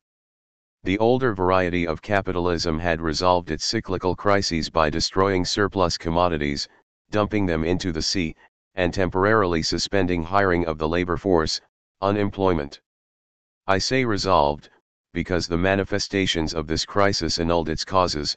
Once surplus production had been destroyed, it became possible to start producing again on sounder bases and, thanks to the decrease in the employed labor force, to start hiring again on a more profitable basis. With imperialism, everything changed. Because financial and productive capital was no longer national but international, and because there now existed not just a global market for commodities, but also a global market for capital that governed all investments and their movements and alliances throughout the world, the crisis too was globalized and, pitting states bent on conquest against each other, took on a political and military cast. The globalized crisis accordingly took the form of an inter-imperialist war, entailing mass destruction of goods and people. Here too, the crisis represented the solution of the difficulties that had precipitated it. It was its own antidote. Was there overproduction of capital? The war did away with most of this overproduction by destroying factories and productive plant. Was there a surplus workforce? The terrifying innovation of total war, directed against not just combatants, but all of a country's inhabitants, indiscriminately, eliminated existing surplus labor. And capitalist production, that is, capitalist exploitation, could start up again on, for capitalism, sounder bases. It will of course be said that Russia's revolutionary transition to socialism during the First Imperialist War narrowed these bases, as did China's and Central Europe's at the end of the Second. But imperialism was able to cut its losses. It reorganized on this narrower basis under more favorable conditions, since the war had put an end to the immediate causes of the crisis. Moreover, imperialism has not hesitated to try to win back, ideologically, politically, or economically, the ground it has been forced to give up. It has even been fairly successful at this, despite some spectacular setbacks, Vietnam, offset by successes elsewhere around the globe, Chile, etc. The most extraordinary thing in this whole unconscious process, however, is the way in which imperialism has succeeded in overcoming its own crisis. To understand this, we must obviously consider the crisis on the scale on which it has in fact occurred, a global scale, not that of one or another country taken in isolation. When we do, we observe the following stupefying phenomenon. In 1929, the imperialist world was struck with full force by a crisis that had existed well before then, in overt but limited form, in Germany, Italy, and Japan. What political solutions were mobilized to meet this crisis? They were of two kinds, fascist solutions and popular democratic solutions. The states that had been affected earlier than all the others, Italy, Japan, and Germany, the victims of the First World War, responded with fascism, that is, the constitution of violent, authoritarian states that adopted police measures as well as discriminatory nationalist ideologies to justify their acts. On careful consideration, however, it appears that these political measures were simply means of realizing a class politics faced with a highly threatening situation, the politics of an imperialist bourgeoisie that was vigorously combated by the working class and found the force of a riposte in these very well thought out political measures. Yet the latter were merely the means of, and cover for, a very precise policy of economic exploitation, monopolistic concentration, a close-knit alliance between the state and the monopolies, central direction of the economy, of production and circulation, in the service of the monopolies, and the like. What occurred in this way in the fascist states' economies, some have called it the beginning of state monopoly capitalism, also occurred in the popular democratic states, but under the domination of counterposed political forms. What the imperialist bourgeoisie of the fascist states managed to impose through its own class struggle was imposed by the workers' and popular forces class struggle in France, Spain, and the United States. The popular fronts, much like, important differences notwithstanding, Roosevelt's New Deal, thus served as instruments in the most gigantic process of monopolistic concentration in history, unintentionally, of course. Little matter that Roosevelt had founded his popularity on a struggle against the monopolies, he had to if he was to succeed in getting them to accept the expansion of the state required to institute social services, social security and unemployment assistance, measures that ultimately fostered concentration, even when it took the form of state capitalist concentration. Establishing social services was, in its turn, crucial to the democratic solution of the very serious 1929 crisis, so that the American economy, stimulated by entry into the war against Japan, could be relaunched on sounder bases. In the long run, the social measures adopted by the Popular Front governments in France and Spain had, after the defeat of those governments, the same effects. Shortly after the bourgeoisie had taken the step back represented by this necessary retreat, it was able to go on a counter-offensive that was crowned with extraordinarily swift success. Evidently, it could not call a halt in the same way to the imperialist states' life and death struggle to divide up the world. War was inevitable. Yet war too played its part in resolving the crisis by destroying capital and labor power throughout the world. To be sure, the imperialist bourgeoisie had lost still more ground by the time this bloody adventure was over, but, within the borders that it had managed to defend, it got bravely back on its feet and set out to win back the part of the world that it had temporarily lost. I offer this summary of the mainsprings of an essentially economic and political, but also ideological, crisis in order to show the proportions that the capacity of the imperialist system and its state apparatuses to co-opt working class victories and make them serve its own ends can assume, once the moment in which they hold out the promise of a revolutionary future has passed. What was gained in the ideological domain, the working class's new freedoms and, later, the values of popular struggle in the resistance, was subsequently integrated by the bourgeoisie's ideological class struggle in the workers' own ranks.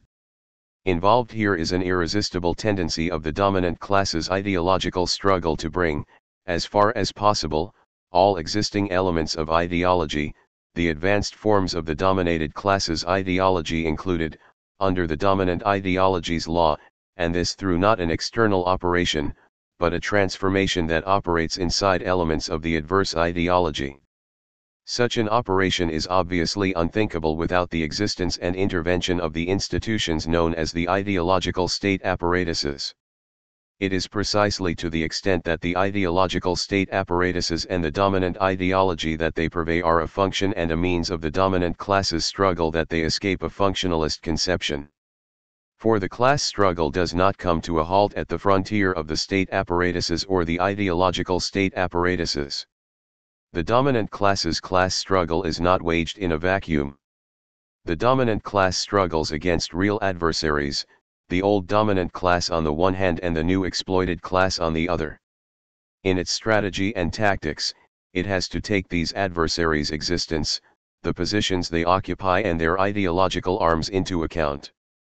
Doubtless, it gets the better of its adversary by violent means, defeating the old dominant class by taking state power and defeating the exploited class through the violence of exploitation and the violence of state power. It would not, however, be able to exercise its power on a long-term basis if it did not also exercise an ideological hegemony, leadership, over its adversary that secured, on the whole, the latter's consent to the established order.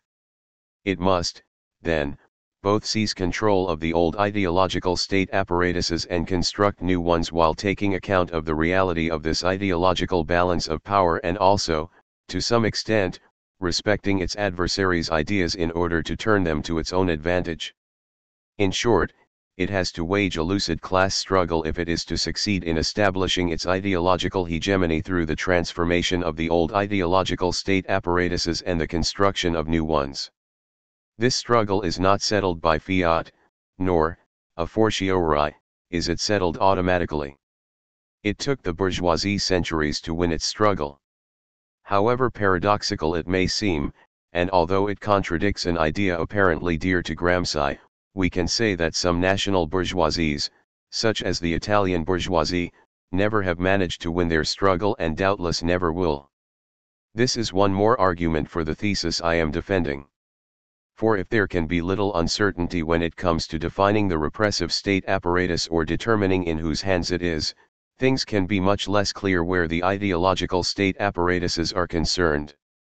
What prevails in this domain is, doubtless, the tendency towards unification of the dominant ideology.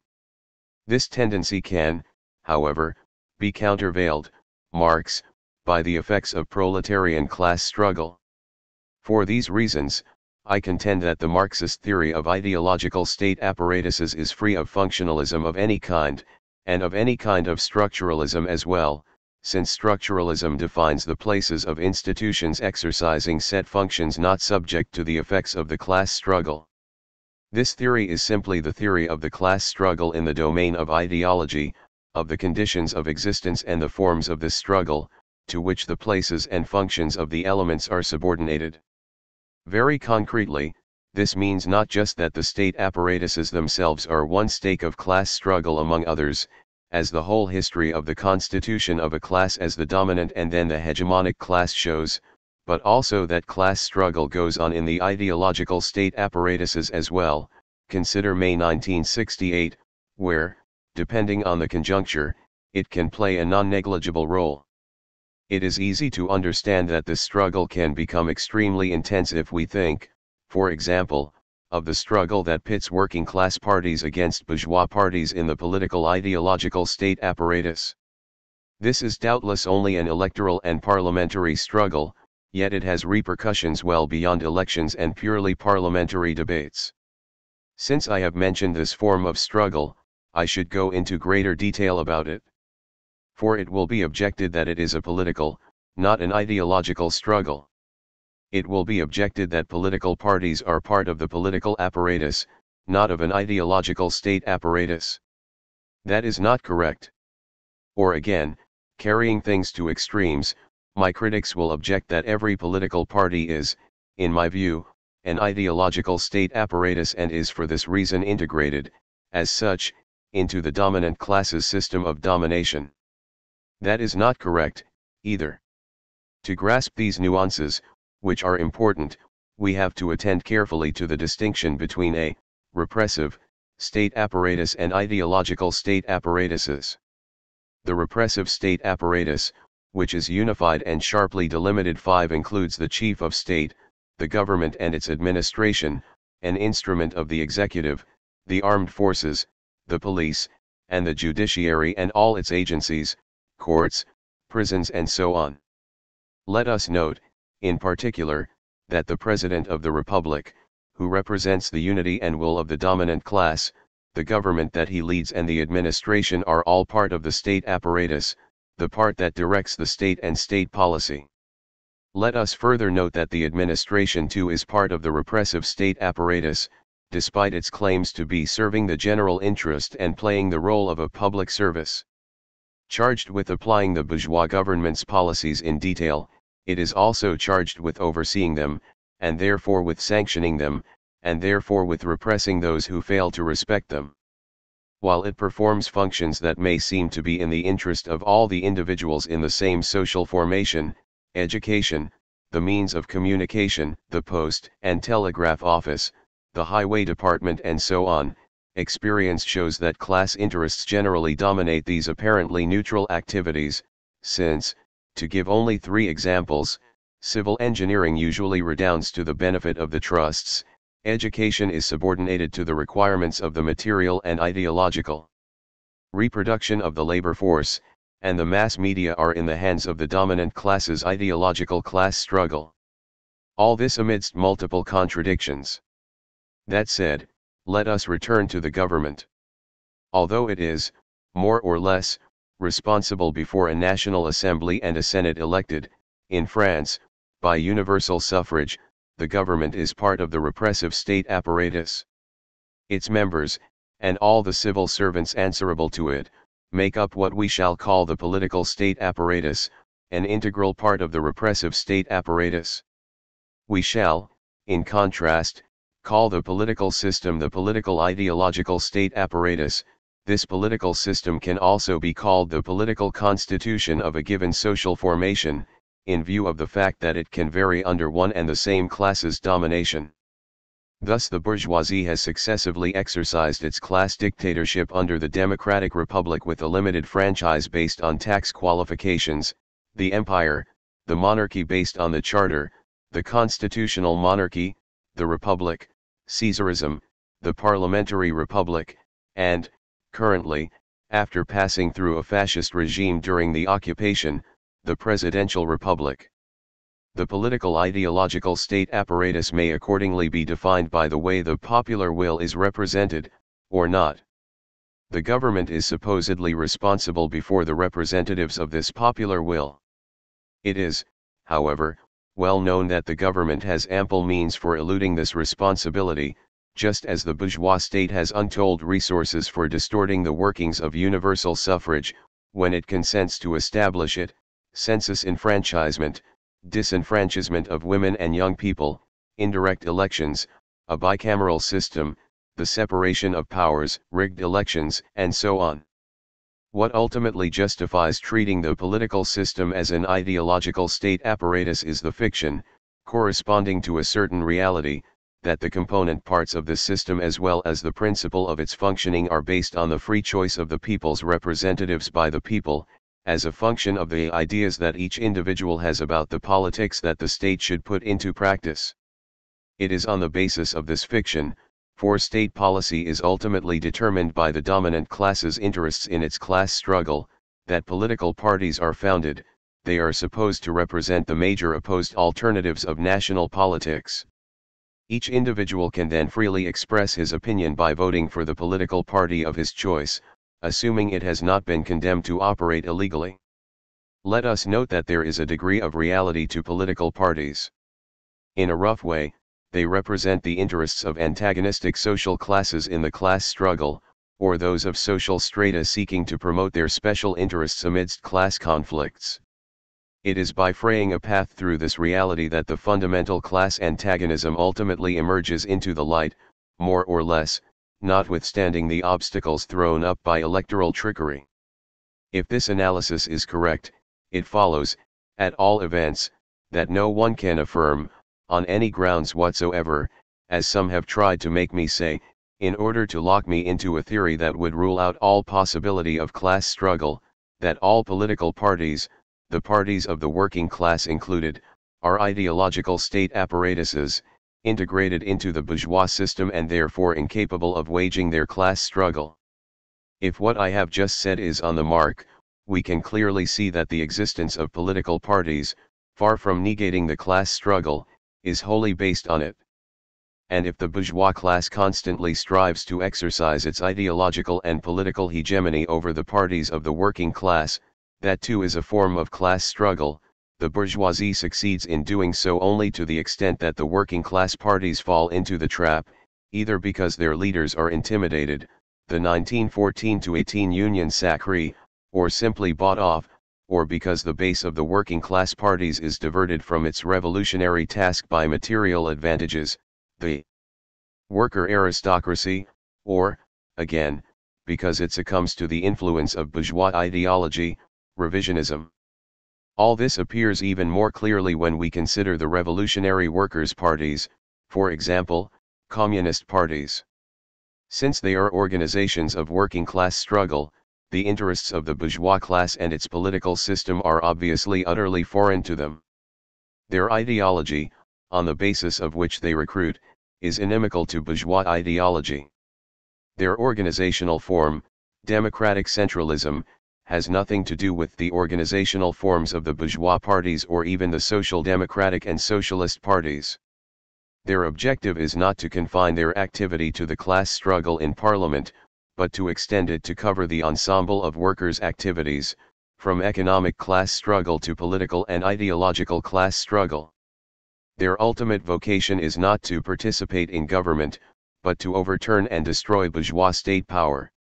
We must insist on this point, since most Western European communist parties today declare themselves to be parties of government. Even if a communist party does happen to participate in a government, and it can be correct to do so in certain circumstances, it cannot, on any grounds, be defined as a party of bourgeois government, nor even of a government under the dictatorship of the proletariat. This point is crucial, for a communist party has no business entering the government of a bourgeois state, even if this government is a left government of popular unity intent on carrying out democratic reforms, in order to administer the affairs of a bourgeois state. But it also has no business entering a government of the dictatorship of the proletariat in the belief that its ultimate vocation is to administer the affairs of the state, whose destruction it should be preparing. For if it devotes all its forces to such administration, it will be unable to help to destroy the state. A communist party can consequently not conduct itself on any grounds whatsoever as a party of government, for to be a party of government is to be a party of the state, something that comes down either to serving the bourgeois state or helping to perpetuate the state of the dictatorship of the proletariat, when a communist party's mission is to help to destroy it. In the last instance, it is the type of political practice characteristic of a communist party which makes this incompatibility intelligible. For a communist party has a political practice altogether different from that of a bourgeois party, Balibar. A bourgeois party can call on the support and resources of the established bourgeoisie, its economic domination, its exploitation, its state apparatus, its ideological state apparatuses and so on. It does not, in order to exist, have to make a priority of uniting the masses that it wants to rally to its ideas. The social order itself sees to this task of persuasion, propaganda, and recruitment. Most of the time, a bourgeois party need only properly organize its electoral campaign in order to reap the benefits of this domination, converted into self-interested convictions. That, moreover, is why a bourgeois party does not need a scientific doctrine in order to exist. It need only cultivate the essential themes of the dominant ideology to rally partisans convinced in advance. In contrast, a revolutionary workers' party has nothing to offer its members, neither prebends nor material advantages.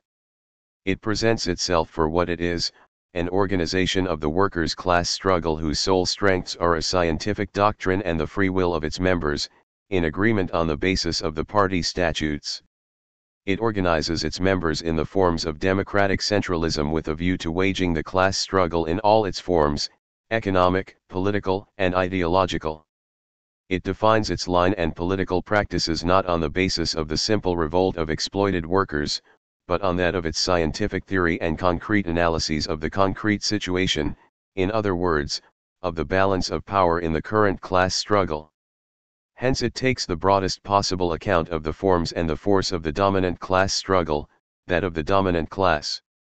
It is on the basis of this line that it may deem it useful and correct, at a given moment, to enter a left government that does not challenge the existence of the bourgeois state, for the purpose, however, of conducting its own class struggle in that government, with its own objectives. At all events, it always subordinates the immediate interests and practices of the workers' organization to the working class's future interests. It subordinates its tactics to the strategy of communism, that is, the strategy of establishing a classless society. Under these conditions, communists are right to talk about their party as a party of a new kind, completely different from the bourgeois parties, and to talk about themselves as militants of a new kind, completely different from bourgeois politicians. Their political practice, illegal or legal, extra-parliamentary or parliamentary, has nothing to do with bourgeois political practice.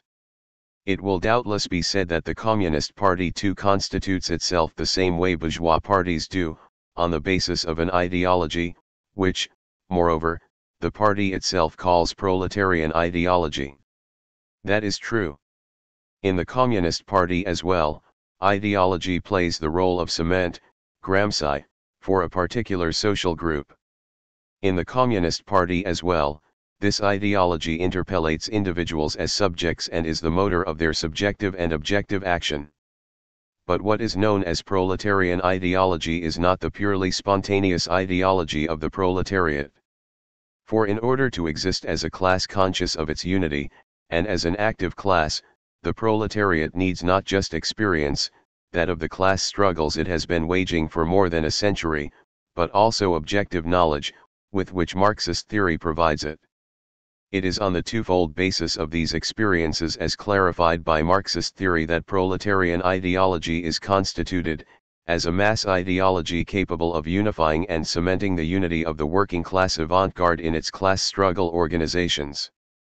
It is therefore a very special kind of ideology by its form, because, at the level of the masses, it functions the way any ideology does, by interpellating individuals as subjects, but scientific theory by its content, because it is developed on the basis of a scientific theory of class struggle. An ideology, to be sure, but not just any ideology. For every class recognizes itself in a particular, by no means arbitrarily chosen ideology, the one that is capable of unifying it and guiding its class struggle. Everyone knows that the feudal class, for example, recognized itself in religious ideology or Christianity, and that the bourgeois class, similarly, recognized itself in legal ideology, at least in the period of its unquestioned domination. The working class, for its part, recognizes itself, even if it is receptive to elements of religious and moral ideology, above all in political ideology, not in bourgeois political ideology, but in proletarian political ideology, that of the class struggle for the abolition of classes and the construction of communism. It is precisely this ideology which constitutes proletarian ideology, a spontaneous ideology in its earliest forms, utopian socialism, and, later, after the fusion of the workers' movement with Marxist theory, an informed ideology. As one can well imagine, such an ideology did not result from a teaching that intellectuals, Marx and Engels, dispensed to the workers' movement, and that the workers' movement adopted for some mysterious reason. Nor was it, as Goshgarian claimed, introduced into the workers' movement from without, For Marx and Engels would not have been able to conceive of their theory if they had not developed it on class theoretical positions, a consequence of the fact that they belonged, in a concrete sense, to the workers' movement of their day. This ideology, a product of the fusion of the workers' movement and Marxist theory, was, in reality, the result of a very long class struggle, with many rough ups and downs. It continues today, despite dramatic divisions commanded by imperialism's class struggle. This reality raises the question of ideology and ideological practice again. Not, this time, the question of its mechanism, which has now been elucidated, in the main, but that of its illusion. For we have just seen, from the example of proletarian ideology, that an ideology can be ideological in form alone, while being scientific in content. How could that be if an ideology were pure and simple error or even illusion? The fact is that no ideology in the world, not even religion, is purely arbitrary. It is always the index of real questions or problems, albeit invested in a form of miscognition and, therefore, necessarily illusory. It is this double character of ideology that I was trying to bring out when I said that ideology was knowledge in the form of miscognition, and an illusion to reality in the form of an illusion. 6. Do not misunderstand me, I say an illusion, not simply an error. For someone who is mistaken, full stop, the day he discovers his error, he acknowledges it and abandons it in order to adopt the truth. But illusions are naturally stubborn, as the saying goes, they persevere and, in a certain sense, could not care less about the truth. The reason is that something in an illusion has an interest in lasting or making the illusion last. There is a cause at work in an illusion which it cannot know, which it necessarily miscognizes, and which has an interest in this persistence in error. Since this cause cannot be in the object, since it is in the subject, yet also exceeds the subject, it is plainly social, and the enduring interests it serves are those of certain social causes or values. The reason for the double character of ideology must be sought at their level. Let us therefore suppose that it is vital for the reigning social order that all members of society, whether they dominate it or are dominated and exploited, freely accept certain self-evident truths, such as the existence of God, a transcendent morality, the existence of moral and political freedom and so on, or completely different myths, simpler or more complicated. Once we make this assumption, we see a system of representations materialize, of which no one is the author in the proper sense. It will be simultaneously true, to the extent that it takes the realities of people's experience into account, and false, to the extent that it imposes its truth on those truths even so as to confer their true meaning upon them and confine them to it, forbidding them to leave it in order to go and see from a bit closer up whether this lovely little story is true. There you have ideology, cognition miscognition, illusion, a system with no possible outside to which it might be compared, a system which is nothing but outside, because it encompasses everything that exists in the world and pronounces the truth about everything in advance of the slightest experience. Undoubtedly, ideologies are not the only things that answer to this odd definition. Idealist philosophies are also of this type, they do not admit of an outside, and even if, as a rule, they acknowledge the outside world's existence, they wholly absorb it and possess, in advance, the truth of all things, past, present, and future. Thus they are nothing but pure outside. And it is not just idealist philosophies that work this way. Even sciences can lapse into ideology, despite the break distinguishing them from it. Marxism itself, in the Stalinist period, also worked this way, in a closed circuit and vase clos with no outside. That is to say, it reigned over everything outside it without exception, since it was itself sheer, implacable outside. If ideology presents itself in this fashion, in a double form, cognition but also miscognition, we can readily see that it is not cut off in advance, radically, from all possibility of knowledge, hence from scientific knowledge. History in fact constantly offers us examples of sciences that emerge from the ideology underpinning them as the result of a break, as the result not of a straightforward inversion, as Marx and Engels rather too hastily affirmed, but of highly complex conjunctions in which material practices intervene under the domination of the relations of theoretical production that are elements of ideology and philosophy. Thus ideology occupies a key position in the ensemble of practices and their abstractions. 1. There is no practice except under the domination of an ideology. 2. There are local and regional ideologies. 3. Ideology is tendentially unified as a dominant ideology as a result sui effet of the dominant class's struggle to constitute itself as a ruling, hegemonic class. 4. The dominant ideology tends to integrate into its own system elements of the dominated ideology, which thus finds itself absorbed by the dominant ideology. 5. Ideology operates by interpellating individuals as subjects. 6. Ideology is double, cognition-miscognition, illusion-illusion. 7. Ideology has no outside and is nothing but outside. 8. Ideology commands philosophy from without, in the forms of its struggle. 9. Ideology is among the theoretical relations of production constitutive of all science. 10. A science can be practiced as an ideology and pulled down to its level. 11. Proletarian ideology is a special ideology resulting from the fusion of the proletariat's spontaneous ideology with the Marxist theory of class struggle. We may conclude from the foregoing that there is no class struggle, in other words, no political practice, that does not find itself under the domination of an ideology. That brings us to the question of political practice. 13. Political practice. Marx himself said that the essence of political practice was class struggle, but that he had not discovered the classes and their struggle. Bourgeois economists and historians had, from Machiavelli to the early 19th century economists and historians. Point 1.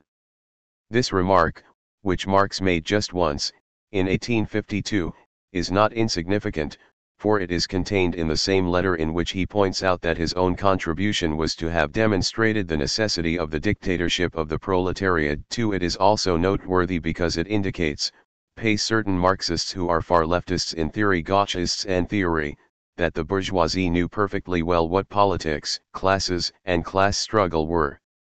The bourgeoisie was nevertheless mistaken in that it thought that the forms of political practice, hence of class struggle, were always and everywhere the same, give or take a few circumstances, and thus eternal. In contrast, Marx underscores, in the same letter, the historical dependency of these forms on the existing modes of production. These seemingly very minor details distinguish the Marxist from the classic bourgeois theory of class struggle. For bourgeois theorists have never managed to discover the base in which class struggle is rooted, the relation of production, class exploitation, in other words, the class struggle in production or economic class struggle, which varies with the mode of production. To put it schematically, the classic bourgeois theory of class struggle considers it to be the result of a conflictual encounter between pre-existent classes. The earliest classical figure of this encounter is war or invasion. That is how feudal and bourgeois theorists pictured the matter in the 17th and 18th centuries. Barbarians had invaded the territory of the former Roman Empire and enslaved its inhabitants, whom they made serfs.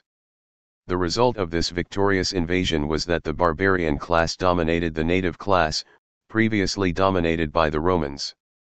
This was the origin of feudalism, that Gothic regime, Montesquieu, which had initially reigned in Germania's forests, where the king had been but a peer among his peers in a sort of warrior democracy.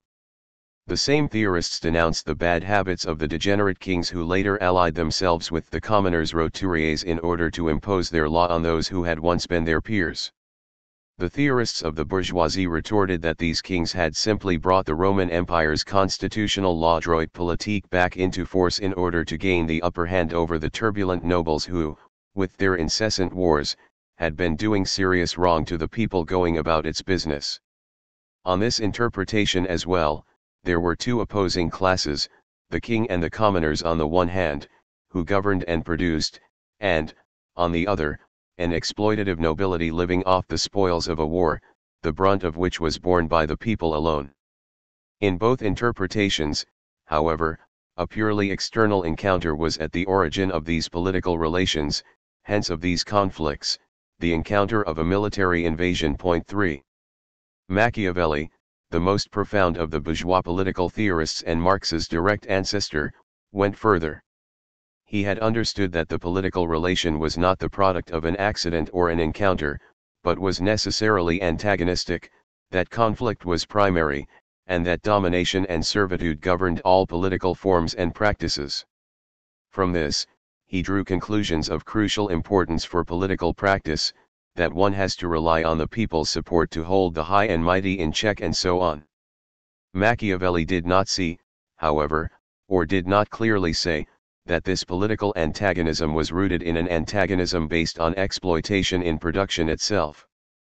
To grasp the nature of the bourgeoisie's political practice, it would have been necessary to go on to pose the question of its implantation in the capitalist mode of production.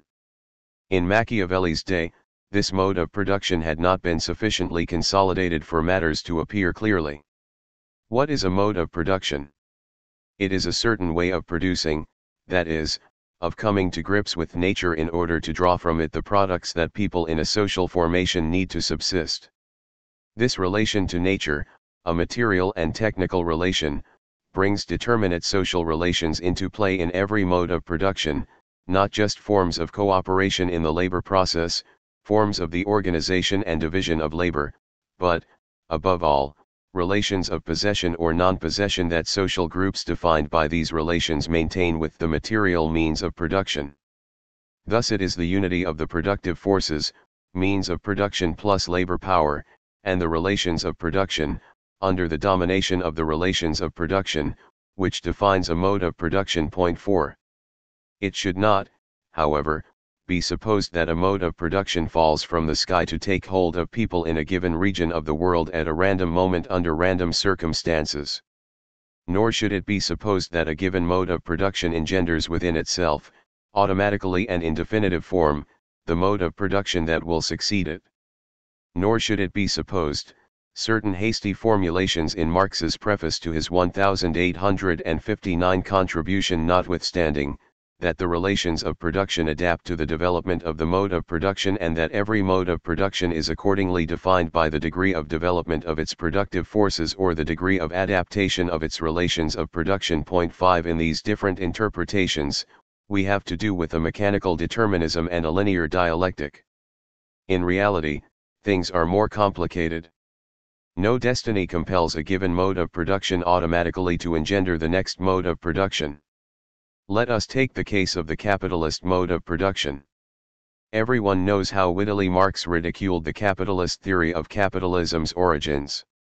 For capitalist ideologues, it was none other than the small independent producer who brought capitalism into the world by abstaining from immediately consuming the products of his labor. At the origin, the story goes, there was a multitude of small independent producers, who produced enough to feed themselves and their wives and children. Then, one day, one of them started producing more than he needed, and so had a surplus on hand, which he used to hire a pauper's labor power. At exactly the same moment, it occurred to him that he could also exchange part of his surplus with other small independent producers and, by convention, assign the units thus exchanged a fixed value in metallic currency. Trade in products and labor power sprang up as a result. Naturally, employers employed wage workers out of the goodness of their hearts, to save them from starvation. But employers did not give wage workers the whole product of their labor, they gave them just enough to feed themselves and their families. The upshot was the exploitation of labor. And our small independent producer, now an employer with wage workers in his employ or a merchant selling the accumulated surplus of his production, watched as his stock of metallic currency grew, and thus became the first capitalist, in sum, by virtue of abstinence, perseverance, and generosity. This was, for capitalism's ideologues, the best way of demonstrating, 1. That capitalism, since it was part of the natural order, had always existed, 2. That capitalism, since it was part of the natural order, would always exist, and, 3. That it was unnatural to undermine the capitalist order. Marx showed, documents in hand, that this was not at all how things had happened. Point 6 He demonstrated that capitalism, as a mode of production, had sprung from a historic encounter, which, although it had been necessary pour avoir it nécessaire, had nothing inevitable about it, between 1. Owners of money who had accumulated funds using pre-capitalist methods, usury, unequal exchange or illicit commerce, theft, pillage, appropriation of communal land, confiscation of small producers' assets and so on. 2. Free workers, that is, workers who enjoyed freedom of movement and could dispose of themselves freely, but who had been violently dispossessed of their means of labor, land, tools, and 3.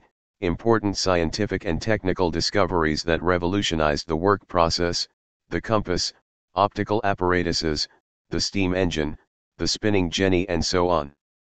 One usually says, in a schematic overview, that the capitalist mode of production was produced by the feudal mode of production and at the heart of it, since the feudal mode of production contained its seeds.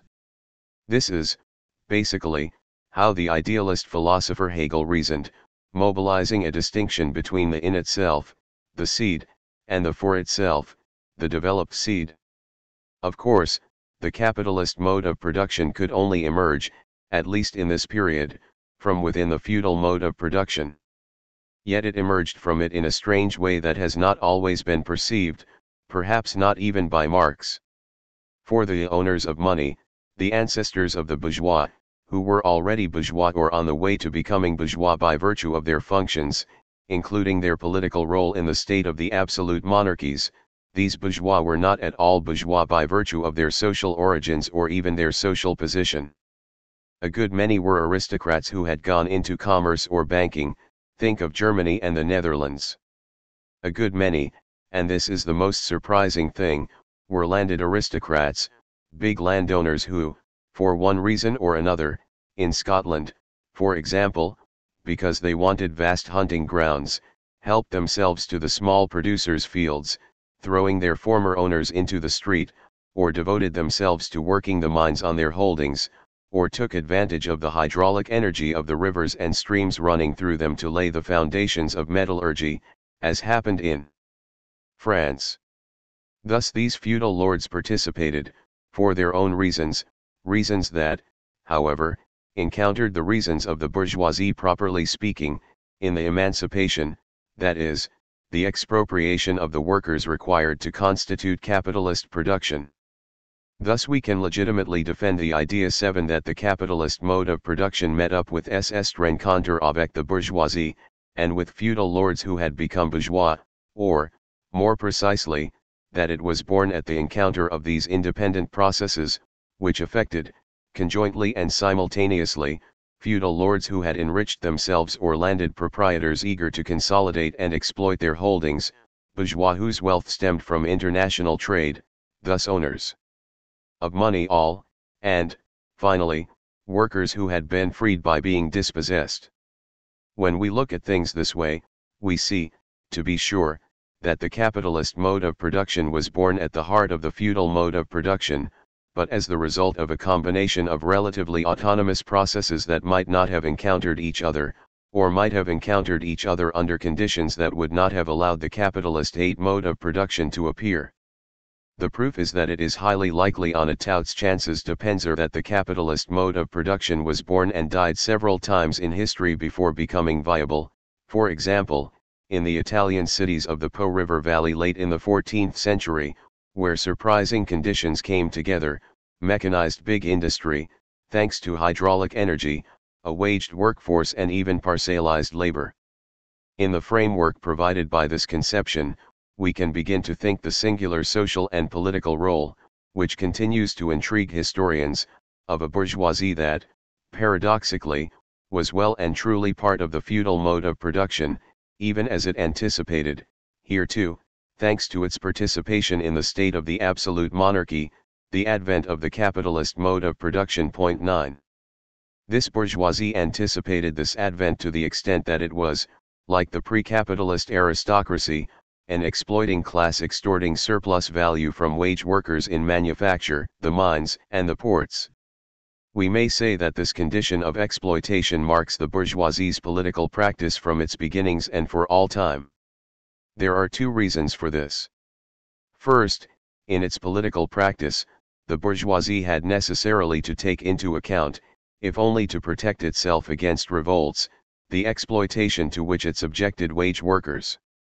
Second, the new, ascendant bourgeoisie was too weak to seize state power by itself and had the greatest possible interest in deflecting the anger of those it exploited towards the feudal state, hence in concluding an alliance with the very workers it exploited against the feudal lord's dictatorship.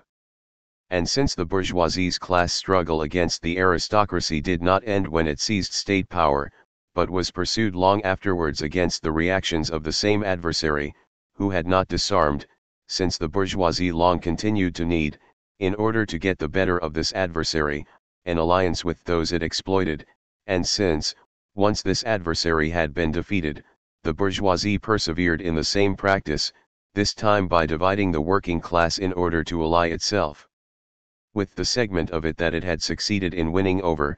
It is easy to understand why the bourgeoisie's political practice was necessarily marked by these very special conditions. We may therefore say that it has always been, and still is, the characteristic feature of the bourgeoisie's political practice, radically different in this respect from the feudal aristocracies or the proletariats, to act through intermediaries, very precisely, by way of the action of the class, or a segment of the class, that it exploits and dominates. Thus the lower classes in the countryside and the cities furnished the bulk of the rank and file forces of the 1789 revolution in France, just as the working classes' intervention determined the success of the 1830 and 1848 revolutions there and in the rest of Europe. Every time, after attaining its class objectives, the bourgeoisie put the troops from the lower classes who had fought alongside it back in their place, by fire and the sword when necessary. When the threat became too acute, in June 1848 and again in 1871 under the Commune, the bourgeoisie resorted to the drastic measure of military massacre.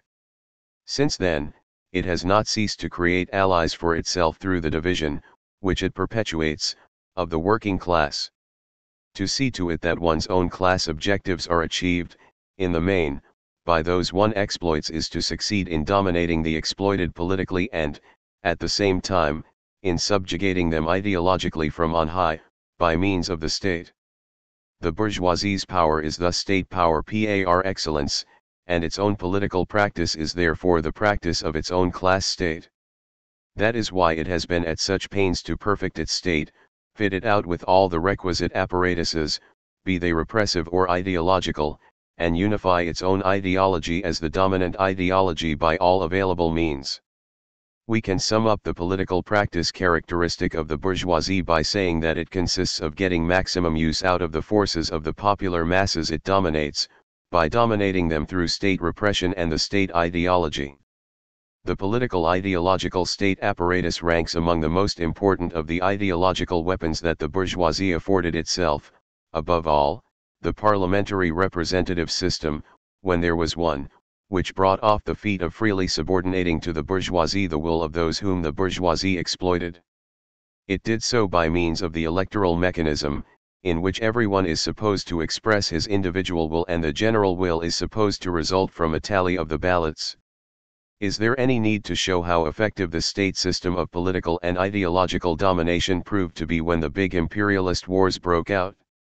The people of countryside and city marched off to war, without rebelling, in the belief that they would be fighting for the fatherland, when they were in fact marching off to die for the industrialists, Anatole France. They were put back in their place, whenever a rebellion did threaten, with measures of the utmost violence, the 1917 mutinies on the front, which Pétain drowned in blood. When, at the very beginning of the rise of the bourgeoisie, Machiavelli described its practice, he imagined a prince who could stand up to the feudal class. But, if this prince was to fulfill his appointed role, he would have to rely on the support of the mass of the bourgeois. If his state was to endure, he would have to become a multitude, thus securing the people's confidence in his grand design. Machiavelli's prince already was this man, a symbol of the bourgeoisie, who would ally himself with the bourgeois and those they exploited to construct a state that would dominate them with its armed might and its ideology. Just as the bourgeoisie does not work, but makes others work, that is why it dominates those it exploits, so it does not act for itself, but makes others act, the others whom it exploits. An admirable political practice, which, from exploitation and domination, derives the means to secure its own power. It has not been said emphatically enough that proletarian political practice is, or should be, utterly different, a new practice of politics. Balibar, point 10. How could it be otherwise? To survive, the proletariat has only the strength of its own hands. To fight, it has only its ideas and its reasoning power. It is by definition unarmed, and constantly faced with the threat of the arms of the bourgeoisie's troops. When it wants arms, it has to conquer them with its bare hands, at the risk of its life. But it is much harder for it to conquer its ideas. For the proletariat lives under the domination of the dominant class's ideas, a domination that is both direct, the church, the state, and indirect, the school system, the political system, etc. When it wishes to gain a degree of independence in its revolt, it can begin only by making use of the ideas to which it is subjected, for example, religious ideas, as in the peasant wars under Luther XI in Germany, moral or legal ideas, as in the earliest forms of socialism, bourgeois political ideas, liberty, equality, and so on. Since all the revolts staged under the banner of these ideas were defeated, they were followed by a period of protracted effort. Amidst trials and reflection, the people were looking for other ideas that would allow them to take the bourgeoisie at its word.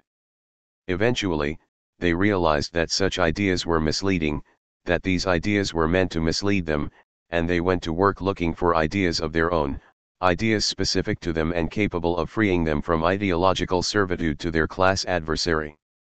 They finally found these ideas in the work of intellectuals, full-fledged members of the militant workers' movement of the day, first in Owen, then in Proudhon and Bakunin and, finally, in Marx and Engels, in Marxist theory.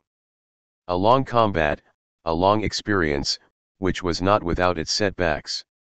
Here too, nothing was inevitable, but without this encounter, comparable, due allowance made, to the encounter between the bourgeoisie and the capitalist mode of production, the fusion or union of the workers' movement and Marxist theory would not have taken place.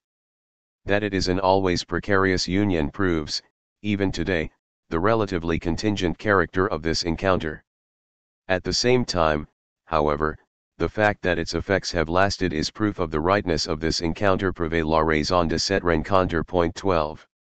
Unlike the bourgeoisie's political ideas, which are divorced from its practice, since they are above all ideas for others, the proletariat's ideas, since they were born of struggle, could not but be translated into acts, lest they perish, and from acts into organizations of struggle, organizations of economic struggle to begin with, the predecessors of the labor unions, which had been formed even before the fusion and, later, political parties.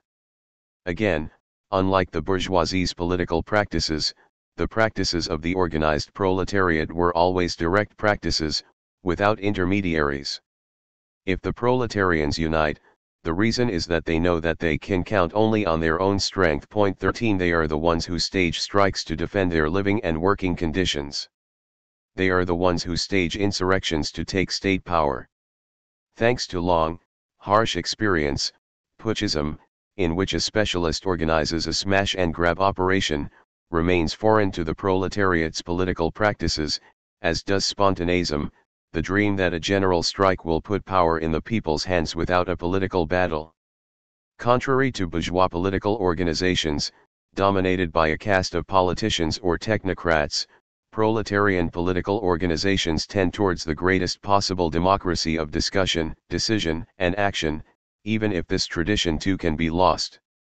On the basis of this extensive mass political experience, a new ideology arises and gradually gains strength, an ideology in which history is no longer made by individuals or ideas, but by the self-organized masses. Point 14.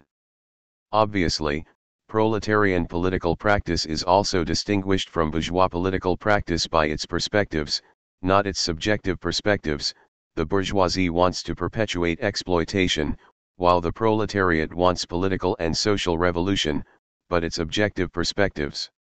For the bourgeoisie, albeit aware of the forms of its own practice, does not have a scientific theory of the laws of class struggle and does not want to acknowledge the existing theory of them. It continues to preserve something of the myths about the nature of class struggle that we have examined. In its estimation, there is no reason that its domination should disappear and that classes and their struggle should disappear along with it.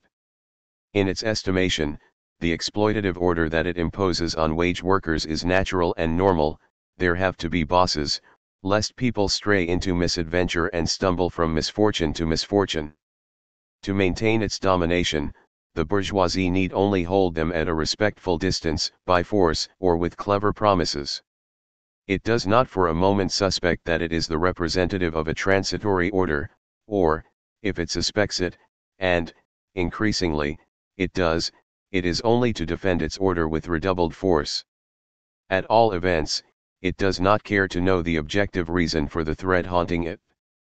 Thanks to Marxist theory, the proletariat knows that class struggle makes history. Thanks to Marxist theory, it knows that what purports to be political economy is merely a theoretical formation of bourgeois ideology, intended, together with the reigning forms of psychology and sociology, to mystify the exploited and adapt them to their exploited condition. Thanks to Marxist theory, it knows that the bourgeoisie will surmount the crises of imperialism, its global crises included, unless the masses invade the stage of history and overthrow the bourgeois order.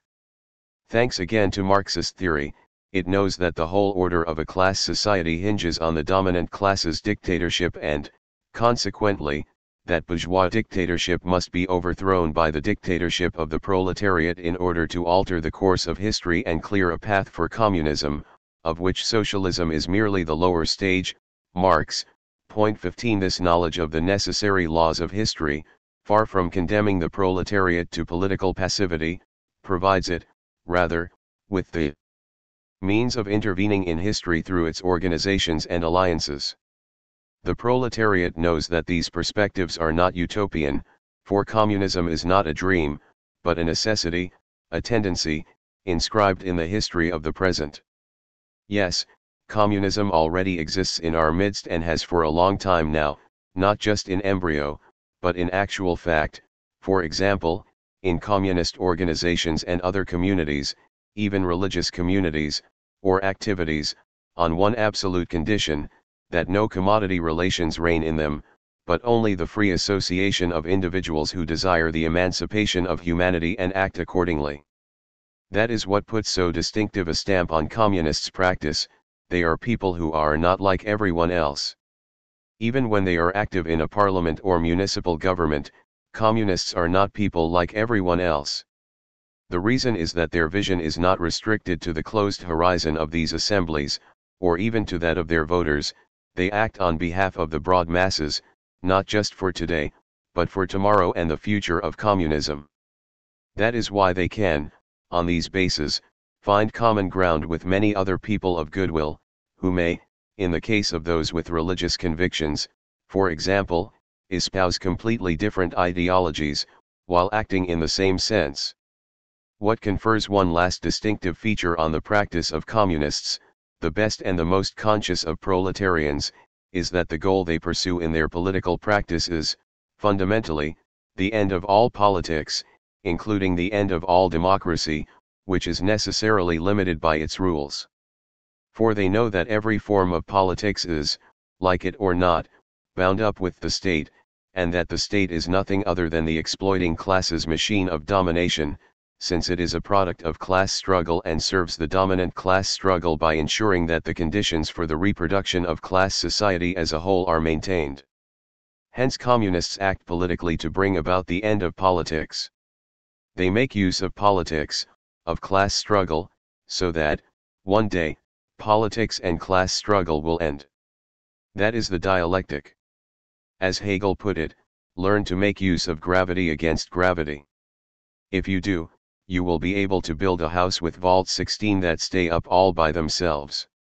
Communists also know, as Lenin said and as everyday experience proves, that the most difficult moment to negotiate is socialism, that river full of eddies and cross-currents, where the boat of socialism can capsize if the dictatorship of the proletariat does not firmly defend the helm against the capitalists. For socialism is no longer capitalism, but is not yet communism. It is a transition in which capitalist relations, surplus value, wage work, money, the state and its apparatuses, the regime of political parties, 17 coexist with communist relations, collective property, the party, and so on. During this transition, the class struggle continues, albeit in new, often unrecognizable forms, threatening the progress of the crossing. Yes, it is possible to lapse back into capitalism, if one follows an economistic, idealist line. The vestiges of prophetic ideology in Marx himself notwithstanding, the transition to communism is never guaranteed in advance, even if one proclaims, as does the USSR, that one is already establishing its material basis. This is a concept that makes little sense in Marxist theory, which, for its part, talks about the base, that is, the infrastructure, not about material bases, which might then be distinguished from the relations of production. Hence there is a need for the kind of political vigilance that never loses sight of the prospect of communism and never sacrifices its long-term future for the sake of immediate reforms, albeit well aware that that future is aleatory. Is it necessary to add that proletarian ideology, so profoundly inspired by so original a practice of politics, can have significant effects on most other practices? We can expect it to produce surprising results, if only the lessons of this practice are extended to the practice of production, the organization of the labor process, the democracy of the party and other organizations, and even the natural sciences. However, just as Marx preferred not to write recipes for the cookshops of the future, we too shall refrain from anticipating. What counts is to be attentive to everything that may be born and is already being born around us. What lessons shall we draw from this rapid analysis of political practice? That it displays a specific relationship to abstraction. Political practice can no more forego abstractions than can the practice of production, technical practice, or ideological practice. Firstly, because the absolute condition for its existence is constituted by relations, economic, political, and ideological relations, that mark it in all its determinations.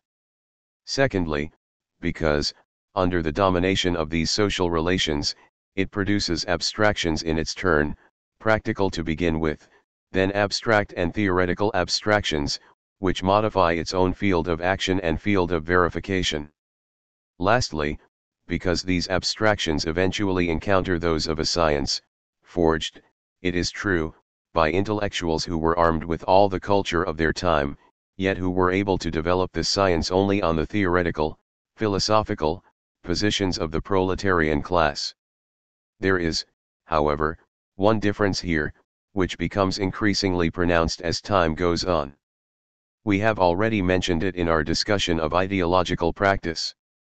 It is that this whole social process of political practice, even when it takes the form of the antagonistic division of class struggle, as is always the case in class societies, bears less on an external object than on the process itself. We have perhaps succeeded in showing that, in the case of bourgeois political practice, it was a matter of letting others act in the bourgeoisie's stead, hence of manipulating those exploited by the bourgeoisie in order to act on the situation of the class relation. It was at all events a matter, in keeping with the general schema of practice, of using means of action to transform the existing social order, or maintain it by defending it. Even in this case, however, the subject of the process, that is, the bourgeoisie, was implicated in it, and thus not acting on a situation from without. On the contrary, the situation of class relations was in some way acting on itself, through an intermediary, the bourgeoisie, which, it is true, arranged for those it exploited to act in its stead and for its benefit. Hence this practice, considered as a whole, corresponds much more closely to Aristotle's second definition, transformation of the self by the self, than to his first, production of an external object. The same holds a fortiori for proletarian political practice. For, here, there is no longer any intermediary at all. It is a peculiar feature of proletarian political practice consciously to assume this condition, and to realize the unity of transformation of the objective situation with self-transformation. Marx came up with the earliest formulations of this identity in his Theses on Feuerbach, where he speaks of revolutionary praxis as the identity of the transformation of the object, the balance of power, and the subject, the organized revolutionary class. Here, what subsists of externality in bourgeois political practice, between those who lead and those who act, or between ideas and action, disappears in favor of a dialectic of unification and reciprocal transformation of the objective situation and the revolutionary forces engaged in the combat. This new relation, this new concrete abstraction, confers, this time, its full significance on the Marxist materialist thesis of the primacy of practice over theory. It clearly shows that the schematic opposition between a practice that is exclusively material, on the one hand, and a theory that is exclusively intellectual and contemplative, on the other, is one of the oppositions of idealist philosophy, since, here, political practice is sustained by theory, while political theory is inspired throughout by the lessons of practice. The relation between practice and theory and the primacy of practice over theory must be conceived of in terms of content. Every transformation of already existing theory may well stem from practice, but what is involved is never a pure practice devoid of all theory. Theory, in turn, grounding its development on the transformations of the political struggle, gives back to practice, in the form of fruitful scientific abstractions, what it has received from it in the form of concrete experiences. The unity of theory and practice thus constitutes a circle, or, if one prefers, something comparable to the wheel of a locomotive, which always carries the ballast of a balance weight to conserve and accelerate its rotation, namely practice. The weight that conserves and relaunches the movement is, however, itself firmly attached to the wheel. The analysis of political practice thus confirms what the preceding analyses have taught us. Abstract relations are the condition for every practice, and they depend, in the final analysis, on social relations, hence on class relations. From this standpoint, political practice occupies a privileged position, since its raw material, its agent, and its instruments of production are, directly, these class relations themselves. Can we now turn to philosophical practice and the forms of abstraction peculiar to it? We cannot, for we must first examine two other practices of great importance for our discussion, psychoanalytic practice and aesthetic practice. 14. Psychoanalytic practice.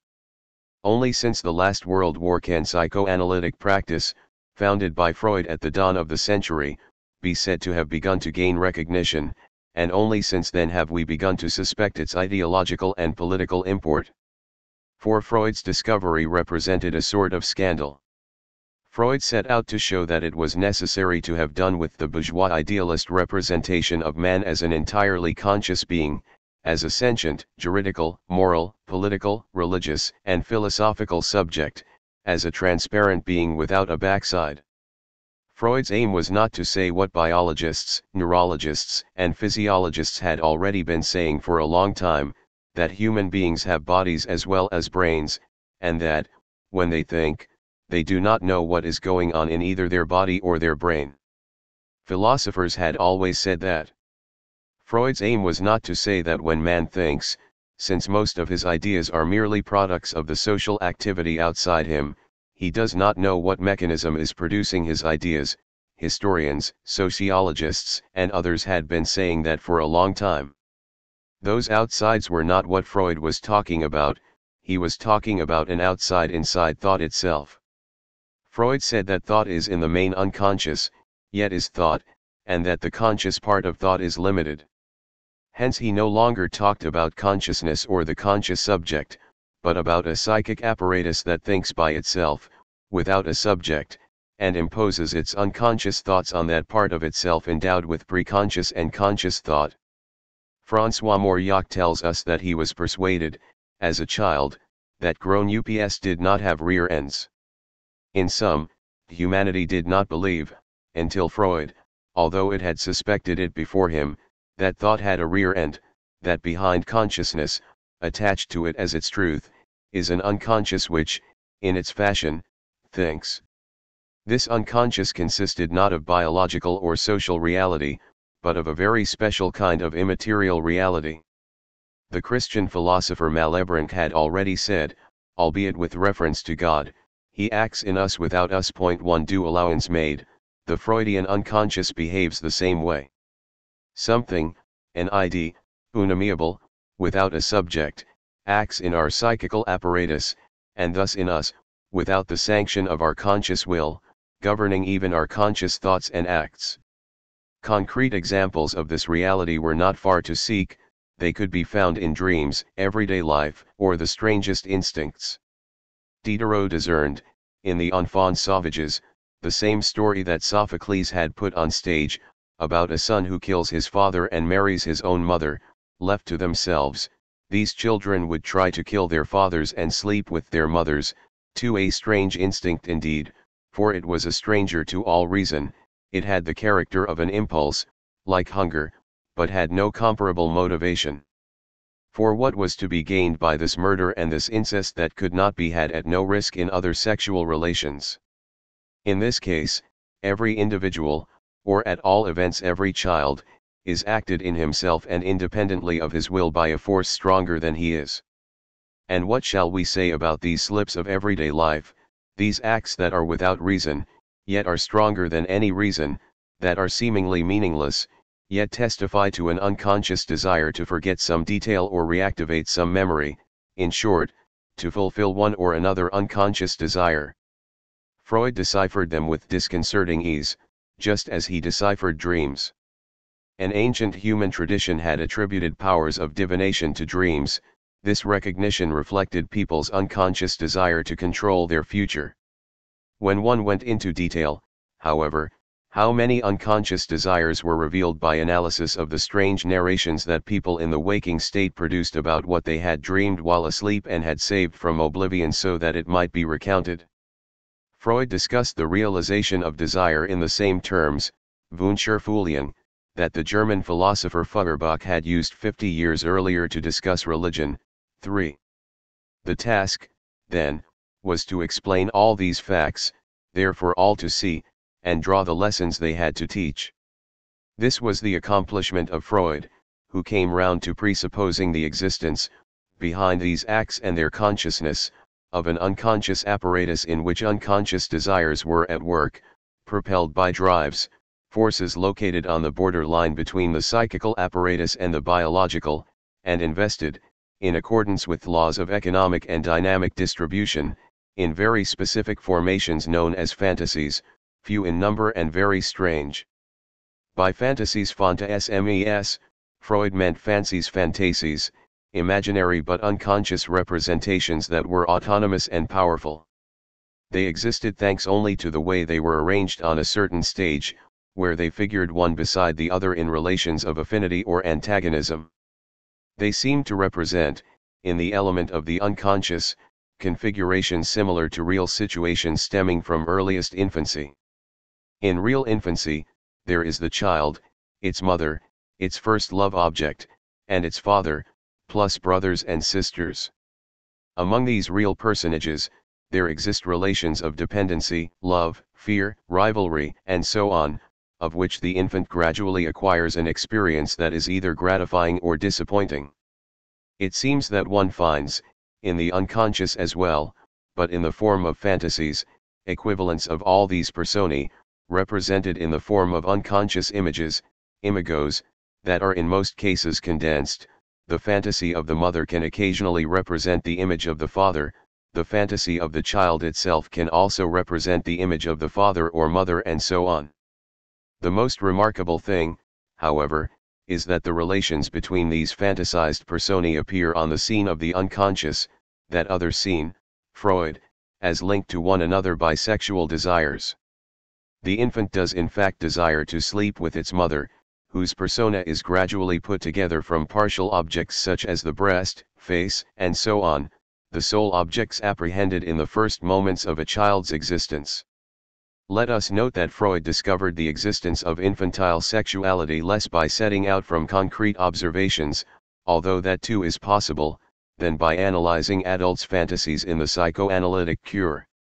Declaring that infantile sexuality existed, in defiance of a culture that had always fiercely censored it, created no mean scandal. It was, however, necessary to hypothesize its existence in order to explain all the facts offered by the experience both of everyday life, dreams, etc., and of the analysis of the unconscious of adults in psychoanalytic treatment. In the absence of such a hypothesis, all these facts would have remained unintelligible. Freud's work on these facts led him to forge specific abstractions to account for them. The well-known topographies point for the term topography designates a certain arrangement in an abstract space, in which there figures a certain number of defined realities that play a particular role as a function of their properties and, above all, their interrelations. Thus Freud initially put the unconscious five, so designated in order to break with all notions of consciousness and the subject, in place in the first topography. Above the unconscious, the site of unconscious thoughts, or drives and fantasies, he put the preconscious, the site of thoughts that are not conscious, but can become conscious at will, ordinary memories. Above the preconscious, he put not consciousness, but the conscious, the organ of perception and action. Between the group conscious-preconscious, on the one hand, and the unconscious, on the other, he introduced the bar of repression, an unconscious force that prevents unconscious thoughts from emerging in consciousness and maintains their effective force at the heart of the unconscious. The unconscious was a general reservoir of energies whose forces were distributed, in accordance with a strict economy, in the preconscious and conscious, where they induced the strange phenomena that are frequently observed. This abstraction seemed sufficient to account for the facts. However, new facts bearing, above all, on the nature of the ego, which Freud had supposed to be wholly conscious, forced him to modify his abstract configuration. This led to the second topography, which extended the domain of the unconscious into the ego itself. The upshot was a new distribution. At the base was the ID, now no longer confined to its own field of activity. Above it was the ego, which corresponded to conscious consciousness perception, the function of vigilance and action. Next came the superego, an unconscious instance that represents prohibition and represses unconscious thoughts into the ID. Finally, there was the ego ideal, the conscious-unconscious representation of the idea pursued by the conscious-unconscious psychic personality in its striving to identify with this representation. Among these different instances, Freud invariably put economic and dynamic relations of distribution, allocation, and the cathexis/anticathexis of an unconscious energy situated in the ID and connected, he did not say how, to the individual's underlying biological reality, his drives and instincts.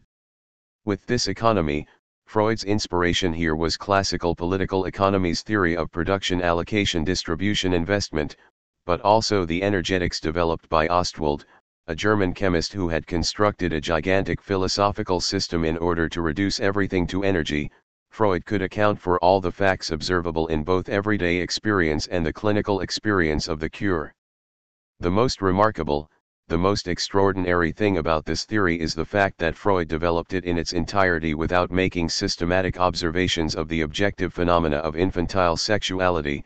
He based it on observations of adults and, above all, the psychoanalytic treatment of adults. Hence he was open to the charge of reckless extrapolation. The facts observed in infantile sexuality, however, validated his hypothesis. Observations of infants revealed that they were endowed not only with an undeniable sexuality, but even with a polymorphous perversity. Their sexuality, unlike that of adults, could take all sorts of forms and be fixated on all sorts of sexual objects, indiscriminately. But the most stupefying feature of Freud's work was and remains the absolutely autonomous character of the whole of this theory and mechanism. Everything happens in the mechanisms of the unconscious as if they led a life completely independent of both their biological condition of existence, although it underpins them, and their social condition of existence, although it indirectly commands them. This thesis caused a theoretical scandal and, at the same time, incomprehension. People could not reconcile themselves to the idea that all these mechanisms, manifestly conditioned by the biological and the social, could be independent of their conditions of existence. Yet, all their resistance notwithstanding, they had to face up to the facts. Freud's theory, as isolated as an island that has surged up in the middle of a vast uncharted sea, did indeed account for the facts, and did so without a hitch, with no need for help from the realities on which it was based, but was not dependent. Freud's disciples would propose additional hypotheses to explain this paradox. Jung appealed to a collective unconscious with social or biological origins, Reich appealed to familial structures projected onto the superego, and so on. Freud remained fiercely opposed to all these extrapolations, sticking to the facts and the explanations that he had advanced. The result was crises and splits in the psychoanalytic movement that have yet to be overcome. Was the task, in this conjuncture, to attach psychoanalytic theory at all costs to the realities on which it seemed to depend, such as neurobiology or the theory of social and familial structures, and thus to Marxism, at the risk of lapsing into the arbitrary, dangerous constructions just mentioned, and, accordingly, to deduce Freud's theory from biology or historical materialism. Experience showed that this was to lapse into intellectual adventurism, as is proven, in particular, by the attempts of Reich and his disciples, who, despite their ambition, had no political purchase on the realities that they claimed to grasp. Was it preferable to put the accent, as Lacan is doing today in France, on the real autonomy of psychoanalytic theory, at the risk of its temporary scientific isolation, but also at the risk of its solitude? This attitude appears to be more correct, at least for the moment. One sometimes has to agree to leave a theory in a prudent state of scientific incompletion, without anticipating the discoveries of neighboring sciences. For experience also shows that one cannot decree the completion of a science. At all events, the experience of the history of psychoanalytic theory demonstrates that objective abstractions which are not ideological, but are not yet scientific, can and must remain in this state for as long as the neighboring sciences have not reached a level of maturity that makes it possible to reunify neighboring scientific continents.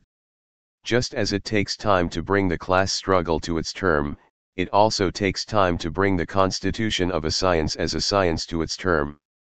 Moreover, it is by no means certain that psychoanalytic theory can ever take the form of a science in the proper sense of the word. But, whatever its theoretical destiny, the most noteworthy feature of psychoanalytic theory is its relation to practice. We should here note the crucial point that Freudian theory could only be developed on the basis of a specific practice, that of the cure, or the transformation of the fantasy relations in an individual's unconscious, and that it could advance only by producing a practice constantly adjusted in the course of the psychoanalytic experience, that of the cure. What is the cure? It is an experimental situation that is in many respects comparable to the experimental set-ups and montages of the well-known experimental sciences.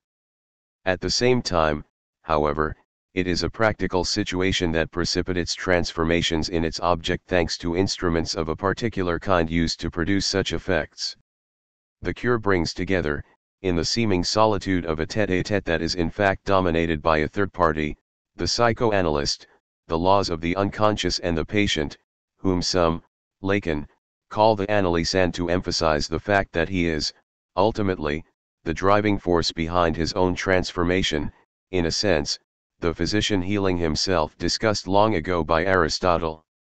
The psychoanalyst is only there to punctuate, Lacan, and inflect the analysand's discourse, fraught with unconscious meanings. In the beginnings of psychoanalysis, treatment was basically reserved for neurotics, patients who, unlike psychotics, that is, madmen, maintain contact with the outside world, yet have a profoundly perturbed relation to it. Today, especially after Melanie Klein's work, psychoanalysis is also making a start on psychotics, or the mad properly so called. In the psychoanalytic cure, we again find, mutatis mutandis, are categories of practice. The raw material is the patient himself, his unconscious, and the effects that the pathological configuration of his fantasies has on his conscious and his practical attitudes in life. The instruments used to produce the effect known as the cure are, firstly, unconscious identification with the psychoanalyst through transference and, secondly, the working through, Durcharbiten, of unconscious fantasies by the analysand and psychoanalyst. The transference takes, if it takes, only after some time, when, at the end of a certain number of sessions, the patient succeeds in identifying with the psychoanalyst, treating him as a surrogate for a parental personage, father or mother.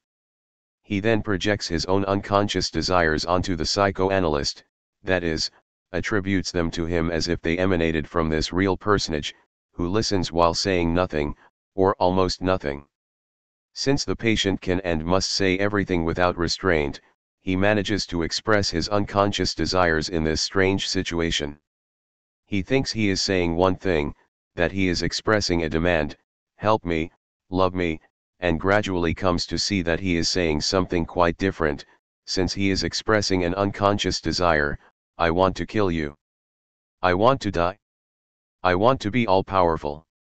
I want to be loved. Little by little, this contradiction becomes active and, by comparing his conscious thoughts to his unconscious desires, the patient eventually puts the former to work on, Durcharbiten, the latter and the other way around. Ultimately, this brings about a redistribution of his effects, profound, unconscious emotional attachments to certain unconscious fantasy images, and a reequilibration of his conscious and unconscious psychical apparatus as a whole. It is at this point 7 that the cure intervenes, the final moment of which is the dissolution of the counter-transference. For the psychoanalyst, contrary to the approximative idea that makes him an unmoved mover akin to Aristotle's distant and impassive God, invests the patient with unconscious desires of his own, in the sense that he wants to keep the patient with him or else wants to be rid of him too soon. The psychoanalyst must, therefore, with the help of the analysand, who never ceases to play an active role, analyze his own counter-transference in order to terminate the psychoanalysis. When neither the transference nor the counter-transference is dissolved, the cure can become the interminable psychoanalysis that Freud described in his last texts. If the counter-transference is successfully dissolved, the cure can be brought to an end and the patient can return to his private life under favorable conditions. The reader will have concluded, from the basic configuration of the psychoanalytic cure and its practice, that psychoanalysis represents a concrete experience with virtually no equivalent. In this experience, the psychoanalyst is by no means a physician, that is, an authority invested by society with scientific knowledge giving him the right to treat others, that is, the right to respond to a demand to be healed addressed to him by a patient who knows where it hurts and goes to see the doctor to be cured of his illness. Psychoanalytic practice is the most serious questioning of, and challenge to, medical practice that has ever existed, indeed, of any practice involving a subject supposed to know, Lacan, 8 capable of healing and counseling by virtue of the authority of his knowledge and social power. The psychoanalyst is not a physician, moral or practical counselor, confessor, or priest, he is not even a friend. He is simply the mute agent of a process without a subject in which fantasies, his own, confront, silently but concretely, someone else's fantasies, the analysands, in an effort to re-equilibrate them until they are in a state that puts an end to the troubles affecting his psyche. By thus introducing a new practice into the world of the practices, psychoanalysis produced phenomenal effects in ideology and philosophy. Amid the massive domination of bourgeois legal, moral and religious ideology and philosophy, amid the massive domination of the philosophy of consciousness and the subject, Husserl was Freud's contemporary, psychoanalytic theory proceeded to stage a veritable Copernican revolution. Before Copernicus, people thought that the sun revolved around the earth. Copernicus imposed the objective truth that the Earth revolves around the Sun. Before Freud, it was thought that everything in man revolved around his consciousness, that the essence of man was consciousness. Freud imposed the truth that consciousness is merely a derivative effect, and that human consciousness revolves around the unconscious. This dealt moral, legal, and religious ideological prejudices a blow that might well have been mortal, had they not been shored up by the entire traditional bourgeois order. This Freudian critique of Homo psychologicus, man, an essentially psychological being, comparable, in the history of ideas, only to the Marxist critique of Homo economicus, man as defined by his economic needs, had major repercussions on all of philosophy. Lacan has played an important role in France in compelling recognition of these effects, even if he was to interpret them in a disputable way. 9 A certain junction between Freud's and Marx's materialist philosophies appeared, producing certain interesting results that bore no relation to the adventuristic enterprise of a Reich in an earlier period. 10. What lessons should we draw from the sudden emergence of this unprecedented practice of Freud's? Firstly, that practices can surge up on the basis of millennial experiences left unexplored and can completely transform a field of experience. Secondly, that these practices always erupt under the domination of determinate abstract relations, even if they are constituted in an altogether paradoxical way. It is enough if they turn out to correspond to the nature of the unprecedented object that has surged up in knowledge. Finally, that even when these relations are as unusual as the relations of psychoanalysis, relations of transference between unconsciouses, they are decisive for both the theory and the practice in question. To this it must be added that psychoanalytic practice further enriches Aristotle's ancient intuition about praxis, for it is the subject himself who produces his own transformation through the intermediary of the psychoanalyst. In this respect too, psychoanalytic practice is similar to revolutionary practice, with the difference that the two practices obviously do not have the same object, inasmuch as psychoanalysis changes only the internal configuration of an individual's unconscious, whereas revolutionary practice changes a society's class structure. This last comparison is not without consequences that are theoretical and practical alike.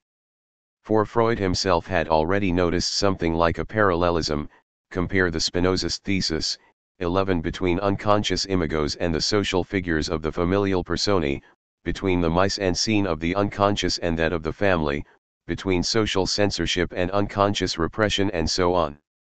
Yet Freud was careful not to go beyond this simple suggestion. Had he not been, he would have fallen into the sociologistic error of treating unconscious imagos as straightforward reproductions or images of the social personae of the family. Someday we may be able to go beyond the present state of this rough analogy, which, albeit suggestive, has led no further, on the day, perhaps, when new discoveries are made in what would seem to be the neighboring sciences, neurophysiology, the theory of the structure and ideology of the family. We cannot, however, anticipate these future developments without running great risks, which Reich vainly confronted in his time, and which are today being pursued by the champions of a spontaneist far-leftism Gauchism. A science, if it wishes to safeguard its independence and simply endure, must sometimes be willing to remain for a very long time, and perhaps indefinitely, in the solitude of its own defined abstractions, without trying to conflate them with the abstractions of the other existing sciences. 15. Artistic practice. Its isolation from existing sciences notwithstanding, psychoanalysis has not failed to produce far-reaching effects on another practice and its theory, aesthetic practice and theory. Human beings have in every day and age produced strange objects distinguished by the fact that they are of no material use, in that they meet none of humanity's vital needs, the need for food, for sex, and so on. Originally, these objects were invariably endowed with social significance, religious significance, for example, but had no direct practical significance. Peculiar to all of them was the fact that they were appreciated for their uselessness as long as they gave pleasure to those who consumed them through sight, hearing, touch, and so on. In these singular objects, we find the earliest evidence of what would later become objects of art. But we also find in them, from the outset, the double character that was to be their hallmark. They were useless, to be sure, but they were social. To be beautiful objects, they had to be recognized as such by the social group. Yet the social group saw not only the beauty of forms or sounds in them, but also, by way of this universal recognition of a common essence, its own, that of its own social unity. Yet this unity was already guaranteed by other relations and functions, to which artistic social objects added the function, apparently necessary for the human community, of being useless and beautiful, and therefore invested with pleasure. The result of this singular attribution is to produce a new form of abstraction. All objects of art are produced materially, like any other product, by labor that transforms a certain raw material. The result of this material transformation, however, is to produce not a useful object with the capacity to satisfy people's vital needs, but an object with the capacity to procure them a special pleasure, a pleasure that costs nothing and involves no danger, a fictive triumph, Freud, produced by their consumption of it, visual, auditory, and so on. Point 1. In a word, the abstraction of the production of objects of art presents itself in the paradoxical guise of the production, exhibition, presentation, representation, of a certain, apparently raw, material, stone, wood, sound, invested with form. Abstraction thus presents itself in the form of a concrete object in which matter is, as it were, proffered completely naked in the aesthetic form enveloping it. The necessary abstract exists in the form of a useless concrete. The characteristic feature of this concrete, however, of this work of art, sculpture, painting, music, and so on, is to please, even when it represents the horrors of a tragedy for its spectators. Why do works of art move us? Marx said, about ancient tragedy, that it moves us because it is the childhood of humanity, and people take pleasure in their childhood. Point 2. Aristotle said, more profoundly, that a spectacle is like a purgation which imaginarily frees men of their terrors and allows them to feel, in the face of something terrible, the pleasure of a relief that frees them from an action that they can watch and thus need not accomplish. 3. It is all profit at no cost. They desire a forbidden or impossible act, and it unfolds before their eyes without danger. Taking up this intuition, Freud sees the fulfillment of a desire in the work of art, a fulfillment that is imaginary, as in dreams, and thus objectively without effect, but subjectively pleasant to contemplate. Point 4. That people feel a need to experience, in the form of an imaginary pleasure, the satisfaction of a desire that they cannot fulfill, because, as in utopia, the conditions for its fulfillment have not been met, or because a social taboo prohibits fulfilling it, would appear to be a fact that is both undeniable and seemingly indispensable to the functioning of social relations. Just as there are incidental expenses of production in every mode of production, products that serve to produce certain effects, while serving no purpose in and of themselves, so there seem to be, in the reproduction of social relations, aesthetic incidental expenses, of use in the production of other effects while serving no purpose in and of themselves, no purpose other than to produce an imaginary pleasure. What purpose can this imaginary pleasure possibly serve? Unquestionably, it helps to sustain the existing practices and ideologies. It is a fact that, while experiencing the pleasure of playing, a child engages in a veritable apprenticeship that prepares it to engage in practices of production or social relations. It is a fact that games and festivals, public spectacles, and the like strengthen the social bond by bringing people together in one place and offering all of them the same object of pleasure to consume, an object that extols idealized social relations or plays with prohibitions. Works of art, which are not purely ideological, since they are objects comprising matter and a form directly accessible to the senses, thereby enter ideology's sphere of influence and take their place in it, in the fundamental political division of ideological confrontation. They do so with all the ambiguity familiar to us by now, since ideology is ultimately organized in relation to ordine a the state, thus they serve either the dominant ideology or the values for which the dominated class is struggling. Doubtless the history of aesthetic forms always concerns the matter that the artist works on and offers to the eye or the ear, and this history, carrying the ballast of materiality, doubtless depends on the objective possibilities of the matter in question, whether it is marble, wood, fabric, colors, and sounds, or the themes of drama and the novel. The choice of these possibilities and their combination in properly aesthetic forms nevertheless falls within the province of ideology and the struggle separating ideology from itself. This paradoxical condition explains the illusion of both the artist who believes that he is engaged in purely artistic work, and the consumers of his product, who believe that they are engaged in an act of purely aesthetic consumption, whereas what is essential takes place behind their backs. Hegel. 5. In an ideological confrontation that constantly seeks to enlist works of art in the service of its cause. It follows that, like the other practices, aesthetic practice too, far from being a pure act that creates beauty, unfolds under the domination of abstract social relations, which are not just norms defining the beautiful, but also ideological relations of class struggle. It also follows that, since ideology is what it is and always presents things falsely, art can, in addition to the marvels of pleasure that it procures, foster the ideology of purity, beauty, and absolute autonomy that serves intellectuals of the dominant class as an alibi.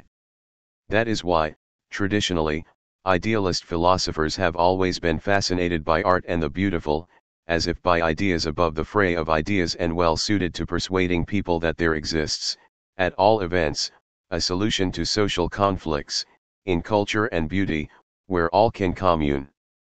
This flight to the front and into the ideology of art, a leitmotif of all spiritualist and idealist philosophies, may be observed, in our day, in a country that calls itself socialist, the USSR.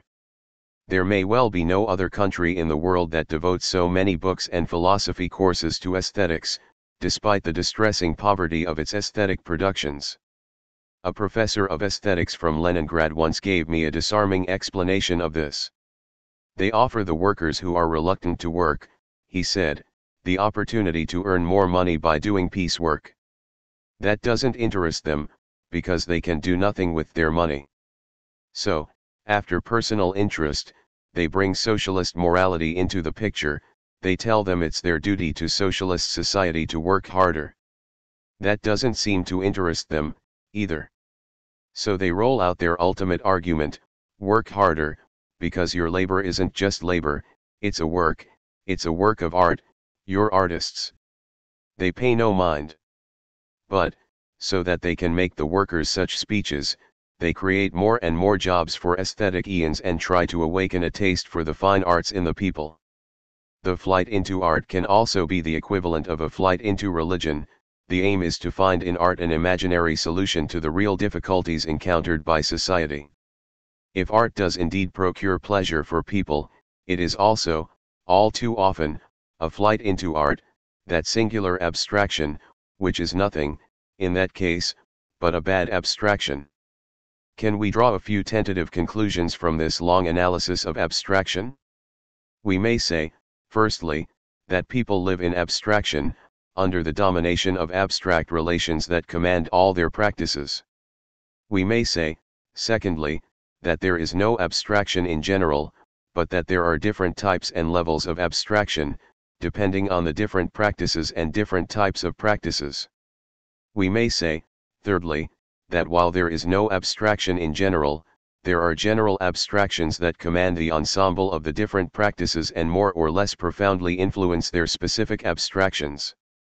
These general abstractions are the social relations, relations of production, circulation, and distribution, political relations and ideological relations, all of them organized in relation to Ordini's auxiliary class relations and the class struggle. Lastly, we may say that all these abstract relations are abstract only insofar as they are, and remain, rooted in the materiality of the social practices, and that they are abstract only to the extent that they make possible the final production of the concrete, whether it is a matter of the production of objects of consumption, the transformation of political, ideological, or fantasy relations, or the production of works of art and so on. The whole of this gigantic cycle of social production, with its different turnover rates and its complex interconnections, operates under the primacy of the real concrete over the abstract, and therefore under the primacy of practice over theory. There is no moment in the cycle, however, at which we can observe a pure distinction between practice or the concrete, on the one hand, and theory or abstraction, on the other. At every moment, all the practices exist only under the domination of abstract relations, relations that can be elevated to the level of theory. At every moment, all abstract relations, theoretical relations included, exist only on condition that they are rooted in practice, in the concrete. It is the contradictions of this immense cycle which produce, in the form of class struggle, that which is called human history and which makes this history human, makes it, that is, not a disembodied history, but one fraught with weight, materiality and finitude, with human suffering, discoveries and joys. 16. Philosophical practice.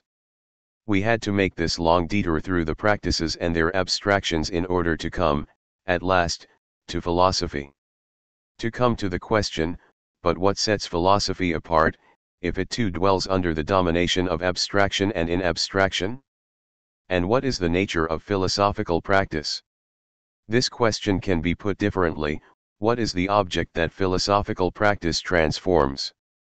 This long detour was also necessary for an essential reason that we shall here state without delay. What philosophical practice transforms is the ideologies under the domination of which the various social practices produce their specific effects. We shall approach the question of philosophy from a convenient angle, the nature of philosophical propositions. When I say, the kitten is dead, I state a fact that can be confirmed by examining the animal itself or by first-hand testimony, in which the abstraction of language is already present. When I say, all falling bodies obey a law described by a simple equation, I also state a fact, but it is the fact of a different abstraction, the abstraction of scientific concepts, since I am not talking about this particular body, the body of the kitten that fell off the roof, but about all bodies that exist in our Euclidean space.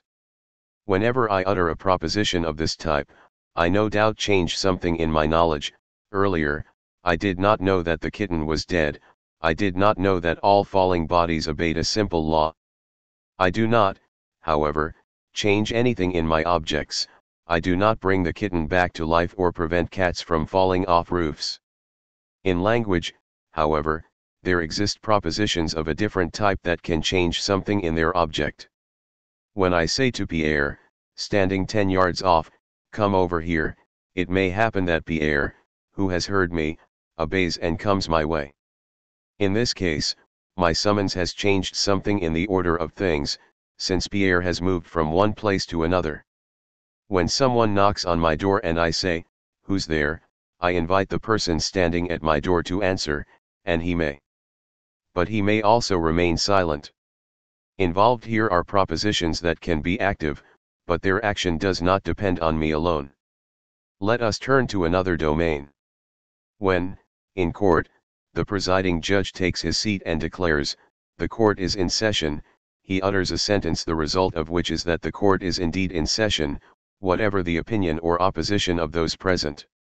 The English linguist Austin calls such propositions performative, in other words, directly operative, producing their effect simply by virtue of being uttered. 1. To acquire some notion of the nature of philosophical propositions, at least those in which every philosophy sums up its essential ideas, we can set out from this idea of performative statements. When a philosopher, Descartes, for instance, writes, "God exists," he acts somewhat like the presiding judge of a court who declares that the court is in session, with the difference that his declaration does not bring about the existence of God, except in the world of his philosophy. In some way, Descartes inaugurates a world, that of his philosophy.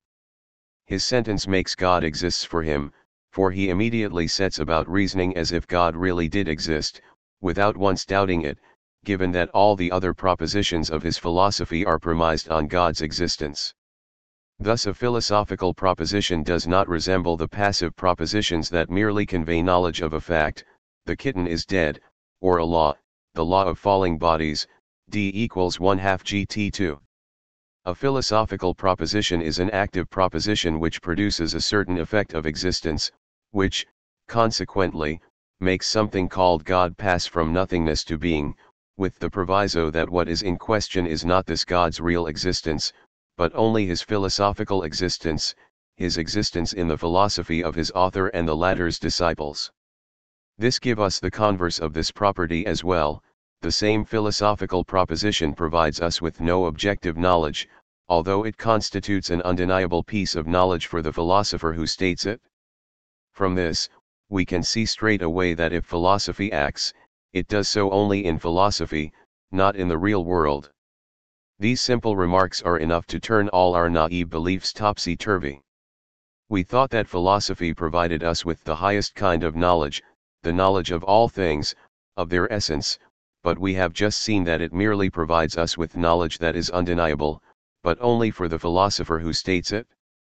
We thought that philosophy was contemplative, that is to say, passive before its object, but we have just seen that it is active. Finally, we thought that philosophy had to do with real objects, but we have just seen that it produces before our eyes, for itself, something that has nothing to do with real objects. We are in a state of utter disarray. The fact is that we cannot help but conceive of philosophical practice in the mode of either scientific practice, which furnishes knowledge, or the other practices we have analyzed, ideological practices and so on, which produce practical transformations, not knowledge. We must therefore revise our point of view. Point 2. Let us go back to the Cartesian proposition that God exists. This is an active proposition, granted. Yet it produces nothing real, except in the world of Cartesian philosophy. Does this mean that what it states is purely illusory? By no means. We shall say, for we can do so without exceeding the limits of philosophical fact, that Descartes posits God's existence and thereby changes something in what existed before Descartes, in the mind of an atheist, for instance, yet this position, albeit active, remains purely philosophical, confined to its author's system. To designate philosophical propositions which thus posit the existence of a being that, albeit unreal, is essential to the philosophy in question, we shall use the term thesis, a word translated from the Greek that can mean, precisely, position. We may therefore say, philosophy does not produce knowledge of a real object, but posits theses which state the existence of a philosophical object or properties of that object.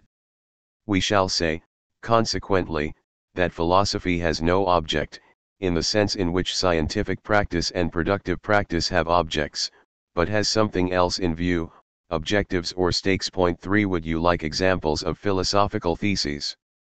I think, therefore I am, God exists, God is infinitely perfect, I doubt, therefore God exists, bodies are extended in space, the I think accompanies the diversity of my representations, to be is to be perceived, the world is my representation of it, consciousness is intentional, matter has primacy over thought and so on. As can be seen, our definition of the nature of philosophical propositions applies to idealist and materialist theses alike. It seems to follow that there is a nature of philosophy as such that encompasses the oppositions observable in philosophy. What is a philosophical thesis made up of? Of abstract terms, which we shall call categories to distinguish them from scientific concepts. A category has no object, in the sense in which a scientific concept is said to have an object. It is assigned its meaning by the ensemble of the categories constituting a philosophical system. A category can play the role of a thesis if it sums up, on one precise point, the position of the philosophy in question. A thesis can play the role of a category if that category is summed up by it. Just as each category takes its meaning from the whole system of categories, so each philosophical thesis refers, for its part, to the whole system of philosophical theses. Thus there exists a rigorous internal bond among all of a philosophy's theoretical elements, the bond of a system or, more precisely, a structure. The grouping of certain categories in the form of a thesis expresses the position taken by that philosophy on controversial questions. Thus when Descartes writes, I think, therefore I am, he takes up a position against Thomist philosophy, for which thought is not identical to existence. Here the practical, active meaning of philosophical propositions begins to come into focus. If a philosophical thesis has no object, if the object it posits is not a real object, but one purely internal to philosophy, this object becomes, for this thesis, a means of occupying ground held by a philosophical adversary. This philosophical object represents the military array dispositif by means of which the philosophy in question occupies defined positions held by a defined adversary in the philosophical war. For a thesis is only posed against another thesis, an adverse, that is, a different or an opposed thesis. Every thesis is thus by its nature an antithesis. Every philosophy accordingly appears to be a kind of theoretical army on the march, deployed on the field of battle, preceded and constituted by its theses, which are its offensive detachments. Their mission is to occupy the contested ground that the adversary already occupies, or intends to occupy. Thus we can see why philosophy has no object and does not procure knowledge in the strict sense of the word. It is because its purpose is not to produce knowledge, but to wage a strategic and tactical war against the adversary's theoretical forces, a war that, like all others, has stakes. For we should envision philosophy, that is, the ensemble of the different philosophies in each particular period, as a theoretical battlefield. Kant, who wanted to make the perpetual peace of critical philosophy reign over this battlefield, with the victory of his own philosophy, which would disarm all the others, called previous philosophy, or metaphysics, his word for it, precisely a battlefield, Kampfplatz. It should be added that it is an irregular, uneven battlefield, scarred with the trenches of old combats, bristling with abandoned fortifications that have been occupied and reoccupied time and again, studded with the names of places where the fighting was particularly fierce, and forever exposed to the resurgence of fresh battalions that can loom up out of the past and join the new forces on the march. It should be added that it is a battlefield on which, in any given period, a main front can, despite all, take shape alongside the secondary fronts, and all the opposed forces as well as all the secondary fronts can coalesce around this main front and find themselves centered on it.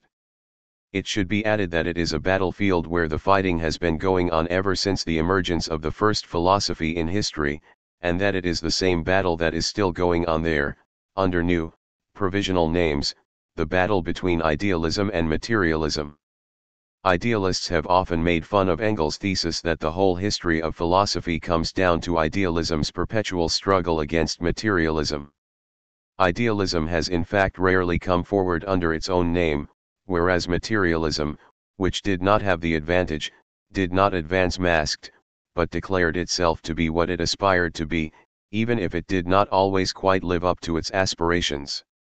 Idealists have criticized Engels for his schematism. It is true, this thesis is schematic, but only when it is misinterpreted.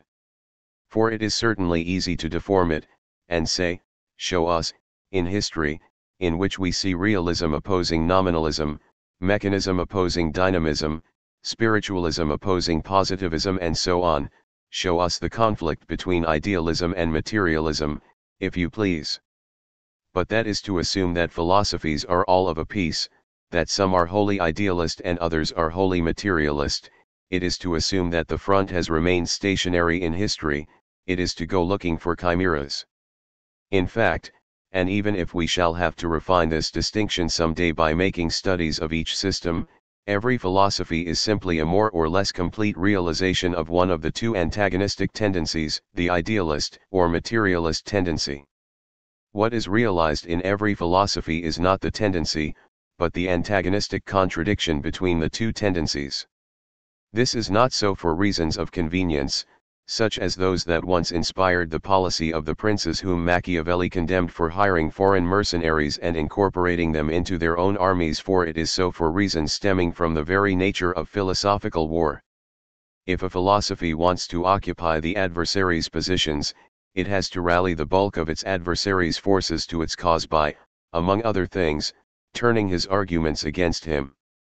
If you want to know your enemy, according to Goethe as cited by Lenin, Go to your enemy's country. 5 If you want to defeat your enemy, capture not just his territory and troops, but above all his arguments, for, with his arguments, you will control both his troops and his territory. It should be understood that, by vocation, every philosophy intends to occupy the whole battlefield, and must therefore arm itself preventively with an eye to occupying the adverse positions, that is, it must put itself, in advance, in a state of readiness to capture positions currently in the enemy's hands. It must therefore seize the enemy's arms and arguments in advance. Every philosophy accordingly carries its own enemy inside it, so to speak, defeated in advance, responds in advance to all his counterattacks, takes up a position in advance in his battle formation, modifying its own so as to be capable of this takeover. That is why every idealist philosophy necessarily includes materialist arguments in itself, and the other way around. There is no pure philosophy in the world, there is no wholly idealist or wholly materialist philosophy. Even what is called Marxist materialist philosophy will never be able to lay claim to being wholly materialist, for to do so would be to abandon the fight by renouncing the idea of preventively occupying positions held by idealism. Well now, it will be said, there's a lovely explanation for you. We understand, of course, how adversaries might fight each other that way. A battlefield, we're told. But, after all, there are many playing fields where the goal is to occupy the adversary's positions in order to take possession of the whole field. In a game, however, everyone at least knows what the stakes are, winning. And everyone knows it's just for fun. Once the game is over, the players leave the field. Do philosophers only pretend to fight, like dedicated amateur sportsmen? Do they fight simply for the sake of winning, or the pleasure of competing and showing off their talents to the spectators? But what pleasure do men as serious as philosophers are take in playing? And where are the spectators? This argument must be taken seriously, for, after all, we have so far done nothing more than to define the formal conditions of a general, perpetual war, very much like the one waged by the men of the state of nature as described by Hobbes in Leviathan. At least we understand, in Hobbes, what people fight for, goods, their motivation in the last instance, which sustains the other motivations, rivalry and prestige. But where are the material stakes of this philosophical war, which, if it has none, stands every chance of being conceived of in the idealist terms of a struggle for pure prestige? Moreover, if we take another look at the history of philosophy, we will observe strange changes in the way the theoretical battlefront is traced. Sometimes the fight is over politics and morality, Plato; sometimes, a very serene fight in this case, over mathematics, biology, rhetoric and virtue, Aristotle; sometimes over falling bodies, Descartes; sometimes over substance, Spinoza, Hume; sometimes over the pure sciences, Kant, and so on. If the front shifts this way, if a desperate battle is engaged for this or that unexpected salient, if the same combat is endlessly restaged for such diverse objectives, the reason is that the philosophical war shifts this way and that on its own battlefield in obedience to a course of events which, albeit absent from that field, have so profound an impact on it that they can precipitate such shifts, events in the history of scientific discoveries, events in the history of politics, morality, religion and so on. Thus there are real stakes in this make-believe war, serious stakes in the semblance of a war. We do not see them as such on the battlefield, however, because they are found outside it. We must therefore examine these stakes in order to discover what they are. When we do, we find that they consist of the ensemble of the social practices that we have analyzed. In the order of the historical events which, from afar, affect the philosophical battlefield, the practices and ideologies do not always hold the same place or play the same part. A scientific event, such as the discovery of mathematics in the 6th and 5th centuries in Greece, can suddenly surge up in the midst of the contradictory unity existing among the practices and ideologies, producing a disorder there that it is necessary to overcome at all costs, as Plato so ably did, but there was also the democratic decadence of the city that Plato, the politician Plato, wished to reform. Some other scientific event, such as the discovery of Galilean physics or the discovery of universal attraction, can put a tear in the tissue of the reigning ideology and trigger the philosophical reaction of a Descartes or a Kant. As a general rule, however, scientific events do not play the main role in the great ideological upheavals. That role falls, above all, to social and political events that modify the relations of production and political relations, drawing ideological relations in their wake. Such massive mutations in ideology call for a response. Philosophy intervenes at this point in order to modify its previous configuration and confront the upheavals touched off in this way. But, our indefatigable interlocutor will object, why should philosophy get mixed up in this business? Are philosophers not people who have withdrawn from the world and have nothing but the search after truth at heart? And if they do get involved, who in the world can explain to us why, and in the name of what, and with what effect in view? Here too, we have to take the objection seriously, and respond to it. To do so, however, we must make a long detour, through the state. 17. Dominant ideology and philosophy.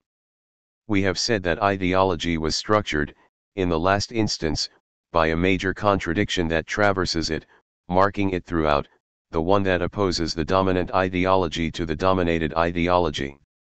But what is the dominant ideology? It is the ideology of the dominant class, Marx. We know that the function of this dominant ideology is to enable the social class that has taken state power and exercises its dictatorship to become the ruling class, in other words, to acquire the free consensus, of those it exploits and dominates by offering them an ideology which, forestalling their revolt, induces them to submit to this class of their own free will. We also know, however, that the subjection assujettissement of the exploited and the unification of society under the domination of the class in power is not the dominant ideology's sole function.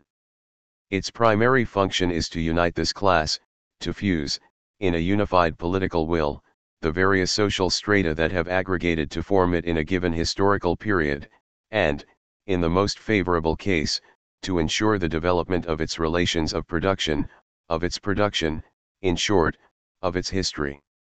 The dominant ideology is thus not only for the consumption of others, those exploited by the dominant class, it is first and foremost for that class's own consumption and, on occasion, for the consumption, by way of its fallout, of the dominated classes. One term has recurred in this explanation: unity, unify, unification. Every class that comes to power after a social and political revolution has to modify the whole of the previous social and political configuration in order to consolidate its domination. It has to unify itself as a class, constituting a unity with the allies it needs. It has to transform the state apparatuses that it has inherited in order to overcome their contradictions. It has, in particular, to unify the state or reinforce its unity. Naturally, it also has to constitute, by dint of a unifying operation of a peculiar kind, the dominant ideology that it needs in order to rule, which must be one to be effective.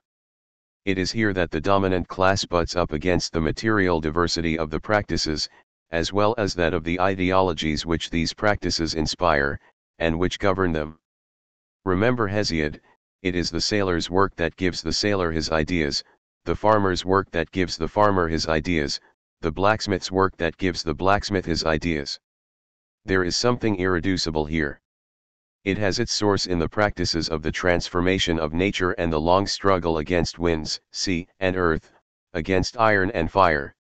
Remember, however, that, from the moment human beings live in society, none of these local practices or the corresponding local ideologies remain isolated. Regional ideologies form above them, uniting them to produce the widely shared ideologies of religion, morality, political and aesthetic ideas and so on. Remember, finally, that this ensemble of local and then regional ideologies are ultimately grouped together in two grand political tendencies that stand over against each other: the ideology of the dominant class, or classes, and that of the dominated classes. It is all too clear that the former crushes the latter, reduces it to silence and distorts it past recognition, except when it gives it the floor the better to refute it. Yet it exists nonetheless, as does the tendency to rebellion among all the exploited and all the enslaved. It is not the peace reigning among the slaves that can deceive anyone, when one knows that it is the peace of servitude. If this counterpower of rebellion and revolution were not there in the world, it would be impossible to understand all the fantastic precautions taken by the class in power. Hobbes put it well, "Look at your doors, there are locks on them. Why is that, if not because you are already afraid of being attacked by burglars or the poor?" One similarly, we may say, "Look at your dominant ideology, it too bolts all the doors and arranges for God to mount the main guard so that everything will remain firmly in place. Why is that, if not because you are already afraid of being attacked by your adversaries, precisely those whom you hold in servitude and reduce to silence?" The gigantic ideological apparatus that reigns in this fashion, at the limit, amidst an intimidating silence broken only by a few rare cries or, more seriously, a few rare rebellions, bears witness to the thread hanging over the established ideological power. It is therefore a matter of the utmost necessity and the utmost urgency that the dominant class unify its ideology as a dominant ideology. To do so, it must first take stock of the state of the front and of the ideological arguments, laying hands on whatever may be of use to it. It doesn't much matter who has come up with such and such an argument, provided it can serve my cause. What the dominant class finds this way, however, it finds scattered here and there. As for the previously prevailing unity, which no longer suits it, the dominant class has to break it up or reorganize it from within to make this unity suit it. This does not happen automatically. Just try to adjust so many disparate elements and arrange for them to cohere well enough to make a unified ideology, one adapted to the dominant class's political objectives. This is all the harder to do in that the adverse classes, the old dominant class and the new exploited class, do not afford the dominant class the leisure to slap its dominant ideology together in its spare time, or let it construct it on a plan carefully laid out in advance. In short, the whole of this long labor of unification goes on in the confusion of struggles and amidst class struggle, and is itself one element or episode of the class struggle. Consider Plato, this aristocrat, who despised Athenian democracy and looked back nostalgically to the day when the big landed proprietors had ruled Greece. Plato, who was grappling with the eruption of mathematics and the hair-splitting of the sophists, men rather like the technocrats and demagogues of their time. This aristocrat had to draw himself up to the lofty height of philosophy, his philosophy, to combat the friends of the earth and send a giant war machine out onto the field of battle. Plato discussed everything, every practice, every trade, every idea. Do you suppose he did so just for fun? But this was a man who was to offer his services to chiefs of state, in Sicily. At the same time, he offered them his philosophical work, which he was counting on to produce very precise effects. What did Plato do? He proposed to the politicians of his day, in revolt against the course that things were taking, his modest personal contribution to patching up the dominant ideology, torn and tattered by the great events of the times, his personal attempt at restoring, but only after recent developments had been taken into account, the old aristocratic ideology, tailored to the tastes of the day, an aggiornamento. An individual philosopher can do no more. He cannot take the place of the chief of state and impose his own philosophy, he contents himself with producing and proposing it. However, to produce it, Plato put himself, in a sense, in the place of the chief of state or the social class whose interests the chief of state represented, and crowned himself king in philosophy. It was on behalf of that social class that he performed the immense task of philosophical patching up, in short, the task of unifying the old aristocratic ideology on new foundations, those that the changing times had forced on it. This state of affairs explains the relationship that philosophers as individuals have to philosophy. They are not philosophers unless they feel responsible for this historical and political task and undertake to carry it out. Hence their extraordinary gravity, even when they are bitterly ironic, like Nietzsche, for they all feel they have been invested with a truly historical mission that is within the realm of possibility. Things accordingly take a curious course, no one commissions anything from them, yet they behave as if they had a mandate, as if they considered themselves to be representatives of the dominant class or the dominated classes. They go, as it were, to the market of philosophical wares to offer their theoretical merchandise to anyone who might care to acquire it. Sometimes they find the buyer they were expecting, sometimes they find a completely unexpected buyer who needs this merchandise in order to adapt it, in his own fashion, for the consumption of his clientele, and sometimes they head back home without making a sale. In the last named case, they keep at their little task until the occasion finally presents itself, or presents itself long after their death, thanks to one of those historical encounters that shall have to be explained some day, or never presents itself. Thus there exists, in history, an incredible mass of leftover philosophies that are like so much theoretical waste. This waste is, however, waste associated with finished products that do find takers on the market. Thus there are, in philosophical no less than in material production, enormous incidental costs of production. Doubtless there exist, amidst all this production, theoretical artisans who fabricate a philosophy out of their personal fantasy or delirium, or their subjective preferences, or the sheer pleasure they take in theorizing. Yet directly, or even very indirectly, all these productions fall, in one way or another, under the law of the opposition between idealism and materialism. This is because no philosopher can elude the implacable law of the philosophical battlefield, which has it that, in the last instance, straightforwardly or obliquely, every philosophy will range itself in one of the two camps or its margins, of error or manoeuvre.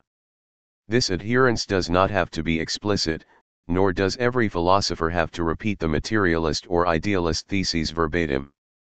It is enough that what he produces be organized with regard to the general perspective of the battlefield, that it take the adverse parties' positions and arguments into account.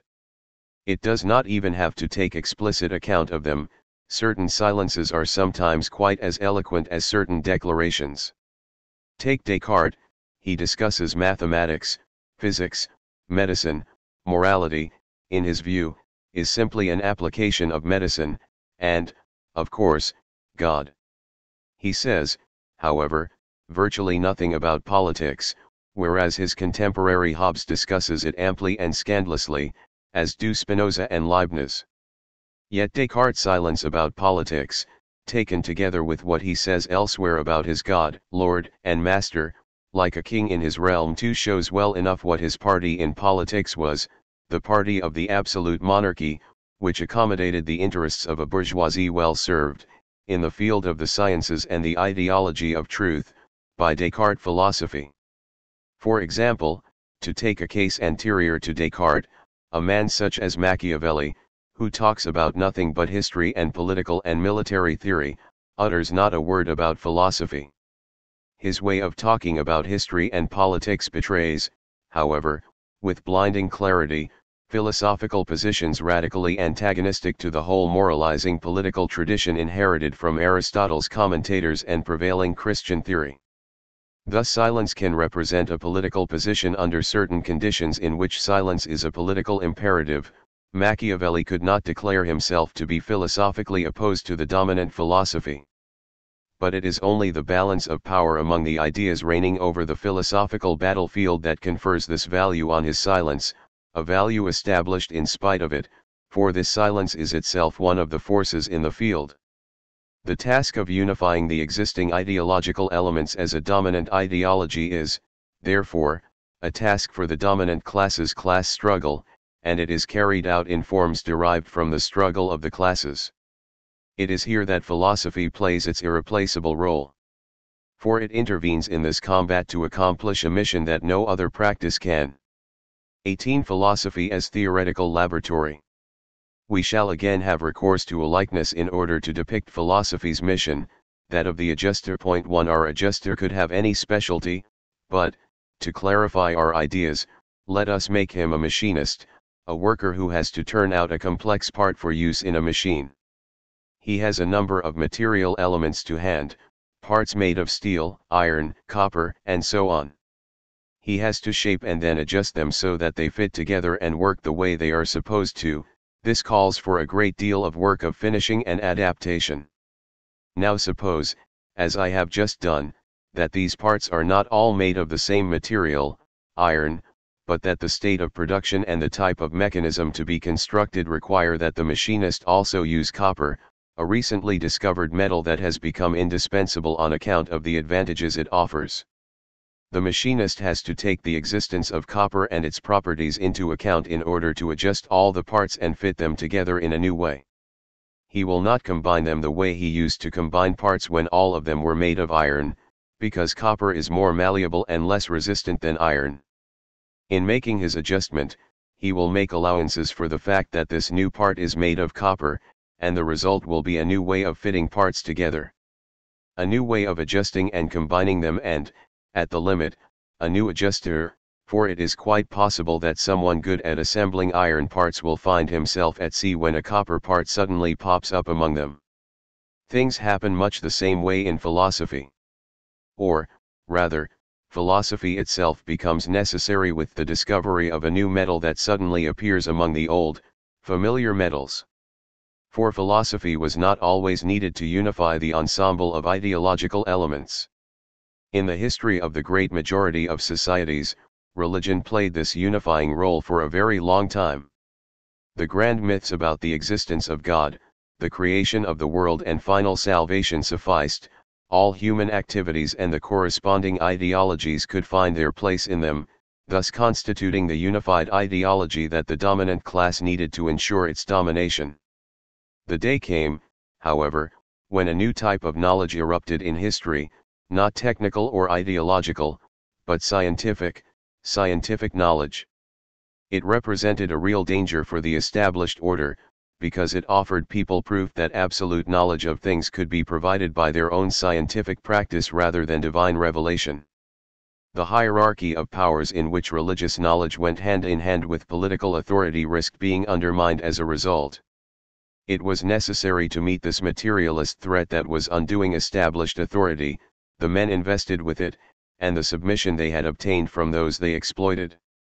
It was necessary to take possession of the new practice and its power and subordinate them to the established order. But men of a kind different from priests were needed to restore the jeopardized order of things, other adjusters who could line up the old parts and the new end to end and set the machine back in motion, an overhauled machine, yet basically the same machine as before. These men could only come from the ranks of those who had mastered the new scientific practice. They had to be well versed in mathematics. Philosophy was born of this rupture and the political conjuncture in which it emerged. Point 2. As far as its function was concerned, it simply succeeded religion in the role of the unifier of ideologies as a dominant ideology. By virtue of its content, however, it was supposed to get the upper hand over the new elements that the new practice had introduced into the world of men. But what new thing did mathematical science introduce? The following revelation: to acquire demonstrable knowledge, one had to reason about pure, abstract objects using pure, abstract methods. Those who failed to take this novelty into account were condemned, or risked being condemned, to fall behind the times by an ideology originating in mathematical practice.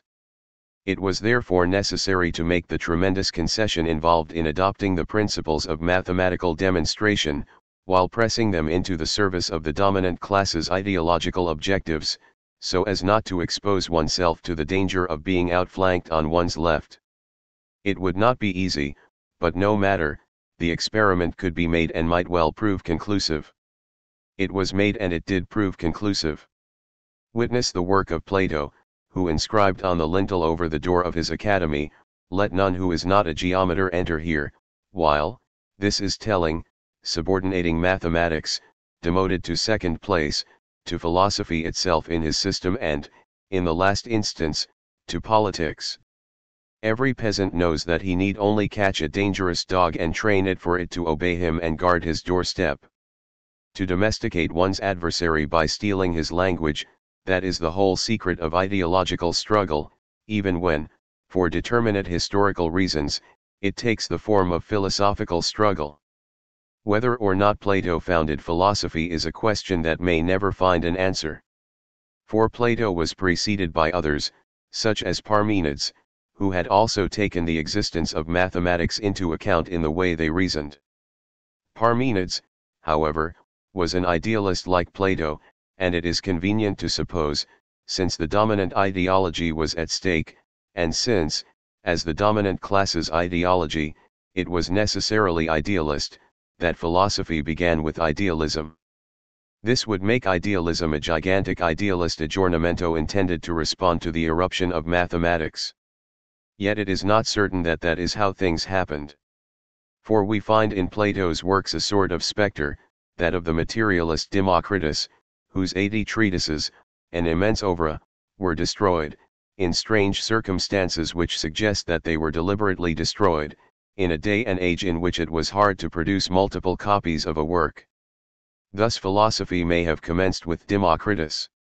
In other words, it may have commenced with materialism, which would accordingly have expressed philosophically, and positively, without theoretical reservations, values sustained by the conjunction of its time with the discovery of mathematical science.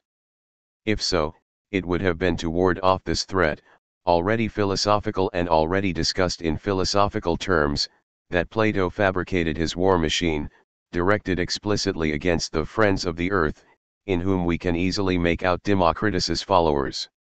Whatever the fact of the matter, it is not Democritus who has survived, but Plato, a vivid example of the kind of implacable choice that a dominant ideology makes, and, with Plato, idealist philosophy has dominated the whole history of class societies, repressing or obliterating materialist philosophy.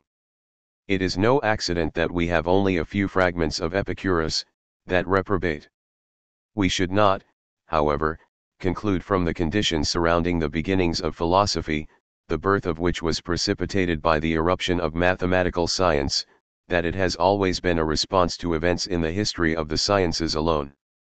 While philosophy 3 provided, with the abstract form of its objects and its demonstrative method, the absolute condition for the discourse needed to neutralize the threat that science posed, it has in the course of its history reacted to very different and far more dangerous events. It can even be said that the great social upheavals, the revolutions in the relations of production and in political relations, have exercised the decisive influence on the history of philosophy. Not immediately, for the transition from an economic revolution to a revolution in politics and then in ideology takes time, but on the condition represented by a certain interval, either after the fact, Hegel's famous phrase, philosophy always takes wing at dusk, like the owl of Minerva, or, paradoxically, before the fact. Yes, before the fact, for the social revolution gestating in society's depths can long be prevented from exploding by the thick concrete walls of established authority, the repression exercised by the state apparatus and the ideology in place. But changes occurring in the base can also have repercussions under the domination of the old dominant class, and can even affect the established ideology. The history of the rise of the bourgeoisie illustrates this thesis. Capitalist relations began to take shape in Western Europe as early as the 14th century, yet it took from 3 to 5 centuries for the bourgeois political revolution to sanction them with a new law corpus, a new state apparatus and a new ideology. In the interval, however, the changes in the base had frayed a path through the existing institutions. The absolute monarchy, a transitional state form associating the bourgeois dérobe and the capitalist bourgeois with the nobility, was already a manifestation of this. Throughout this period, moreover, audacious bourgeois began to lay the foundations of an ideology that would later become dominant, bourgeois ideology, grounded in legal ideology. In the same way, proletarian ideology has developed under the bourgeois class's domination, in the course of a struggle that has been going on for 180 years now, without reaching its true term. Here too, ideology has a lead on the revolution. It is, however, no accident that it has been able to take this lead, it is because the bourgeois mode of production already contains elements corresponding in advance to proletarian ideology. This is so because it has increasingly socialized production and educated the exploited about class struggle as a result not only of industrial concentration and work discipline, but, as well, because of the enforced enrollment of the exploited in a political struggle that saw them fighting side by side with the bourgeoisie against the landed aristocracy in the 19th century, or thanks to their participation in the bloody struggle that the bourgeoisie waged against avant-garde working class organizations and the whole working class. If, however, we wish to understand the surprising phenomenon of the ideological anticipation of history, we must also take into account the fact that the avant-garde ideology which develops under the domination of the class in power can initially only express itself under the conditions imposed on it by the dominant ideology. Not even the most radical bourgeois philosophers and ideologues could throw God overboard. That is why they were all deists even when they were atheists. They believed not in the God of the believers, but in the God of the philosophers and scientists, or in Spinoza's nature God, or in Hobbes's dumb animal God, all of whom made the believers among their contemporaries shudder. Avant-garde bourgeois philosophy had to make outward compromises with feudal ideology's values, while actually using these values against feudal ideology. Larvitus prodeo, said Descartes, I advance masked. Feudal power had to fall before the masks could. The case of proletarian ideology is no different. It too had to cloak itself in categories borrowed from bourgeois ideology and even religion. The bourgeoisie of the Belle Époque was not religious, later, from moral ideology, and, still later, from legal ideology.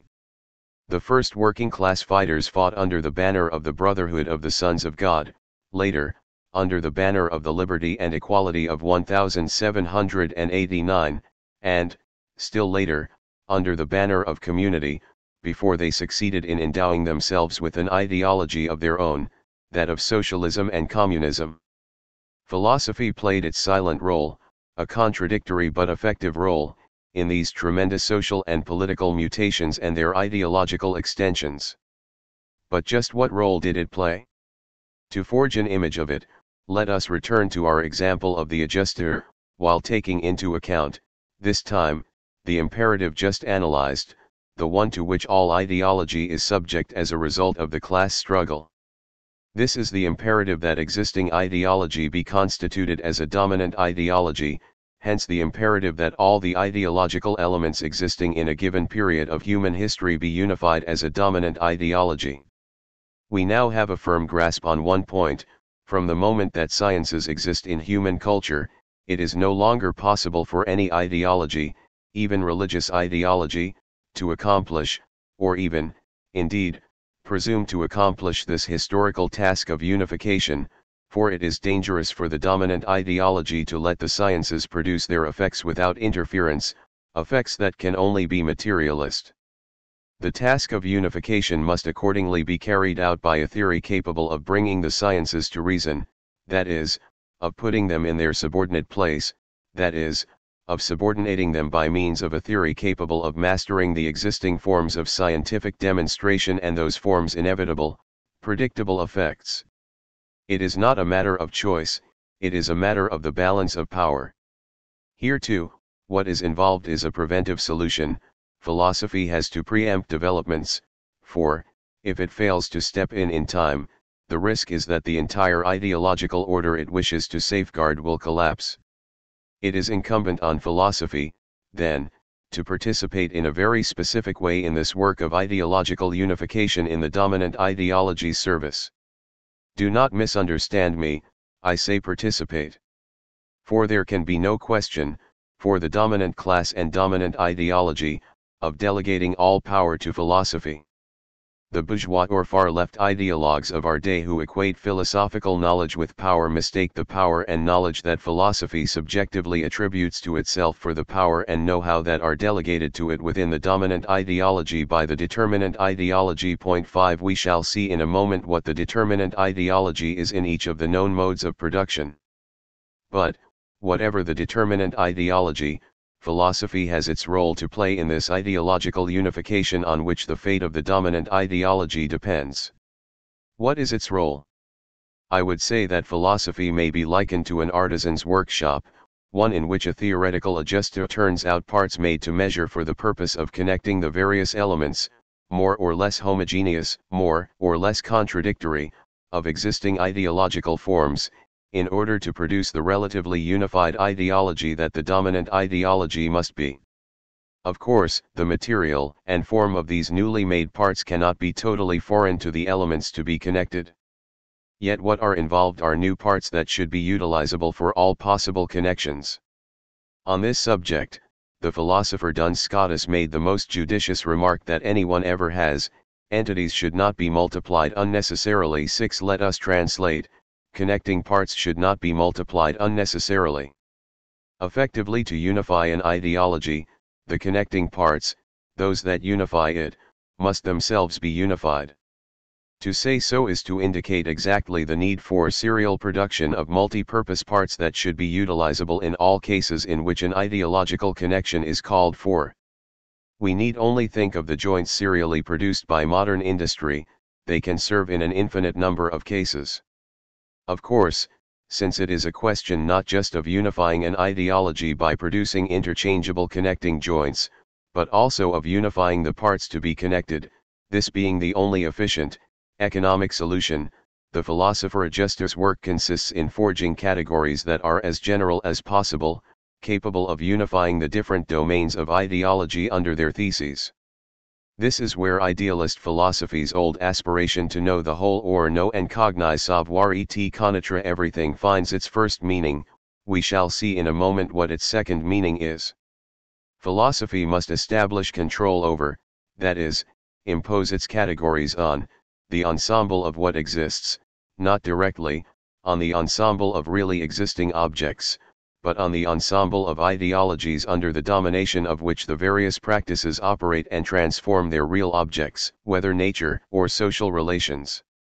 Philosophy thus forcibly establishes its theoretical rule over all that exists not for pleasure or out of megalomania, but for a completely different reason, in order to overcome the contradictions in existing ideology, in order to unify this ideology as the dominant ideology.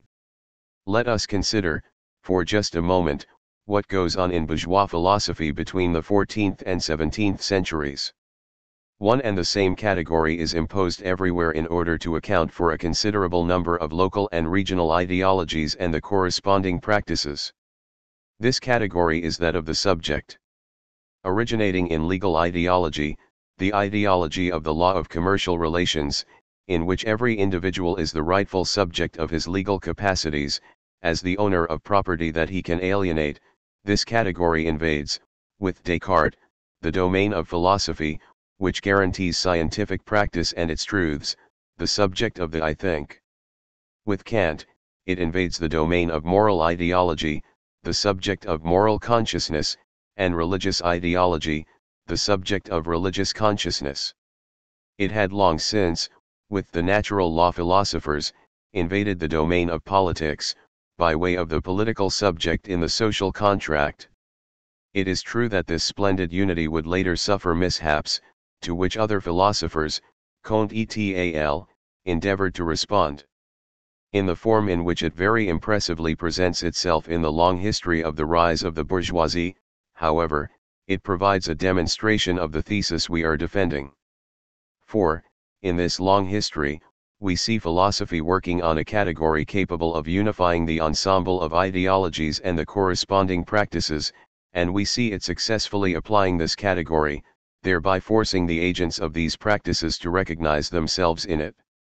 For, after all, and not only philosophers, moralists, and politicians were involved here, but also authors of mass-market literature and, beneath all of them, those among the exploited who could hope to become bourgeois someday, the corresponding practices were altered by this category, once the ideologies dominating them had been altered.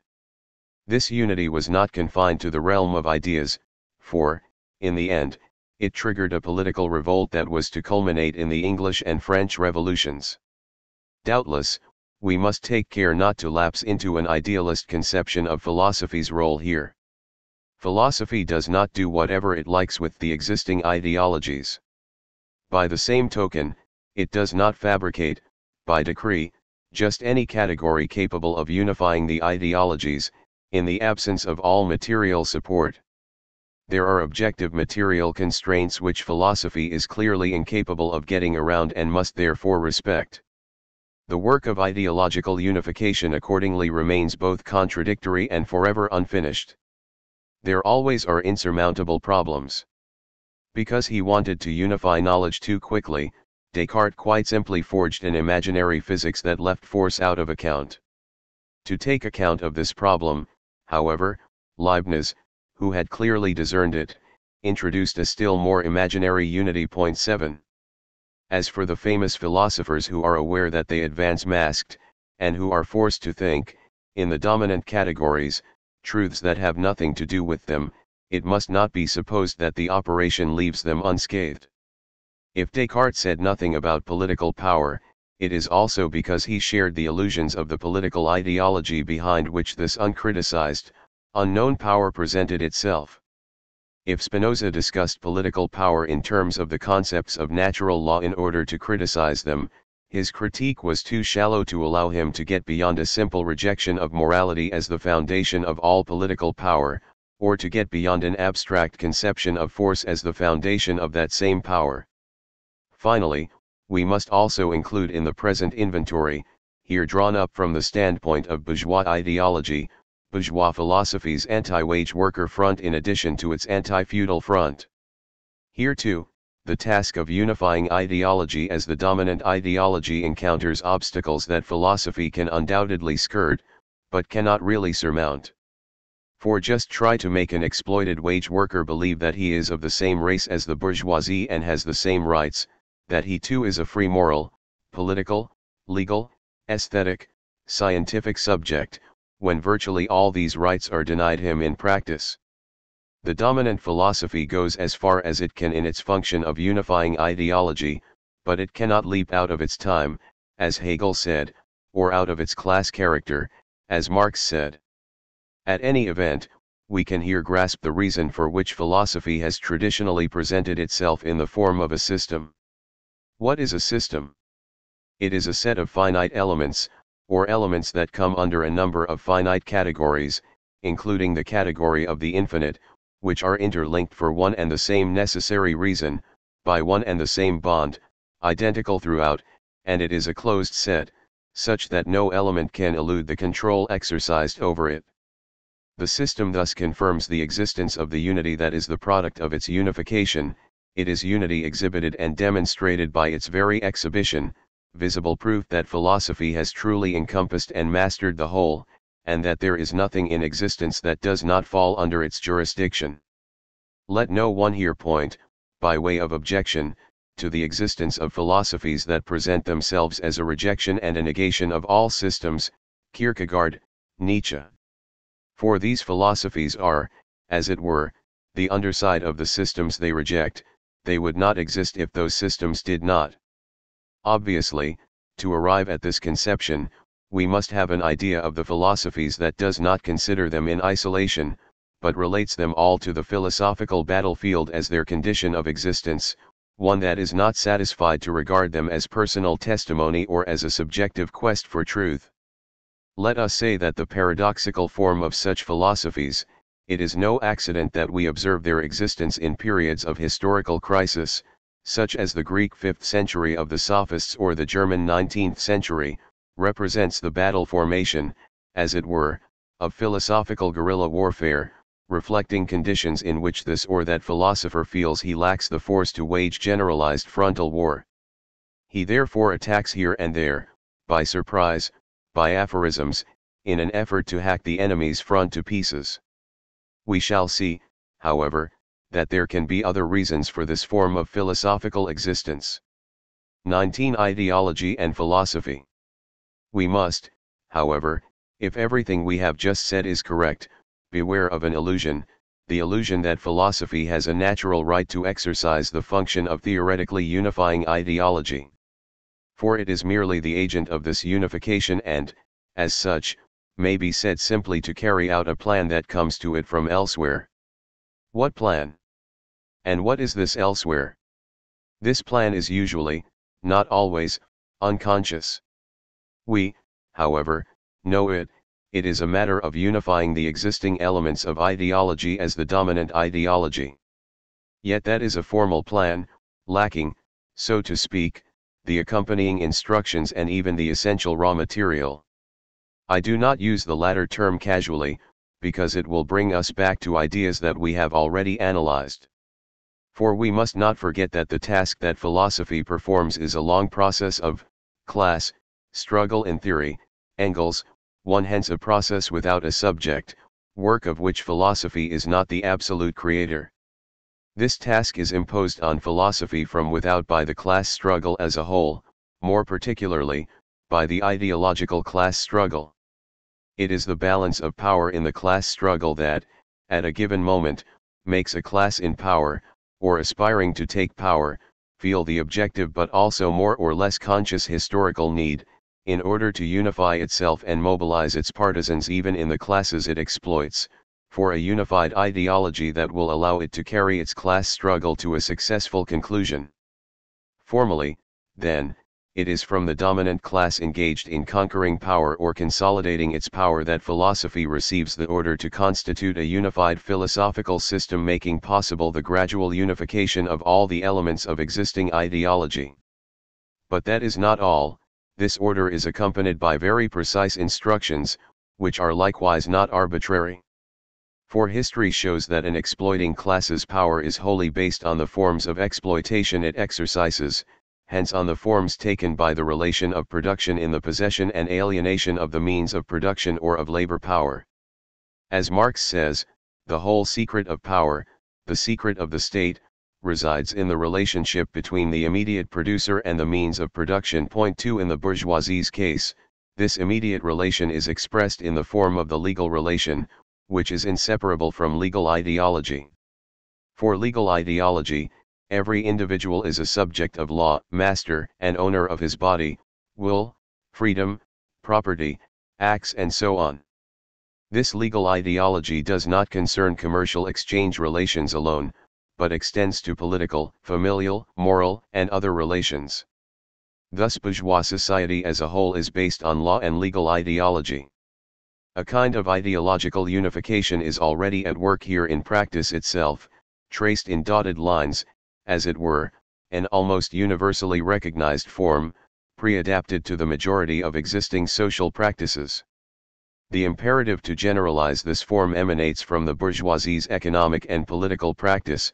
The bourgeoisie wants the free circulation of goods, the free circulation of labor power and even, at least in its beginnings, the free circulation of ideas and texts. Thus philosophy is charged with the historical mission of universalizing this form by finding the modalities appropriate to each ideological element and the corresponding practices. Philosophy must therefore make a priority of taking this form, the subject form, and no other as its raw material, and working on it until it is utilizable in every area of social practice. It must make it abstract enough to serve all possible purposes and in all possible cases, it must confer upon it the modalities required by each local or regional ideology, it must, finally, derive from it the higher abstractions that will bring about unity and guarantee this unity. The illusion of philosophy's omnipotence is thereby dispelled. It is not just the example of bourgeois philosophy which proves it. It has been shown often enough that, in feudalism, philosophy was merely the handmaiden of theology. We might equally well say that the materialist philosophy that the proletariat needs is the handmaiden of its politics. For the order for a new practice of philosophy 3 does indeed come from the practice of proletarian class struggle, a practice of philosophy that the proletariat needs in its struggle and for its struggle. A moment's reflection will show that the proletariat is not an exploiting, but only an exploited class. The relations of production to which it is subject are imposed on it from without by the capitalist bourgeoisie. They do not constitute its strength, rather, they would seem to constitute its weakness. No power accrues to the proletariat from the existence of such relations or their supreme consecration by the state. Just as the proletariat can count on nothing but its own two hands to get by, so, to fight, it can count on nothing but its own ideas and forces. It needs an ideology of its own to unify its forces and pit them against those that bourgeois ideology musters. To unify such ideological elements as it may have at its disposal, which are in part the legacy of the long history of the struggle of the oppressed, the proletariat too needs a philosophy of its own that adjusts the ensemble of its ideological arms for class combat. In no case, then, is philosophy an omnipotent power that determines the destination and direction of its own combat. In no case is philosophy autonomous, although it makes a show of founding its own origin and force. Philosophy is simply the delegation, in the theoretical domain, of the economic, political, and ideological class struggle. As such, it is, in the last instance, class struggle in theory. 4. 20. Philosophy and the science of class struggle. One last question remains, a question of the greatest importance. All past philosophies known to us were subject to the mechanism just described, all of them acted on command in the dominant classes, or classes, service, working on the raw material of the ideology determinant for that class. This condition, however, made them dependent on the dominant classes, or classes, objectives, hence on its subjectivity. If every philosophy unfolds on class theoretical basis and unifies the existing ideological elements as the dominant ideology, for the dominant class's benefit, it is easy to see why philosophy produces not knowledge, but only a weapon in a fight. A weapon is a weapon, it produces nothing but the power of victory. At the same time, it is easy to see why philosophy has always been able to do without the experimental setup indispensable to every science that produces knowledge. Better, it is easy to see why such an experimental setup is totally alien to it. We never come across one in philosophy's own practice. But if this is so, does it not mean that philosophy, which depends on the ideology determinant for the dominant class, is merely an ideology? Is it not to expose oneself to the classic jibes of all those who, beginning with the sophists, have mocked philosophy's pretensions to utter the truth about all things? In other words, how can we ensure that philosophy is not the theoretical delirium of an individual or a social class in search of guarantees or rhetorical ornament? How can we reconcile this class connection, which we seem to have arrived at, with philosophy's pretensions to produce objective knowledge, or with the assurances that a revolutionary class has a right to expect from the materialist philosophy that should guide it in its combat? These questions deserve serious examination. For if all that we have said so far has an objective result, it is the one we have attained by showing that every philosophy occupies class positions in theory and, consequently, that it stands in a necessary relationship with the class relations prevailing in a given society. Whether or not this objective link is conscious and controlled depends on another question, the question of the positions that a class occupies in the balance of power in the class struggle. When the class involved is an exploiting class, an unconscious necessity governs the whole dispositive that culminates in political and ideological domination. The owners of the means of production do not exploit wage workers intentionally, but as the result of a mechanism mobilizing class relations that govern and go beyond them. They do not seize state power intentionally and intentionally constitute the ideology from which they will derive effects of domination and subjection, that is the effect of a dialectic that necessitates construction of a state apparatus in order to guarantee the conditions of exploitation. Everything in this mechanism is geared to exploitation and the domination that sanctions it. The dominant ideology, like the philosophy which adjusts that ideology's categories in order to unify it, is driven by the dynamics of class exploitation. In these conditions, it is understandable that the limits of the dominant ideology and the philosophy that unifies it should be determined by the limits of the dominant class's objectives, in other words, by its subjectivity, and that the knowledge philosophy attains should be conditioned by those limits and, consequently, subjective. Imagine, however, a class that exploits no one and is struggling for its emancipation and the abolition of classes. Imagine that, in its combat, this class undertakes to unify itself by unifying its class ideology, and that it unifies this ideology by forging a philosophy that can bring this unification about.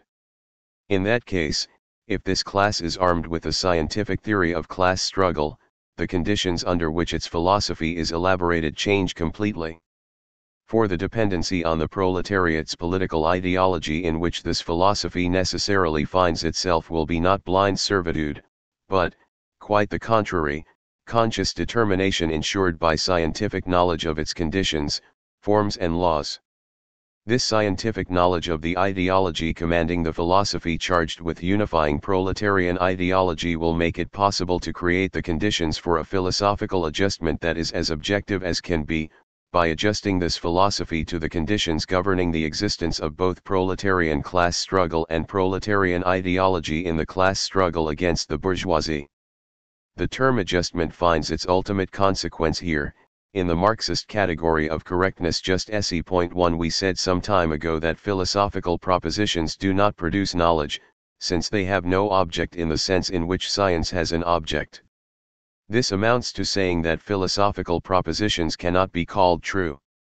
We may now advance the thesis that they can be called correct just, if this adjective, correct, designates the effect of an adjustment that takes into account all the elements of a given situation in which a class is struggling to attain its objectives. In that case, correct is the adjective corresponding not to justice, a moral category, but to correctness just esse, a practical category that refers to the adaptation of means to ends as a function of the class character of the one pursuing those ends. We do not claim to escape class subjectivism by invoking, as Lukács does in History and Class Consciousness, the universal nature of the proletarian class. We do not claim that the correctness of the proletariat's philosophy is the equivalent of truth by virtue of this universality, which supposedly does away with the particularism of subjectivity. Point 2 Quite the contrary, we shall say that the correctness of the philosophy of the proletariat escapes subjectivity because it is under the control of an objective science, the science of the laws of class struggle. We have enough historical examples to hand to demonstrate the fruitfulness of this control, its existence and, at the same time, its shortcomings. It is, precisely, a subjectivist class interpretation of the correctness of Marxist philosophical theses which has, in the crisis of Marxist philosophy that we are currently undergoing, very nearly precipitated the definitive bankruptcy of Marxist theory.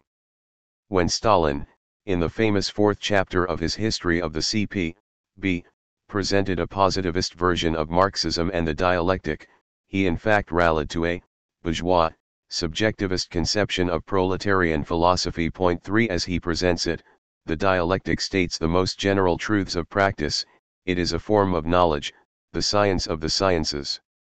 As for method, it is an appendage of the dialectic. Setting out from such fragile premises, it was easy, especially in the prevailing circumstances, to lurch, while maintaining this basic subjective determinism, into another type of class subjectivism, proletarian class subjectivism. This was the period of bourgeois science and proletarian science, of the class character of scientific knowledge, the history of which is well known, as is the havoc it wrought, see Dominique Lecourt, Lysenko. Point 4 But, in this case, the most striking thing is the fact that this conception of philosophical correctness was based on a false theory of the science of the laws of class struggle. As interpreted from on high by Stalin, Marxist theory was reduced to an economistic evolutionism without surprises, one intended, like any vulgar ideology you care to name, to justify the accomplished fact of the reigning order, here that of the USSR, supposedly in the name of the dictatorship of the proletariat, but in fact for the sake of Stalin's personal dictatorship. A scientific theory of this sort was clearly incapable of controlling, in any respect whatsoever, the correctness of the philosophical theses it upheld. On the contrary, Stalin provided it with the philosophy it needed, which, unfortunately, the majority of Marxist philosophers, as Stalin's faithful emulators, have yet to abandon. One can, however, We have historical examples here too, propose a completely different conception of the relationship of scientific control of the correctness of the theses of the proletariat's philosophy by the theory of the laws of class struggle. One surprising feature of the examples we have, those of Marx, Engels, Lenin, Gramsci, or Mao, cannot fail to strike us, the great modesty of their philosophical constructions. I do not just mean Marx. Everyone knows that, once he had settled accounts with his erstwhile philosophical consciousness in the German ideology, 1845, Marx basically produced no philosophy at all, a few lines aside. Yet no one today doubts that he profoundly thought and practiced his philosophy, or that, in his theoretical and political works, he was a materialist and a dialectician. And when Engels showed him the manuscript of Anti-Düring, a scathing polemical reply to the works of an anti-Marxist socialist, Marx approved of it, yet this book was neither a philosophical treatise nor a philosophical system. Everyone also knows that Lenin too, aside from materialism and empirio-criticism and his reading notes on Hegel's Logic 5, neglected to work on a grand philosophical text, in order to devote himself wholly to political practice. Yet, as with Marx, no one doubts that the philosophy at work in that practice was one of exceptional force and solidity. Gramsci likewise devoted nothing of importance to philosophy, and the same is true of Mao, who dedicated only a few occasional interventions to it. Thus we find ourselves confronting a sort of paradox. It is inconceivable that the proletarian class position in philosophy should not be stated, in order to help unify proletarian ideology with a view to proletarian class struggle. It is, however, surprising that that position in philosophy, with the aberrant exception of Stalin and his emulators, has been so modest and intermittent, and has not afforded itself the advantages of the classical exposition of systems, of their rigor and exhaustiveness. For does the proletariat not, after all, have to raise itself to the position of the ruling class, as the Manifesto 6 puts it, and, to that end, provide itself with a dominant ideology, which is inconceivable in the absence of a specifically proletarian philosophy? Once the proletariat has come to power, will it too not need that philosophy to unify the different ideological elements in existence and, in this way, transform the social practices under the dictatorship of the proletariat? I think that this paradox is, precisely, constitutive of the Marxist position in philosophy. 7 I think this for the following reason. We have also seen that the unification of ideology as a dominant ideology is linked to the existence of the dominant classes. We have even seen that philosophy's systematic unity, which serves this unification, is linked to this process of unification as to its condition of possibility. We may now add that this entire system, which goes beyond the system of philosophy as such, is directly bound up with the state, with the unity of the state.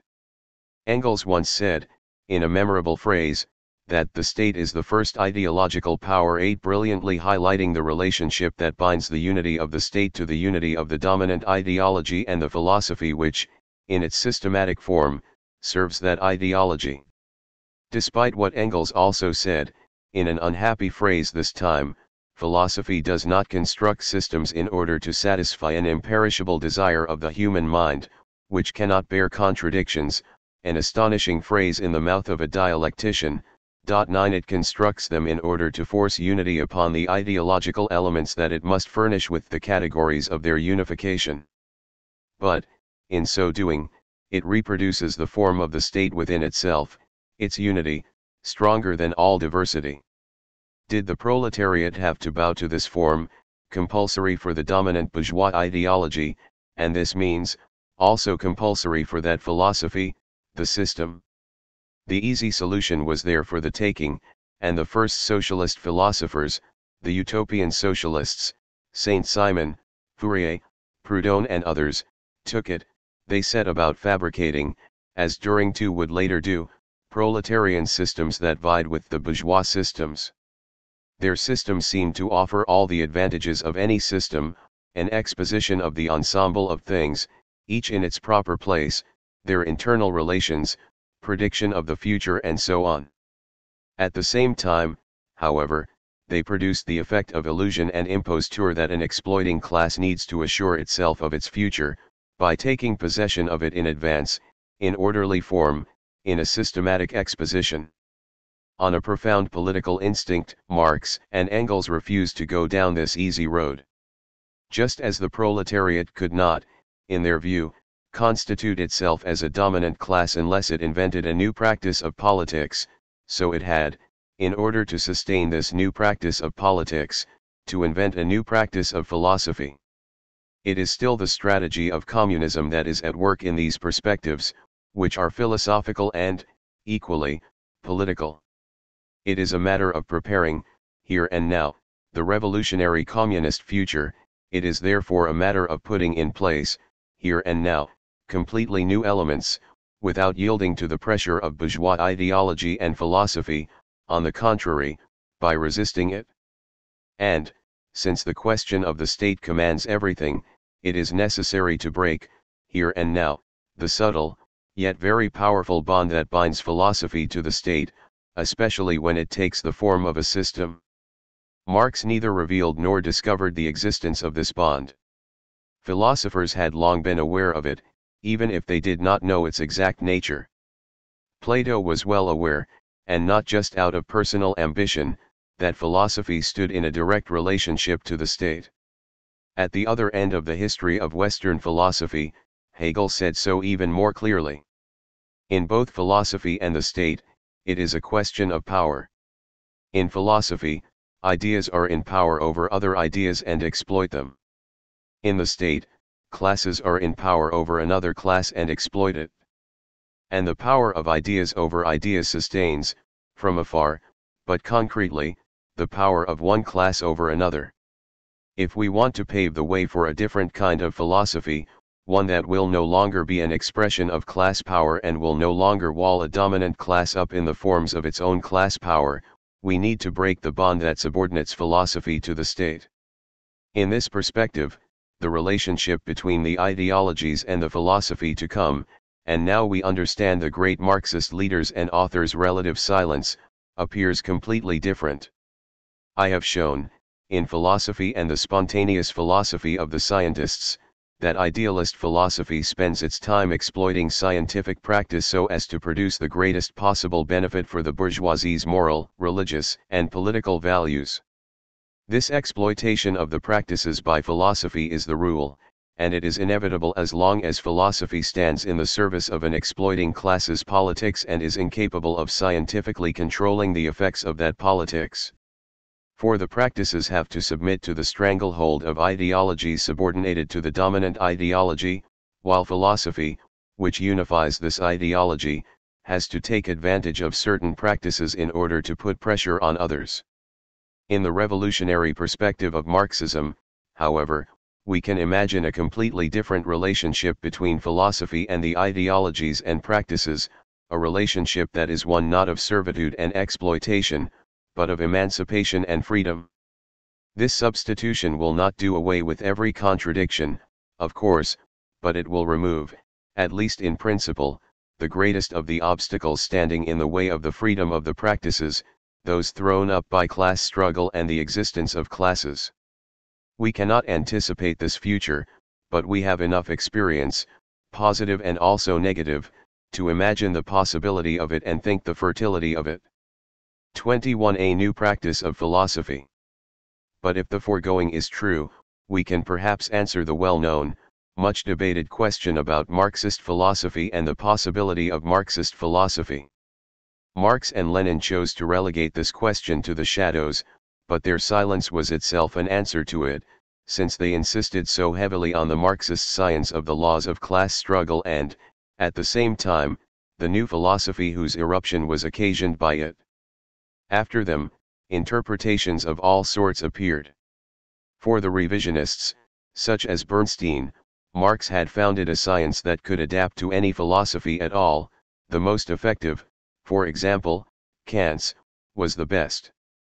For the early Lukács, Marx had founded a philosophy that absorbed, à la Hegel, what is mistakenly called the science of history. Labriola and Gramsci were rather tempted, in this period of reaction against the Second International's economism, to share these views. Stalin was too, in his dogmatic way, which made philosophy a science that incorporated the Marxist theory of history. All these interpretations, even the most discerning of them, Gramsci's, were inspired by the existing model of bourgeois philosophy, by the idea that philosophy can exist only in certain defined forms, in particular, in the form of a system or meaning that encompasses all beings, assigning them their place, meaning and end, in the best of cases, in the form of a theory distinguished from science. I admit that I, for my part, was not always able to escape the influence of this conception, and that, in my first philosophical essays, I modeled my description of philosophy on science. While I did not conflate them, I did go so far as to say that Marx had produced, in a double break, both a science, historical materialism, and a philosophy, dialectical materialism. Point 1. Now I think that we have to forego expressions of this sort, which can lead us astray. While every science is indeed inaugurated by a break, since it must change terrain, abandoning the old terrain of pre-scientific notions, most of which are ideological, in order to develop on new theoretical bases, a new philosophy does not proceed that way. It is not marked by the same discontinuity, since it simply takes its place in the continuity of a millennial struggle which opposes adversaries whose arguments vary, but whose objectives remain more or less the same through the variations in the conjuncture. If a new philosophy wishes to represent a revolutionary class's conception of the world in philosophy, the conception of a class which, since it exploits no other class, seeks to abolish all classes, it has to do battle on the existing philosophical battlefield, and it has to accept the rules of the battle, or, rather, it has to impose its own rules, but on the same battlefield, without mistaking its adversary. Imposing its own rules of battle, it can disconcert its adversary by rejecting most of the standing rules, since they only serve the domination of the class in power, for example, the rule of the system, and a considerable number of others, those of the truth of meaning and guarantee, and so on. In short, it must, seizing the initiative, impose a new practice of philosophy on its adversary. If this is so, I would, for my part, prefer to talk about not Marxist philosophy, but a Marxist position in philosophy too, or a new practice, a Marxist practice, of philosophy. This definition seems to me to be in keeping with both the thrusts ends of the philosophical revolution brought about by Marx, and the thrust of his and his successors' political and philosophical practice. If it is taken seriously, it should make it possible to begin to emerge from the profound crisis in which Marxist philosophy has been plunged since the Second International and since Stalin. May I briefly clarify one point? I would not describe Marxism as a philosophy of praxis, as does Gramsci, who may have been forced to by the censorship of his jailers. This is not because I consider the idea of praxis, transformation of the self by the self, to be out of place in Marxism, quite the contrary, but because this formulation can commit us to the old idealist form of the philosophy of, which enshrines a particular determination, here praxis, as the essence or meaning of the ensemble of things. If I may speak my mind, such a formulation can lead to an idealist interpretation of Marx's position in philosophy, in the style, for example, of a return to Kant or Husserl. In Italy, we see this even in the work of Enzo Pace. 22. The dialectic, laws or theses. One more big idealistic obstacle stands in the way of this new practice of philosophy based on proletarian class positions in theory. It is constituted by the old idealist distinction between theory, or science, and method. This distinction comes from scientific practice. Once a scientist has arrived at a body of objective knowledge that he can unify in a theory, he pursues his experimentation by realizing this theory, in whole or in part, in a practical setup that puts its object to the question, Kant. To do so, he applies his theory, thus applied, it becomes scientific method. Spinoza translated this practice into materialist terms by saying that the method is nothing other than the idea of the idea, that is, the reflection and application, in new experimentation, of already acquired concrete knowledge. Thus the method adds nothing to the concrete knowledge that has already been acquired. It is not a transcendent truth which exceeds that knowledge and would make it possible to acquire knowledge with a magic formula. But this distinction between theory and method has naturally been exploited by idealist philosophy, which has put the accent on the difference between them, and has been tempted to regard method as a truth prior to all truth, capable of making possible the discovery of every new truth. Thus method in Descartes, albeit a reflection of truth, is by rights prior to it, since the order of the search after truth precedes the order of its exposition. Thus Hegel spoke, in Leibniz's wake, of an absolute method, the dialectic, superior to any truth content. We have to do, in this conception, with a view of the process of the production of knowledge that abstracts completely from its historical presuppositions. It implies that the result of the past history of experimentation exists as an absolute given which one need only apply to any object at all in order to extract knowledge of it. This is to reduce the scientist to the state of a child who, presented with the rules of research by an adult, is amazed to see them produce results. Leibniz, on a good day, criticized the Cartesian conception of method by saying, "Take what you must, act as you are supposed to, and you will obtain the result you are after." One in sum, a magic act. Marx and Engels unfortunately inherited this distinction and this fantasy description of method. To think their own relationship to Hegel, they used an unhappy formula. In Hegel, the content was reactionary, but the method was revolutionary. The method was the dialectic. Engels went on to develop this distinction in Dialectics of Nature, where he said that, in the new philosophy, materialism, or the theory of matter and its properties, was the theory and dialectic was the method, and he came close to affirming the primacy of the dialectic over materialism, begging the question as to how materialism managed to elude the law of change and universal relativism without contradicting the dialectic. Point 2. By proceeding in this way, let us add, Engels merely abstracted and called method, an essential property of matter, movement, whose laws he then studied, the famous laws of the dialectic, applying this property, movement, to all forms of matter and their transformations. Stalin took up this distinction and rearranged it and, naturally, it wrought havoc. As can be seen, it was wholly based on the idea that philosophy was a science with an object of its own, matter and its properties, and it inevitably led to a systematic theory of philosophy as the science of the whole or of being. Hence the ontological conceptions of Marxist philosophy, which, coupled with the inevitable methodological conceptions, were and still are defended by those Soviet philosophers who have not thrown off the Stalinist legacy. Hence, too, the strange, paradoxical problem as to why there are laws of the dialectic, when there are no laws of materialism, unless we assume that the laws of the dialectic are the laws of matter in motion. But then why speak of materialism, that is, of philosophy, rather than matter, that is, of objective reality? Hence, too, the vexing problem as to how many laws of the dialectic there are sometimes 3 and sometimes 4, when they might just as well be reduced to only one, movement in Engels or contradiction in Lenin. Hence, too, the following shocking consequence: since we already know the laws of matter, we need only apply them to any object at all to produce knowledge of it. In sum, we can deduce any particular piece of concrete knowledge from its general laws. In all these problems, this ostensibly Marxist concept does more than just come within a hair's breadth of bourgeois philosophy. It submits to bourgeois philosophy, and finds itself caught in the insoluble contradiction of submitting to a philosophy from which it claims to be emancipating itself. We have to put an end to this absurdity once and for all by recognizing that this way of posing these problems has nothing Marxist about it, but wholly corresponds to bourgeois idealist philosophy.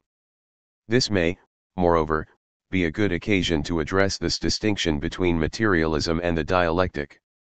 What might it mean, considered from Marxist positions? Nothing other than the diversity of philosophical theses. We shall therefore say that there are not laws of the dialectic, but dialectical theses, just as there are materialist theses, since materialism is by no means the theory of a definite object, but the ensemble of theses commanding and guiding scientific and political practice.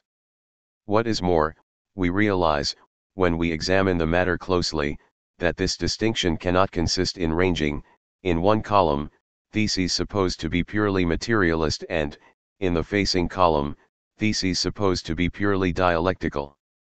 It appears, on the contrary, that every thesis is at once materialist and dialectical. Indeed, this conclusion is implicit in the very idea of a thesis, since, as we have seen, a thesis cannot stand by itself, confronting an external object whose knowledge it supposedly provides, rather, it stands in opposition to another thesis. Every thesis is thus by its very nature an antithesis. Every thesis exists only under the primacy of contradiction, which is the primacy of contradiction over its opposed terms. It might even be said that this proposition, which is itself a thesis, is thesis number one of the Marxist materialist conception in philosophy, and it can be shown that this thesis number one is both dialectical, since it affirms the primacy of contradiction over the contraries, and materialist, since this thesis is a thesis about objective existence which affirms the primacy of conditions of existence over their effects. Lenin, everything depends on the conditions. The same holds for every other thesis, whether it is said to be materialist or dialectical. Because, as we have seen, it is characteristic of every thesis, in its extreme form, to affirm or posit the primacy of one reality over another. Every thesis includes dialectical contradiction in itself, but since this contradiction always points back to its conditions of existence, this thesis is at the same time a materialist thesis.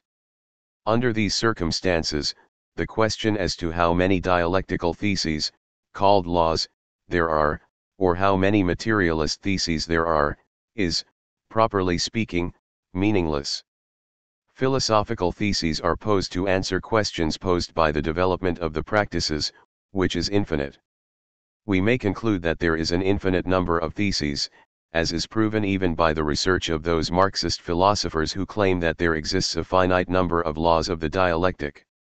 In the light of these important differences, we can see, in outline, the future of a practice of philosophy which, acknowledging the existence of the conflictual field of philosophy and its laws, sets out to transform it so as to provide the proletarian class struggle, if there is still time, with an arm for the revolution.